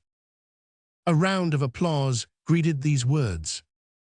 "As to distributing them," continued the prisoner, "it is quite true I did it, and not only did I distribute them, but believing that, in our unsettled times, it was as well to acquaint the friends of France with their enemies, at my own expense. Although I am not a rich man, I provided some of the men who had followed me with the uniform of the National Guard. It was to those same men I distributed the arms, to which, indeed, they had a right, since they helped me to take them. You have asked me what I have to say in my defense, and I have told you." He sat down amidst loud applause, which only ceased after repeated orders from the president. Next came Cavanac's turn. "You accuse me of being a Republican," he said. "I uphold that accusation both as a title of honor and a paternal heritage. My father was one of those who proclaimed the Republic from the heart of the National Convention, before the whole of Europe, then victorious. He defended it before the armies, and that was why he died in exile after 12 years of banishment, and whilst the Restoration itself was obliged to let France have the fruits of that revolution which he had served, whilst it overwhelmed with favors those men whom the Republic had created, my father and his colleagues alone suffered for the great cause which many others betrayed. It was the last homage their impotent old age could offer to the country they had vigorously defended in their youth. That cause, gentlemen, colors all my feelings as his son, and the principles which it embraced are my heritage. Study has naturally strengthened the bent given to my political opinions, and now that the opportunity is given me to utter a word which multitudes proscribe, I pronounce it without affection, and without fear at heart, and from conviction I am a Republican." It was the first time such a declaration of principles had been made boldly and publicly before both the court of law and society. It was accordingly received at first in dumb stupor, which was immediately followed by a thunder of applause. The president realized that he could not struggle against such enthusiasm. He let the applause calm down, and Cavaignac continue his speech. Godfrey Cavaignac was an orator, and more eloquent than his brother, although he, like General Lamarck and General Foy, gave utterance to some eminently French sentiments which enter more deeply into people's hearts than the most beautiful speeches. Cavaignac continued with increasing triumph. Finally, he summed up his opinions and hopes, and those of the party, which, then almost unnoticed, was to triumph 17 years later. "The revolution, gentlemen, you attacked the revolution. What folly! The revolution includes the whole nation, except those who exploit it. It is our country, fulfilling the sacred mission of freeing the people entrusted to it by Providence. It is the whole of France, doing its duty to the world. As for ourselves, we believe in our hearts that we have done our duty to France, and every time she has need of us, no matter what she, our revered mother, asks of us, we, her faithful sons, will obey her. It is impossible to form any idea of the effect this speech produced. Pronounced as it was in firm tones, with a frank and open face, eyes flashing with enthusiasm and heartfelt conviction. From that moment the cause was won. To have found these men guilty would have caused a riot, perhaps even a revolution. The questions put to the jury were 46 in number. At 11:45 noon, the jurymen went into their consulting room. They came out at 3:30 and pronounced the accused men not guilty on any one of the 46 indictments. There was one unanimous shout of joy, almost of enthusiasm, clapping of hands and waving of hats. Everyone rushed out, striding over the benches, overturning things in their way. They wanted to shake hands with any one of the 19 prisoners, whether they knew him or not. They felt that life, honor, and future principles had been upheld by those prisoners arraigned at the bar. In the midst of this hubbub, the president announced that they were set at liberty. There remained, therefore, nothing further for the accused to do but to escape the triumphant reception awaiting them. Victories in these cases are often worse than defeats. I recollect the triumph of Louis Blanc on 15 May. Guinard, Cavaignac, and the students from the schools succeeded in escaping the ovation. Instead of leaving by the door of the conciergerie, which led to the Quai des Lunettes, they left by the kitchen door and passed out unrecognized.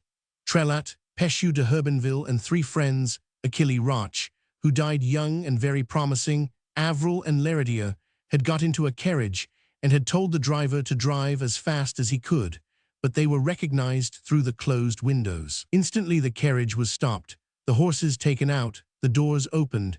They had to get out, pass through the crowd, bow in response to the cheering, and walk through waving handkerchiefs, the flourishing of hats and shouts of vivent les Républicains, as far as Trelat's home. Gilly, also recognized, was still less fortunate.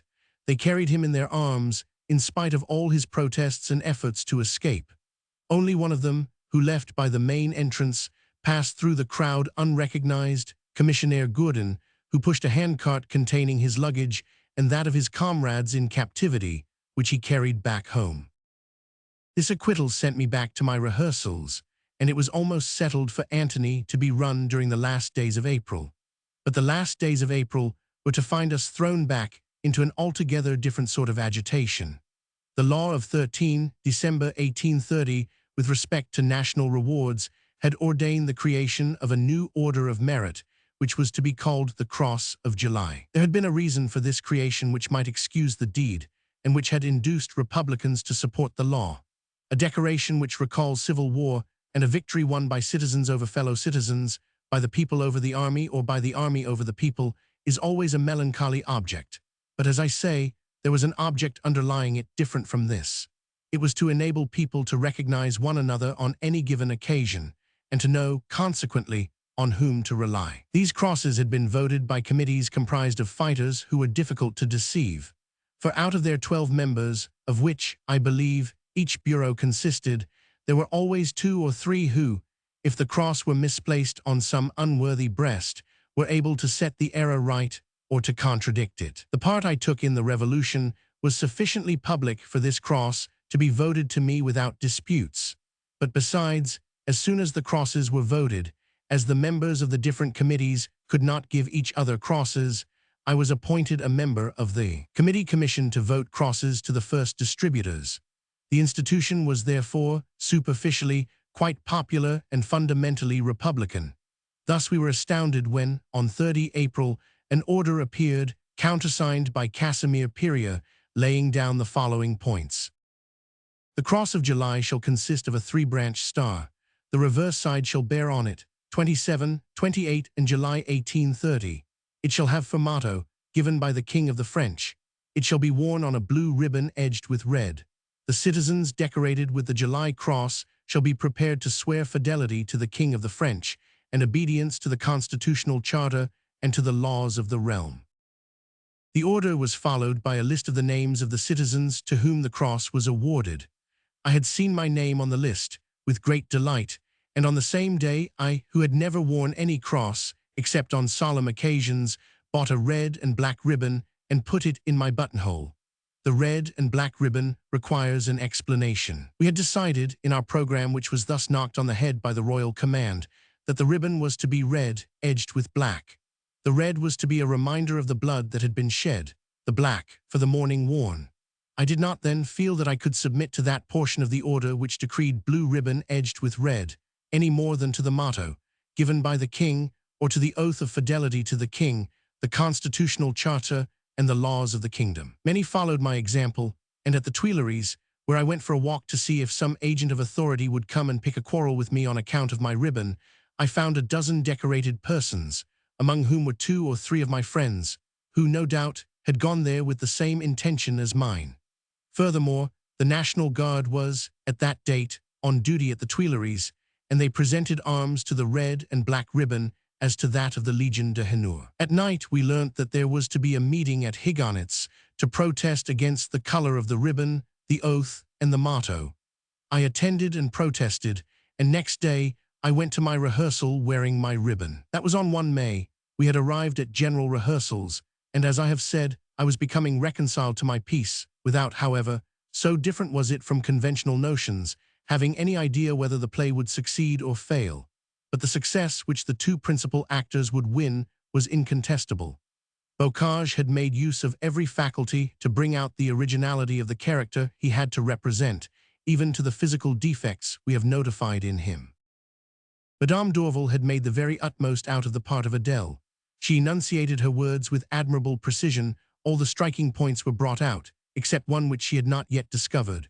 "Then I am lost," she had to exclaim when she heard of her husband's arrival. Well, she did not know how to render those 4 words, "Then I am lost," and yet she realized that, if said properly, they would produce a splendid effect. All at once an illumination flashed across her mind. "Are you here, author?" she asked, coming to the edge of the footlights to scan the orchestra. "Yes, what is it?" I replied. "How did Mars say, 'Then I am lost'?" She was sitting down and got up. "Good," replied d'Orval, returning to her place. "I will be standing and will sit down." The rehearsal was finished. Alfred de Vigny had been present and given me some good hints. I had made Antony an atheist. He made me obliterate that blot in the part. He predicted a grand success for me. We parted, he persisting in his opinion, I shaking my head dubiously.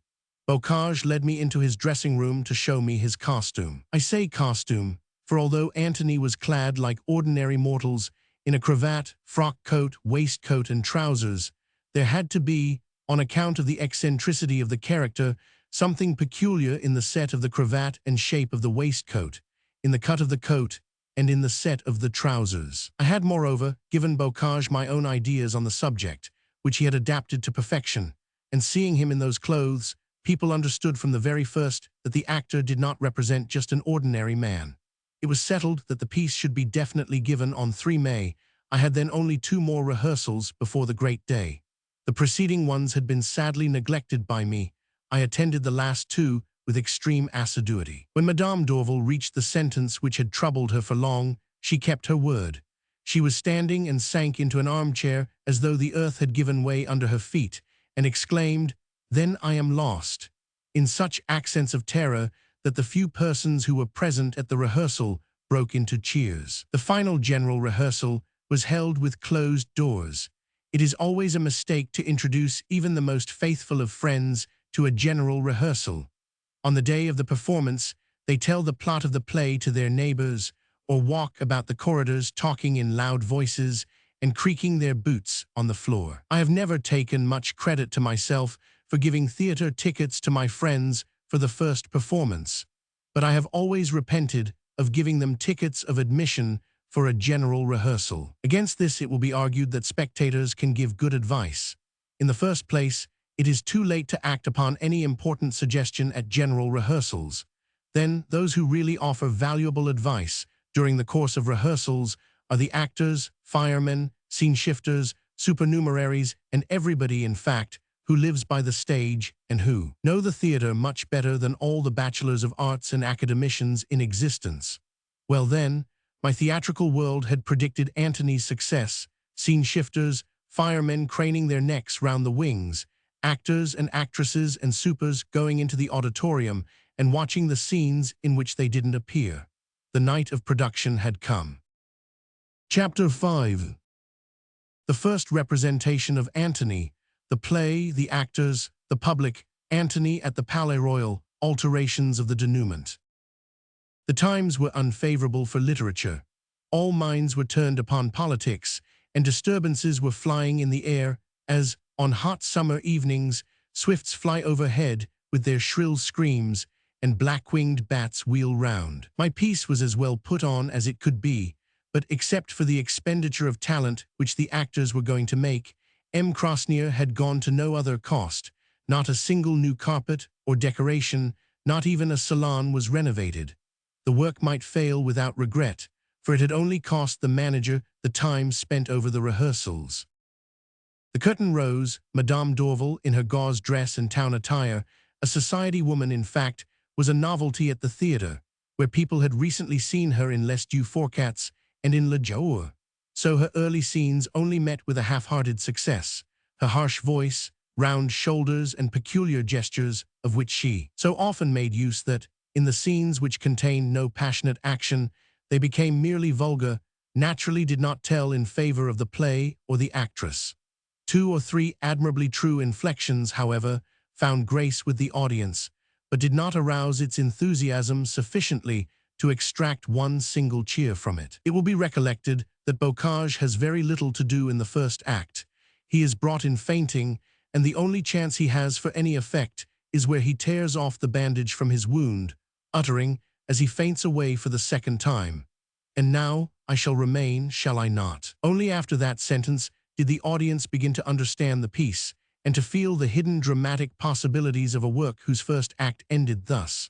The curtain fell in the midst of applause. I had ordered the intervals between the acts to be short. I went behind the scenes myself to hurry the actors, managers, and scene shifters. In 5 minutes' time, before the excitement had had time to cool down, the curtain went up again. The second act fell to the share of Bocage entirely. He threw himself vigorously into it, but not egotistically, allowing d'Orval as much part as she had a right to take. He rose to a magnificent height in the scene of bitter misanthropy and amorous threatening, a scene, by the by, which, except for that of the foundlings, took up pretty nearly the whole act. I repeat that Bocage was really sublime in these parts. Intelligence of mind, nobleness of heart, expression of countenance, the very type of the Antony, as I had conceived him, was presented to the public. After the act, whilst the audience was still clapping, I went behind to congratulate him heartily. He was glowing with enthusiasm and encouragement, and d'Orval told him, with the frankness of genius, how delighted she was with him. d'Orval had no fears at all. She knew that the 4th and 5th acts were hers, and quietly waited her turn. When I re-entered the theatre, it was in a state of excitement. One could feel the air charged with those emotions which go to the making of great success. I began to believe that I was right, and the whole world wrong, even my manager. I except Alfred de Vigny, who had predicted success. My readers know the third act. It is all action, brutal action.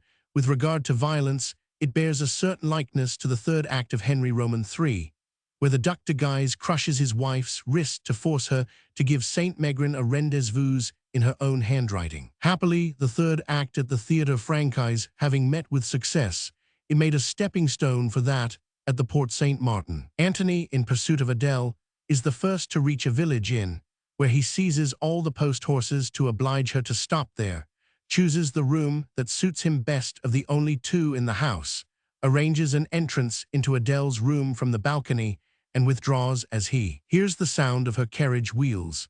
Adele enters and begs to be supplied with horses. She is only a few leagues from Strasbourg, where she is on her way to join her husband. The horses taken away by Antony are not to be found. Adele is obliged to spend the night in the inn. She takes every precaution for her safety, which, the moment she is alone, becomes useless because of the opening by the balcony, forgotten in her nervous investigations. Madame d'Orval was adorable in her feminine simplicity and instinctive terrors. She spoke as no one had spoken, or ever will speak them, those 2 extremely simple sentences: "But this door will not shut. And no accident has ever happened in your hotel, madame." Then, when the mistress of the inn has withdrawn, she decides to go into her bedroom. Hardly had she disappeared before a pane of the window falls broken to atoms, an arm appears and unlatches the catch. The window is opened, and both Antony and Adele appear, the one on the balcony of her window, the other on the threshold of the room. At the sight of Antony, Adele utters a cry. The rest of the scene was terrifyingly realistic. To stop her from crying out again, Antony placed a handkerchief on Adele's mouth, drags her into the room, and the curtain falls as they are both entering it together. There was a moment of silence in the house. Porcher, the man whom I have pointed out as one of our 3 or 4 pretenders to the crown, as the most capable of bringing about a restoration, was charged with the office of producing my restoration, but hesitated to give the signal. Mahomet's bridge was not narrower than the thread which at that moment hung Antony suspended between success and failure. Success carried the day, however. A great uproar succeeded the frantic rounds of applause which burst forth in a torrent. They clapped and howled for 5 minutes. When I have failures, rest assured I will not spare myself, but meanwhile I ask leave to be allowed to tell the truth. On this occasion, the success belonged to the 2 actors. I ran behind the theater to embrace them. No Adele and no Antony to be found. I thought for a moment that, carried away by the enthusiasm of the performance, they had resumed the play at the words, Antony lui, jet un mauquer sur la bouche, et rimport dans sa chambre, and had continued the piece. I was mistaken. They were both changing their costumes and were shut in their dressing rooms. I shouted all kinds of endearing terms through the door. "Are you satisfied?" Bocage inquired. "Enchanted." "Bravo, the rest of the piece belongs to Dorval. You will not leave her in the lurch." "Oh, be easy on that score." I ran to Dorval's door. "It is superb, my child, splendid, magnificent." "Is that you, my big bow-wow?" "Yes." "Come in, then." "But the door is fast." "To everybody but you." She opened it. She was unstrung, and half undressed as she was, she flung herself into my arms. "I think we have secured it, my dear." "What?" "Why, a success, of course." "Hm. Are you not satisfied?" "Yes, quite." "Hang it, you would be hard to please if you were not." "It seems to me, however, that we have passed out of the worst troubles." "True, all has gone well so far, but—" "But what? Come, my big bow-wow. Oh, I do love you for giving me such a fine part." "Did you see the society women, eh?" "No." "What did they say of me?" "But I did not see them." "You will see them." "Oh, yes." "Then you will repeat what they say, but frankly, mind." "Of course." "Look, there is my ball dress. Pretty swell, I fancy." "Oh, big dog, do you know how much you have cost me?" "No." 800 francs. "Come here." I whispered a few words in her ear. "Really?" she exclaimed. "Certainly." "You will do that?" "Of course, since I have said so." "Kiss me." "No." "Why not?" "I never kiss people when I make them a present." "Why?" "I expect them to kiss me." She threw her arms round my neck. "Come now, good luck," I said to her. "And you must have it too." "Courage, I am going to seek it." "Where?" "At the Bastille." "At the Bastille?" "Yes, I have a notion the beginning of the 4th act will not get on so well." "Why not?" "Come now, the 4th act is delightful, I will answer for it." "Yes, you will make the end go, but not the beginning." Yes, that is a feuilleton which Grayley speaks." "Bah, it will succeed all the same. The audience is enthusiastic. We can feel that, all of us." You feel that?" "Then too, see you, my big bow-wow, there are people in the stalls of the house, gentlemen too, who stare at me as they never have stared before." "I don't wonder." "I say." "What?" "If I am going to become the rage." It only depends on yourself. Liar. I swear it only depends on yourself. Yes, but, Alfred A. Exactly. Upon my word, so much the worse, we shall see. The voice of the stage manager called Madame d'Orval. Can we begin? No, no, no, I'm not dressed yet, I am only in my chemise. He's a pretty fellow, that Mozart. What would the audience say? It is you who have hindered me like this. Go off with you then. Put me out. Go, go, go. She kissed me 3 times and pushed me to the door. Poor lips, then fresh and smiling and trembling, which I was to see closed and frozen forever at the touch of death. I went outside as I was in need of air. I met Bixio in the corridors. Come with me, I said. Where the dickens are you off to? I am going for a walk. What a walk? Yes. Just when the curtain is going to rise. Exactly, I do not feel sure about the 4th act and would much rather it began without me. Are you sure about the end? Oh, the end is a different matter. We will come back for that, never fear. And we hurried out on to the boulevard. Ah, I exclaimed as I breathed the air. What is the matter with you? Is it your piece that is upsetting you like this? Get along, hang my piece. I dragged Bixio in the direction of the Bastille. I do not remember what we talked of. I only know we walked for half a league, there and back, chattering and laughing. If anybody had said to the passers-by, "You see that great lunatic of a man over there? He is the author of the play being acted at this very moment at the theatre of La Porte Saint-Martin," they would indeed have been amazed. I came in again at the right moment, at the scene of the insult. The feuilleton, as d'Orval called it, meaning the apology for this modern style of drama, the real preface to Antony, had passed over without hindrance and had even been applauded. I had a box close to the stage, and I made a sign to d'Orval that I was there. She signaled back that she saw me. Then the scene began between Adele and the Vicomtesse, which is summed up in these words, "But I have done nothing to this woman." Next comes the scene between Adele and Antony, where Adele repeatedly exclaims, "She is his mistress." Well, I say it after 22 years have passed by, and during those years I have composed many plays, and seen many pieces acted, and applauded many actors. He who never saw d'Orval act those 2 scenes, although he may have seen the whole repertory of modern drama, can have no conception how far pathos can be carried. The reader knows how this act ends.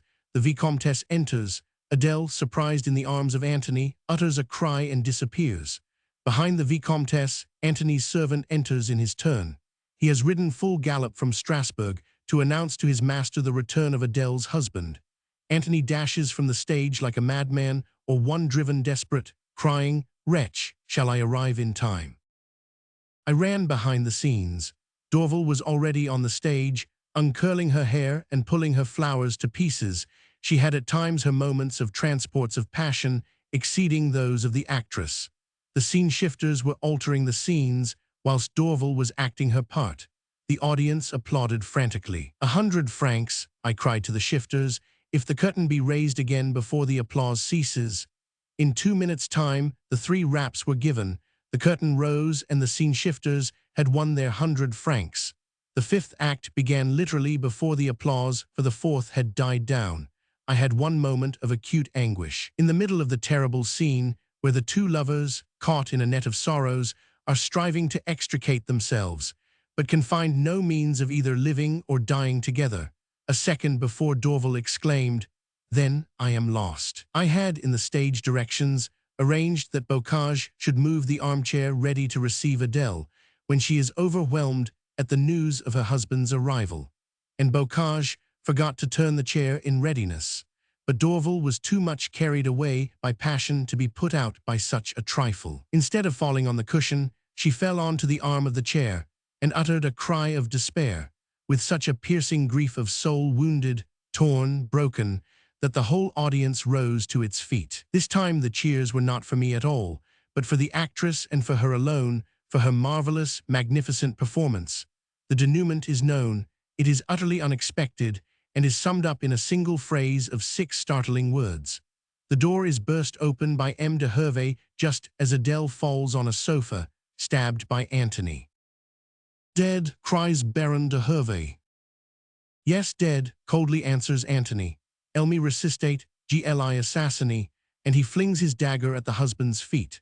The audience gave vent to such cries of terror, dismay, and sorrow that probably a third of the audience hardly heard these words, a necessary supplement to the piece, which, however, without them would be nothing but an ordinary intrigue of adultery, unraveled by a simple assassination. The effect, all the same, was tremendous. They called for the author with frantic cries. Bocage came forward and told them. Then they called for Antony and Adele again, and both returned to take their share in such an ovation as they had never had, nor ever would have again. For they had both attained to the highest achievement in their art. I flew from my box to go to them, without noticing that the passages were blocked with spectators coming out of their seats. I had not taken 4 steps before I was recognized. Then I had my turn as the author of the play. A crowd of young persons of my own age, I was 28, pale, scared, breathless, rushed at me. They pulled me right and left and embraced me. I wore a green coat buttoned up from top to bottom. They tore the tails of it to shreds. I entered the green room, as Lord Spencer entered his, in a round jacket. The rest of my coat had gone into a state of relics. They were stupefied behind the scenes. They had never seen a success taking such a form before. Never before had applause gone so straight from the audience to the actors. And what an audience it was too. The fashionable world, the exquisites who take the best boxes at theaters, those who only applaud from habit, who this time made themselves hoarse with shouting so loudly and had split their gloves with clapping. Crosnier was hidden. Bocage was as happy as a child. Dorval was mad. Oh, good and brave-hearted friends, who, in the midst of their own triumphs, seemed to enjoy my success more even than their own, who put their own talent on one side and loudly extolled the poet and the work. I shall never forget that night. Bocage has not forgotten it either. Only a week ago we were talking of it as though it had happened only yesterday, and I am certain, if such matters are remembered in the other world, Dorval remembers it too. Now, what became of us all after we had been congratulated, I know not. Just as there is around every luminous body a mist, so there was one over the rest of the evening and night, which my memory, after a lapse of 22 years, is unable to penetrate.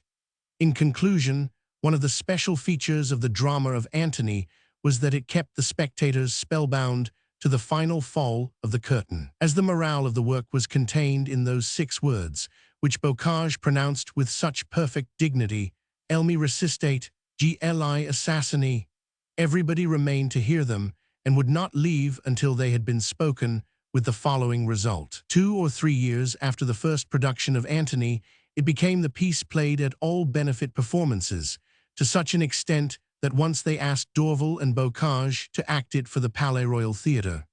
I forget, and it does not matter, for whom the benefit was to be performed. The play met with its accustomed success, thanks to the acting of those 2 great artistes, only the manager had been told the wrong moment at which to call the curtain down. So it fell as Antony is stabbing Adele, and robbed the audience of the final denouement. That was not what they wanted. It was the denouement they meant to have. So, instead of going, they shouted loudly for le denouement. Le denouement. They clamored to such an extent that the manager begged the actors to let him raise the curtain again and for the piece to be concluded. Dorval, ever good-natured, resumed her pose in the armchair as the dead woman, while they ran to find Antony. But he had gone into his dressing-room, furious because they had made him miss his final effect, and withdrawing himself into his tent, like Achilles too, he obstinately refused to come out of it. All the time the audience went on clapping and shouting and calling, "Bocage, Dorval, Dorval, Bocage," and threatening to break the benches. The manager raised the curtain, hoping that Bocage, when driven to bay, would be compelled to come upon the stage. But Bocage sent the manager about his business. Meanwhile, Dorval waited in her chair, with her arms hung down and head lying back. The audience waited, too, in profound silence, but when they saw that Bocage was not coming back, they began cheering and calling their hardest. Dorval felt that the atmosphere was becoming stormy and raised her stiff arms, lifted her bent head, rose, walked to the footlights, and in the midst of the silence which had settled down miraculously at the first movement she had ventured to make. "Messieurs," she said, "Messieurs, je lui resistais, il m'a assassiné." Then she made a graceful obeisance and left the stage, hailed by thunders of applause. The curtain fell and the spectators went away enchanted. They had had their denouement, with a variation, it is true, but this variation was so clever that one would have had to be very ill-natured not to prefer it to the original form. Chapter 6. The inspiration under which I composed Antony, the preface, wherein lies the moral of the piece, cuckoldom, adultery, and the civil code, quem nuptio demonstrant, why the critics exclaimed that my drama was immoral, account given by the least malevolent among them, how prejudices against bastardy are overcome. Antony has given rise to so many controversies that I must ask permission not to leave the subject thus. Moreover, this work is not merely the most original and characteristic of all my works, but it is one of those rare creations which influences its age. When I wrote Antony, I was in love with a woman of whom, although far from beautiful, I was horribly jealous. Jealous because she was placed in the same position as Adele. Her husband was an officer in the army, and the fiercest jealousy that a man can feel is that roused by the existence of a husband, seeing that one has no grounds for quarreling with a woman who possesses a husband, however jealous one may be of him. One day she received a letter from her husband announcing his return. I almost went mad. I went to one of my friends employed in the War Office. 3 times the leave of absence, which was ready to be sent off, disappeared. It was either torn up or burnt by him. The husband did not return. What I suffered during that time of suspense, I could not attempt to describe, although 24 years have passed over since that love departed the way of the poet Villen's Old Moons. But read Antony, that will tell you what I suffered. Antony is not a drama, nor a tragedy, not even a theatrical piece. Antony is a description of love, of jealousy, and of anger in 5 acts. Antony was myself, leaving out the assassination, and Adele was my mistress, leaving out the flight. Therefore, I took Byron's words for my epigram, people said Childe Harold was myself. It does not matter if they did. I put the following verses as my preface. They are not very good. I could improve them now, but I shall do nothing of the kind. They would lose their flavor. Poor as they are, they depict 2 things well enough: the feverish time at which they were composed and the disordered state of my heart at that period. Qued fois tu emas dit, ox huras du delia. Quand mon front tout, a coup devenate saucia. Sur ta bouche pourquoi cet effrayant sauria. Pourquoi ces larmes dans tes yeux. Pourquoi 100 est que mon cœur au milieu des délices. 500 un souvenir jaloux constamment oppresse. Freud au bonheur présent, va chercher ses supplices. Dans l'avenir et le passé. Jusque dans tes baisers, tu retrouves des peines. Tu immacables d'amour, 50 amours, m'en souviens. Pour la première fois, est glisse dans tes veins. Sous daughters baisers, quelles means. Du feu des voluptés vainement tu amenavas. Combien pour un beau jour, de tristes lendemains. Ces charms qua mes mains, en palpitant tu livers. Palpiteront sous daughters mains. Et je n'y pourrai pas, dans ma fureur jalouse. De l'infidélité te réserve le prix. Quelques mots élotel tiant fate son épouse. Et te sauvant de mon mépris. Car ces mots portaugers ont vendu tes caresses. 50 amours ni les doit plus, donner ni recevoir. 50 usage des époux à régler les tendresses. Et leurs baisers sont un devoir. Malheur à moi, que le ciel en si monde. Agit comme un hôte à ses lois étrangers. À moi qui n'y sais pas, dans ma douleur profonde. Souffrir longtemps, sans me venger. Malheur, car une voix qui en a rien de la tête. 1000 a dit, pour ton bonheur, c'est sa mort qu'il t'y faut. Et cette voix est ma fate, comprendre le mystère. Et du mueter, et de l'échafaud. Vins donc, ange du mal, don't la voix me convey. Car il est des instants o, si t'y vois. Portrays, pour son sang, t'y abandonner ma vie. Et mon aim, si j'y cries. What do you think of my lines? They are impious, blasphemous, and atheistic, and in fact, I will proclaim it, as I copy them here nearly a quarter of a century after they were made. They would be inexcusably poor if they had been written in cold blood. But they were written at a time of passion, at one of those crises when a man feels driven to give utterance to his sorrows and to describe his sufferings in another language than his ordinary speech. Therefore, I hope they may earn the indulgence of both poets and philosophers. Now, was Antony really as immoral a work as certain of the papers made out? No, for in all things, says an old French proverb, and since the days of Sancho Panza, we know that proverbs contain the wisdom of nations. We must see the end first before passing judgment. Now, this is how Antony ends. Antony is engaged in a guilty intrigue, is carried away by an adulterous passion, and kills his mistress to save her honor as a wife, and dies afterwards on the scaffold, or at least is sent to the galleys for the rest of his days. Very well, I ask you, are there many young society people who would be disposed to fling themselves into a sinful intrigue, to enter upon an adulterous passion, to become, in short, Antonies and Adèles, with the prospect in view, at the end of their passion and romance, of death for the woman and of the galleys for the man? People will answer me that it is the form in which it is put that is dangerous, that Antony makes murder admirable and Adèle justifies adultery. But what would you have? I cannot make my lovers hideous in character, unsightly in looks, and repulsive in manners. The love-making between Quasimodo and Locuste would not be listened to beyond the third scene. Take Molière, for instance. Does not Angelique betray Georges Dandin in a delightful way, and Valor steal from his father in a charming fashion, and Don Juan deceive Dona Elvira in the most seductive of language? Ah, Molière knew as well as the moderns what adultery was. He died from its effects. What broke his heart? The heart which stopped beating at the age of 53.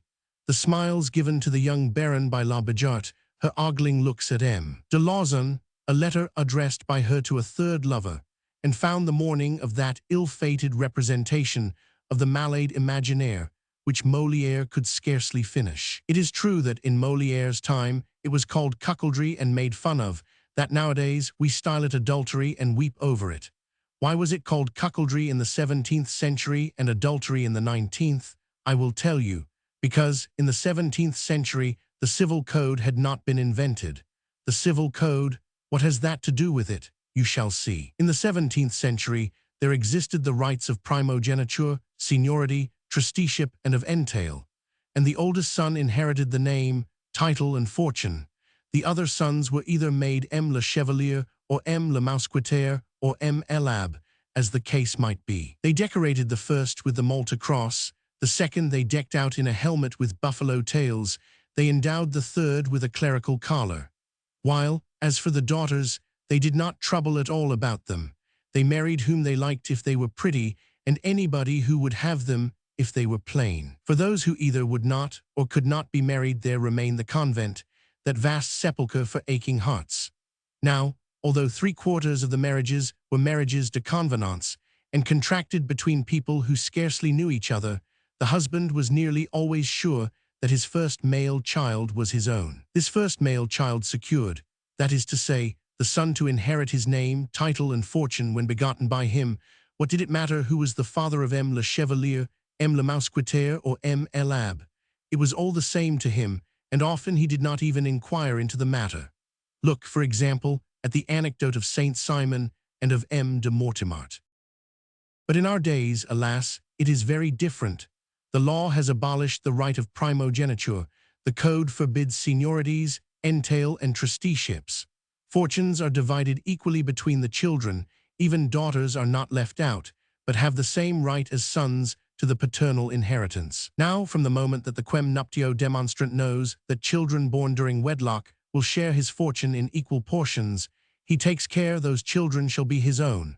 For a child, not his, sharing with his legitimate heirs, is simply a thief.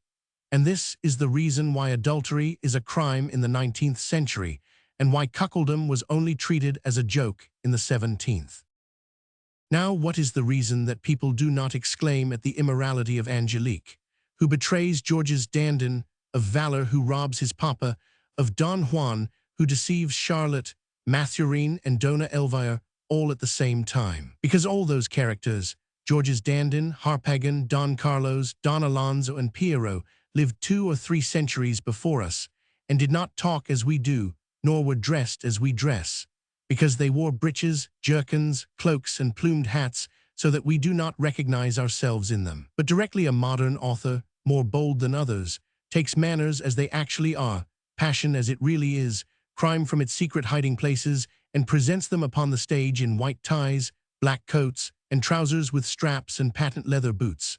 Ah, each one sees himself as in a mirror, and sneers instead of laughing, attacks instead of approving, groans instead of applauding. Had I put Adele into a dress of the time of Isabella of Bavaria and Antony into a doublet of the time of Louis d'Orleans, and if I had even made the adultery between brother-in-law and sister-in-law, nobody would have objected. What critic dreams of calling Oedipus immoral, who kills his father and marries his mother, whose children are his sons, grandson and brothers all at the same time, and ends by putting out his own eyes to punish himself, a futile action, since the whole thing was looked upon as the work of fate, not a single one. But would any poor devil be so silly as to recognize a likeness of himself under either a Grecian cloak or a Theban tunic? I would, indeed, like to have the opinion of some of the moralists of the press who condemned Antony, that, for instance of M., who, at that time, was living openly with Madame, I nearly said who. If I put it before my readers, the revelation would not fail to interest them. I can only lay my hands on one article. True, I am at Brussels, and write these lines after 2 in the morning. I exhumed that article from a very honest and innocent book, the Annuaire historique et universel by M. Charles Louis Lesser. Here it is. It is one of the least bitter of the criticisms. Theatre de la Porte Saint-Martin, 3 May. First performance of Antony, a drama in 5 acts by M. Alexandre Dumas. In an age and in a country where bastardy would be a stain bearing the stamp of the law, sanctioned by custom and a real social curse, against which a man, however rich in talent, honors and fortune, would struggle in vain, the moral aim of the drama of Antony could easily be explained. But nowadays when, as in France, all special privileges of birth are done away with, those of plebeian as well as of illegitimate origin, why this passionate pleading, to which, necessarily, there cannot be any contradiction and reply, moral aim being altogether non-existent in Antony, what else is there in the work? Only the frenzied portrayal of an adulterous passion, which stops at nothing to satisfy itself, which plays with dangers and murder and death. Then follows an unamiable analysis of the piece, and the criticism continues. Such a conception no more bears the scrutiny of good common sense than a crime brought before the assize courts can sustain the scrutiny of a jury. The author, by placing himself in an unusual situation of ungovernable and cruel passions, which spare neither tears nor blood, removes himself outside the pale of literature. His work is a monstrosity, although we ought in fairness to say that some parts are depicted with an uncommon degree of strength, grace, and beauty. Bocage and Madame d'Orval distinguished themselves by the talent and energy with which they played the 2 leading parts of Antony and Adele. My dear Monsieur Lesser, I could answer your criticism from beginning to end, but I will only reply to the statements I have underlined, which refer to bastardy, with which you start your article. Well, dear sir, you are wrong. Privileges of birth are by no means overcome, as you said. I myself know, and you also knew. I say you knew because I believe you are dead. You, a talented man, nay, even more, a man of genius, who had a hard struggle to make your fortune, and who, in spite of talent, genius, fortune, were constantly reproached with the fatal accident of your birth. People cavilled over your age, your name, your social status. Where? Why, in that inner circle where laws are made, and where, consequently, They ought not to have forgotten that the law proclaims the equality of the French people one with another. Well, that man, with the marvelous persistence which characterizes him, will gain his object. He will be a minister one day. Well, at that day what will they attack in him? His opinions, schemes, utopian ideas? Not at all, only his birth. And who will attack it? Some mean rascal who has the good luck to possess a father and a mother, who, unfortunately, have reason to blush for him. But enough about Antony, which we will leave, to continue its run of 100 performances in the midst of the political disturbances outside, and let us return to the events which caused these disturbances. Chapter 7. A word on criticism. Molière, estimated by Bossuet, by Jean-Jacques Rousseau, and by Berthelot, an anonymous libel, critics of the 17th and 19th centuries. M. François de Salignac de la Motte de Fenelon, origin of the word Tartuffe, M. Taschereau, and M. Etienne.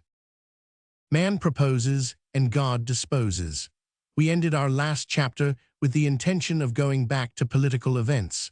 But behold, since we have been talking of criticism, we are seized with the desire to dedicate a whole short chapter to the worthy goddess. There will, however, be no hatred nor recrimination in it. We are only incited with the desire to wander aside for a brief space and to place before our readers opinions which are either unknown to them or else forgotten. The following, for instance, was written about Molière's comedies generally. We must then make allowances for the impieties and infamous doings with which Molière's comedies are packed, as honestly meant, or we may not put on a level with the pieces of today those of an author who has declined, as it were, before our very eyes and who, even yet fills all our theaters with the coarsest jokes which ever contaminated Christian ears. Think whether you would be so bold, nowadays, as openly to defend pieces wherein virtue and piety are always ridiculed, corruption ever excused, and always treated as a joke.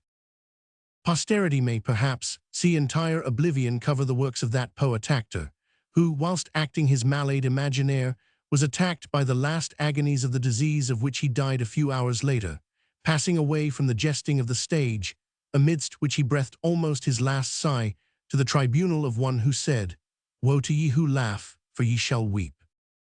By whom do you suppose this diatribe against one whom modern criticism styles the great moralist was written? By some Geoffroy or Charles Morris of the day? Indeed, well, you are wrong. It was by the eagle of Meaux, M. de Bossuet. Now listen to what is said about Georges Dandin. See how, to multiply his jokes, this man disturbs the whole order of society. With what scandals does he upheave the most sacred relations on which it is founded? How he turns to ridicule the venerable rights of fathers over their children, of husbands over their wives, masters over their servants. He makes one laugh, true, but he is all the more to be blamed for compelling, by his invincible charm, even wise persons to listen to his sneers, which ought only to rouse their indignation. I have heard it said that he attacks vices, but I would far rather people compared those which he attacks with those he favors. Which is the criminal, a peasant who is fool enough to marry a young lady, or a wife who tries to bring dishonor upon her husband? What can we think of a peace when the pit applauds infidelity, lies, impudence, and laughs at the stupidity of the punished rustic? By whom was that criticism penned? Doubtless by some intolerant priest or fanatical prelate. By no means. It was by the author of the Confessions and of the Nouvelle Héloïse, by Jean-Jacques Rousseau. Perhaps the misanthrope at any rate may find favor with the critics. It is surely admitted, is it not, that this play is a masterpiece? Let us see what the unctuous Berthelot says about it in his letter à l'Académie Française. It is short, but to the point. Another fault in Molière that many clever people forgive in him, but which I have not allowed myself to forgive, is that he makes vice fascinating and virtue ridiculously rigid and odious. Let us pass on to L'Avare and return to Jean-Jacques Rousseau. It is a great vice to be a miser and to lend upon usury, said the Genevan philosopher, but is it not a still greater for a son to rob his father, to be wanting in respect to him, to insult him with innumerable reproaches, and when the annoyed father curses him, to answer in a bantering way, "Quil en a que faire de ces dons? I have no use for your gifts." If the joke is a good one, is it, therefore, any the less deserving of censure? and is not a piece which makes the audience like an insolent son, a bad school for manners. Let us take a sample from an anonymous critic, Don Juan and Tartuffe, this time, then after that, we will return to a well-known name, to a poet still cutting his milk teeth, and to a golden-mouthed orator. We will begin by the anonymous writer. Note that the precept of Horace was still in vogue at this time: sugar the rim of the cup to make the drink less bitter. I hope, said the critic, that Molière will receive these observations the more willingly because passion and interest have no share in them. I have no desire to hurt him, but only to be of use to him. Good, so much for the sugaring the rim of the cup. The absinthe is to come, and after the absinthe, the dregs. Let us continue. We have no grudge against him personally, but we object to his atheism. We are not envious of his gain or of his reputation. It is for no private reasons, but on behalf of all right-thinking people, and he must not take it amiss if we openly defend the interests of God, which he so openly attacks, or because a Christian sorrowfully testifies when he sees the theater in rebellion against the church, comedy in arms against the gospel, a comedian who makes game of mysteries, and fun of all that is most sacred and holy in religion.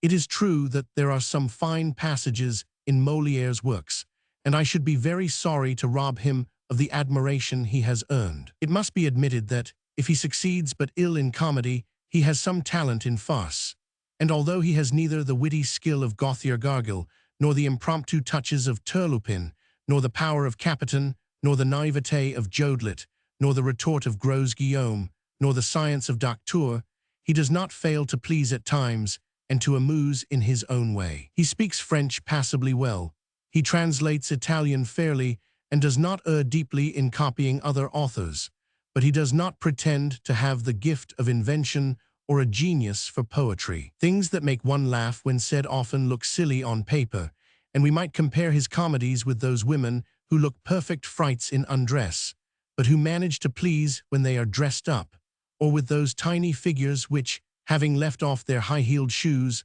look only half-sized.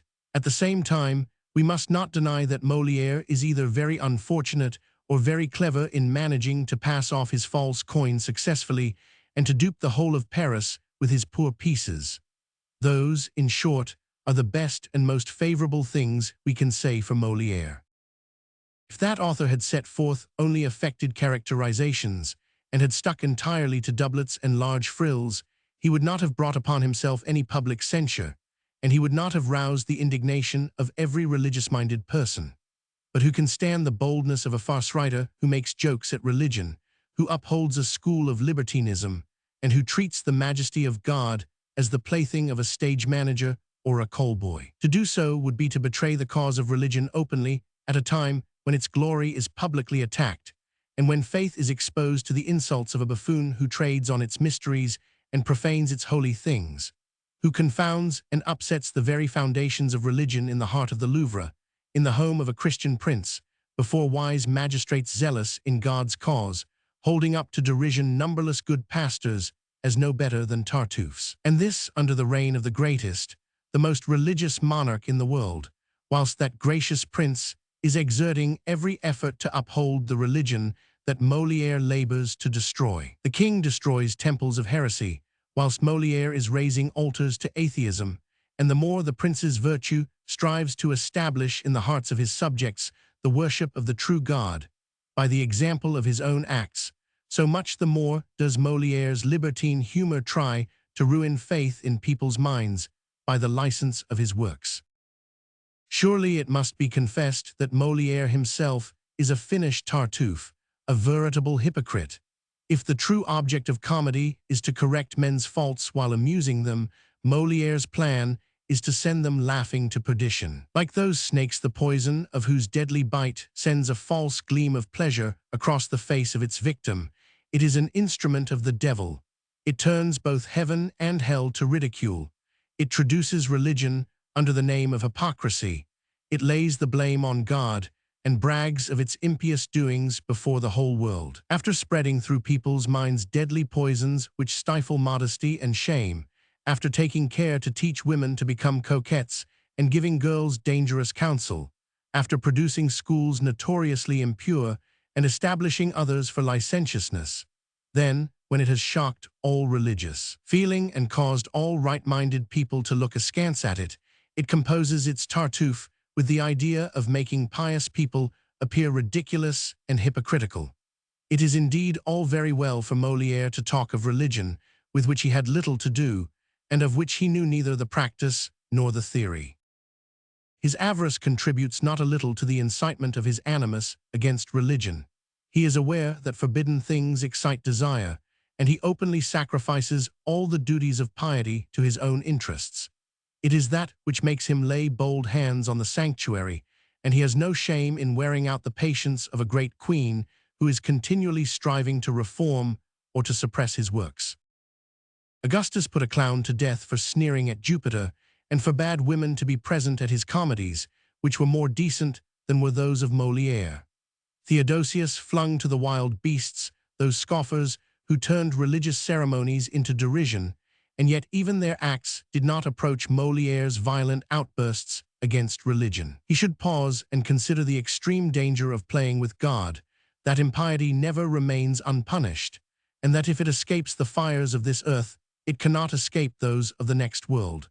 No one should abuse the kindness of a great prince, nor the piety of a religious queen at whose expense he lives and whose feelings he glories in outraging. It is known that he boasts loudly that he means to play his Tartuffe in one way or another, and that the displeasure the great queen has signified at this has not made any impression upon him, nor put any limits to his insolence. But if he had any shadow of modesty left, would he not be sorry to be the butt of all good people, to pass for a libertine in the minds of preachers, to hear every tongue animated by the Holy Spirit publicly condemn his blasphemy? Finally, I do not think that I shall be putting forth too bold a judgment in stating that no man, however ignorant in matters of faith, knowing the content of that play, could maintain that Molière, in the capacity of its author, is worthy to participate in the sacraments, or that he should receive absolution without a public separation, or that he is even fit to enter churches, after the anathemas that the council have fulminated against authors of imprudent and sacrilegious spectacles. Do you not observe, dear reader, that this anonymous libel, addressed to King Louis Roman XIV, in order to prevent the performance of Tartuffe, is very similar to the petition addressed to King Charles X, in order to hinder the performance of Henry Roman III, except that the author or authors of that 17th-century libel had the modesty to preserve their anonymity, whilst the illustrious academicians of the 19th boldly signed their names: Viennet, Lemercier, Arnault, Etienne J. Jouy, and Wonsame Leary. Wonsame Leary was not a member of the Academy, but he was very anxious to be one. Why he is not is a question I defy anyone to answer. These insults were at any rate from contemporaries and can be understood, but Bossuet, who wrote 10 years after the death of Molière, Jean-Jacques Rousseau, who wrote 80 years after the production of Tartuffe, and Berthelot and Fenelon. I must really tell you what Fenelon thought of the author of the Precarious ridicules. After the eagle of Meaux, let us have the swan of Cambrai. There are no fiercer creatures when they are angered than woolly fleeced sheep or white-plumed birds. Although Molière thought rightly, he often expressed himself badly. He made use of the most strained and unnatural phrases. Terence said in 4 or 5 words, and with the most exquisite simplicity, what it took Molière a multitude of metaphors approaching to nonsense to say. I much prefer his prose to his poetry. For example, El Avare is less badly written than the plays which are in verse, but taken altogether, it seems to me that even in his prose, he does not speak in simple enough language to express all passions.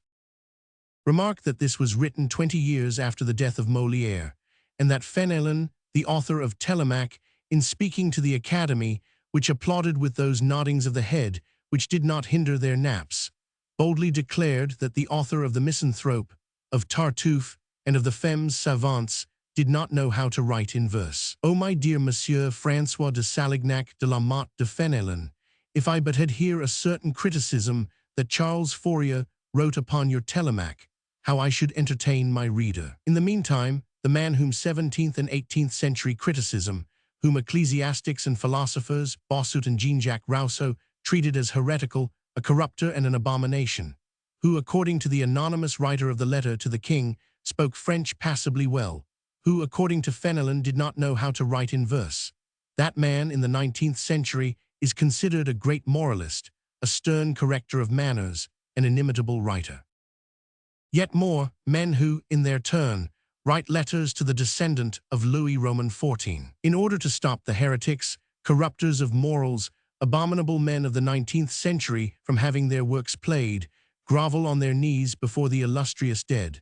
They search his works for the slenderest motives he might have had or did not have in writing them.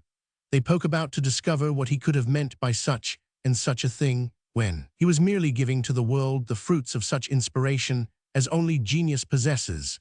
They even indulge in profound researches concerning the man who furnished the type for Tartuffe and into the circumstances which gave him the name of Tartuffe, so admirably appropriate to that personage, that it has become not only the name of a man, but the name of men. We have pointed out where Molière got his model. It now remains to us to discuss the origin of the title of his play. To trace the derivation of a word might seem going into unnecessary detail in any other case, but nothing which concerns the masterpiece of our stage should be devoid of interest. Several commentators, among others Brett, have contended that Molière, busy over the work he was meditating, one day happened to be at the house of the papal nuncio, where many saintly persons were gathered. A truffle seller came to the door, and the smell of his wares wafted in, whereupon the sanctimonious contrite expression on the faces of the courtiers of the ambassador of Rome lit up with animation. "Tartufali, Signor Nunzio, Tartufali," they exclaimed, pointing out the best to him. According to this version, it was the word Tartufali, pronounced with earthly sensuality by the lips of mystics, which suggested to Molière the name of his impostor. We were the first to dispute that fable, and we quote below the opinion of one of the most distinguished of literary men, who did us the honor of adopting our opinion. In the time of Molière, the word truffer was generally used for tromper, i.e. to deceive, from which the word truffe was taken, a word eminently suitable to the kind of eatable it describes, because of the difficulty there is in finding it. Now it is quite certain that, formerly, people used the words truffe and tartuffe indiscriminately, for we find it in an old French translation of the treatise by Platina, entitled De Conesta Voluptate, printed in Paris in 1505, and quoted by Le Duchet in his edition of Mentige's Dictionnaire Etymologique. One of the chapters in Book Roman 9 of this treatise is entitled Des Truffes aux Tartuffes, and as Le Duchet and other etymologists look upon the word truffe as derived from truffer, it is probable that people said tartuffe for truffe in the 15th and 16th centuries, just as they could equally say tartuffe for truffer. That is by M. Taschereau, whose opinion, let us hasten to say, is worth nothing in the letter to Charles X, but which is of great weight in the fine study he has published upon Molière. But here is what M. Etienne says, the author of Deux Genders, a comedy made in collaboration with Shakespeare and the Jesuit Canaxa. The word truffes, says M. Etienne of the French Academy, comes then from tartuffery, and perhaps it is not because they are difficult to find that this name was given them, but because they are a powerful means of seduction, and the object of seduction is deception. Thus, in accordance with an ancient tradition, great dinner parties, which exercise today such a profound influence in affairs of state, should be composed of tartuffes. There are many more irrational derivations than this. Really, my critical friend, or rather my enemy, would it not be better if you were a little less flattering to the dead and a little more tolerant towards the living? You would not then have on your conscience the suicide of Escaus and of Lebras, the drowning of Gros, and the suspension of Antony. Chapter 8. Thermometer of Social Crises, Interview with M. Thiers, His Intentions with Regard to the Theatre Francais, Our Conventions. Antony comes back to the Rue de Richelieu, the Constitutional, its leader against Romanticism in general, and against my drama in particular, Morality of the Ancient Theatre, parallel between the Theatre Francais and that of the Porte Saint-Martin, First Suspension of Antony. The last chapter ended with these words, and the suspension of Antony. What suspension, my reader may perhaps ask, that ordered by M. Thiers, or the one confirmed by M. Duchâtel, or that which M. de Persigny had just ordered? Antony, as M. Lesser aptly put it, is an abnormal being, unmonster. It was created in one of those crises of extravagant emotion which ensue after revolutions, when that moral institution called the censorship had not yet had time to be settled and in working order, so that whenever society was being shaken to its foundations, Antony was played, but directly society was settled and stocks went up and morality triumphed, Antony was suppressed. I had taken advantage of the moment when society was topsy-turvy to get Antony put on the stage, as I was wise. For if I had not done so, the moral government, which was crucified between the Cubier's trial and the Praslin assassination would, most certainly, never have allowed the representation. But Antony had been played 30 times. Antony had acclimatized itself. It had made its mark and done its worst, and there did not seem to be any reason to be anxious, until M. Thiers summoned me one morning to the Home Office. M. Thiers is a delightful man. I have known few more agreeable talkers and few listeners as intelligent. We had seen each other many times, and furthermore, he and I understood one another, because he was he and I was I. "My dear poet," he said to me, "have you noticed something?" "What, my dear historian?" "That the Theatre Francais is going to the devil." "Surely that is no news." "No, I mention it merely as a misfortune." "Pooh! What do you advise in the case of the Theatre Francais?" "What one applies to an old structure, a pontoon." "Good. Do you believe, then, that it can no longer stand against the sea?" "Oh, certainly, with a new keel, new sails, and a different gear." "Exactly my own opinion. It reminds me of the horse which, in his madness, Roland dragged by the bridle. It had all the attributes of a horse, only all these attributes were useless on account of one small misfortune. It was dead." "Precisely the case." "Well, Hugo and you have been very successful at the Porte Saint-Martin, and I want to do at the Theatre Francais what they have done at the Musée, to open it on Sunday to enable people to come there to see and study the works of dead authors, and to reserve all the rest of the week for living authors, and for Hugo and you specially." "Well, my dear historian, that is the first time I have heard a home minister say anything sensible upon a question of art. Let me note the time of day and the date of the month. I must keep it by me. 15 March 1834 at 7 a.m. Now, what would you want for a comedy, a tragedy, or a drama of 5 acts at the Theatre Francais? I should first of all need actors who can act drama. Madame d'Orval, Bocage, Frederick. You cannot have everything at once. I will allow you Madame d'Orval, the others must come afterwards. All right, that is something at all events. Then I must have some reparation in respect of Antony. Therefore, I desire that Madame d'Orval shall resume her role of Adele. Granted, what else? That is all. Oh, you must give us a fresh piece. In 3 months' time. On what terms? Why, on the usual terms. There I join issue. They will give you 5,000 francs down. Ah, 5,000 francs. Well, I will approach Jocelyn de la Salle, and you shall approach Madame d'Orval, only tell her to be reasonable. Oh, never fear, to act at the Francais and to play Antony there, she would make any sacrifices. Then it is settled. Yes. Let us repeat the terms. Very good.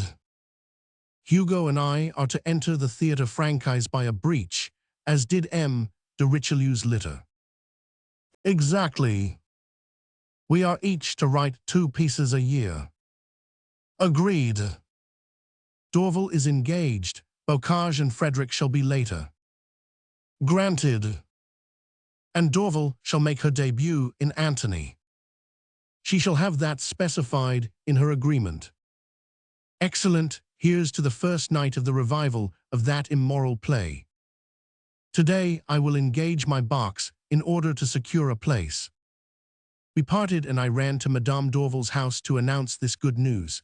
She had not been re-engaged at the Porte Saint-Martin. She was, therefore, free and could go to the Theatre Francais without delay. The following day she received a call from Jocelyn de la Salle. The terms did not take long to discuss, for as I had said, to be engaged at the Theatre Francais and to play Antony there, Dorval would have engaged herself for nothing. The rehearsals began immediately. I had signed my contract with the manager, and it was specified in this contract that, by order of the government, Antony was revived at the Comédie Francaise, and that Dorval was to make her debut in that drama. Antony reappeared on the bills in the Rue de Richelieu, and this time the odds were 100 to 1 that it would be performed, since it was to reappear under government commands. The bill announced the piece and Dorval's appearance for 28 April, but we were reckoning without the Constitutional. That paper had an old grudge against me, concerning which I did not trouble myself much. I thought it could no longer bite. I was the first who had dared, in this very Antony, to attack its omnipotence. It will be remembered that in Antony there is a stout gentleman who, no matter what was said to him, invariably answered, "Nevertheless, Monsieur the Constitutional," without ever giving any other reason. Mozart acted this stout gentleman. That was not all. A piece called La Tour de Babel had been produced at the Reverberates. The scene that was the cause of scandal in that play was the one where subscription to the Constitutional is discontinued, which they naturally laid at my door on account of my well-known dislike of that journal. I had not denied it, and I was, if not the actual father, at least the putative sire. On the morning of 28 April, as I had just done distributing my tickets for the performance that night, my son, who had just turned 10, came to me with a number of the Constitutional in his hands. He had been sent to me by Galbox, with whom he was at school, and who cried out to me like asses, "Avuz, c'est l'ennemi, to arms, the enemy is upon you." I unfolded the estimable paper and read, in the leading article, if you please, the following words. A literary event was thus considered as important as a political one. Paris, 28 April. The Theatre Francais is subsidized by the state budget to the amount of 200,000 francs. It is a considerable sum, but if we reflect upon the influence which that theatre must exercise in the interests of society in the matter of taste and manners, and its influence on good dramatic literature, the grant does not seem too large. The Theatre Francais, enriched by many chefs d'oeuvre which have contributed to the progress of our civilization, is, like the Musée, a national institution which should neither be neglected nor degraded. It ought not to descend from the height to which the genius of our great authors has lifted it, to those grotesque and immoral exhibitions that are the disgrace of our age, alarming public modesty and spreading deadly poison through society. There is no longer any curb put to the depravity of the stage, on which all morality and all decorum is forgotten. Violation, adultery, incest, crime in their most revolting forms are the elements of the poetry of this wretched dramatic period, which, deserving of all scorn, tries to set at naught the great masters of art, and takes a fiendish pleasure in blasting every noble sentiment, in order to spread corruption among the people, and expose us to the scorn of other nations. This is well written, is it not? True, it is written by an academician. I will proceed. Public money is not intended for the encouragement of a pernicious system. The sum of 200,000 francs is only granted to the Theatre Francais on condition that it shall keep itself pure from all defilement, that the artistes connected with that theatre, who are still the best in Europe, shall not debase themselves by lending the support of their talent to those works which are unworthy to be put on the national stage, works the disastrous tendency of which should arouse the anxiety of the government, for it is responsible for public morality as well as for the carrying out of laws. Well, who would believe it? At this very moment, the principal actors of the Porte Saint-Martin are being transferred to the Theatre Francais, and silly and dirty melodramas are to be naturalized there, in order to replace the dramatic masterpieces which form an important part of our glorious literature. A plague of blindness appears to have afflicted this unhappy theatre. The production of Antony is officially announced by the Moniteur for tomorrow, Monday.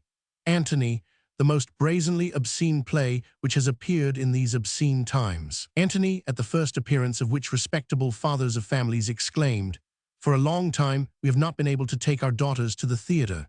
Now we can no longer take our wives. So we are going to see at the theatre of Corneille, Racine, Molière, and Voltaire, a woman flung into an alcove with her mouth gagged. We are to witness violation itself on the national stage. The day of this representation is fixed. What a school of morality to open to the public! What a spectacle to which to invite the youth of the country! You boast that you are elevating them, but they will soon recognize neither rule nor control. It is not its own fault, but that of superior powers, which take no steps to stem this outbreak of immorality. There is no country in the world, however free, where it is permissible to poison the wells of public morality. In ancient republics, the presentation of a dramatic work was the business of the state. It forbade all that could change the national character, undermine the honor of its laws, and outrage public modesty. Witness the Lysistrata of Aristophanes, of which we wish to say a few words to our readers, taking care, however, to translate into Latin those parts which cannot be reproduced in French. Le Latin dans les mots brave el honetit. It will be seen I quote Boileau when he serves my purpose.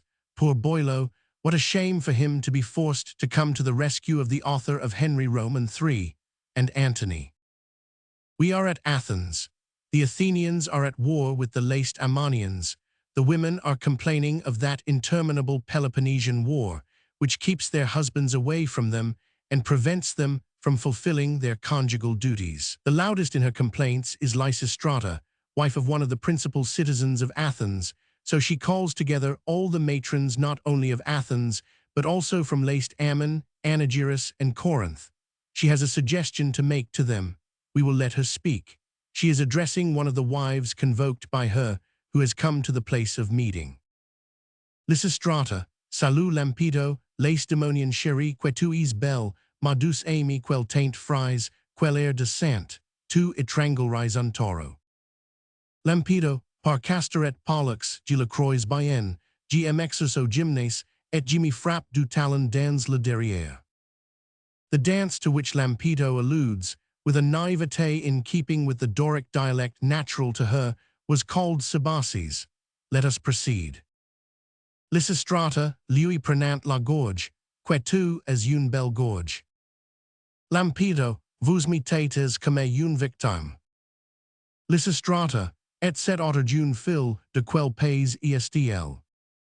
Lampido, 100 est une Boeotian des plus nobles qui nous arrive. Lysistrata, ah oui c'est une Boeotian, elle a un joli jardin.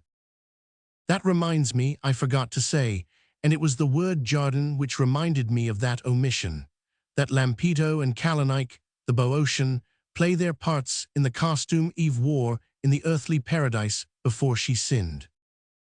Calonis et parfaitement soigné en eu avec le pouliot. Here the learned translator informs us that the pouliot was a plant which grew in abundance in Boeotia. Then he adds, sed intelligit hortum mulibrum under pylos educere aut evler solbent. Lysistrata continues and lays before the meeting her reason for convening it. Lysistrata, ni regrettez vous, paquelespers de vos enfants, soyant retenus loin de vous par la guerre, car gisais, que nous avons tous nos maris absents. Calonis, le mine est en thrace depuis 5 mois. Lysistrata, le mine est depuis 7 mois a Pylos. Lampido, le mine revient à peine de l'armée, quil reprend son bouclier et repart. Lysistrata, sed nec moche relicta est scintilla, ex quo enim nos prodiderunt milsi, ni alisbum quidem vidi octo digitos longum, qui nobis esset conicium auxilium. Poor Lysistrata, one can well understand how a wife in such trouble would put herself at the head of a conspiracy. Now, the conspiracy which Lysistrata proposed to her companions was as follows.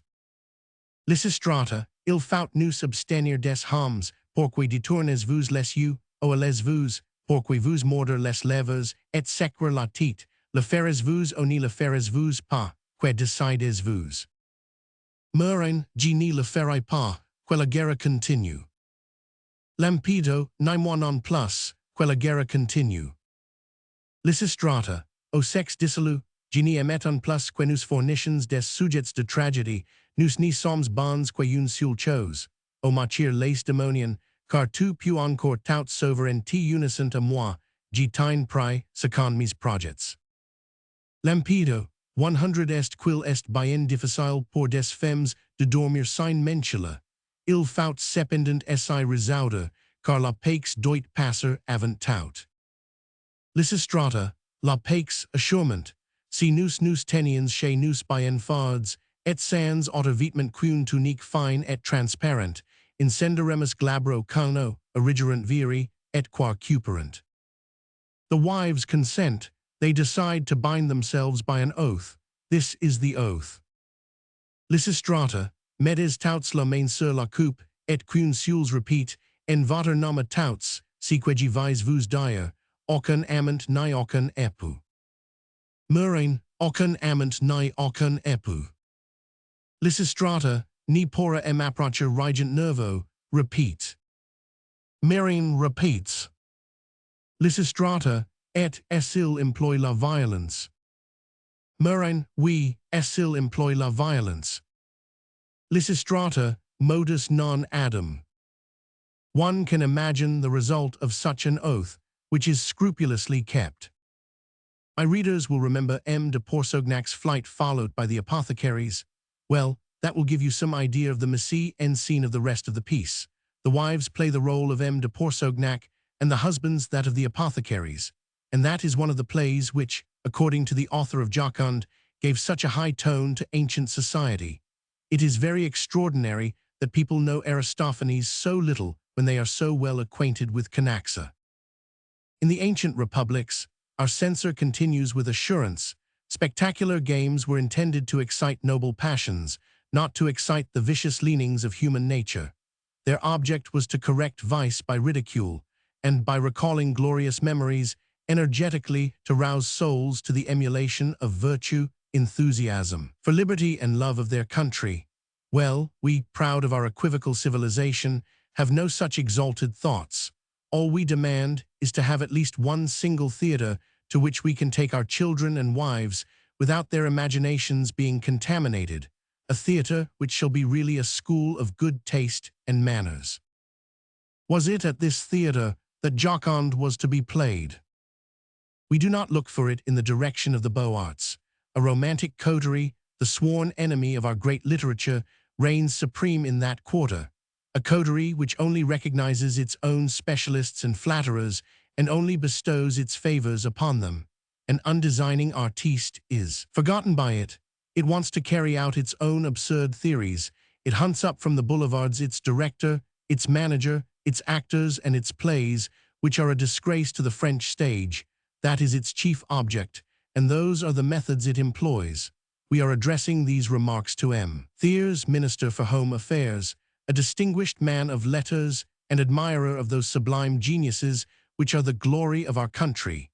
It is to him, the guardian of a power which should watch over the safety of this noble inheritance, that we appeal to prevent it falling into hostile hands, and to oppose that outburst of evil morals which is invading the theater, perverting the youth in our colleges, throwing it out upon the world eager for precocious pleasures, impatient of any kind of restraint, and making it soon tired of life. This disgust with life almost at the beginning of it, this terrible phenomenon hitherto unprecedented, is largely owing to the baneful influence of those dangerous spectacles where the most unbridled passions are exhibited in all their nakedness, and to that new school of literature where everything worthy of respect is scoffed at. To permit this corruption of youth, or rather to foster its corruption, is to prepare a stormy and a troubled future. It is to compromise the cause of liberty, to poison our growing institutions in the bud. It is, at the same time, the most justifiable and deadly reproach that can be made against a government. Poor Antony, it only needed now to be accused of having violated the Charter of 1830.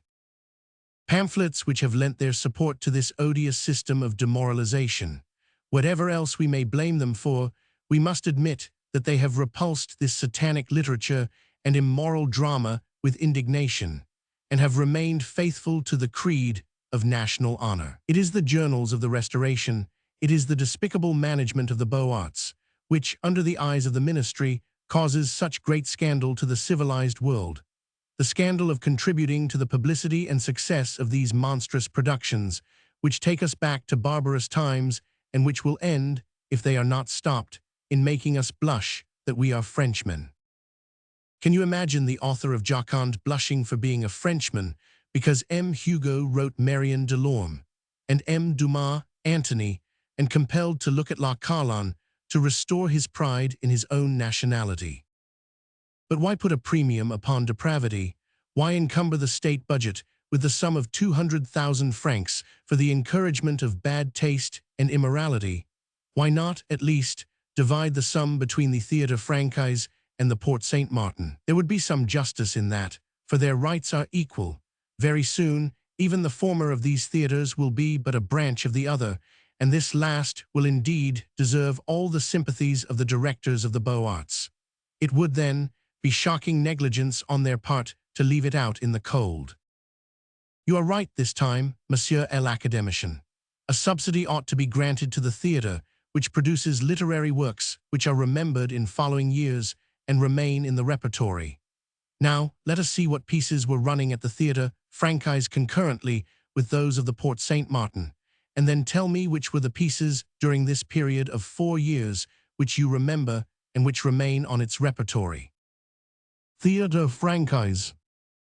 Charlotte Corday, Camille Desmoulins, Le Clerc et le Théologien, Pierre Roman III.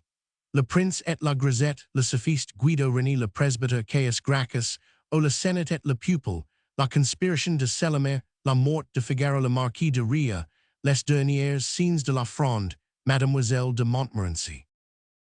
Théâtre de la Porte Saint-Martin. Antony Marion Delorme, Richard Darlington, La Tour de Nesle, Perronnette Leclerc, Lucrece Borgia Angel, Marie Tudor, Catherine Howard.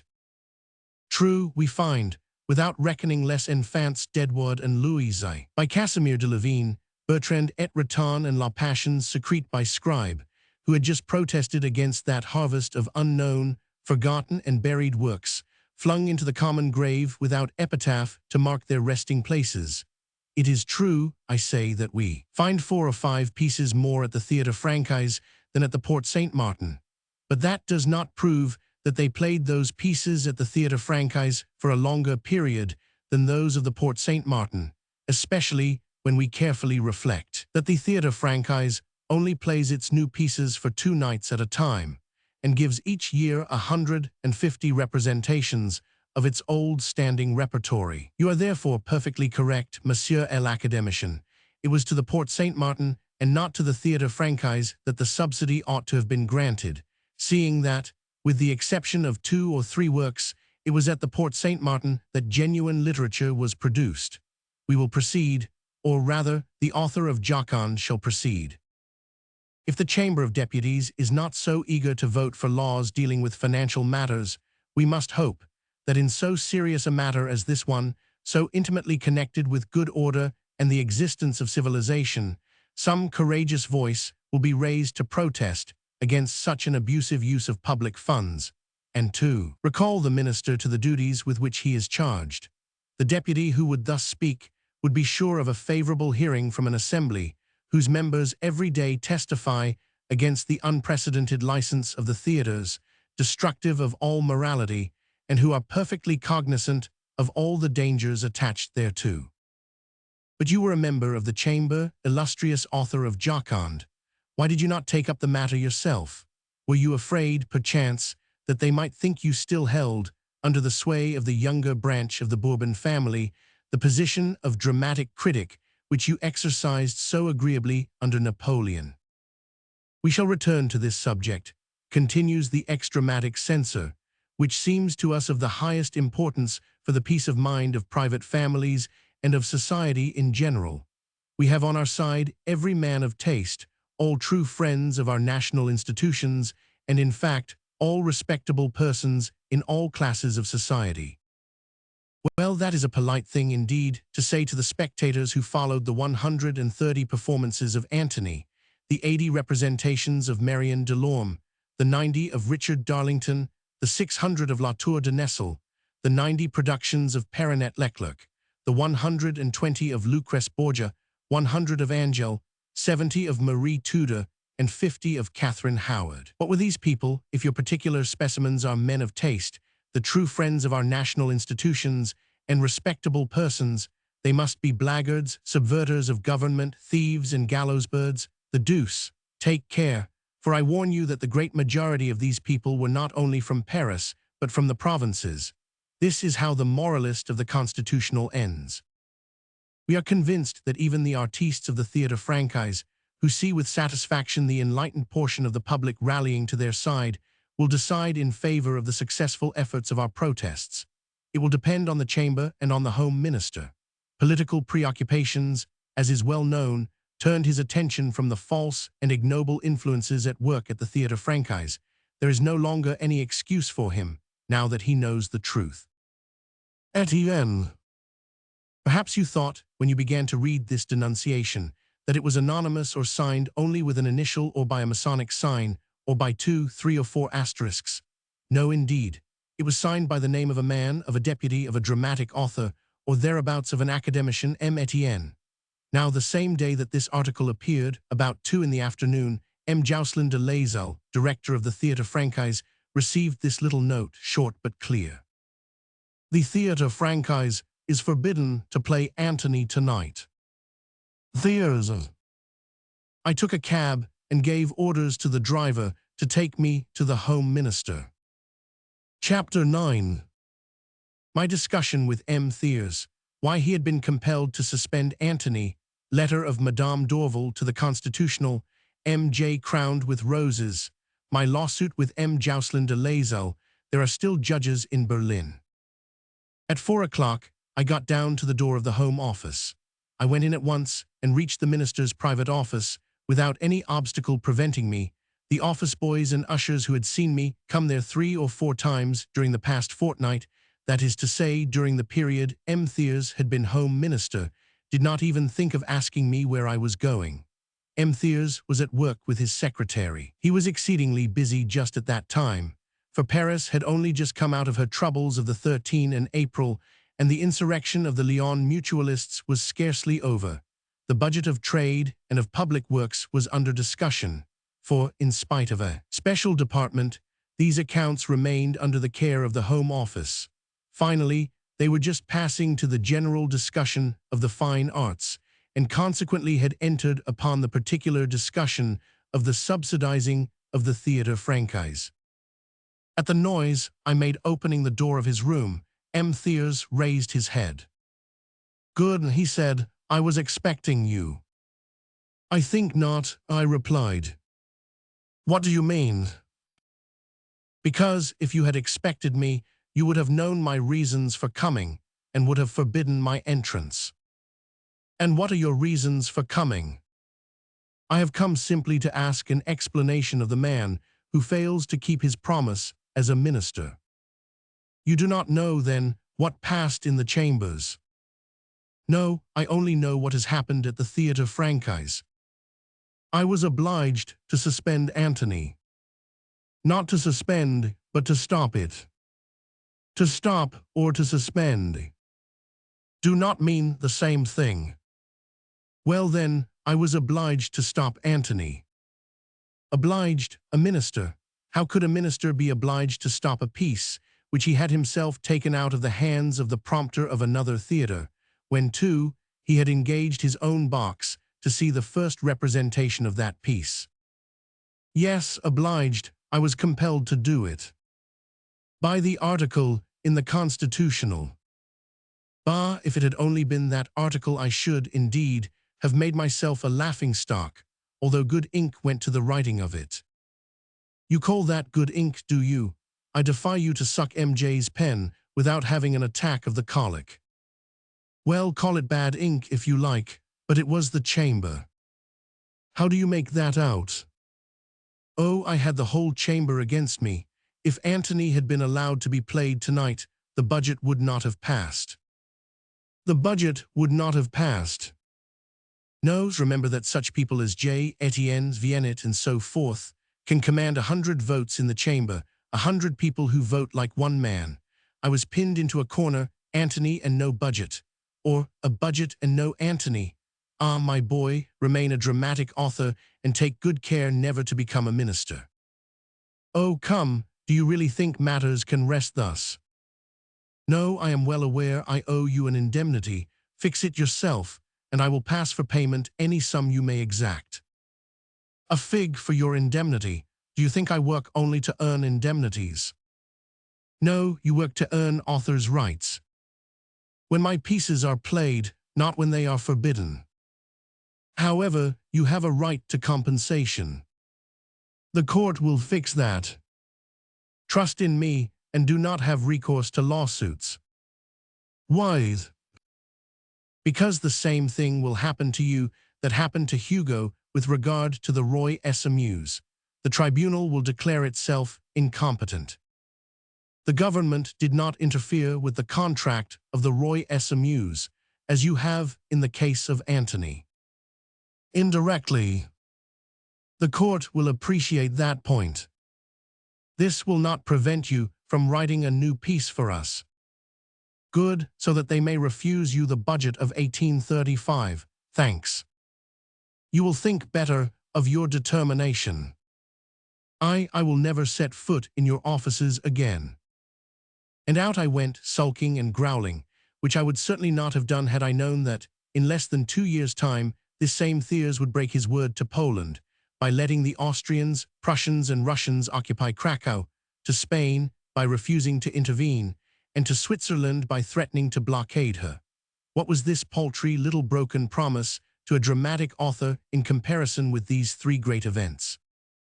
I rushed to Dorval, whom the ministerial change of front hit more cruelly than it did me. Indeed, Antony was only banned by the Theatre Francais. Elsewhere, its reputation was well established, and its revival could not add anything to mine. But it was different in the case of Dorval. She had never had a part in which she had been so successful as she had been in that of Adele. None of her old roles could supply the place of this one, and there was no probability that any new part would give her the chance of success, which the suppression of Antony took away from her. She began by writing the following letter to the Constitutional. Monsieur, when I was engaged at the Francais, it was on the express condition that I should begin in Antony. That condition was ratified in my agreement as the basis of the contract into which I entered with the management of the Theatre Richelieu. Now the government decides that the piece received at the Theatre Francais in 1830, censured under the Bourbons, played 100 times at the Porte Saint-Martin, 30 times at the Odeon, and once at the Italiens, cannot be acted by the King's comedians. A lawsuit between the author and M. Thiers will settle the question of rights, but until that lawsuit is decided, I feel myself compelled to cease appearing in any other piece. I am anxious, at the same time, to make clear that there is nothing in my refusal which can injure the authors of Une Liaison, to whom I owe particular thanks for their generous dealings with me. Marie Dorval. This was the serious and sad side to the situation. Then, when she had accomplished this duty towards herself, and especially to her family, of whom she was the only support, Dorval was desirous of repaying M. Etienne, after her own fashion, not having the least doubt that I should also pay him back in my own way some day or other. I came across the fact that I am going to relate in an album which the poor woman sent me when dying, and which I have tenderly preserved. On 28 April, my appearance in Antony at the Theatre Francais was forbidden at the solicitation, or rather upon the denunciation, of M. Anton J., author of Joconde and editor of the Constitutional. I conceived the idea of sending him a crown of roses. I put the crown in a cardboard box with a little note tied to it with a white favor. The letter contained these words: Monsieur, here is a crown which was flung at my feet in Antony. Allow me to place it on your brow. I owe you that homage. Person ni sate davanted. Combien vous élevez mérite. Marie Dorval. Below the signature of that good and dear friend, I discovered 2 more lines, and the following letter.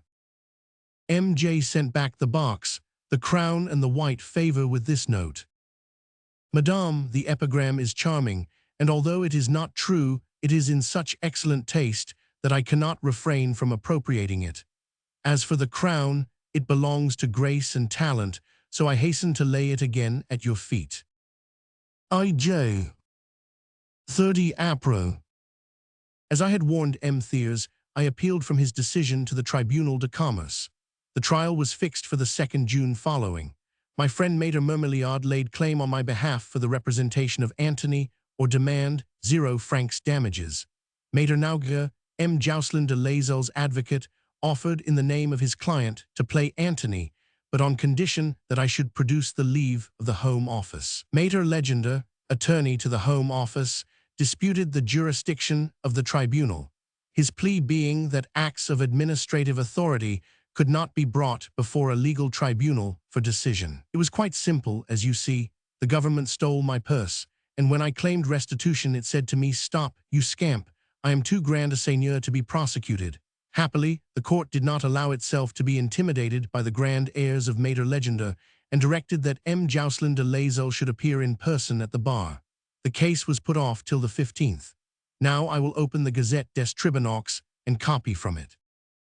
Tribunal de Commerce de Paris. Hearing 30 June, 1834. President M. Vassal. M. Alexandre Dumas against Jocelyn de Lazel. Maître Henry Nauger, counsel for the Comédie Francaise. The court having directed the parties to come in person to lay their case before it, M. Jocelyn de Lazel only appears out of deference to the court, but protests against that appearance, on the grounds that it will establish a precedent which will lead to M. Jocelyn de Lazel having to appear in person in all disputes which may concern the Comédie Francaise, and to reveal his communications with administrative authority, and he leaves the merits of this protest to be decided by reference to previous decisions. M. Alexandre Dumas.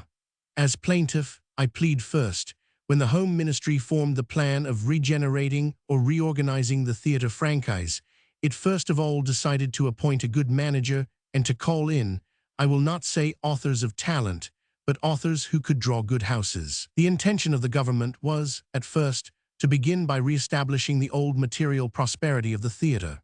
In order to attain that end, it was needful that it should have plays in its repertoire which should attract the public and bring in good receipts in addition to the subsidy it proposed to grant.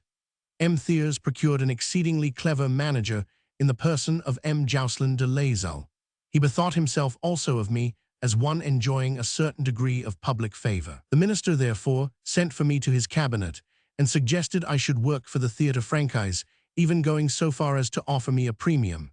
I asked to be treated like other authors in respect of future plays, and I demanded no other condition before I gave my consent than the promise that 3 of my old dramas should be played, Antony, Henry Roman III, and Christine. M. Thiers told me he did not know Antony, although that drama had been represented 80 times, that he had seen Christine, which had given him much pleasure, and that he had even made it the subject of an article when the play appeared. My condition was accepted without any reservation. Thus I was in treaty with the minister before the manager of the Théâtre Francaise had an interview with me. M. Jocelyn de Lazel even found me in the office of M. Thiers. The latter indicated the clauses of the contract and charged M. Jocelyn to put them down in writing. In conformity with the agreements then arrived at, Antony was put in rehearsal and announced in the bills. However, in that work, using the liberty of an author, I had rallied the Constitutional and its old-fashioned doctrines. The Constitutional, which, before 1830 had been something of a power, took offense at the jibes of a young dramatic author, and in its wrath it thundered forth in an article wherein it pretended to show that Antony was an immoral production, and that it was scandalous to allow its representation at the leading national theatre. The journal's anger might not, perhaps, have exerted great influence over the minister, for home affairs had not J. and Etienne happened at that time to be concerned with the theatre budget. These worthy deputies, whose collaboration in the Constitutional is well known, imagined that the epigrams of Antony referred to them personally. Having this in mind, they informed the minister that they would cause the theatre budget to be rejected if my satirical play was not prohibited at the Théâtre Francaise. Antony was to have been played on the very day upon which these threats were addressed to M. Thiers. That minister sent to M. Jocelyn de Lazel at 4 o'clock in the afternoon the order to stop the representation. I was informed of this interdict some hours later. I knew that M. Jocelyn de Laisel had acted in good faith and that he had done all that rested with him concerning the preparation of my play. The injury came from the government alone, which had placed Antony on the index, without his knowledge, as he himself said before the tribune. That ministerial interdict has been fatal to my interests, for prefects of the departments have, following in the footsteps of their chief, striven to have my play prohibited. It is no longer even allowed to be played at Valenciennes. M. Jocelyn de Laisel has offered to stage any other play I might choose in place of Antony, but that would not be the same thing as the execution of the signed contract. Moreover, I cling to the representation of Antony, which is my favorite work, and that of many young writers who are good enough to regard me as their representative. Upon the faith of these ministerial promises and of the agreement made with M. Jocelyn de Laisel, I withdrew Antony forcibly from the repertory of the Porte Saint-Martin, where it was bringing in large sums. I am thus deprived of my author's rights, which came in daily. It is, consequently, only just that M. Jocelyn should compensate me for the harm he has done me by the non-execution of the contract. The government are sure to provide him with the necessary funds. The private quarrel I had with the Constitutional ought not to be permitted to cause the manager of the Théâtre Français, much less the government, to stop the production of a piece which forms a part of my means of livelihood. That would be nothing short of spoliation. If M. Thiers had not intended to treat with me, he should not have sent for me to call upon him 12 to 15 times. He should not have taken upon himself the arrangement of theatrical details, which are outside the scope of a minister. M. Jocelyn was evidently but an intermediary. M. Jocelyn de Laisel.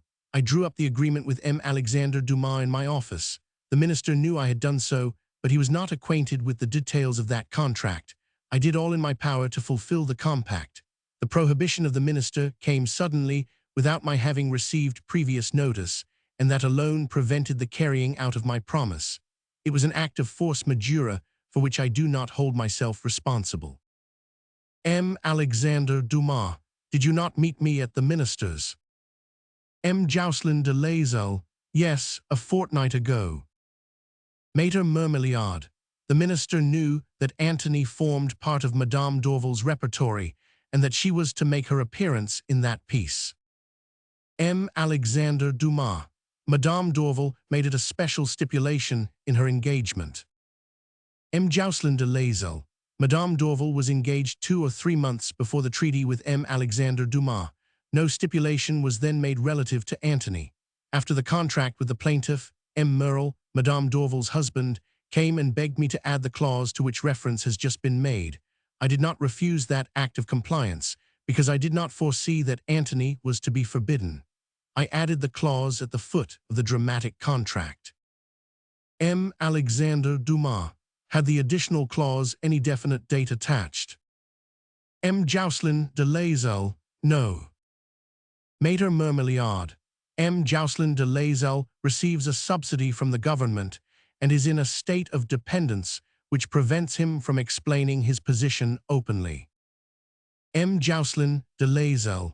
I am not required to explain my relations with the government, and it would be unseemly on my part to do so. M. Le Président. Are you bound, in consequence of the subsidy you receive, only to play those pieces which suit the government? M. Jocelyn de Laisel. No obligation of that kind whatever is imposed on me.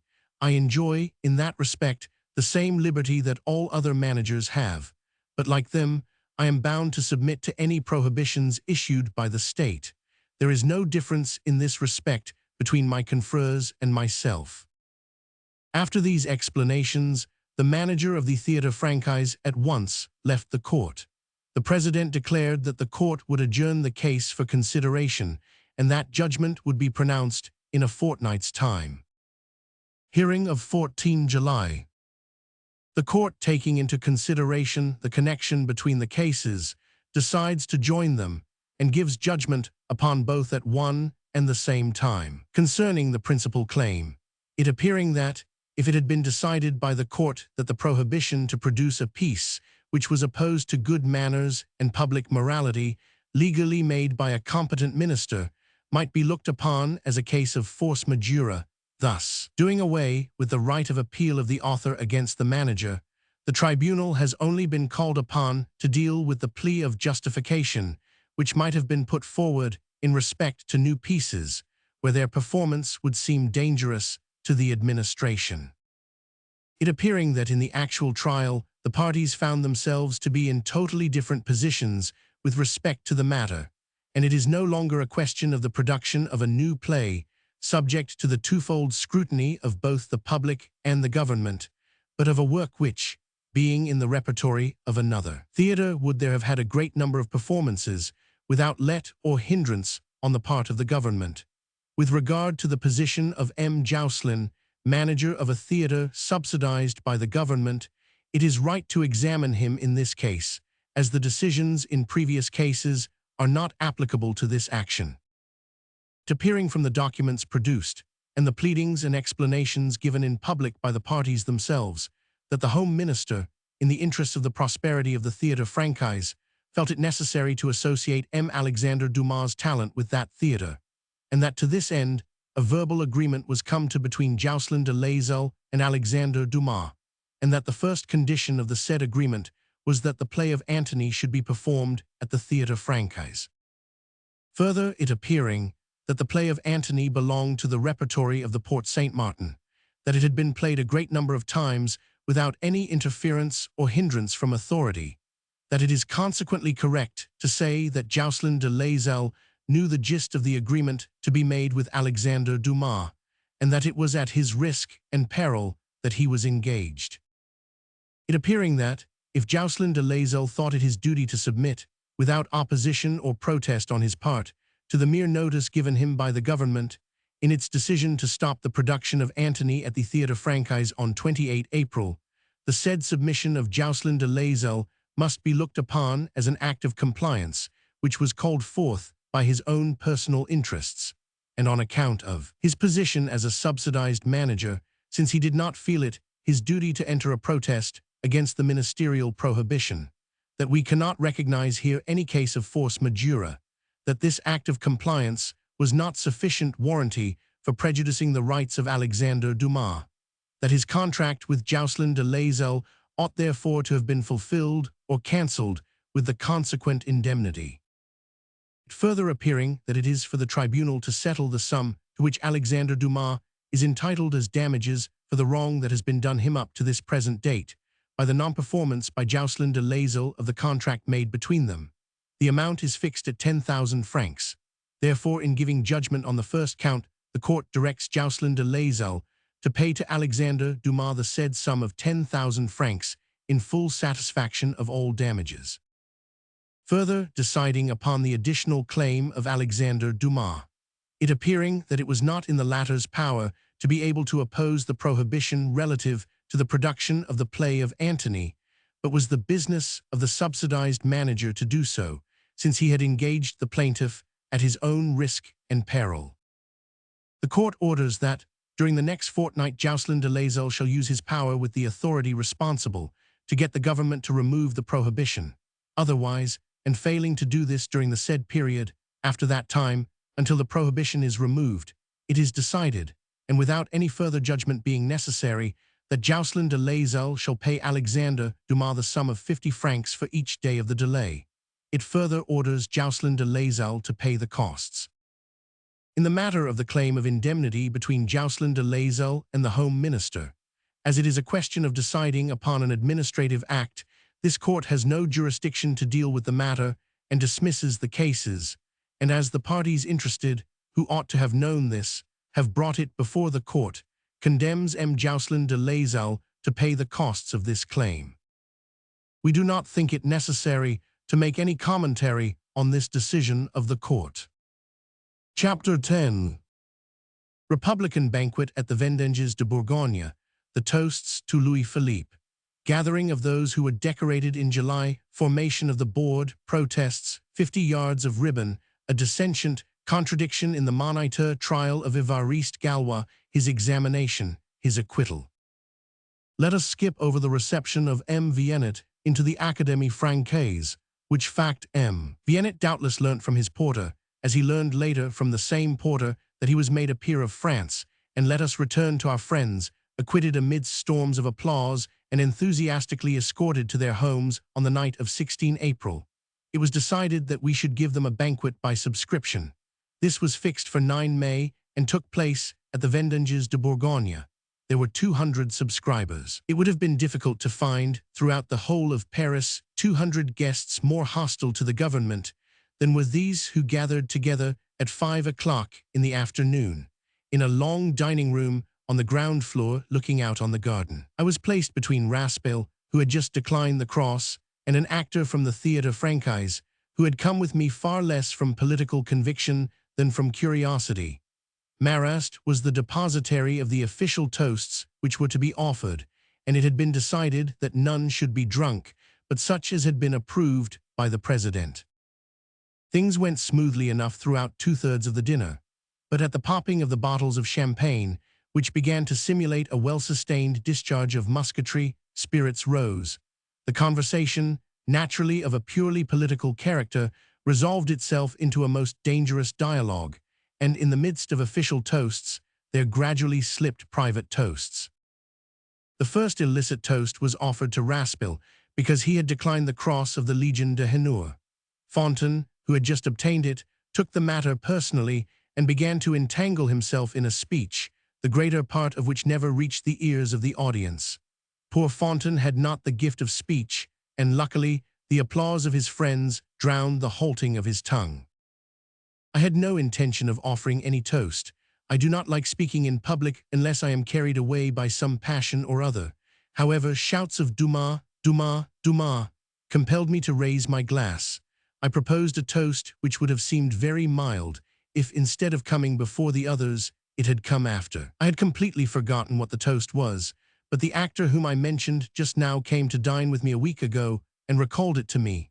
It was, "To art, inasmuch as the pen and the paintbrush contribute as efficaciously as the rifle and sword to that social regeneration to which we have dedicated our lives, and for which cause we are ready to die." There are times when people will applaud everything. They applauded my toast. Why not? They had just applauded Fontaine's speech. It was now Etienne Arago's turn. He rose. "To the sun of 1831, he said, may it be as warm as that of 1830 and not dazzle us as that did." This deserved and obtained a triple salvo of cheers. Then came the toasts of Godefroy and Eugene Cavaignac. I blame myself for having forgotten them, especially do I regret forgetting Eugene's, which was most characteristic. Suddenly, in the midst of a private conversation with my left-hand neighbor, the name of Louis Philippe, followed by 5 or 6 hisses, caught my ear. I turned round. A most animated scene was going on 15 or 20 places from me. A young fellow was holding his raised glass and an open dagger knife in the same hand, and trying to make himself heard. It was Évariste Galois, who was afterwards killed in a duel by Péchu de Herbenville, that delightful young man who wrapped his cartridges in tissue paper tied with rose-colored favors. Évariste Galois was scarcely 23 or 24 years of age at that time. He was one of the fiercest of Republicans. The noise was so great that the cause of it could not be discovered because of the tumult. But I could gather there was danger threatening. The name of Louis Philippe had been uttered, and the open knife plainly showed with what motive. This far exceeded the limits of my Republican opinions. I yielded to the persuasion of the neighbor on my left, who, in his capacity as King's comedian, could not dare to be compromised, and we leapt through the window into the garden. I returned home very uneasy. It was evident that this affair would have consequences, and as a matter of fact, Évariste Galois was arrested 2 or 3 days later. We shall meet him again at the end of the chapter before the Court of Assizes. This event happened at the same time as another event which was of some gravity to us. I have related that the decree concerning the Cross of July instituted the phrase given by the King of the French and imposed the substitution of the blue ribbon edged with red for the red edged with black. The King had signed this order in a fit of ill temper. At one of the meetings at which I was present as a member of the committee, one of the King's aides-de-camps, M. de Rumigny, so far as I can remember, although I cannot say for certain, presented himself, asking, in the King's name and on behalf of the King, for the decoration of the 3 days, which had been accorded with much enthusiasm to Lafayette, Laffitte, Dupont, de Elura, and Beranger. This proceeding had surprised us, but not disconcerted us. We launched into discussion and decided unanimously that the decoration being specially reserved for the combatants of the 3 days, or for citizens who, without fighting, had during those 3 days taken an active part in the revolution, the king, who had not entered Paris until the night of the 30th, had, therefore, no sort of right either to the decoration or to the medal. This decision was immediately transmitted to the messenger, who transmitted it instantly to his august principal. Now, we never doubted that our refusal was the cause of the decree of 30 April. I believe I have also mentioned that a protest was made by us against the color of the ribbon, the subscription, and the oath. 2 days before the banquet at the Vendanges de Bourgogne, a general assembly had taken place in the hall of the Grand Chaumière in the Passage du Salmon. The total number of the decorated amounted to 1,528. 400 belonged to the departments, the remainder to Paris. Notices having been sent to each at his own house, all those decorated were prompt in answering the appeal. There were nearly 1,000 of us gathered together. We proceeded to form a board. The president was elected by acclamation. He was one of the old conquerors of the Bastille, aged between 70 and 75, who wore next the decoration of 14 July 1789, the cross of 29 July 1830. M. de Talleyrand was right in his dictum that nothing is more dangerous than enthusiasm. We learnt afterwards that the man we made president by acclamation was an old blackguard who had been before the assizes for violating a young girl. Then we proceeded to the voting. The board was to be composed of 14 members, one for each arrondissement. The 13th and 14th arrondissements represented the outlying dependencies.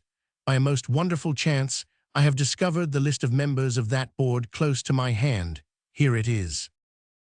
1st arrondissement, Lammer. 2nd, Etienne Arago. 3rd, Trellat. 4th, Musset. 5th, Higonnet. 6th, Bastide. 7th, Garnier Pages.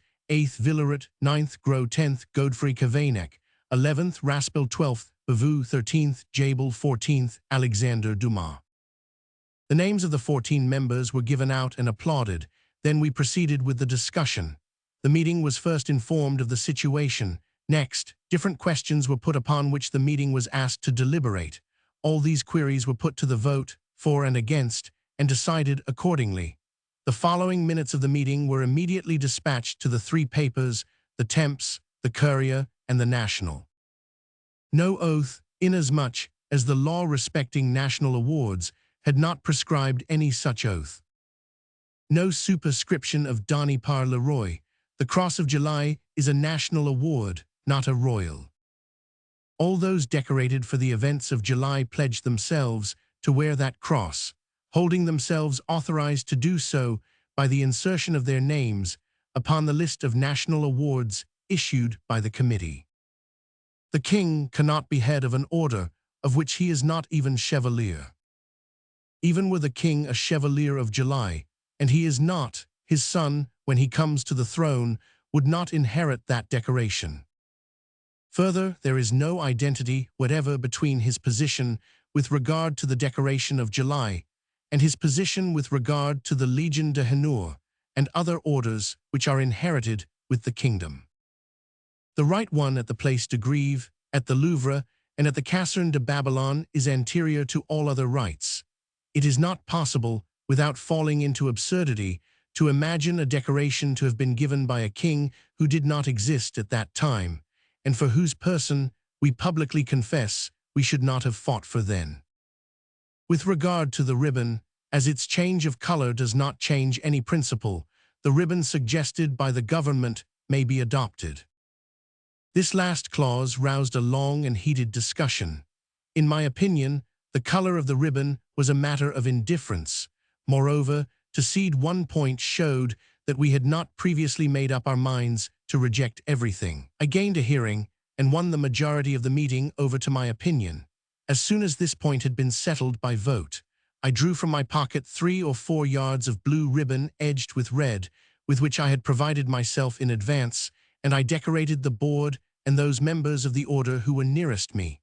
Among them was Charas. I did not see him again after that for 22 years, and then he was in exile. Hardly was it noticed that a score of members were decorated before everybody wished to be in the same case.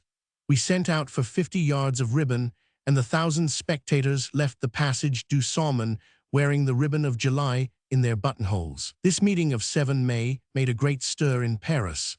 The Moniteur busied itself with lying as usual. It announced that the resolutions had not been unanimously passed, and that many of those decorated had protested there and then. On the contrary, no protests of any kind had been raised. This was the only note which reached the board. I ask that all protests against all or part of the decree relative to the distribution of the Cross of July shall be decided by those who are interested in the matter, and that no general measure shall be adopted and imposed on everyone. Each of us ought to rest perfectly free to protest or not as he likes. Hewitt. This note was read aloud and stopped with hootings. We sent the following contradiction to the Moniteur signed by our 14 names. To the editor of the Moniteur Universal. Sir, you state that the account of the meeting of those wearing the July decoration is false, although you were not present thereat and took no part whatever in the acts of the combatants of the 3 days. We affirm that it contained nothing but the exact truth. We will not discuss the illegality of the decree of 30 April. It has been sufficiently dwelt upon by the newspapers. We will only say that it is a lie that any combatant of 1789 and of 1830 was brought to that meeting by means of a prearranged surprise. Citizen Decombis came of his own accord to relate how the decoration of 1789 had been distributed, and at the equally spontaneous desire of the meeting, he was called to the board. It was not, as you state, a small number of men who protested against the decree. The gathering was composed of over 1,000 decorated people. The illegality of the oath and of the superscription donnée par le roi was recognized unanimously. None of the members present raised a hand to vote against it. All rose with enthusiasm to refuse to subscribe to that twofold illegality. This we can absolutely prove, for in case any of the questions had not been thoroughly understood, each vote for and against the motions was repeated. Furthermore, all those decorated remained in the hall for an hour after the meeting, waiting for ribbons, and during that time no objections were raised against the conclusions arrived at during the deliberations. And this we affirm, we who have never dishonored our pens or our oaths. Signed Lama St. Arago Trellat Muset Higonit Bastide Garnier Pages Villaret Gros G. Cavanek Raspil Bavou Jabel Alex Dumas. The affair, as I have said, made a great noise and had somewhat important consequences. An order of Republican knighthood was instituted outside the pale of the protection and oversight of the government. 1,000 knights of this order rose up solely of their own accord, pledged only to their own conscience, able to recognize one another at a sign, always on the alert with their July guns ready to hand. The government recoiled. On 13 May, the king issued an order decreeing that the Cross of July should be remitted by the mayors to the citizens of Paris and of the outskirts included in the etat nominative, and in the supplementary list which the Commission on National Awards had drawn up. To that end, a register was opened at all municipal offices to receive the oaths of the decorated. The mayors did not have much business to do, and the registers remained almost immaculate. Each one of us paid for his own decoration, and people clubbed together to buy crosses for those who could not afford that expense. The government left us all in undisturbed peace. I have said that Gallois was arrested. His trial was rapidly hurried on. On 15 June, he appeared before the Court of Assizes. I never saw anything simpler or more straightforward than that trial, in which the prisoner seemed to make a point of furnishing the judges with the evidence of which they might be in need. Here is the writ of indictment. It furnishes me with facts of which I, at any rate, did not yet know. Carried away in other directions by the rapidity of events, I had not troubled myself about that stormy evening. People lived fast and in an exceedingly varied way at that period. But let us listen to the king's procurator. On 9 May last, a reunion of 200 persons assembled at the restaurant Vendanges de Bourgogne in the Faubourg du Temple to celebrate the acquittal of Trelat, Cavaignac, and Guinard. The repast took place in a dining room on the ground floor which opened out on the garden. Divers toasts were drunk, at which the most hostile opinions against the present government were expressed. In the middle of this gathering, Évariste Galois rose and said in a loud voice, on his own responsibility, to Louis-Philippe, holding a dagger in his hand meantime. He repeated it twice. Several persons imitated his example by raising their hands and shouting similarly, to Louis-Philippe. Then hootings were heard, although the guests wished to disclaim the wretched affair, suggesting, as Galois declares, that they thought he was proposing the health of the King of the French. It is, however, a well-established fact that several of the diners loudly condemn what happened. The dagger knife had been ordered by Galois on 6 May from Henry, the cutler. He had seemed in a great hurry for it, giving the false excuse of going a journey. We will now give the examination of the prisoner in its naked simplicity. The President, Prisoner Galois, were you present at the meeting which was held on 9 May last at the Vendanges de Bourgogne? The prisoner, yes, Monsieur le Président, and if you will allow me to instruct you as to the truth of what took place at it, I will save you the trouble of questioning me. The President, we will listen. The prisoner, this is the exact truth of the incident to which I owe the honor of appearing before you. I had a knife which had been used to carve with throughout the banquet. At dessert, I raised this knife and said, for Louis-Philippe, if he turns traitor. These last words were only heard by my immediate neighbors because of the fierce hootings that were raised by the first part of my speech and the notion that I intended to propose a toast to that man. Then, in your opinion, a toast proposed to the king's health was proscribed at that gathering. To be sure. A toast offered purely and simply to Louis-Philippe, King of the French, would have excited the animosity of that assembly. Assuredly. Your intention, therefore, was to put King Louis-Philippe to the dagger. In case he turned traitor, yes, monsieur. Was it, on your part, the expression of your own personal sentiment to set forth the King of the French as deserving a dagger stroke, or was your real intention to provoke the others to a like action? I wished to incite them to such a deed if Louis-Philippe proved a traitor, that is to say, in case he ventured to depart from legal action. Why do you suppose the king is likely to act illegally? Everybody unites in thinking that it will not be long before he makes himself guilty of that crime, if he has not already done so. Explain yourself. I should have thought it clear enough. No matter, explain it. Well, I say then that the trend of government action leads one to suppose that Louis-Philippe will someday be treacherous, if he has not already been so. It will be understood that with such lucid questions and answers, the proceedings would be brief. The jury retired to a room to deliberate and brought in a verdict of not guilty. Did they consider Galois mad, or were they of his opinion? Galois was instantly set at liberty. He went straight to the desk on which his knife lay open as damning evidence, picked it up, shut it, put it in his pocket, bowed to the bench and went out. I repeat, those were rough times. A little mad, maybe, but you will recollect Béranger's song about les fous. Chapter 11. The incompatibility of literature with riotings, La Merchel 50 Anka, my opinion concerning that piece, Farrac Le Mora, the debut of Henry Monnier at the Vaudeville, I leave Paris, Rouen Havre, I meditate going to explore Trouville. What is Trouville?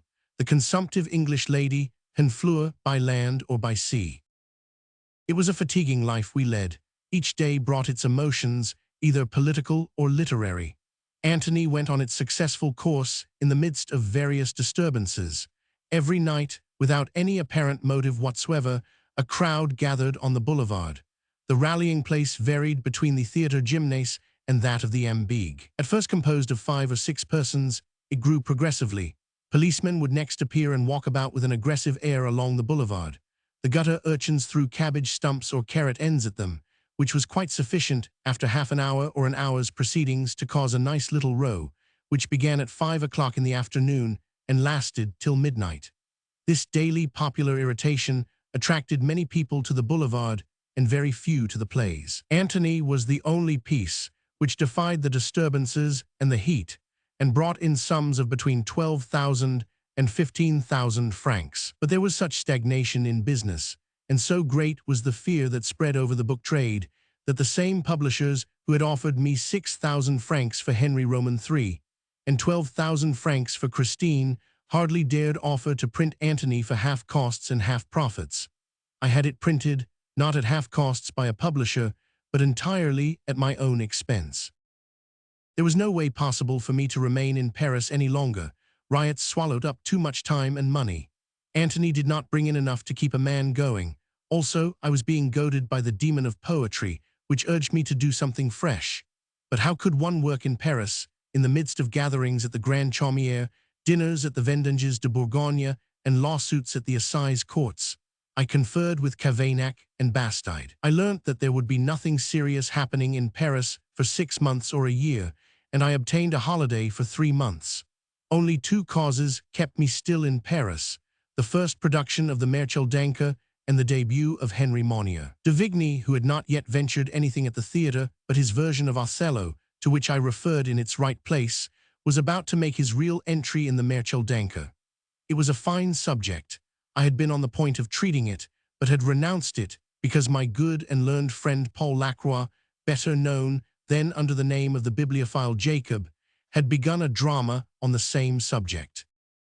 Louis Roman XIII, that inveterate hunter after La Pie-Greiche, escaping from the guardianship of his mother by a crime, proclaiming his coming of age to the firing of pistols which killed the favorite of Marie de Medicis, resolving upon that infamous deed whilst playing at chess with his favorite, de Lines, who was hardly 2 years older than himself, a monarch timid in council and brave in warfare, a true Valois astray among the Bourbons, lean, melancholy, and sickly-looking, with a profile half like that of Henry Roman IV, and half like Louis Roman XIV, without the goodness of the one and the dignity of the other.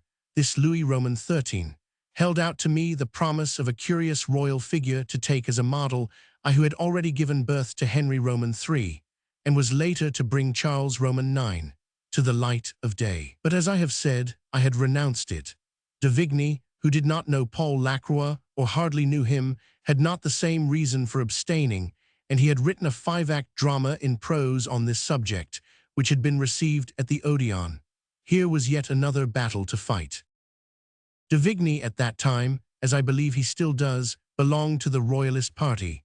He had therefore 2 things to fight: the enemies which his opinions brought him, and those who were envious of his talent. A talent cold, sober, charming, more dreamy than virile, more intellectual than passionate, more nervous than strong. The piece was excellently well put on. Mademoiselle Georges took the part of the Merchaldanke, Frederick that of Concini, Ligia, Borgia, and Noblet, Isabelle. The difference between de Vigny's way of treating drama and mine shows itself in the very names of the characters. One looked in vain for Louis Roman XIII. I should have made him my principal personage. Perhaps, though, the absence of Louis Roman XIII in de Vigny's drama was more from political opinion than literary device. The author being, as I say, a royalist, may have preferred to leave his royalty behind the wings than to show it in public with a pale and blood-stained face. The Merchaldanke is more of a novel than a play. The plot, so to speak, is too complicated in its corners and too simple in its middle spaces. The Merchal falls without a struggle, without catastrophe, without clinging to anything. She slips and falls to the ground. She is seized. She dies. As to Concini, as the author was much embarrassed to know what to do with him, he makes him spend 10 hours at a Jew's, waiting for a young girl whom he has only seen once. And just when he learns that Borgia is with his wife, and jealousy lends him wings to fly to the Louvre, he loses himself on a staircase. During the whole of the 4th act, whilst his wife is being taken to the Bastille, and they are trying her and condemning her, he is groping about to find the banisters and seeking the door.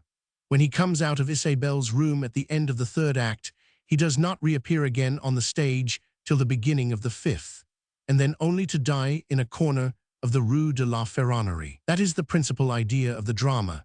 According to the author, Concini is the real assassin of Henry Roman IV. Ravaillac is only the instrument.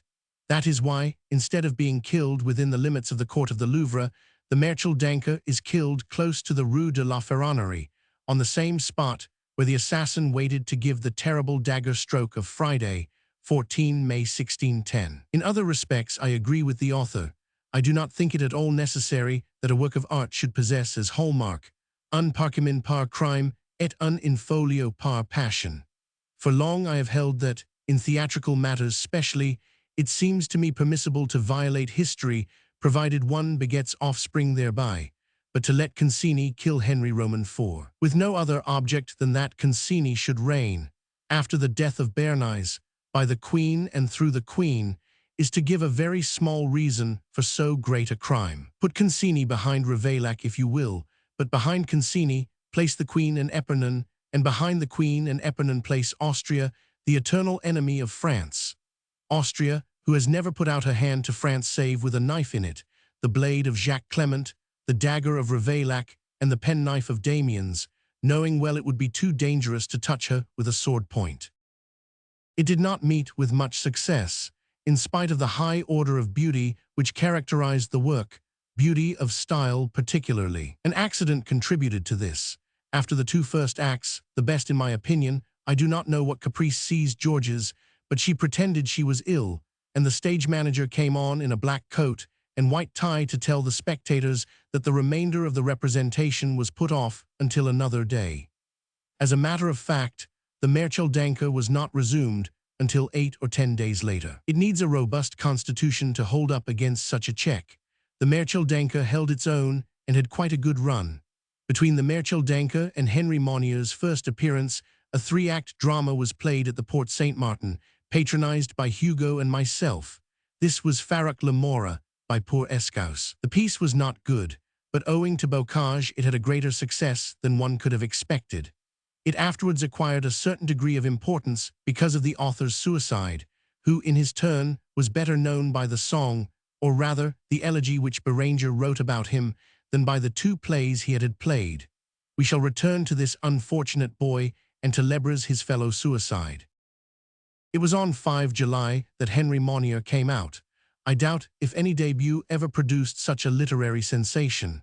He was then about 26 or 28 years of age. He was known in the artistic world on 3 counts. As painter, pupil of Girardot and of Gros, he had, after his return from travel in England, been instrumental in introducing the first wood engraving executed in Paris, and he published Moeurs Administratives, Grisettes, and Illustrations de Beranger. As author, at the instigation of his friend Latouche, he printed his Scenes Populaires, thanks to which the renown of the French gendarme and of the Parisian Tati spread all over the world. Finally, as a private actor in society, he had been the delight of supper parties, acting for us, with the aid of a curtain or a folding screen, his Halt d'une Diligence, his Étudiant and his Grisette, his Femme qui a trop chaud, and his Ambassade de M. de Cobensil. On the strength of being applauded in drawing rooms, he thought he would venture on the stage, and he wrote for himself, and for his own debut, a piece called La Famille Improvisi, which he took from his Scenes Populaires. 2 types created by Henry Monier have lasted and will last. His Joseph Prudhomme, professor of writing, pupil of Brard and Saint Thomas, and Coquerel, lover of La Dothe and of La Briand. I have spoken of the interior of the Théâtre Français on the day of the first performance of Henry Roman III. That of the vaudeville was not less remarkable on the evening of 5 July. All the literary and artistic celebrities seemed to have arranged to meet in the Rue de Chartres. Among artists and sculptors were Picot, Gerard, Horace Vernet, Carl Vernet, Delacroix, Boulanger, Pradier, Despoufs, the Isabes, Thiolier, and I know not who else. Of poets there were Chateaubriand, Lamartine, Hugo, the whole of us in fact. For actresses, Mademoiselle Mars, Duchess Noir, Leverd, Dorval, Perlet, and Nerret, and every actor who was not taking part on the stage that night. Of society notabilities, there were Vaublanc, Mornay, Blancmesnil, Madame de la Bourdonnais, the witty Madame O'Donnell, the ubiquitous Madame de Pontécoulant, Chateauvillers, who has the prerogative of not growing old either in face or in mind, Madame de Castries, all the Faubourg Saint-Germain, the Chaussee d'Antin and the Faubourg Saint-Honor. The whole of the journalist world was there. It was an immense success. Henry Monnier reappeared twice, being called first as actor then as author. This, as I have said, was on 5 July, and from that day until the end of December, the piece was never taken off the bills. I went away the next day. Where was I going? I did not know. I had flung a feather to the wind. It blew that day from the south, so my feather was carried northwards. I set out, therefore, for the north, and should probably go to Havre. There seems to be an invincible attraction leading one back to places one has previously visited. It will be remembered that I was at Havre in 1828 and rewrote Christine, as far as the plot was concerned, in the coach between Paris and Rouen. Then, too, Rouen is such a beautiful town to see, with its cathedral, its church of Saint-Ouen, its ancient houses with their wood carvings, its town hall and Hotel Bergthorade, that one longs to see it all again. I stopped a day there. Next day the boat left at 6 in the morning. At that time it still took 14 hours to get from Paris to Rouen by diligence, and 10 hours from Rouen to Havre by boat. Now by express train it only takes 3.5. True, one departs and arrives when one does arrive, but one does not really travel. You do not see Jumiges, or La Meilleraie, or Tancarville, or all that charming country by Villequier, where one day, 10 years after I was there, the daughter of our great poet met her death in the midst of a pleasure party. Poor Leopoldine! She would be at Jersey now, completing the devout colony which provided a family if not a country for our exiled Dante, dreaming of another inferno. Oh, if only I were that mysterious unknown whose elastic arm could extend from one side of the Guadalquivir to the other, to offer a light to Don Juan's cigar, how I would stretch out each morning and evening my arm from Brussels to Jersey to clasp the beloved hand which wrote the finest verse and the most vigorous prose of this century. We no longer see Honfleur, with its fascinating bell tower built by the English, an erection which made some bishop or other, travelling to improve his mind, say, "I feel sure that was not made here." In short, one goes to Havre and returns the same day, and one can even reach Aix-la-Chapelle the next morning. If you take away distance, you augment the duration of time. Nowadays we do not live so long, but we get through more. When I reached Havre I went in search of a place where I could spend a month or 6 weeks.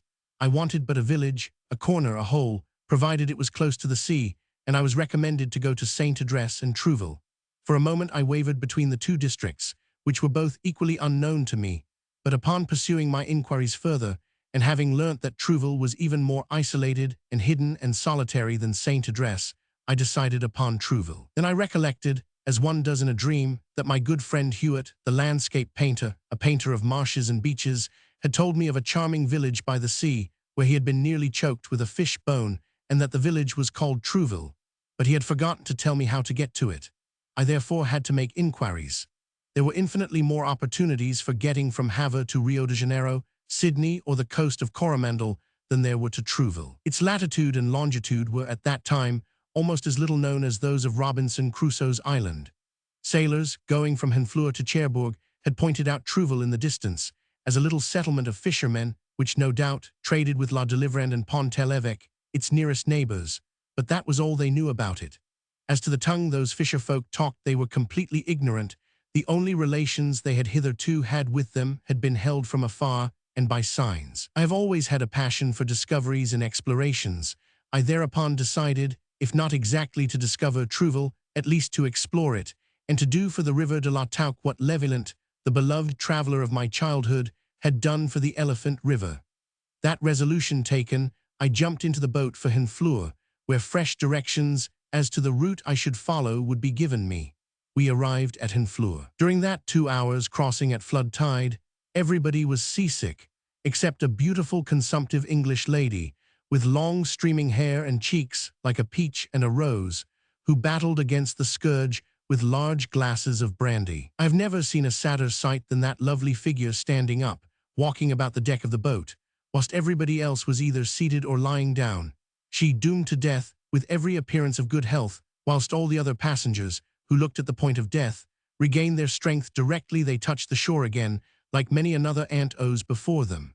If there are spirits, they must walk and look and smile just as that beautiful English woman walked and looked and smiled. When we landed at Honfleur, just as the boat stopped, her mother and a young brother, as fair and as rosy as she seemed, rose up as though from a battlefield and rejoined her with dragging steps. She, on the contrary, whilst we were sorting out our boxes and portmanteaus, lightly cleared the drawbridge, which was launched from the landing stage to the side of the miniature steam packet, and disappeared round a corner of the Rue de Henfleur. I never saw her again, and shall never see her again, probably, except in the valley of Jehoshaphat. But whether I see her again, there or elsewhere, in this world, which seems to me almost impossible, or in the other, which seems to me almost improbable, I will guarantee that I shall recognize her at the first glance. We were hardly at Henfleur before we were making inquiries as to the best means of being transported to Trouville. There were two ways of going, by land or by sea. By land they offered us a wretched wagon and 2 bad horses for 20 francs, and we should travel along a bad road, taking 5 hours to reach Trouville.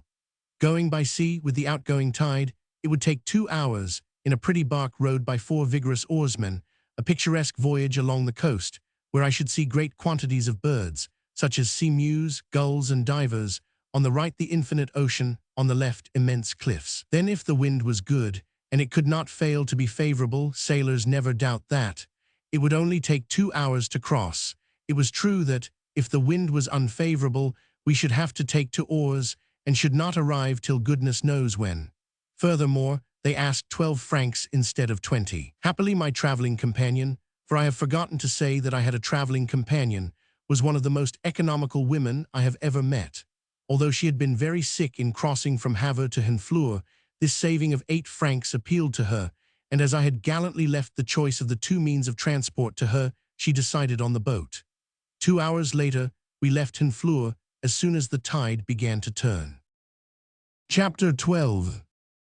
Appearance of Trouville, Mother Osrea, how people are accommodated at Trouville when they are married, the price of painters, and of the community of martyrs, Mother Osrea's acquaintances, how she had saved the life of Hewitt, the landscape painter, my room and my neighbors, a 20-franc dinner for 50 sous, a walk by the seashore, heroic resolution. The weather kept faith with our sailors' promise. The sea was calm, the wind in the right quarter, and after a delightful 3 hours crossing, following that picturesque coast, on the cliffs of which, 16 years later, King Louis Philippe, against whom we were to wage so rude a war, was to stand anxiously scanning the sea for a ship, if it were but a rough bark like that Xerxes found upon which to cross the Hellespont.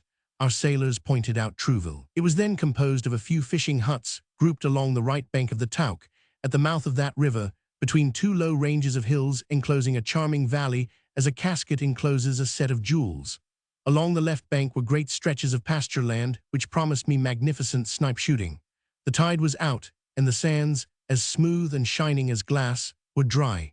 Our sailors hoisted us on their backs, and we were put down upon the sand.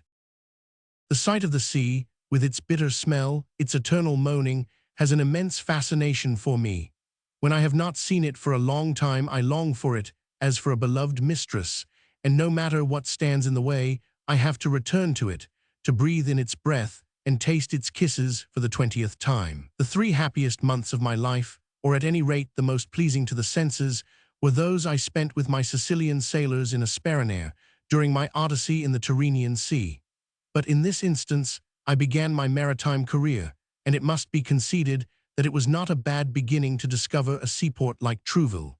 The beach, moreover, was alive and animated as though on a fair day. Upon our left, in the middle of an archipelago of rocks, a whole collection of children were gathering baskets full of mussels.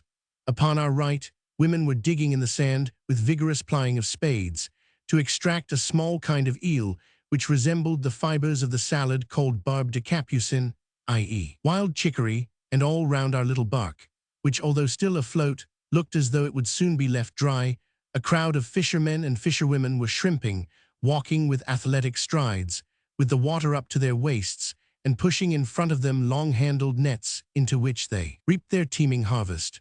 We stopped at every step. Everything on that unknown seashore was a novelty to us. Cook, landing on the Friendly Isles, was not more absorbed or happy than was I. The sailors, noticing our enjoyment, told us they would carry our luggage to the inn and tell them of our coming. To the inn, but which inn? I asked. There is no fear of mistake, replied the wag of the company, for there is but one. What is its name? It has none. Ask for Mother Osrea, and the first person you meet will direct you to her house. We were reassured by this information and had no further hesitation about loafing to our heart's content on the beach of Trouville. An hour later, various stretches of sand having been crossed, and 2 or 3 directions asked in French and answered in Trouvillois, we managed to land at our inn. A woman of about 40, plump, clean and comely, with the quizzical smile of the Norman peasant on her lips, came up to us. This was Mother Osrea, who probably never suspected the celebrity which one day the Parisian whom she received with an almost sneering air was to give her. Poor Mother Osrea, had she suspected such a thing, perhaps she would have treated me as Plato in his Republic advises that poets shall be dealt with, crowned with flowers and shown to the door. Instead of this, she advanced to meet me, and after gazing at me with curiosity from head to foot, she said, "Good, so you have come." "What do you mean by that?" I asked. "Well, your luggage has arrived, and 2 rooms engaged for you." "Ah, now I understand." "Why 2 rooms?" "One for Madame, and one for myself." "Oh, but with us, when people are married they sleep together." "First of all, who told you that Madame and I were married? Besides, when we are, I shall be of the opinion of one of my friends whose name is Alphonse Carr." "Well, what does your friend, whose name is Alphonse Carr, say?" "He says that at the end of a certain time, when a man and a woman occupy only one room together, they cease to become lover and mistress, and become male and female.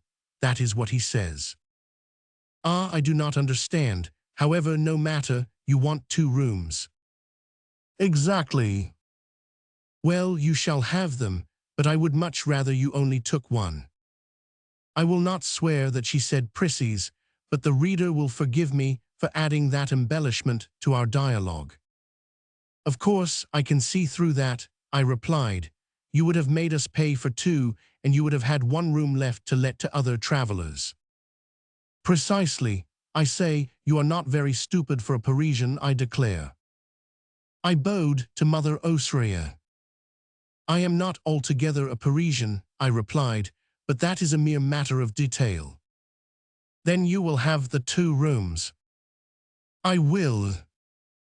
"I warn you, they open one out of the other." "Capital. You shall be taken to them."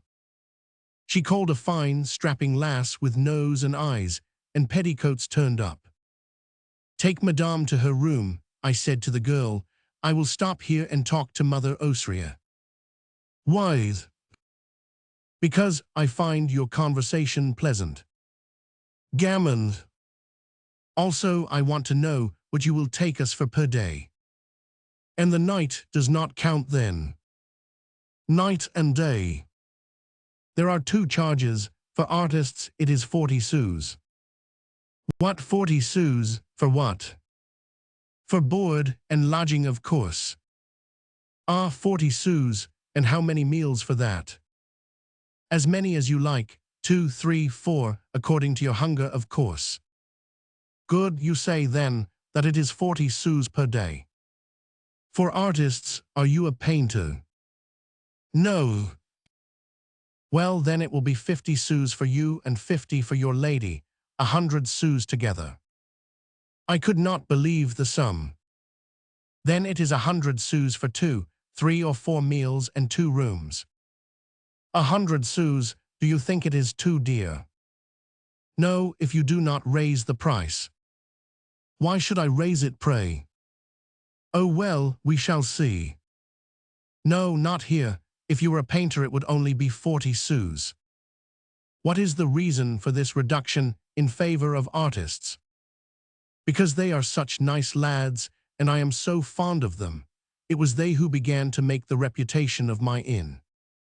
"By the way, do you know a painter called Decamps?" "Decamps, I should think so." "And Jadin?" "Jadin, I do not know that name." I thought Mother Osrea was bragging, but I possessed a touchstone. "And Hewitt?" I asked. "Oh yes, I knew him." "You do not remember anything in particular about him, do you?" "Indeed, yes, I remember that I saved his life." Bah, come, how did that happen? One day when he was choking with a sole bone. It doesn't take long to choke oneself with a fish bone. And how did you save his life? Oh, only just in time. Why, he was already black in the face. What did you do to him? I said to him, be patient and wait for me. It is not easy to be patient when one is choking. Good heavens, what else could I have said? It wasn't my fault. Then I ran as fast as I could into the garden. I tore up a leek, washed it, cut off its stalks, and stuffed it right down his throat. It is a sovereign remedy for fish bones. Indeed, I can well believe it. Now he never speaks of me, except with tears in his eyes. All the more since the lick belongs to the onion family. All the same, it vexes me.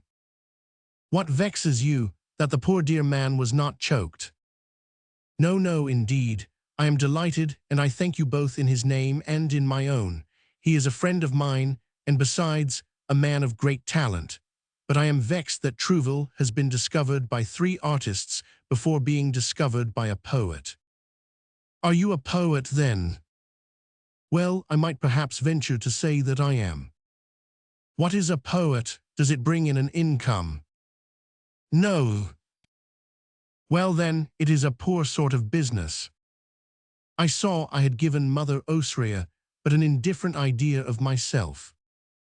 Would you like me to pay you a fortnight in advance?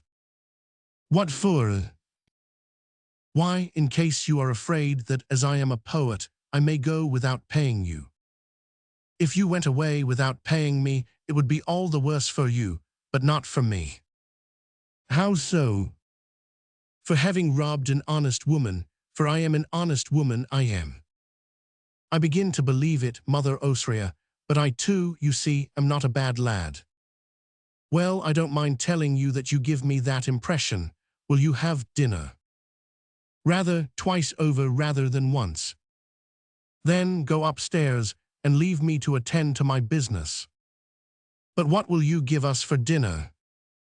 Ah, that is my business. How is it your business? Because if I do not satisfy you, you will go elsewhere. But there is nowhere else to go. Which is as good as to say that you will put up with what I have got, my good friend. Come off to your room. I began to adapt myself to the manners of Mother Osria. It was what is called in the morale en action and in collections of anecdotes, la franchise villageoise, country frankness. I should much have preferred l'urbanite parisienne, Parisian urbanity, but Mother Osria was built on other lines, and I was obliged to take her as she was. I went up to my room. It was quadrilateral, with lime-washed walls, a deal floor, a walnut table, a wooden bed painted red, and a chimney-piece with a shaving-glass instead of a looking-glass, and for ornament, 2 blue elaborately decorated glass vases. Furthermore, there was the spray of orange blossom which Mother Osria had had when she was 20 years of age, as fresh as on the day it was plucked, owing to the shade, which kept it from contact with the air.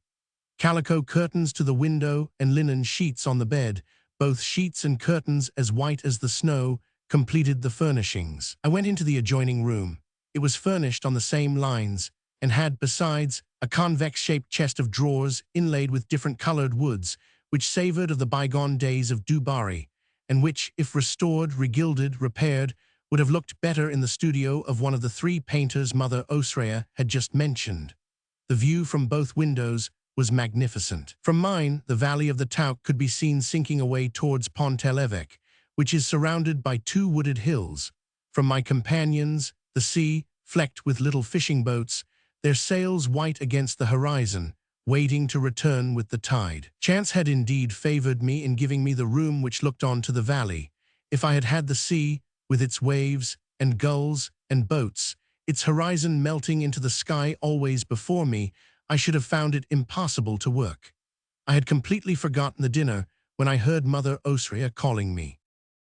I say, Monsieur Poet. Well, Mother, I replied. Come, dinner is ready. I offered my arm to my neighbor and we went down. Oh, worthy Mother Osria, When I saw your soup, your mutton cutlets, your soles and matelote, your mayonnaise of lobster, your 2 roast snipe and your shrimp salad, how I regretted I had had doubts of you for an instant. 50 sous for a dinner which, in Paris, would have cost 20 francs. True, wine would have accounted for some of the difference, but we might drink as much cider as we liked free of charge. My traveling companion suggested taking a lease of 3, 6, or 9 years with Mother Osrea, during which 9 years, in her opinion, we could economize to the extent of 150,000 francs. Perhaps she was right, poor Melanie. But how was Paris and its revolutions to get on without me? As soon as dinner was finished, we went back to the beach. It was high tide, and the barks were coming into the harbor like a flock of sheep to the fold. Women were waiting on the shore with huge baskets to carry off the fish. Each woman recognized her own boat and its rigging from afar. Mothers called out to their sons, sisters to their brothers, wives to their husbands.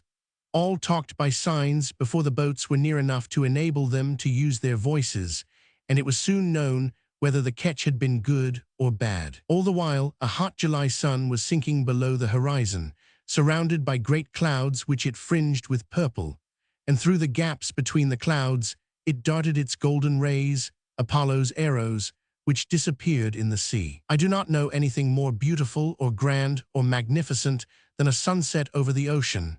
We remained on the beach until it was completely dark. I was perfectly well aware that, if I did not from the beginning cut short this desire for contemplation which had taken possession of me, I should spend my days in shooting seabirds, gathering oysters among the rocks, and catching eels in the sand. I therefore resolved to combat this sweet enemy styled idleness, and to set myself to work that very evening if possible. I was under an agreement with Hale. It had been arranged that I should bring him back a play in verse, of 5 acts, entitled Charles Roman 7 Chez ses Grands Vassox. M. Granier, otherwise de Cassagnac, published in 1833, a work on me, since continued by M. Jacquot, otherwise de Meyercourt, a work in which he pointed out the sources whence I had drawn all the plots for my plays, and taken all the ideas for my novels. I intend, as I go on with these memoirs, to undertake that work myself, and I guarantee that it shall be more complete and more conscientious than that of my 2 renowned critics. Only, I hope my readers will not demand that it shall be as malicious. But let me relate how the idea of writing Charles Roman 7 came to me, and of what heterogeneous elements that drama was composed. Chapter 13. A reading at Nodia's, the hearers and the readers, debut, Les Marins du Feu La Camargo and the Ab Desiderio, genealogy of a dramatic idea, Orestes and Hermione, Chimene, and Don Sancho Goats von Berlichingen, fragments, how I render to C.S.R. the things that are C.S.R.'s. Towards the close of 1830, or the beginning of 1831, we were invited to spend an evening with Nodia. A young fellow of 22 or 23 was to read some portions of a book of poems he was about to publish. This young man's name was then almost unknown in the world of letters, and it was now going to be given to the public for the first time. Nobody ever failed to attend a meeting called by our dear Nodia and our lovely Marie. We were all, therefore, punctual in our appearance. By everybody, I mean our ordinary circle of the arsenal. Lamartine, Hugo, de Vigny, Jules de Resigaia, Saint-Beuve, Lefebvre, Taylor, the 2 Johannats, Louis Boulanger, Jal, Laverdant, Bixio, Amory Duval, Francis Way, etc., and a crowd of young girls with flowers in their dresses, who have since become the beautiful and devoted mothers of families. About 10 o'clock, a young man of ordinary height, thin, fair, with budding mustache and long curling hair, thrown back in clusters to the sides of his head, a green, tight-fitting coat and light-colored trousers, entered, affecting a very easy demeanor which perhaps was meant to conceal actual timidity. This was our poet. Very few among us knew him personally, even by sight or name. A table, glass of water, and 2 candles had been put ready for him. He sat down, and so far as I can remember, he read from a printed book and not from a manuscript. From the very start, that assembly of poets trembled with excitement. They felt they had a poet before them, and the volume opened with these lines, which I may be permitted to quote, although they are known by all the world. We have said, and we cannot repeat it too often, that these memoirs are not only memoirs, but recollections of the art, poetry, literature, and politics of the first 50 years of the century. When we have attacked severely, perhaps, but honestly and loyally, things that were base and low and shameful. When we have tracked down hypocrisy, punished treachery, ridiculed mediocrity, it has been both good and sweet to raise our eyes to the sky, to look at, and to worship in spirit, those beautiful golden clouds which, to many people, seem but flimsy vapors, but which to us are planetary worlds, wherein we hope our souls will find refuge throughout eternity, and even though conscious that we may, perhaps, be wrong in so doing, we hail their uncommon outlines with more pride and joy than when setting forth our own works. I am entirely disinterested in the matter of the author of these verses, for I scarcely knew him, and we hardly spoke to one another a dozen times. I admire him greatly, although he, I fear, has not a great affection for me. The poet began thus. Gni jamais aime, pour ma part, ces begules. Qui ni s'orient alla, au prado tout seuls. Qu'un dugni tauges, de quartier en quartier. Talon, comme fates sans mule, un muletier. Qui est usant, a prior, les genoux et la lèvre. Si curbant sur le grès plus pales, dans leur fever. Quan hom qui, pides news, marqué sur un serpent. O quan faux mon yeux, au moment quan le pend. Certes ces femmes là, pour mener cette vie. Portent un cœur chatter de tout, noble envie. Elles n'ont pas de sang et pas d'entrails, mais. Sur Martelli et mes as, frère, je vous promets. Quels valent en cour, quater fois mia quecels. Dont le temps si depens, en intrigues nouvelles. Celles la vente au bal, current les rendez-vous. Savant dans, un manchon cacher un billet doux. Sera un ruban noir sur un beau flanc qui ploie. Jeter d'un balcon d'or une, échelle de soie. Suivre l'imbroglio de ces amours mignons. Pauses dans une nuit, comme des champignons. Si charmantes delures, aimant en enrages. Les moustaches, les chines, la valse et les drages. Mais, oh, la triste chose et l'étrange malheur. Lorsque dans leurs falaise, tom un homme de cœur. Frère mia lui vaudrait, comme si statuaire. Qui pressait de ses bras son, amante de pierre. Réchauffer de baisers un marbre, mia vaudrait. Une louve en rage, en quelque après fort. You see, he was not mistaken in his own estimate. These lines were thoughtful and well constructed. They march with a proud and lusty swing, hand on hip, slender-waisted, splendidly draped in their Spanish cloak. They were not like Lamartine or Hugo or de Vigny, a flower culled from the same garden, it is true, a fruit of the same orchard even, but a flower possessed of its own odor and a fruit with a taste of its own. Good, here am I, meaning to relate worthless things concerning myself, saying good things about Alfred de Musset. Upon my word, I do not regret it, and it is all the better for myself. I have, however, do not let us forget, yet to explain how that dramatic pastiche which goes by the name of Charles Roman 7 came to be written. The night went by in a flash. Alfred de Musset read the whole volume instead of a few pieces from it.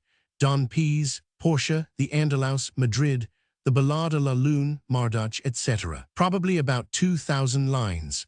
Only, I must admit that the young girls who were present at the reading, whether they were with their mammas or alone, must have had plenty to do to look after their eyelids and their fans. Among these pieces was a kind of comedy entitled The Marins du Feu. La Camargo, that Belgian dancer, celebrated by Voltaire, who was the delight of the opera of 1734 to 1751, is its heroine, but it must be said, the poor girl is sadly calumniated in the poem. In the first place, the poet imagines she was loved to distraction by a handsome Italian named Raphael Garusai, and that this love was stronger at the end of 2 years than it had ever been. Calumny number 1. Then, he goes on to suppose that Seigneur Garusai, tired of the dancer, gives his clothes to the Abbé Annibal Desiderio, and tells him how he can gain access to the beautiful woman. Calumny number 2, but not so serious as the first, Seigneur Raphael Garusai having probably never existed save in the poet's brain. Finally, he relates that, when she finds herself face to face with the abbé disguised as a gentleman and finds out that it is Raphael who has provided him with the means of access to her, whilst he himself is supping at that very hour with La Cydalise, La Camargo is furious against her faithless lover and says to the abbé, Ab j'ai vu du sang, j'en suis plus alteri. Qu'une corneille au vent d'un cadavre attiré. Chapter 49, Est la base distu, que donc couplui.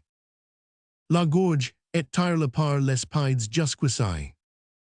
Towards lui le cœur, ab de pourquil en rechap. Couple en quater, et mets les morceaux dans la nappe. Tu me l'apporteras, et puis m'écraser. La fouder, si tu, en as par blesher un baiser. Tu tressels, ramen, 100 est une faute étrange.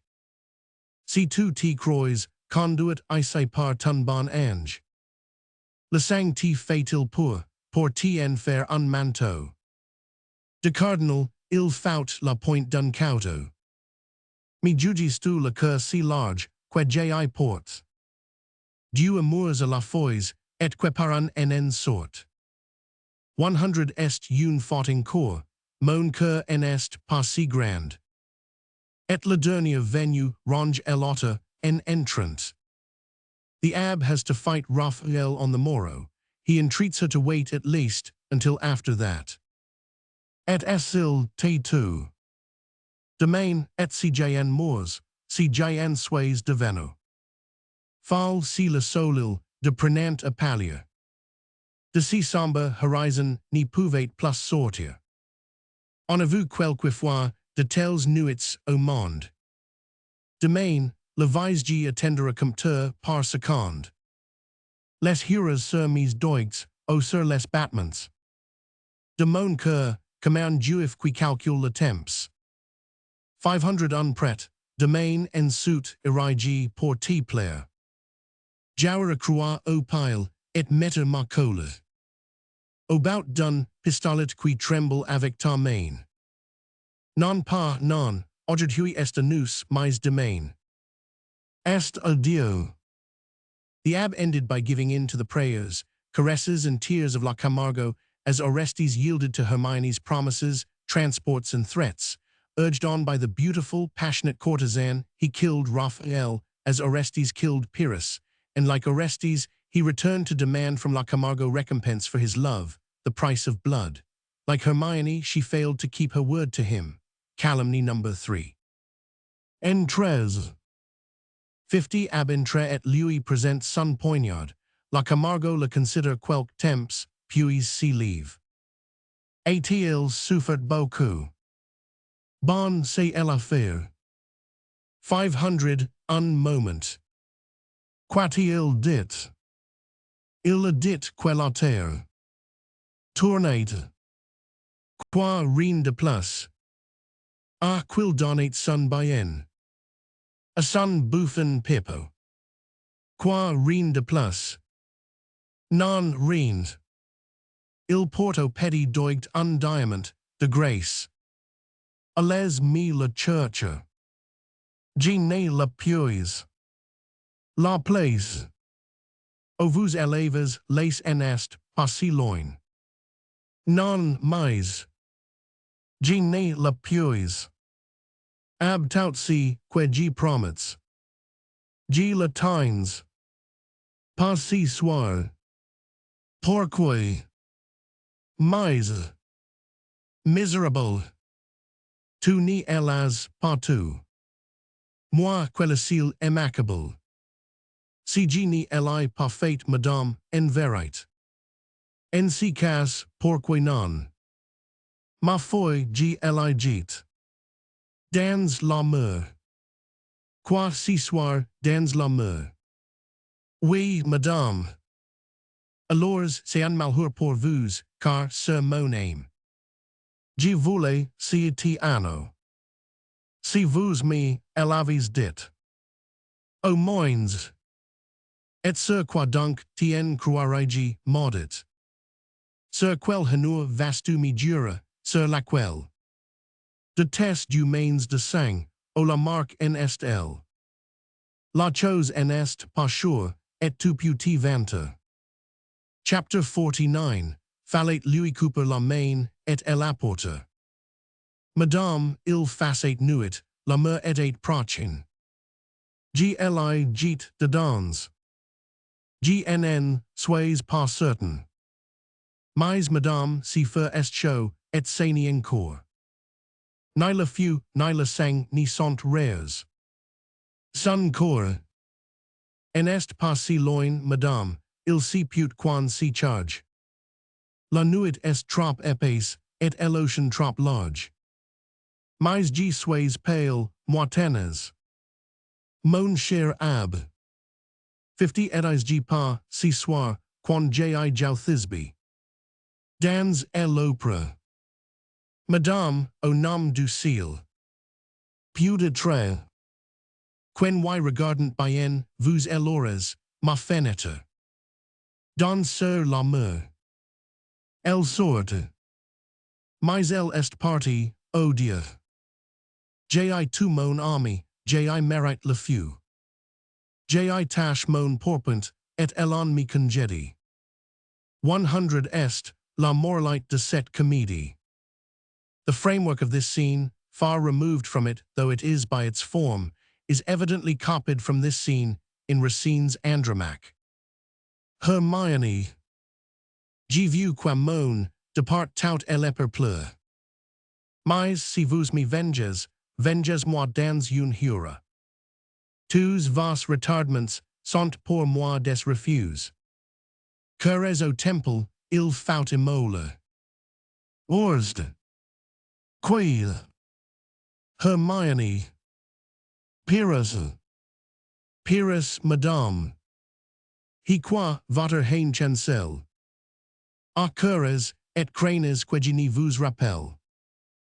Vous. Ni vous suffit-il, par que li condamne. Ni vous suffit-il, par que ma gloire offense. Demande une victime à moi sur adresse. Hermione est, le prix d'un tyran oprime. Que la hais, en fin seigneur que l'aima. Malgré la juste horreur que son crime me donne. Tant qu'il vivra, cranes que ni lui pardonne. Doubtes jusque, sa mort d'un cœur incertain. Est-il ni muet, aujourd'hui pu l'aima demain. Vous. Mais, madame, songes. Ancien est trop, seigneur. Tant de raisonnements, offensent ma colère. J'ai voulu vous, donner les moyens de me plaire. Render ost content, mais en fin G vois bien. Quil vut tauges si plainde, et ni merita rien. Gmn, vis sul au temple, au leur hymen es aprit. O vous en oses, aller merita ma conquit. La de mon ennemi, G saurai em approcher. G percerai le cœur, que G ni putacher. Et mes sanglantes mains, sur moi-même tournis. Aussitat, malgré lui, joindrant nos destins. Et tout ingrat quil est, il me sera plus doux. Demeurer avec lui, que de vivre avec vous. Non, je vous priverai de si plaisir funeste. Madame, il n'y mera, que de la main d'ost. Vos ennemis par moi vous vont, itre moles. Et vous reconnaîtrez mes signs, si vous voulez. And Orestes departs, kills Pyrrhus, then returns with his bloody sword in his hand to find Hermione. Madame, cien est fate, et vous et servi. Pyrrhus rend a l'autel son, infidèle vie. Il est mort. Il expire, et nos Grecs, irites. Ont lave dans son, sang ses infidelites. Vous. Mais c'est moi, dont l'ardeur leur a servi d'exemple. Je laisse ai pour vous seul, entraînes dans le temple. Madame, et vous pouvez justement, vous flatter. 501, mort que leurs bras, enant fate qu'executa. Vous seul avez, port les coups. Tais toi perfide. et en impute, qua toi lâche parricide. Va faire chez les Grecs, admire ta fureur. Va gt de savo, et tu me fais horreur. Barber quas tu fate, avec quelle furie. As tu tranche le cœurs, d'une si belle vie. Avez-vous pu, cruels, elimoler aujourd'hui. Sans quetout, votre sangsi solevat pour lui. Mais parle, de son sort qui t'ia rendu l'arbitre. Pourquoi l'assassiner, qu'a-t-il fait, à quel titre? Qui t'a dit? O dia, quoi n'aimez-vous pas? Vous mime, I say, tantot, ordon son trepes. Ah fallait-il en croire una monte in sense? It is the same passion we see in both women, opera dancer and Spartan princess. They speak differently, but act in the same manner. True, both have copied la chimene in the Cid. Don Sancho enters, sword in hand, and prostrates himself before chimene. Madame, a vos genu j apport set epi. Qua du sang de Rodrigue, encore tout trempi. Perfide, osis tu bien ti montre mes yeux. Après m'avoir, haute si que j'aimais la mia. Éclate mon amour, tu en as plus rien craindre. Mon pire est satisfait, c'est de ti contraindre. Un mime que, à mise ma gloire, en chute. Mon amo desespoir, ma flamme en liberte. 500 un esprit plus racis. Tu me parles encore. Execrable assassin du heroes, que j'adore. Va tu elas pris en traitor, un guerrier si valent. En ut jamais, succum sous un tel assailant. En esper rien de moi, tu ni emas point servi. En croyant me venger, tu emas haute la vie. True, Corneille borrowed this scene from Guilherme de Castro, who took it from the romancers of the Cid. Now, the day I listened to that reading by Alfred de Musset, I had had already, for more than a year, a similar idea in my head. It had been suggested to me by the reading of Goethe's famous drama Goetz, von Berlichingen. 3 or 4 scenes are buried in that titanic drama, each of which seemed to me sufficient of themselves to make separate dramas. There was always the same situation of the woman urging the man she does not love to kill the one she loves, as Chimene in the Cid, as Hermione in Andromache. The analysis of Goetz von Berlichingen would carry us too far afield. We will therefore be content to quote these 3 or 4 scenes from our friend Marmier's translation. Adelaide Femme de Weislingen, France, Page de Weislingen. Adelaide, ainsi, les deux expéditions sont en marqué. France, oui madame, et mon maître et la joie de combattre vos ennemis. Comment va-t-il, ton maître? A merveille, il m'a charge de vous baiser la main. La voici, tes lèvres sont brûlantes. 100 est I que j'y brûle, il met la main sur son cœur. Madame, vos domestiques sont les plus heureux des hommes, adieu, il faut que j'y reparte, ni m'oublie pas.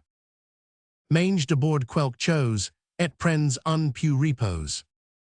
À quoi bon, je vous ai vu, je ne me sens ni fame ni fatigue. Je sais que tu es, un garçon plein de zèle. Oh, madame! Mais tu n'y tendrais pas, repose-toi te disgi, et prends quelque nourriture. Que de soins pour un pauvre jeune homme. Il a les larmes aux yeux, je l'aime de tout mon cœur, jamais personne n'y m'a montré tant d'attachement. Adelaide, France, entrant une lettre à la main. France, voici pour vous, madame. Adelaide, est-ce Charles Louis-Mime qui te la remise? Oui. Quas tu donc, tu paris triste? Vous voulez absolument me faire périr de langueur. Oui, je mourrai dans l'âge de l'espérance, et c'est vous qui en serez cause. Il me fait de la peine. Il m'en cauterait si peu pour le rendre heureux. Prends courage, jeune homme, je connais ton amour, ta fidélité, je n'y serai point ingrate. Si vous en étiez capable, je mourrais, mon Dieu, moi qui n'ai pas une goutte de sang qui n'y soit à vous, moi qui n'ai de sens que pour vous aimer, et pour ober ainsi que vous désirez. Cher enfant, vous me flattez, et tout cela en about it que sen voir préférer daughters, touts vos pensies tournis vers Charles, aussi, je ne le vu plus, non, je ne vu plus servir d'entremateur. France, tu te oublies. Me sacrifier mon maître, mon cher maître. Sortez de ma présence. Madame, va dénonce-moi à ton cher maître. J'étais bien folle de te prendre pour ce que tu n'es pas. Chère noble dame, vous savez que je vous aime. Je t'aimais bien aussi, tu étais prise de mon cœur, va, trahis-moi. Je marcherais plus dans la Seine, pardonnez-moi madame, mon âme est trop pleine, je ne suis plus maître de moi. Cher enfant, excellent cœur. Elle lui prend les mains, elle attira elle, leurs bouches se rencontrent, il se jette son en pleurant. Laisse-moi, les mers ont des yeux, laisse-moi, elle se dégage, et moi toujours ainsi, sois toujours aussi fidèle, la plus belle récompense t'y attend, elle sort. La plus belle récompense, de laisse-moi vivre jusque, si mon père me disputait cette place, je la tuerais. Weislingen, France. Weislingen, France. France, Monseigneur. Execute ponctuellement mes orders. Tu mn répondre sur travail. Remets-lui cette lettre, il faut qu'elle quitte la cour, et se retire dans mon château à l'instant même. Tu la verras partir, et aussitôt tu reviendras m'annoncer son départ. Vos orders seront suivis. Dis-lui bien qu'il faut qu'elle le vuil, va. Adelaide, France. Adelaide tint, à la main la lettre de son mari, apportée par France. Adelaide lui au moi, 50 insolent, me menacer, nous saurons le prévenir, mais qui se glisse dans le salon. France se jettant à son you, ah madame, chère madame. Esservel, si quelqu'un t'y avait entendu. Oh tout dourt, tout le monde dourt. Que veux-tu? Gni point de 100 000, les menaces de mon maître, votre sort, mon cœur. Il était bien, en colère quand tu l'as quitté. Comme jamais je n'y l'ai vu, il faut qu'elle parte pour mon château, et il dit, il faut qu'elle le vuil. Et nous obéons. GNN size rien, madame. Pauvre enfant, dupe de ta bonne foi, tu n'y vois pas Celamine, il sait que je suis en short, si n'est pas d'aujourd'hui qu'il en vue à mon indépendance. Il me fait aller dans ses domaines parce que, là, il aura le pouvoir de me traiter au gré de son aversion. Il n'y le fera pas. Je vois dans l'avenir tout ma mise. Je n'y resterai pas longtemps dans son château. Il m'en arrachera pour m'enfermer dans un cloître. O mort, o enfer. Me sauveras-tu? Tout plus dot que cela. France en plus et l'embrassant. O France, pour nous sauver. Oui, il tomera sous mes coups, je le foulerai aux pieds. Point d'importement, tains, remets-lui plus dot un billet plein de respect, o je l'assure de mon entière soumission à ses ordres, et cette fiole, videz-la dans son verre. Donnes, vous serez libre. Weislingen, puis France. Weislingen, je suis si malade si faible, mes os sont brisses, une fever ardente et consume la mole, ni paix ni trêve le jour comme la nuit, un mauvais sommeil agite de rêves empoisons, il est acide, je suis faible, comme mes ongles sont bleus, un froid glacial circule dans mes veins, engourdit tous mes membres, quel sueur dévorante, tout tourne autour de moi, si je pouvais dormir. France entrant dans la plus grande agitation, Monseigneur. Et bien. Du poison de votre femme, moi c'est moi, il s'enfuit, n'y pouvant en dire davantage.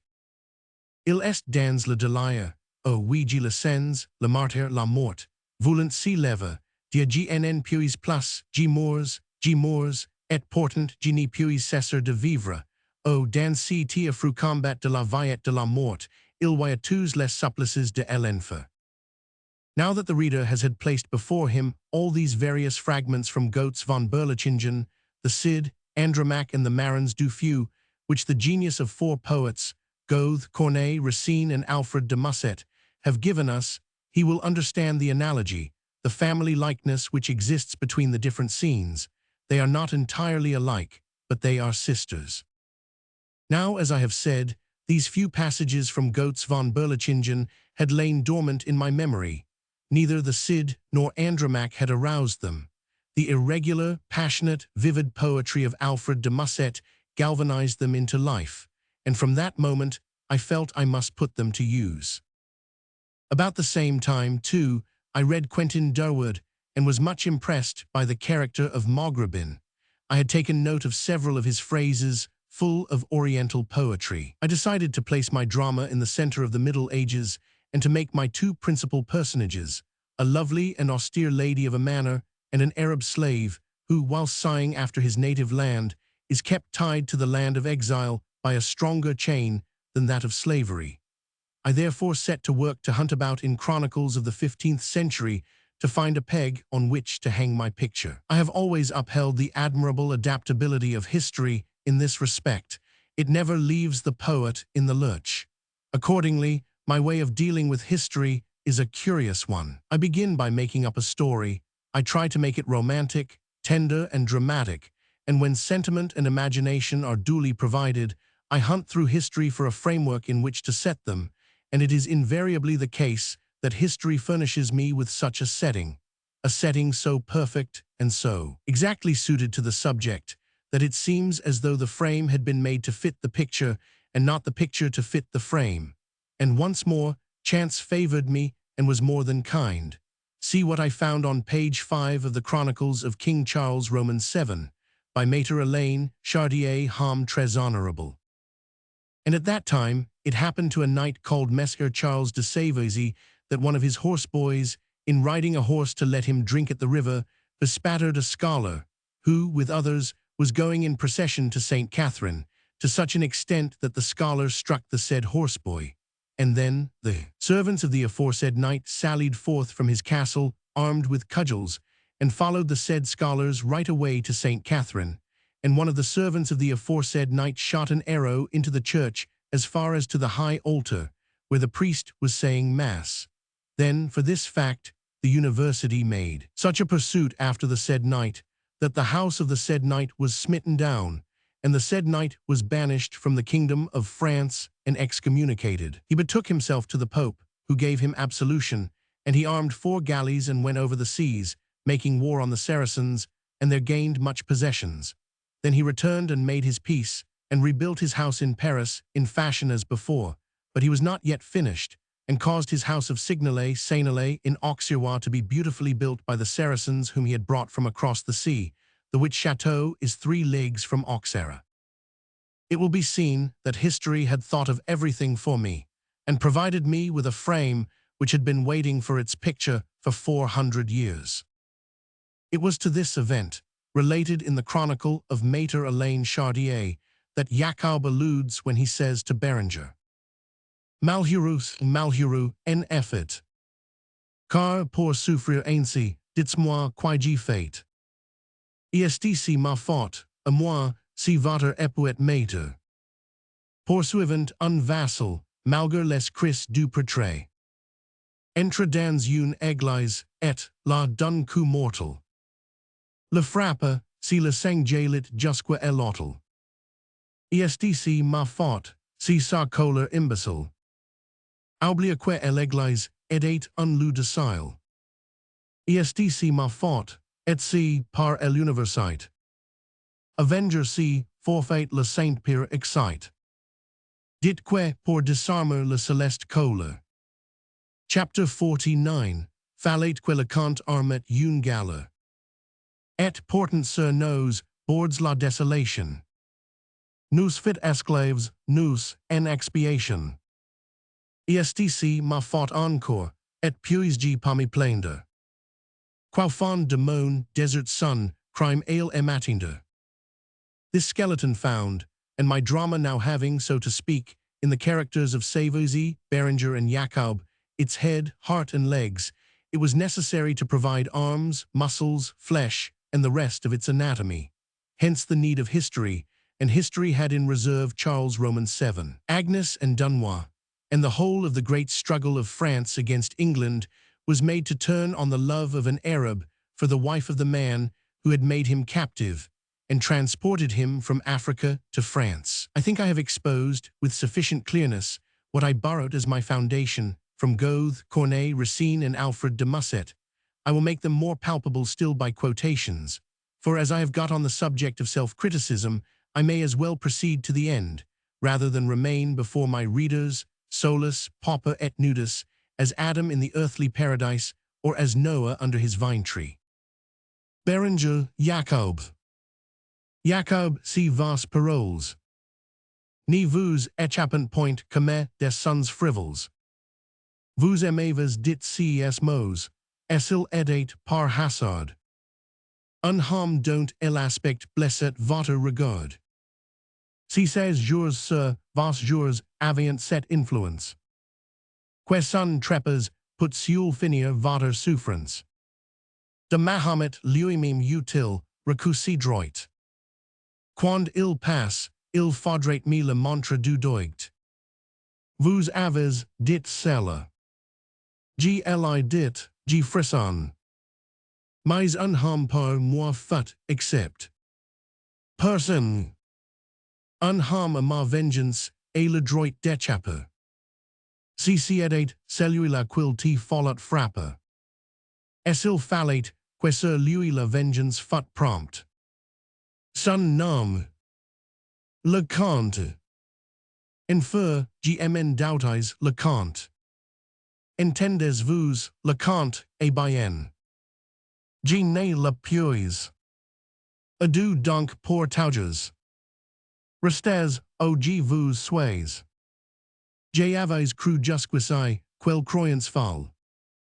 Quelles crescens, you sules manquant à leur parole. Je me trompais, c'est tout. Madame. Laissez-moi. Oh, mais vous mentez donc. Vous savez, bien pourquoi. Ma vengeance, ni put, est salir à la vôtre. Chapter 49, Emma sauve la vie, oh nommez-moi tout autre. Vous. Un instant, Berenger, écoutez-moi. J'écoute. Dites vite. J'ai cru, je me trompais sans doubt. Quisse vous m'avez dit, I say mime, pardon, quoi. Que vous m'aimez. Oui, je l'ai dit. Et bien, donc. Puisque mime destin, mime amour nous rassemble. Berenger, ce soir. Et bien. Fions ensemble. Sans frapper. Ces remords vous vengeront-ils pas? Esclave, me crois-tu le cœur place si has? Que je puis souffrir, quen si monde o nous sommes. J'ai et tour elemente de Dieu hams. Don't le premier m'insulte, et que tous Dieu vivront. Sans que de celui-là m'ait venge le second. Crois-tu que, dans un cœur ardent comme le nôtre, un amour puis entre sans quil devore l'autre. Si tu l'as espère, l'espoir est insultant. Berenger. Entre nous tout est fini, va-t-en. Grace. Je saurai bien trouver, pour cette tâche. Quelques main moins timide et quelques aim moins lâche. Qui fera pour de alors si que, toi dans si jour. Tu n'auras pas os faire pour de l'amour. Et s'il n'en était pas, je saurais bien moi-même. De cet assassinat affrontant l'anathème. Me glisser en milieu des femmes, des valets. Qui flattent les époux de leurs nouveaux sauhates. Et les faire avoir ces sauhates trop precoces. Envident si flacken dans la coupe des noces. Du poison, mais ni vins plus après. Esclave me parle d'amour et de regrets. Refuses du tauges, il te reste un quart de hura. 100 est encore plus, de temps quil nen faut pour quil mura. Un quart de hura, repons, mérite-t-il de ta main? Es-tu prêt, réponds-moi car j'ai vis 10. Demain et cette nuit, dans cette chambre même. Ainsi quil me alla dit, il lui dira, je t'aime. Demain et d'ici que ferai-je, tu vu? Cette nuit, quadumens j'ai avec mes cheveux. Que je brise mon front à tous les murals. Que je deviens fall, demain mais tu rails. Et si jour était, le dernier de nos jours. Si cette nuit, d'enfer allait durer tauges. Dieu le put ordonner, si c'est sa fantaisie. Demain, et si je suis mort de jalousie. Tu n'es donc pas jaloux toi, tu n'y es donc pas. I refrain from quoting the rest of the scene, the methods employed being, I believe, those peculiar to myself.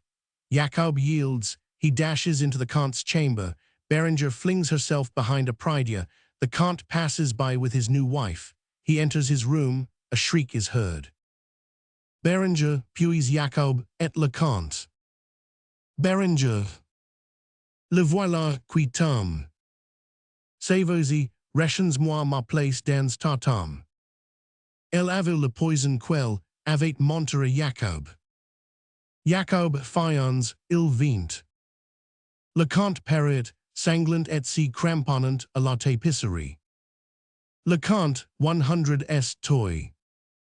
Jacob, qui aimas tu? Berenger. Si n'est pas lui, c'est moi. Le Count. Berenger au secours, G. Moors. Jacob. Maintenant, femme. Fais-moi tout oublier, car c'est vraiment infâme. Vins donc, tu m'as promis de venir, je t'y attends. 500 itre, à moi pour tauges. Berenger. Encore quelques instants. Et je t'y apporterai tout entier. Jacob. Regarde.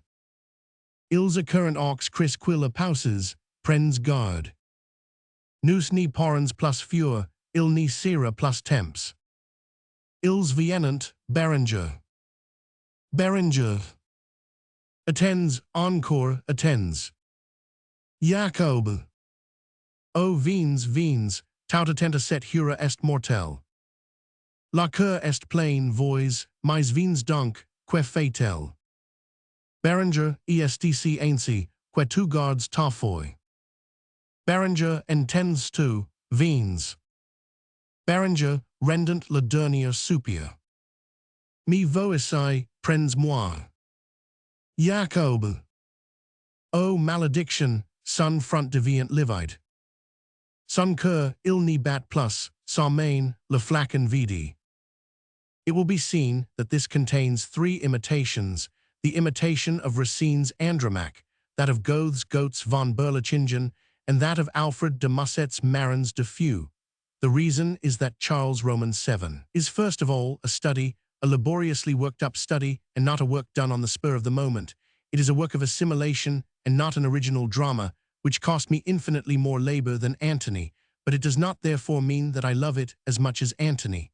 Yet a few more words before I finish the subject. Let us run through the imitations in detail.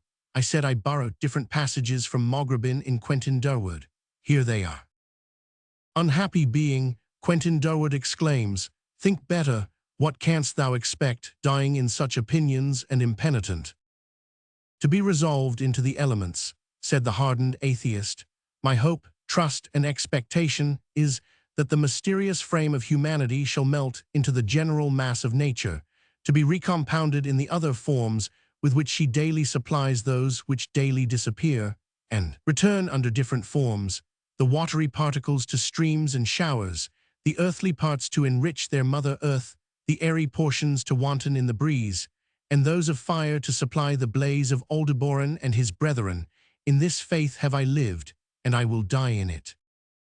Jacob is condemned to death for having killed Raymond the Comte's archer. Le Comte, esclave, si tu mours en de tels sentiments. Que espères tu? Jacob. De render, encore, aux elements. Mas commune au elhom, en expérant rapport.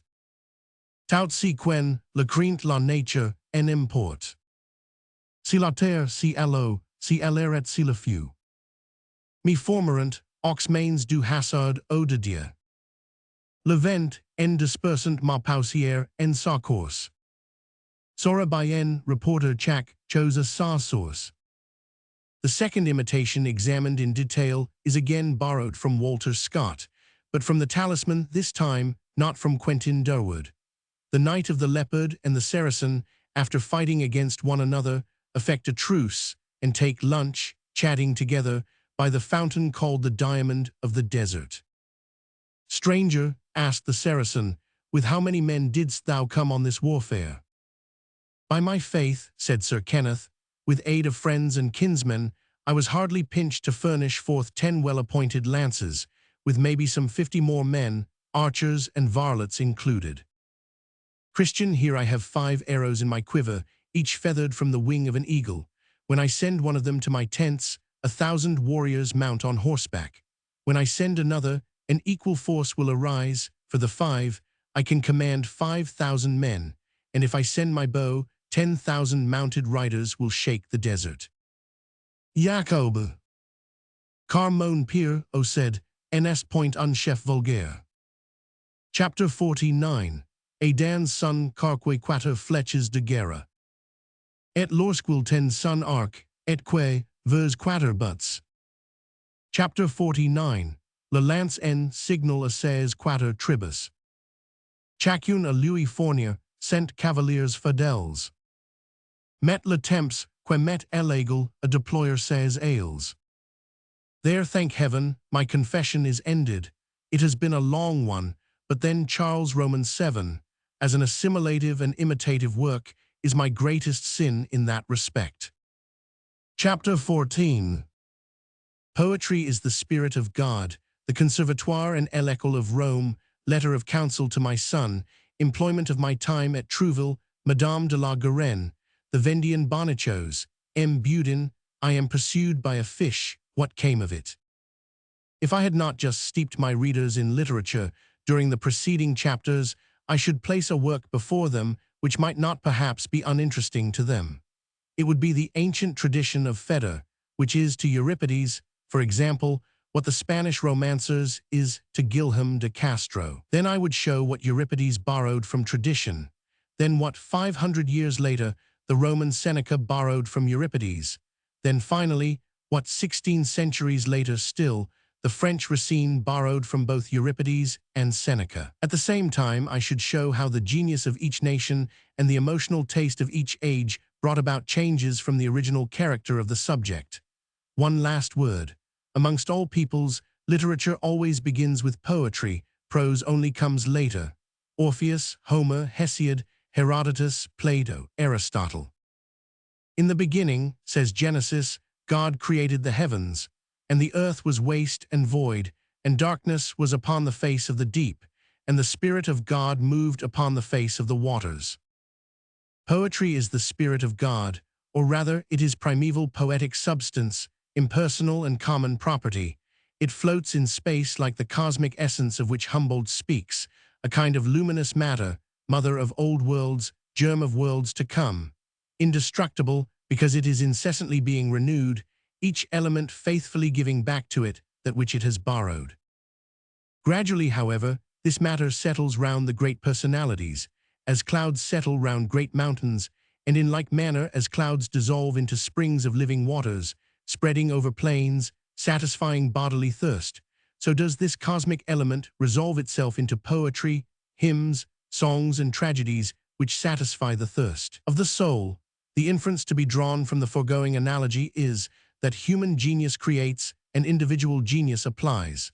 Thus, when a critic happened to accuse Shakespeare of having taken a scene or phrase or idea from a contemporary writer, he said, "I have but rescued a child from evil company to put it among better companions." Again, Molière answered, even more naively still, when people made the same reproach with regard to him, "I take my treasure wherever I find it."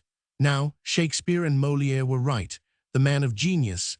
Need I point out that I mean the great masters, not myself?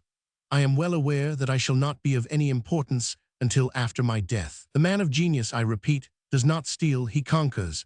He makes a colony, as it were, of the province he takes. He imposes his own laws upon it and peoples it with his own subjects. He extends his golden scepter over it, and not a soul, seeing his fine kingdom, dares to say to him, except, of course, the jealous, who are subject to no one and will not recognize even genius as supreme ruler, "This portion of territory does not belong to your patrimony." It is an absurd notion that this arbitrary spirit should accord its protection to letters. It means that it prohibits foreign literature and discourages contemporary literature. In a country like France, which is the brain of Europe, and whose language is spoken throughout the whole world, owing to the equipoise of consonants and vowels, which disconcert neither northern nor southern nations, there ought to be a universal literature besides its national one. Everything of beauty that has been produced in the whole world, from Aeschylus down to Alfieri, from Sakuntala to Romeo, from the Romancero of the Cid down to Schiller's Brigands, all ought to belong to France, if not by right of inheritance, at least by right of conquest. Nothing that an entire people has admired can be without value, and everything that has a value ought to find its place in that vast casket entitled French intelligence. It is on account of this false system that there is a conservatoire and an école at Rome. We have already, in connection with the mise en scene of Sully's Juliet, said a few words about this conservatoire, which has the unique object of teaching young men to scan Molière and to recite Racine's Corneille. We will now complete the sketch begun. As a result of the invariable program adopted by the government, every pupil of the conservatoire, after 3 years' study, leaves the Rue Berger incapable of appreciating any modern or foreign literature. Acquainted with the Songe of Athalie, the recit of the Rémine, the monologue of Auguste, the scene between Tartuffe and Elmire, that of the Misanthrope and Orant, of Gros René and Marinette, he is completely ignorant that there existed at Athens people of the names of Aeschylus, Euripides, Sophocles, and Aristophanes; at Rome, Aeneas, Plautus, Terence, and Seneca; in England, Shakespeare, Otway, Sheridan, and Byron; in Germany, Goethe, Schiller, Uhland, and Kotzebue; in Spain, Guillaume de Castro, Tirso de Molina, Calderon, and Lope de Vega; in Italy, Machiavelli, Goldoni, Alfieri; that these men have left a trail of light across 24 centuries and among 5 different peoples, consisting of stars called Orestes, Alcestis, Oedipus et Colonus; knights, Aulularia, Eunuchus, Hippolytus, Romeo and Juliet; Venice preserved; the school for scandal, Manfred, Goetz von Berlichingen, Cabell und Lieb; les pupils, Menschenhass und Rue, the Cid, Don Juan, Le Chien du Jardinier, Le Médecin de Saint-Honoré, Le Malheur Alcade c'est le Roi, La Mandragora, Le Beurre Bienfaisant, and Philippe Roman II. You will see that I only quote one masterpiece by each of these men, also that the pupils of the Conservatoire are utterly ignorant, behind the times, and of no use on any stage, except those which play Molière, Racine, and Corneille. And furthermore, none of the great actors of our time have come from the Conservatoire, neither Talma, nor Mars, Firmin, Podia, Vernet, Bouffe, Rachel, Frederick Lemaître, Bocage, Dorval, Melling, Arnold, Numa, Bressant, Dejazet, Rose Chéri, Duprez, Masset, nor any prominent person whatsoever. What is to be said about a mill which goes round and says tick-tack but does not grind?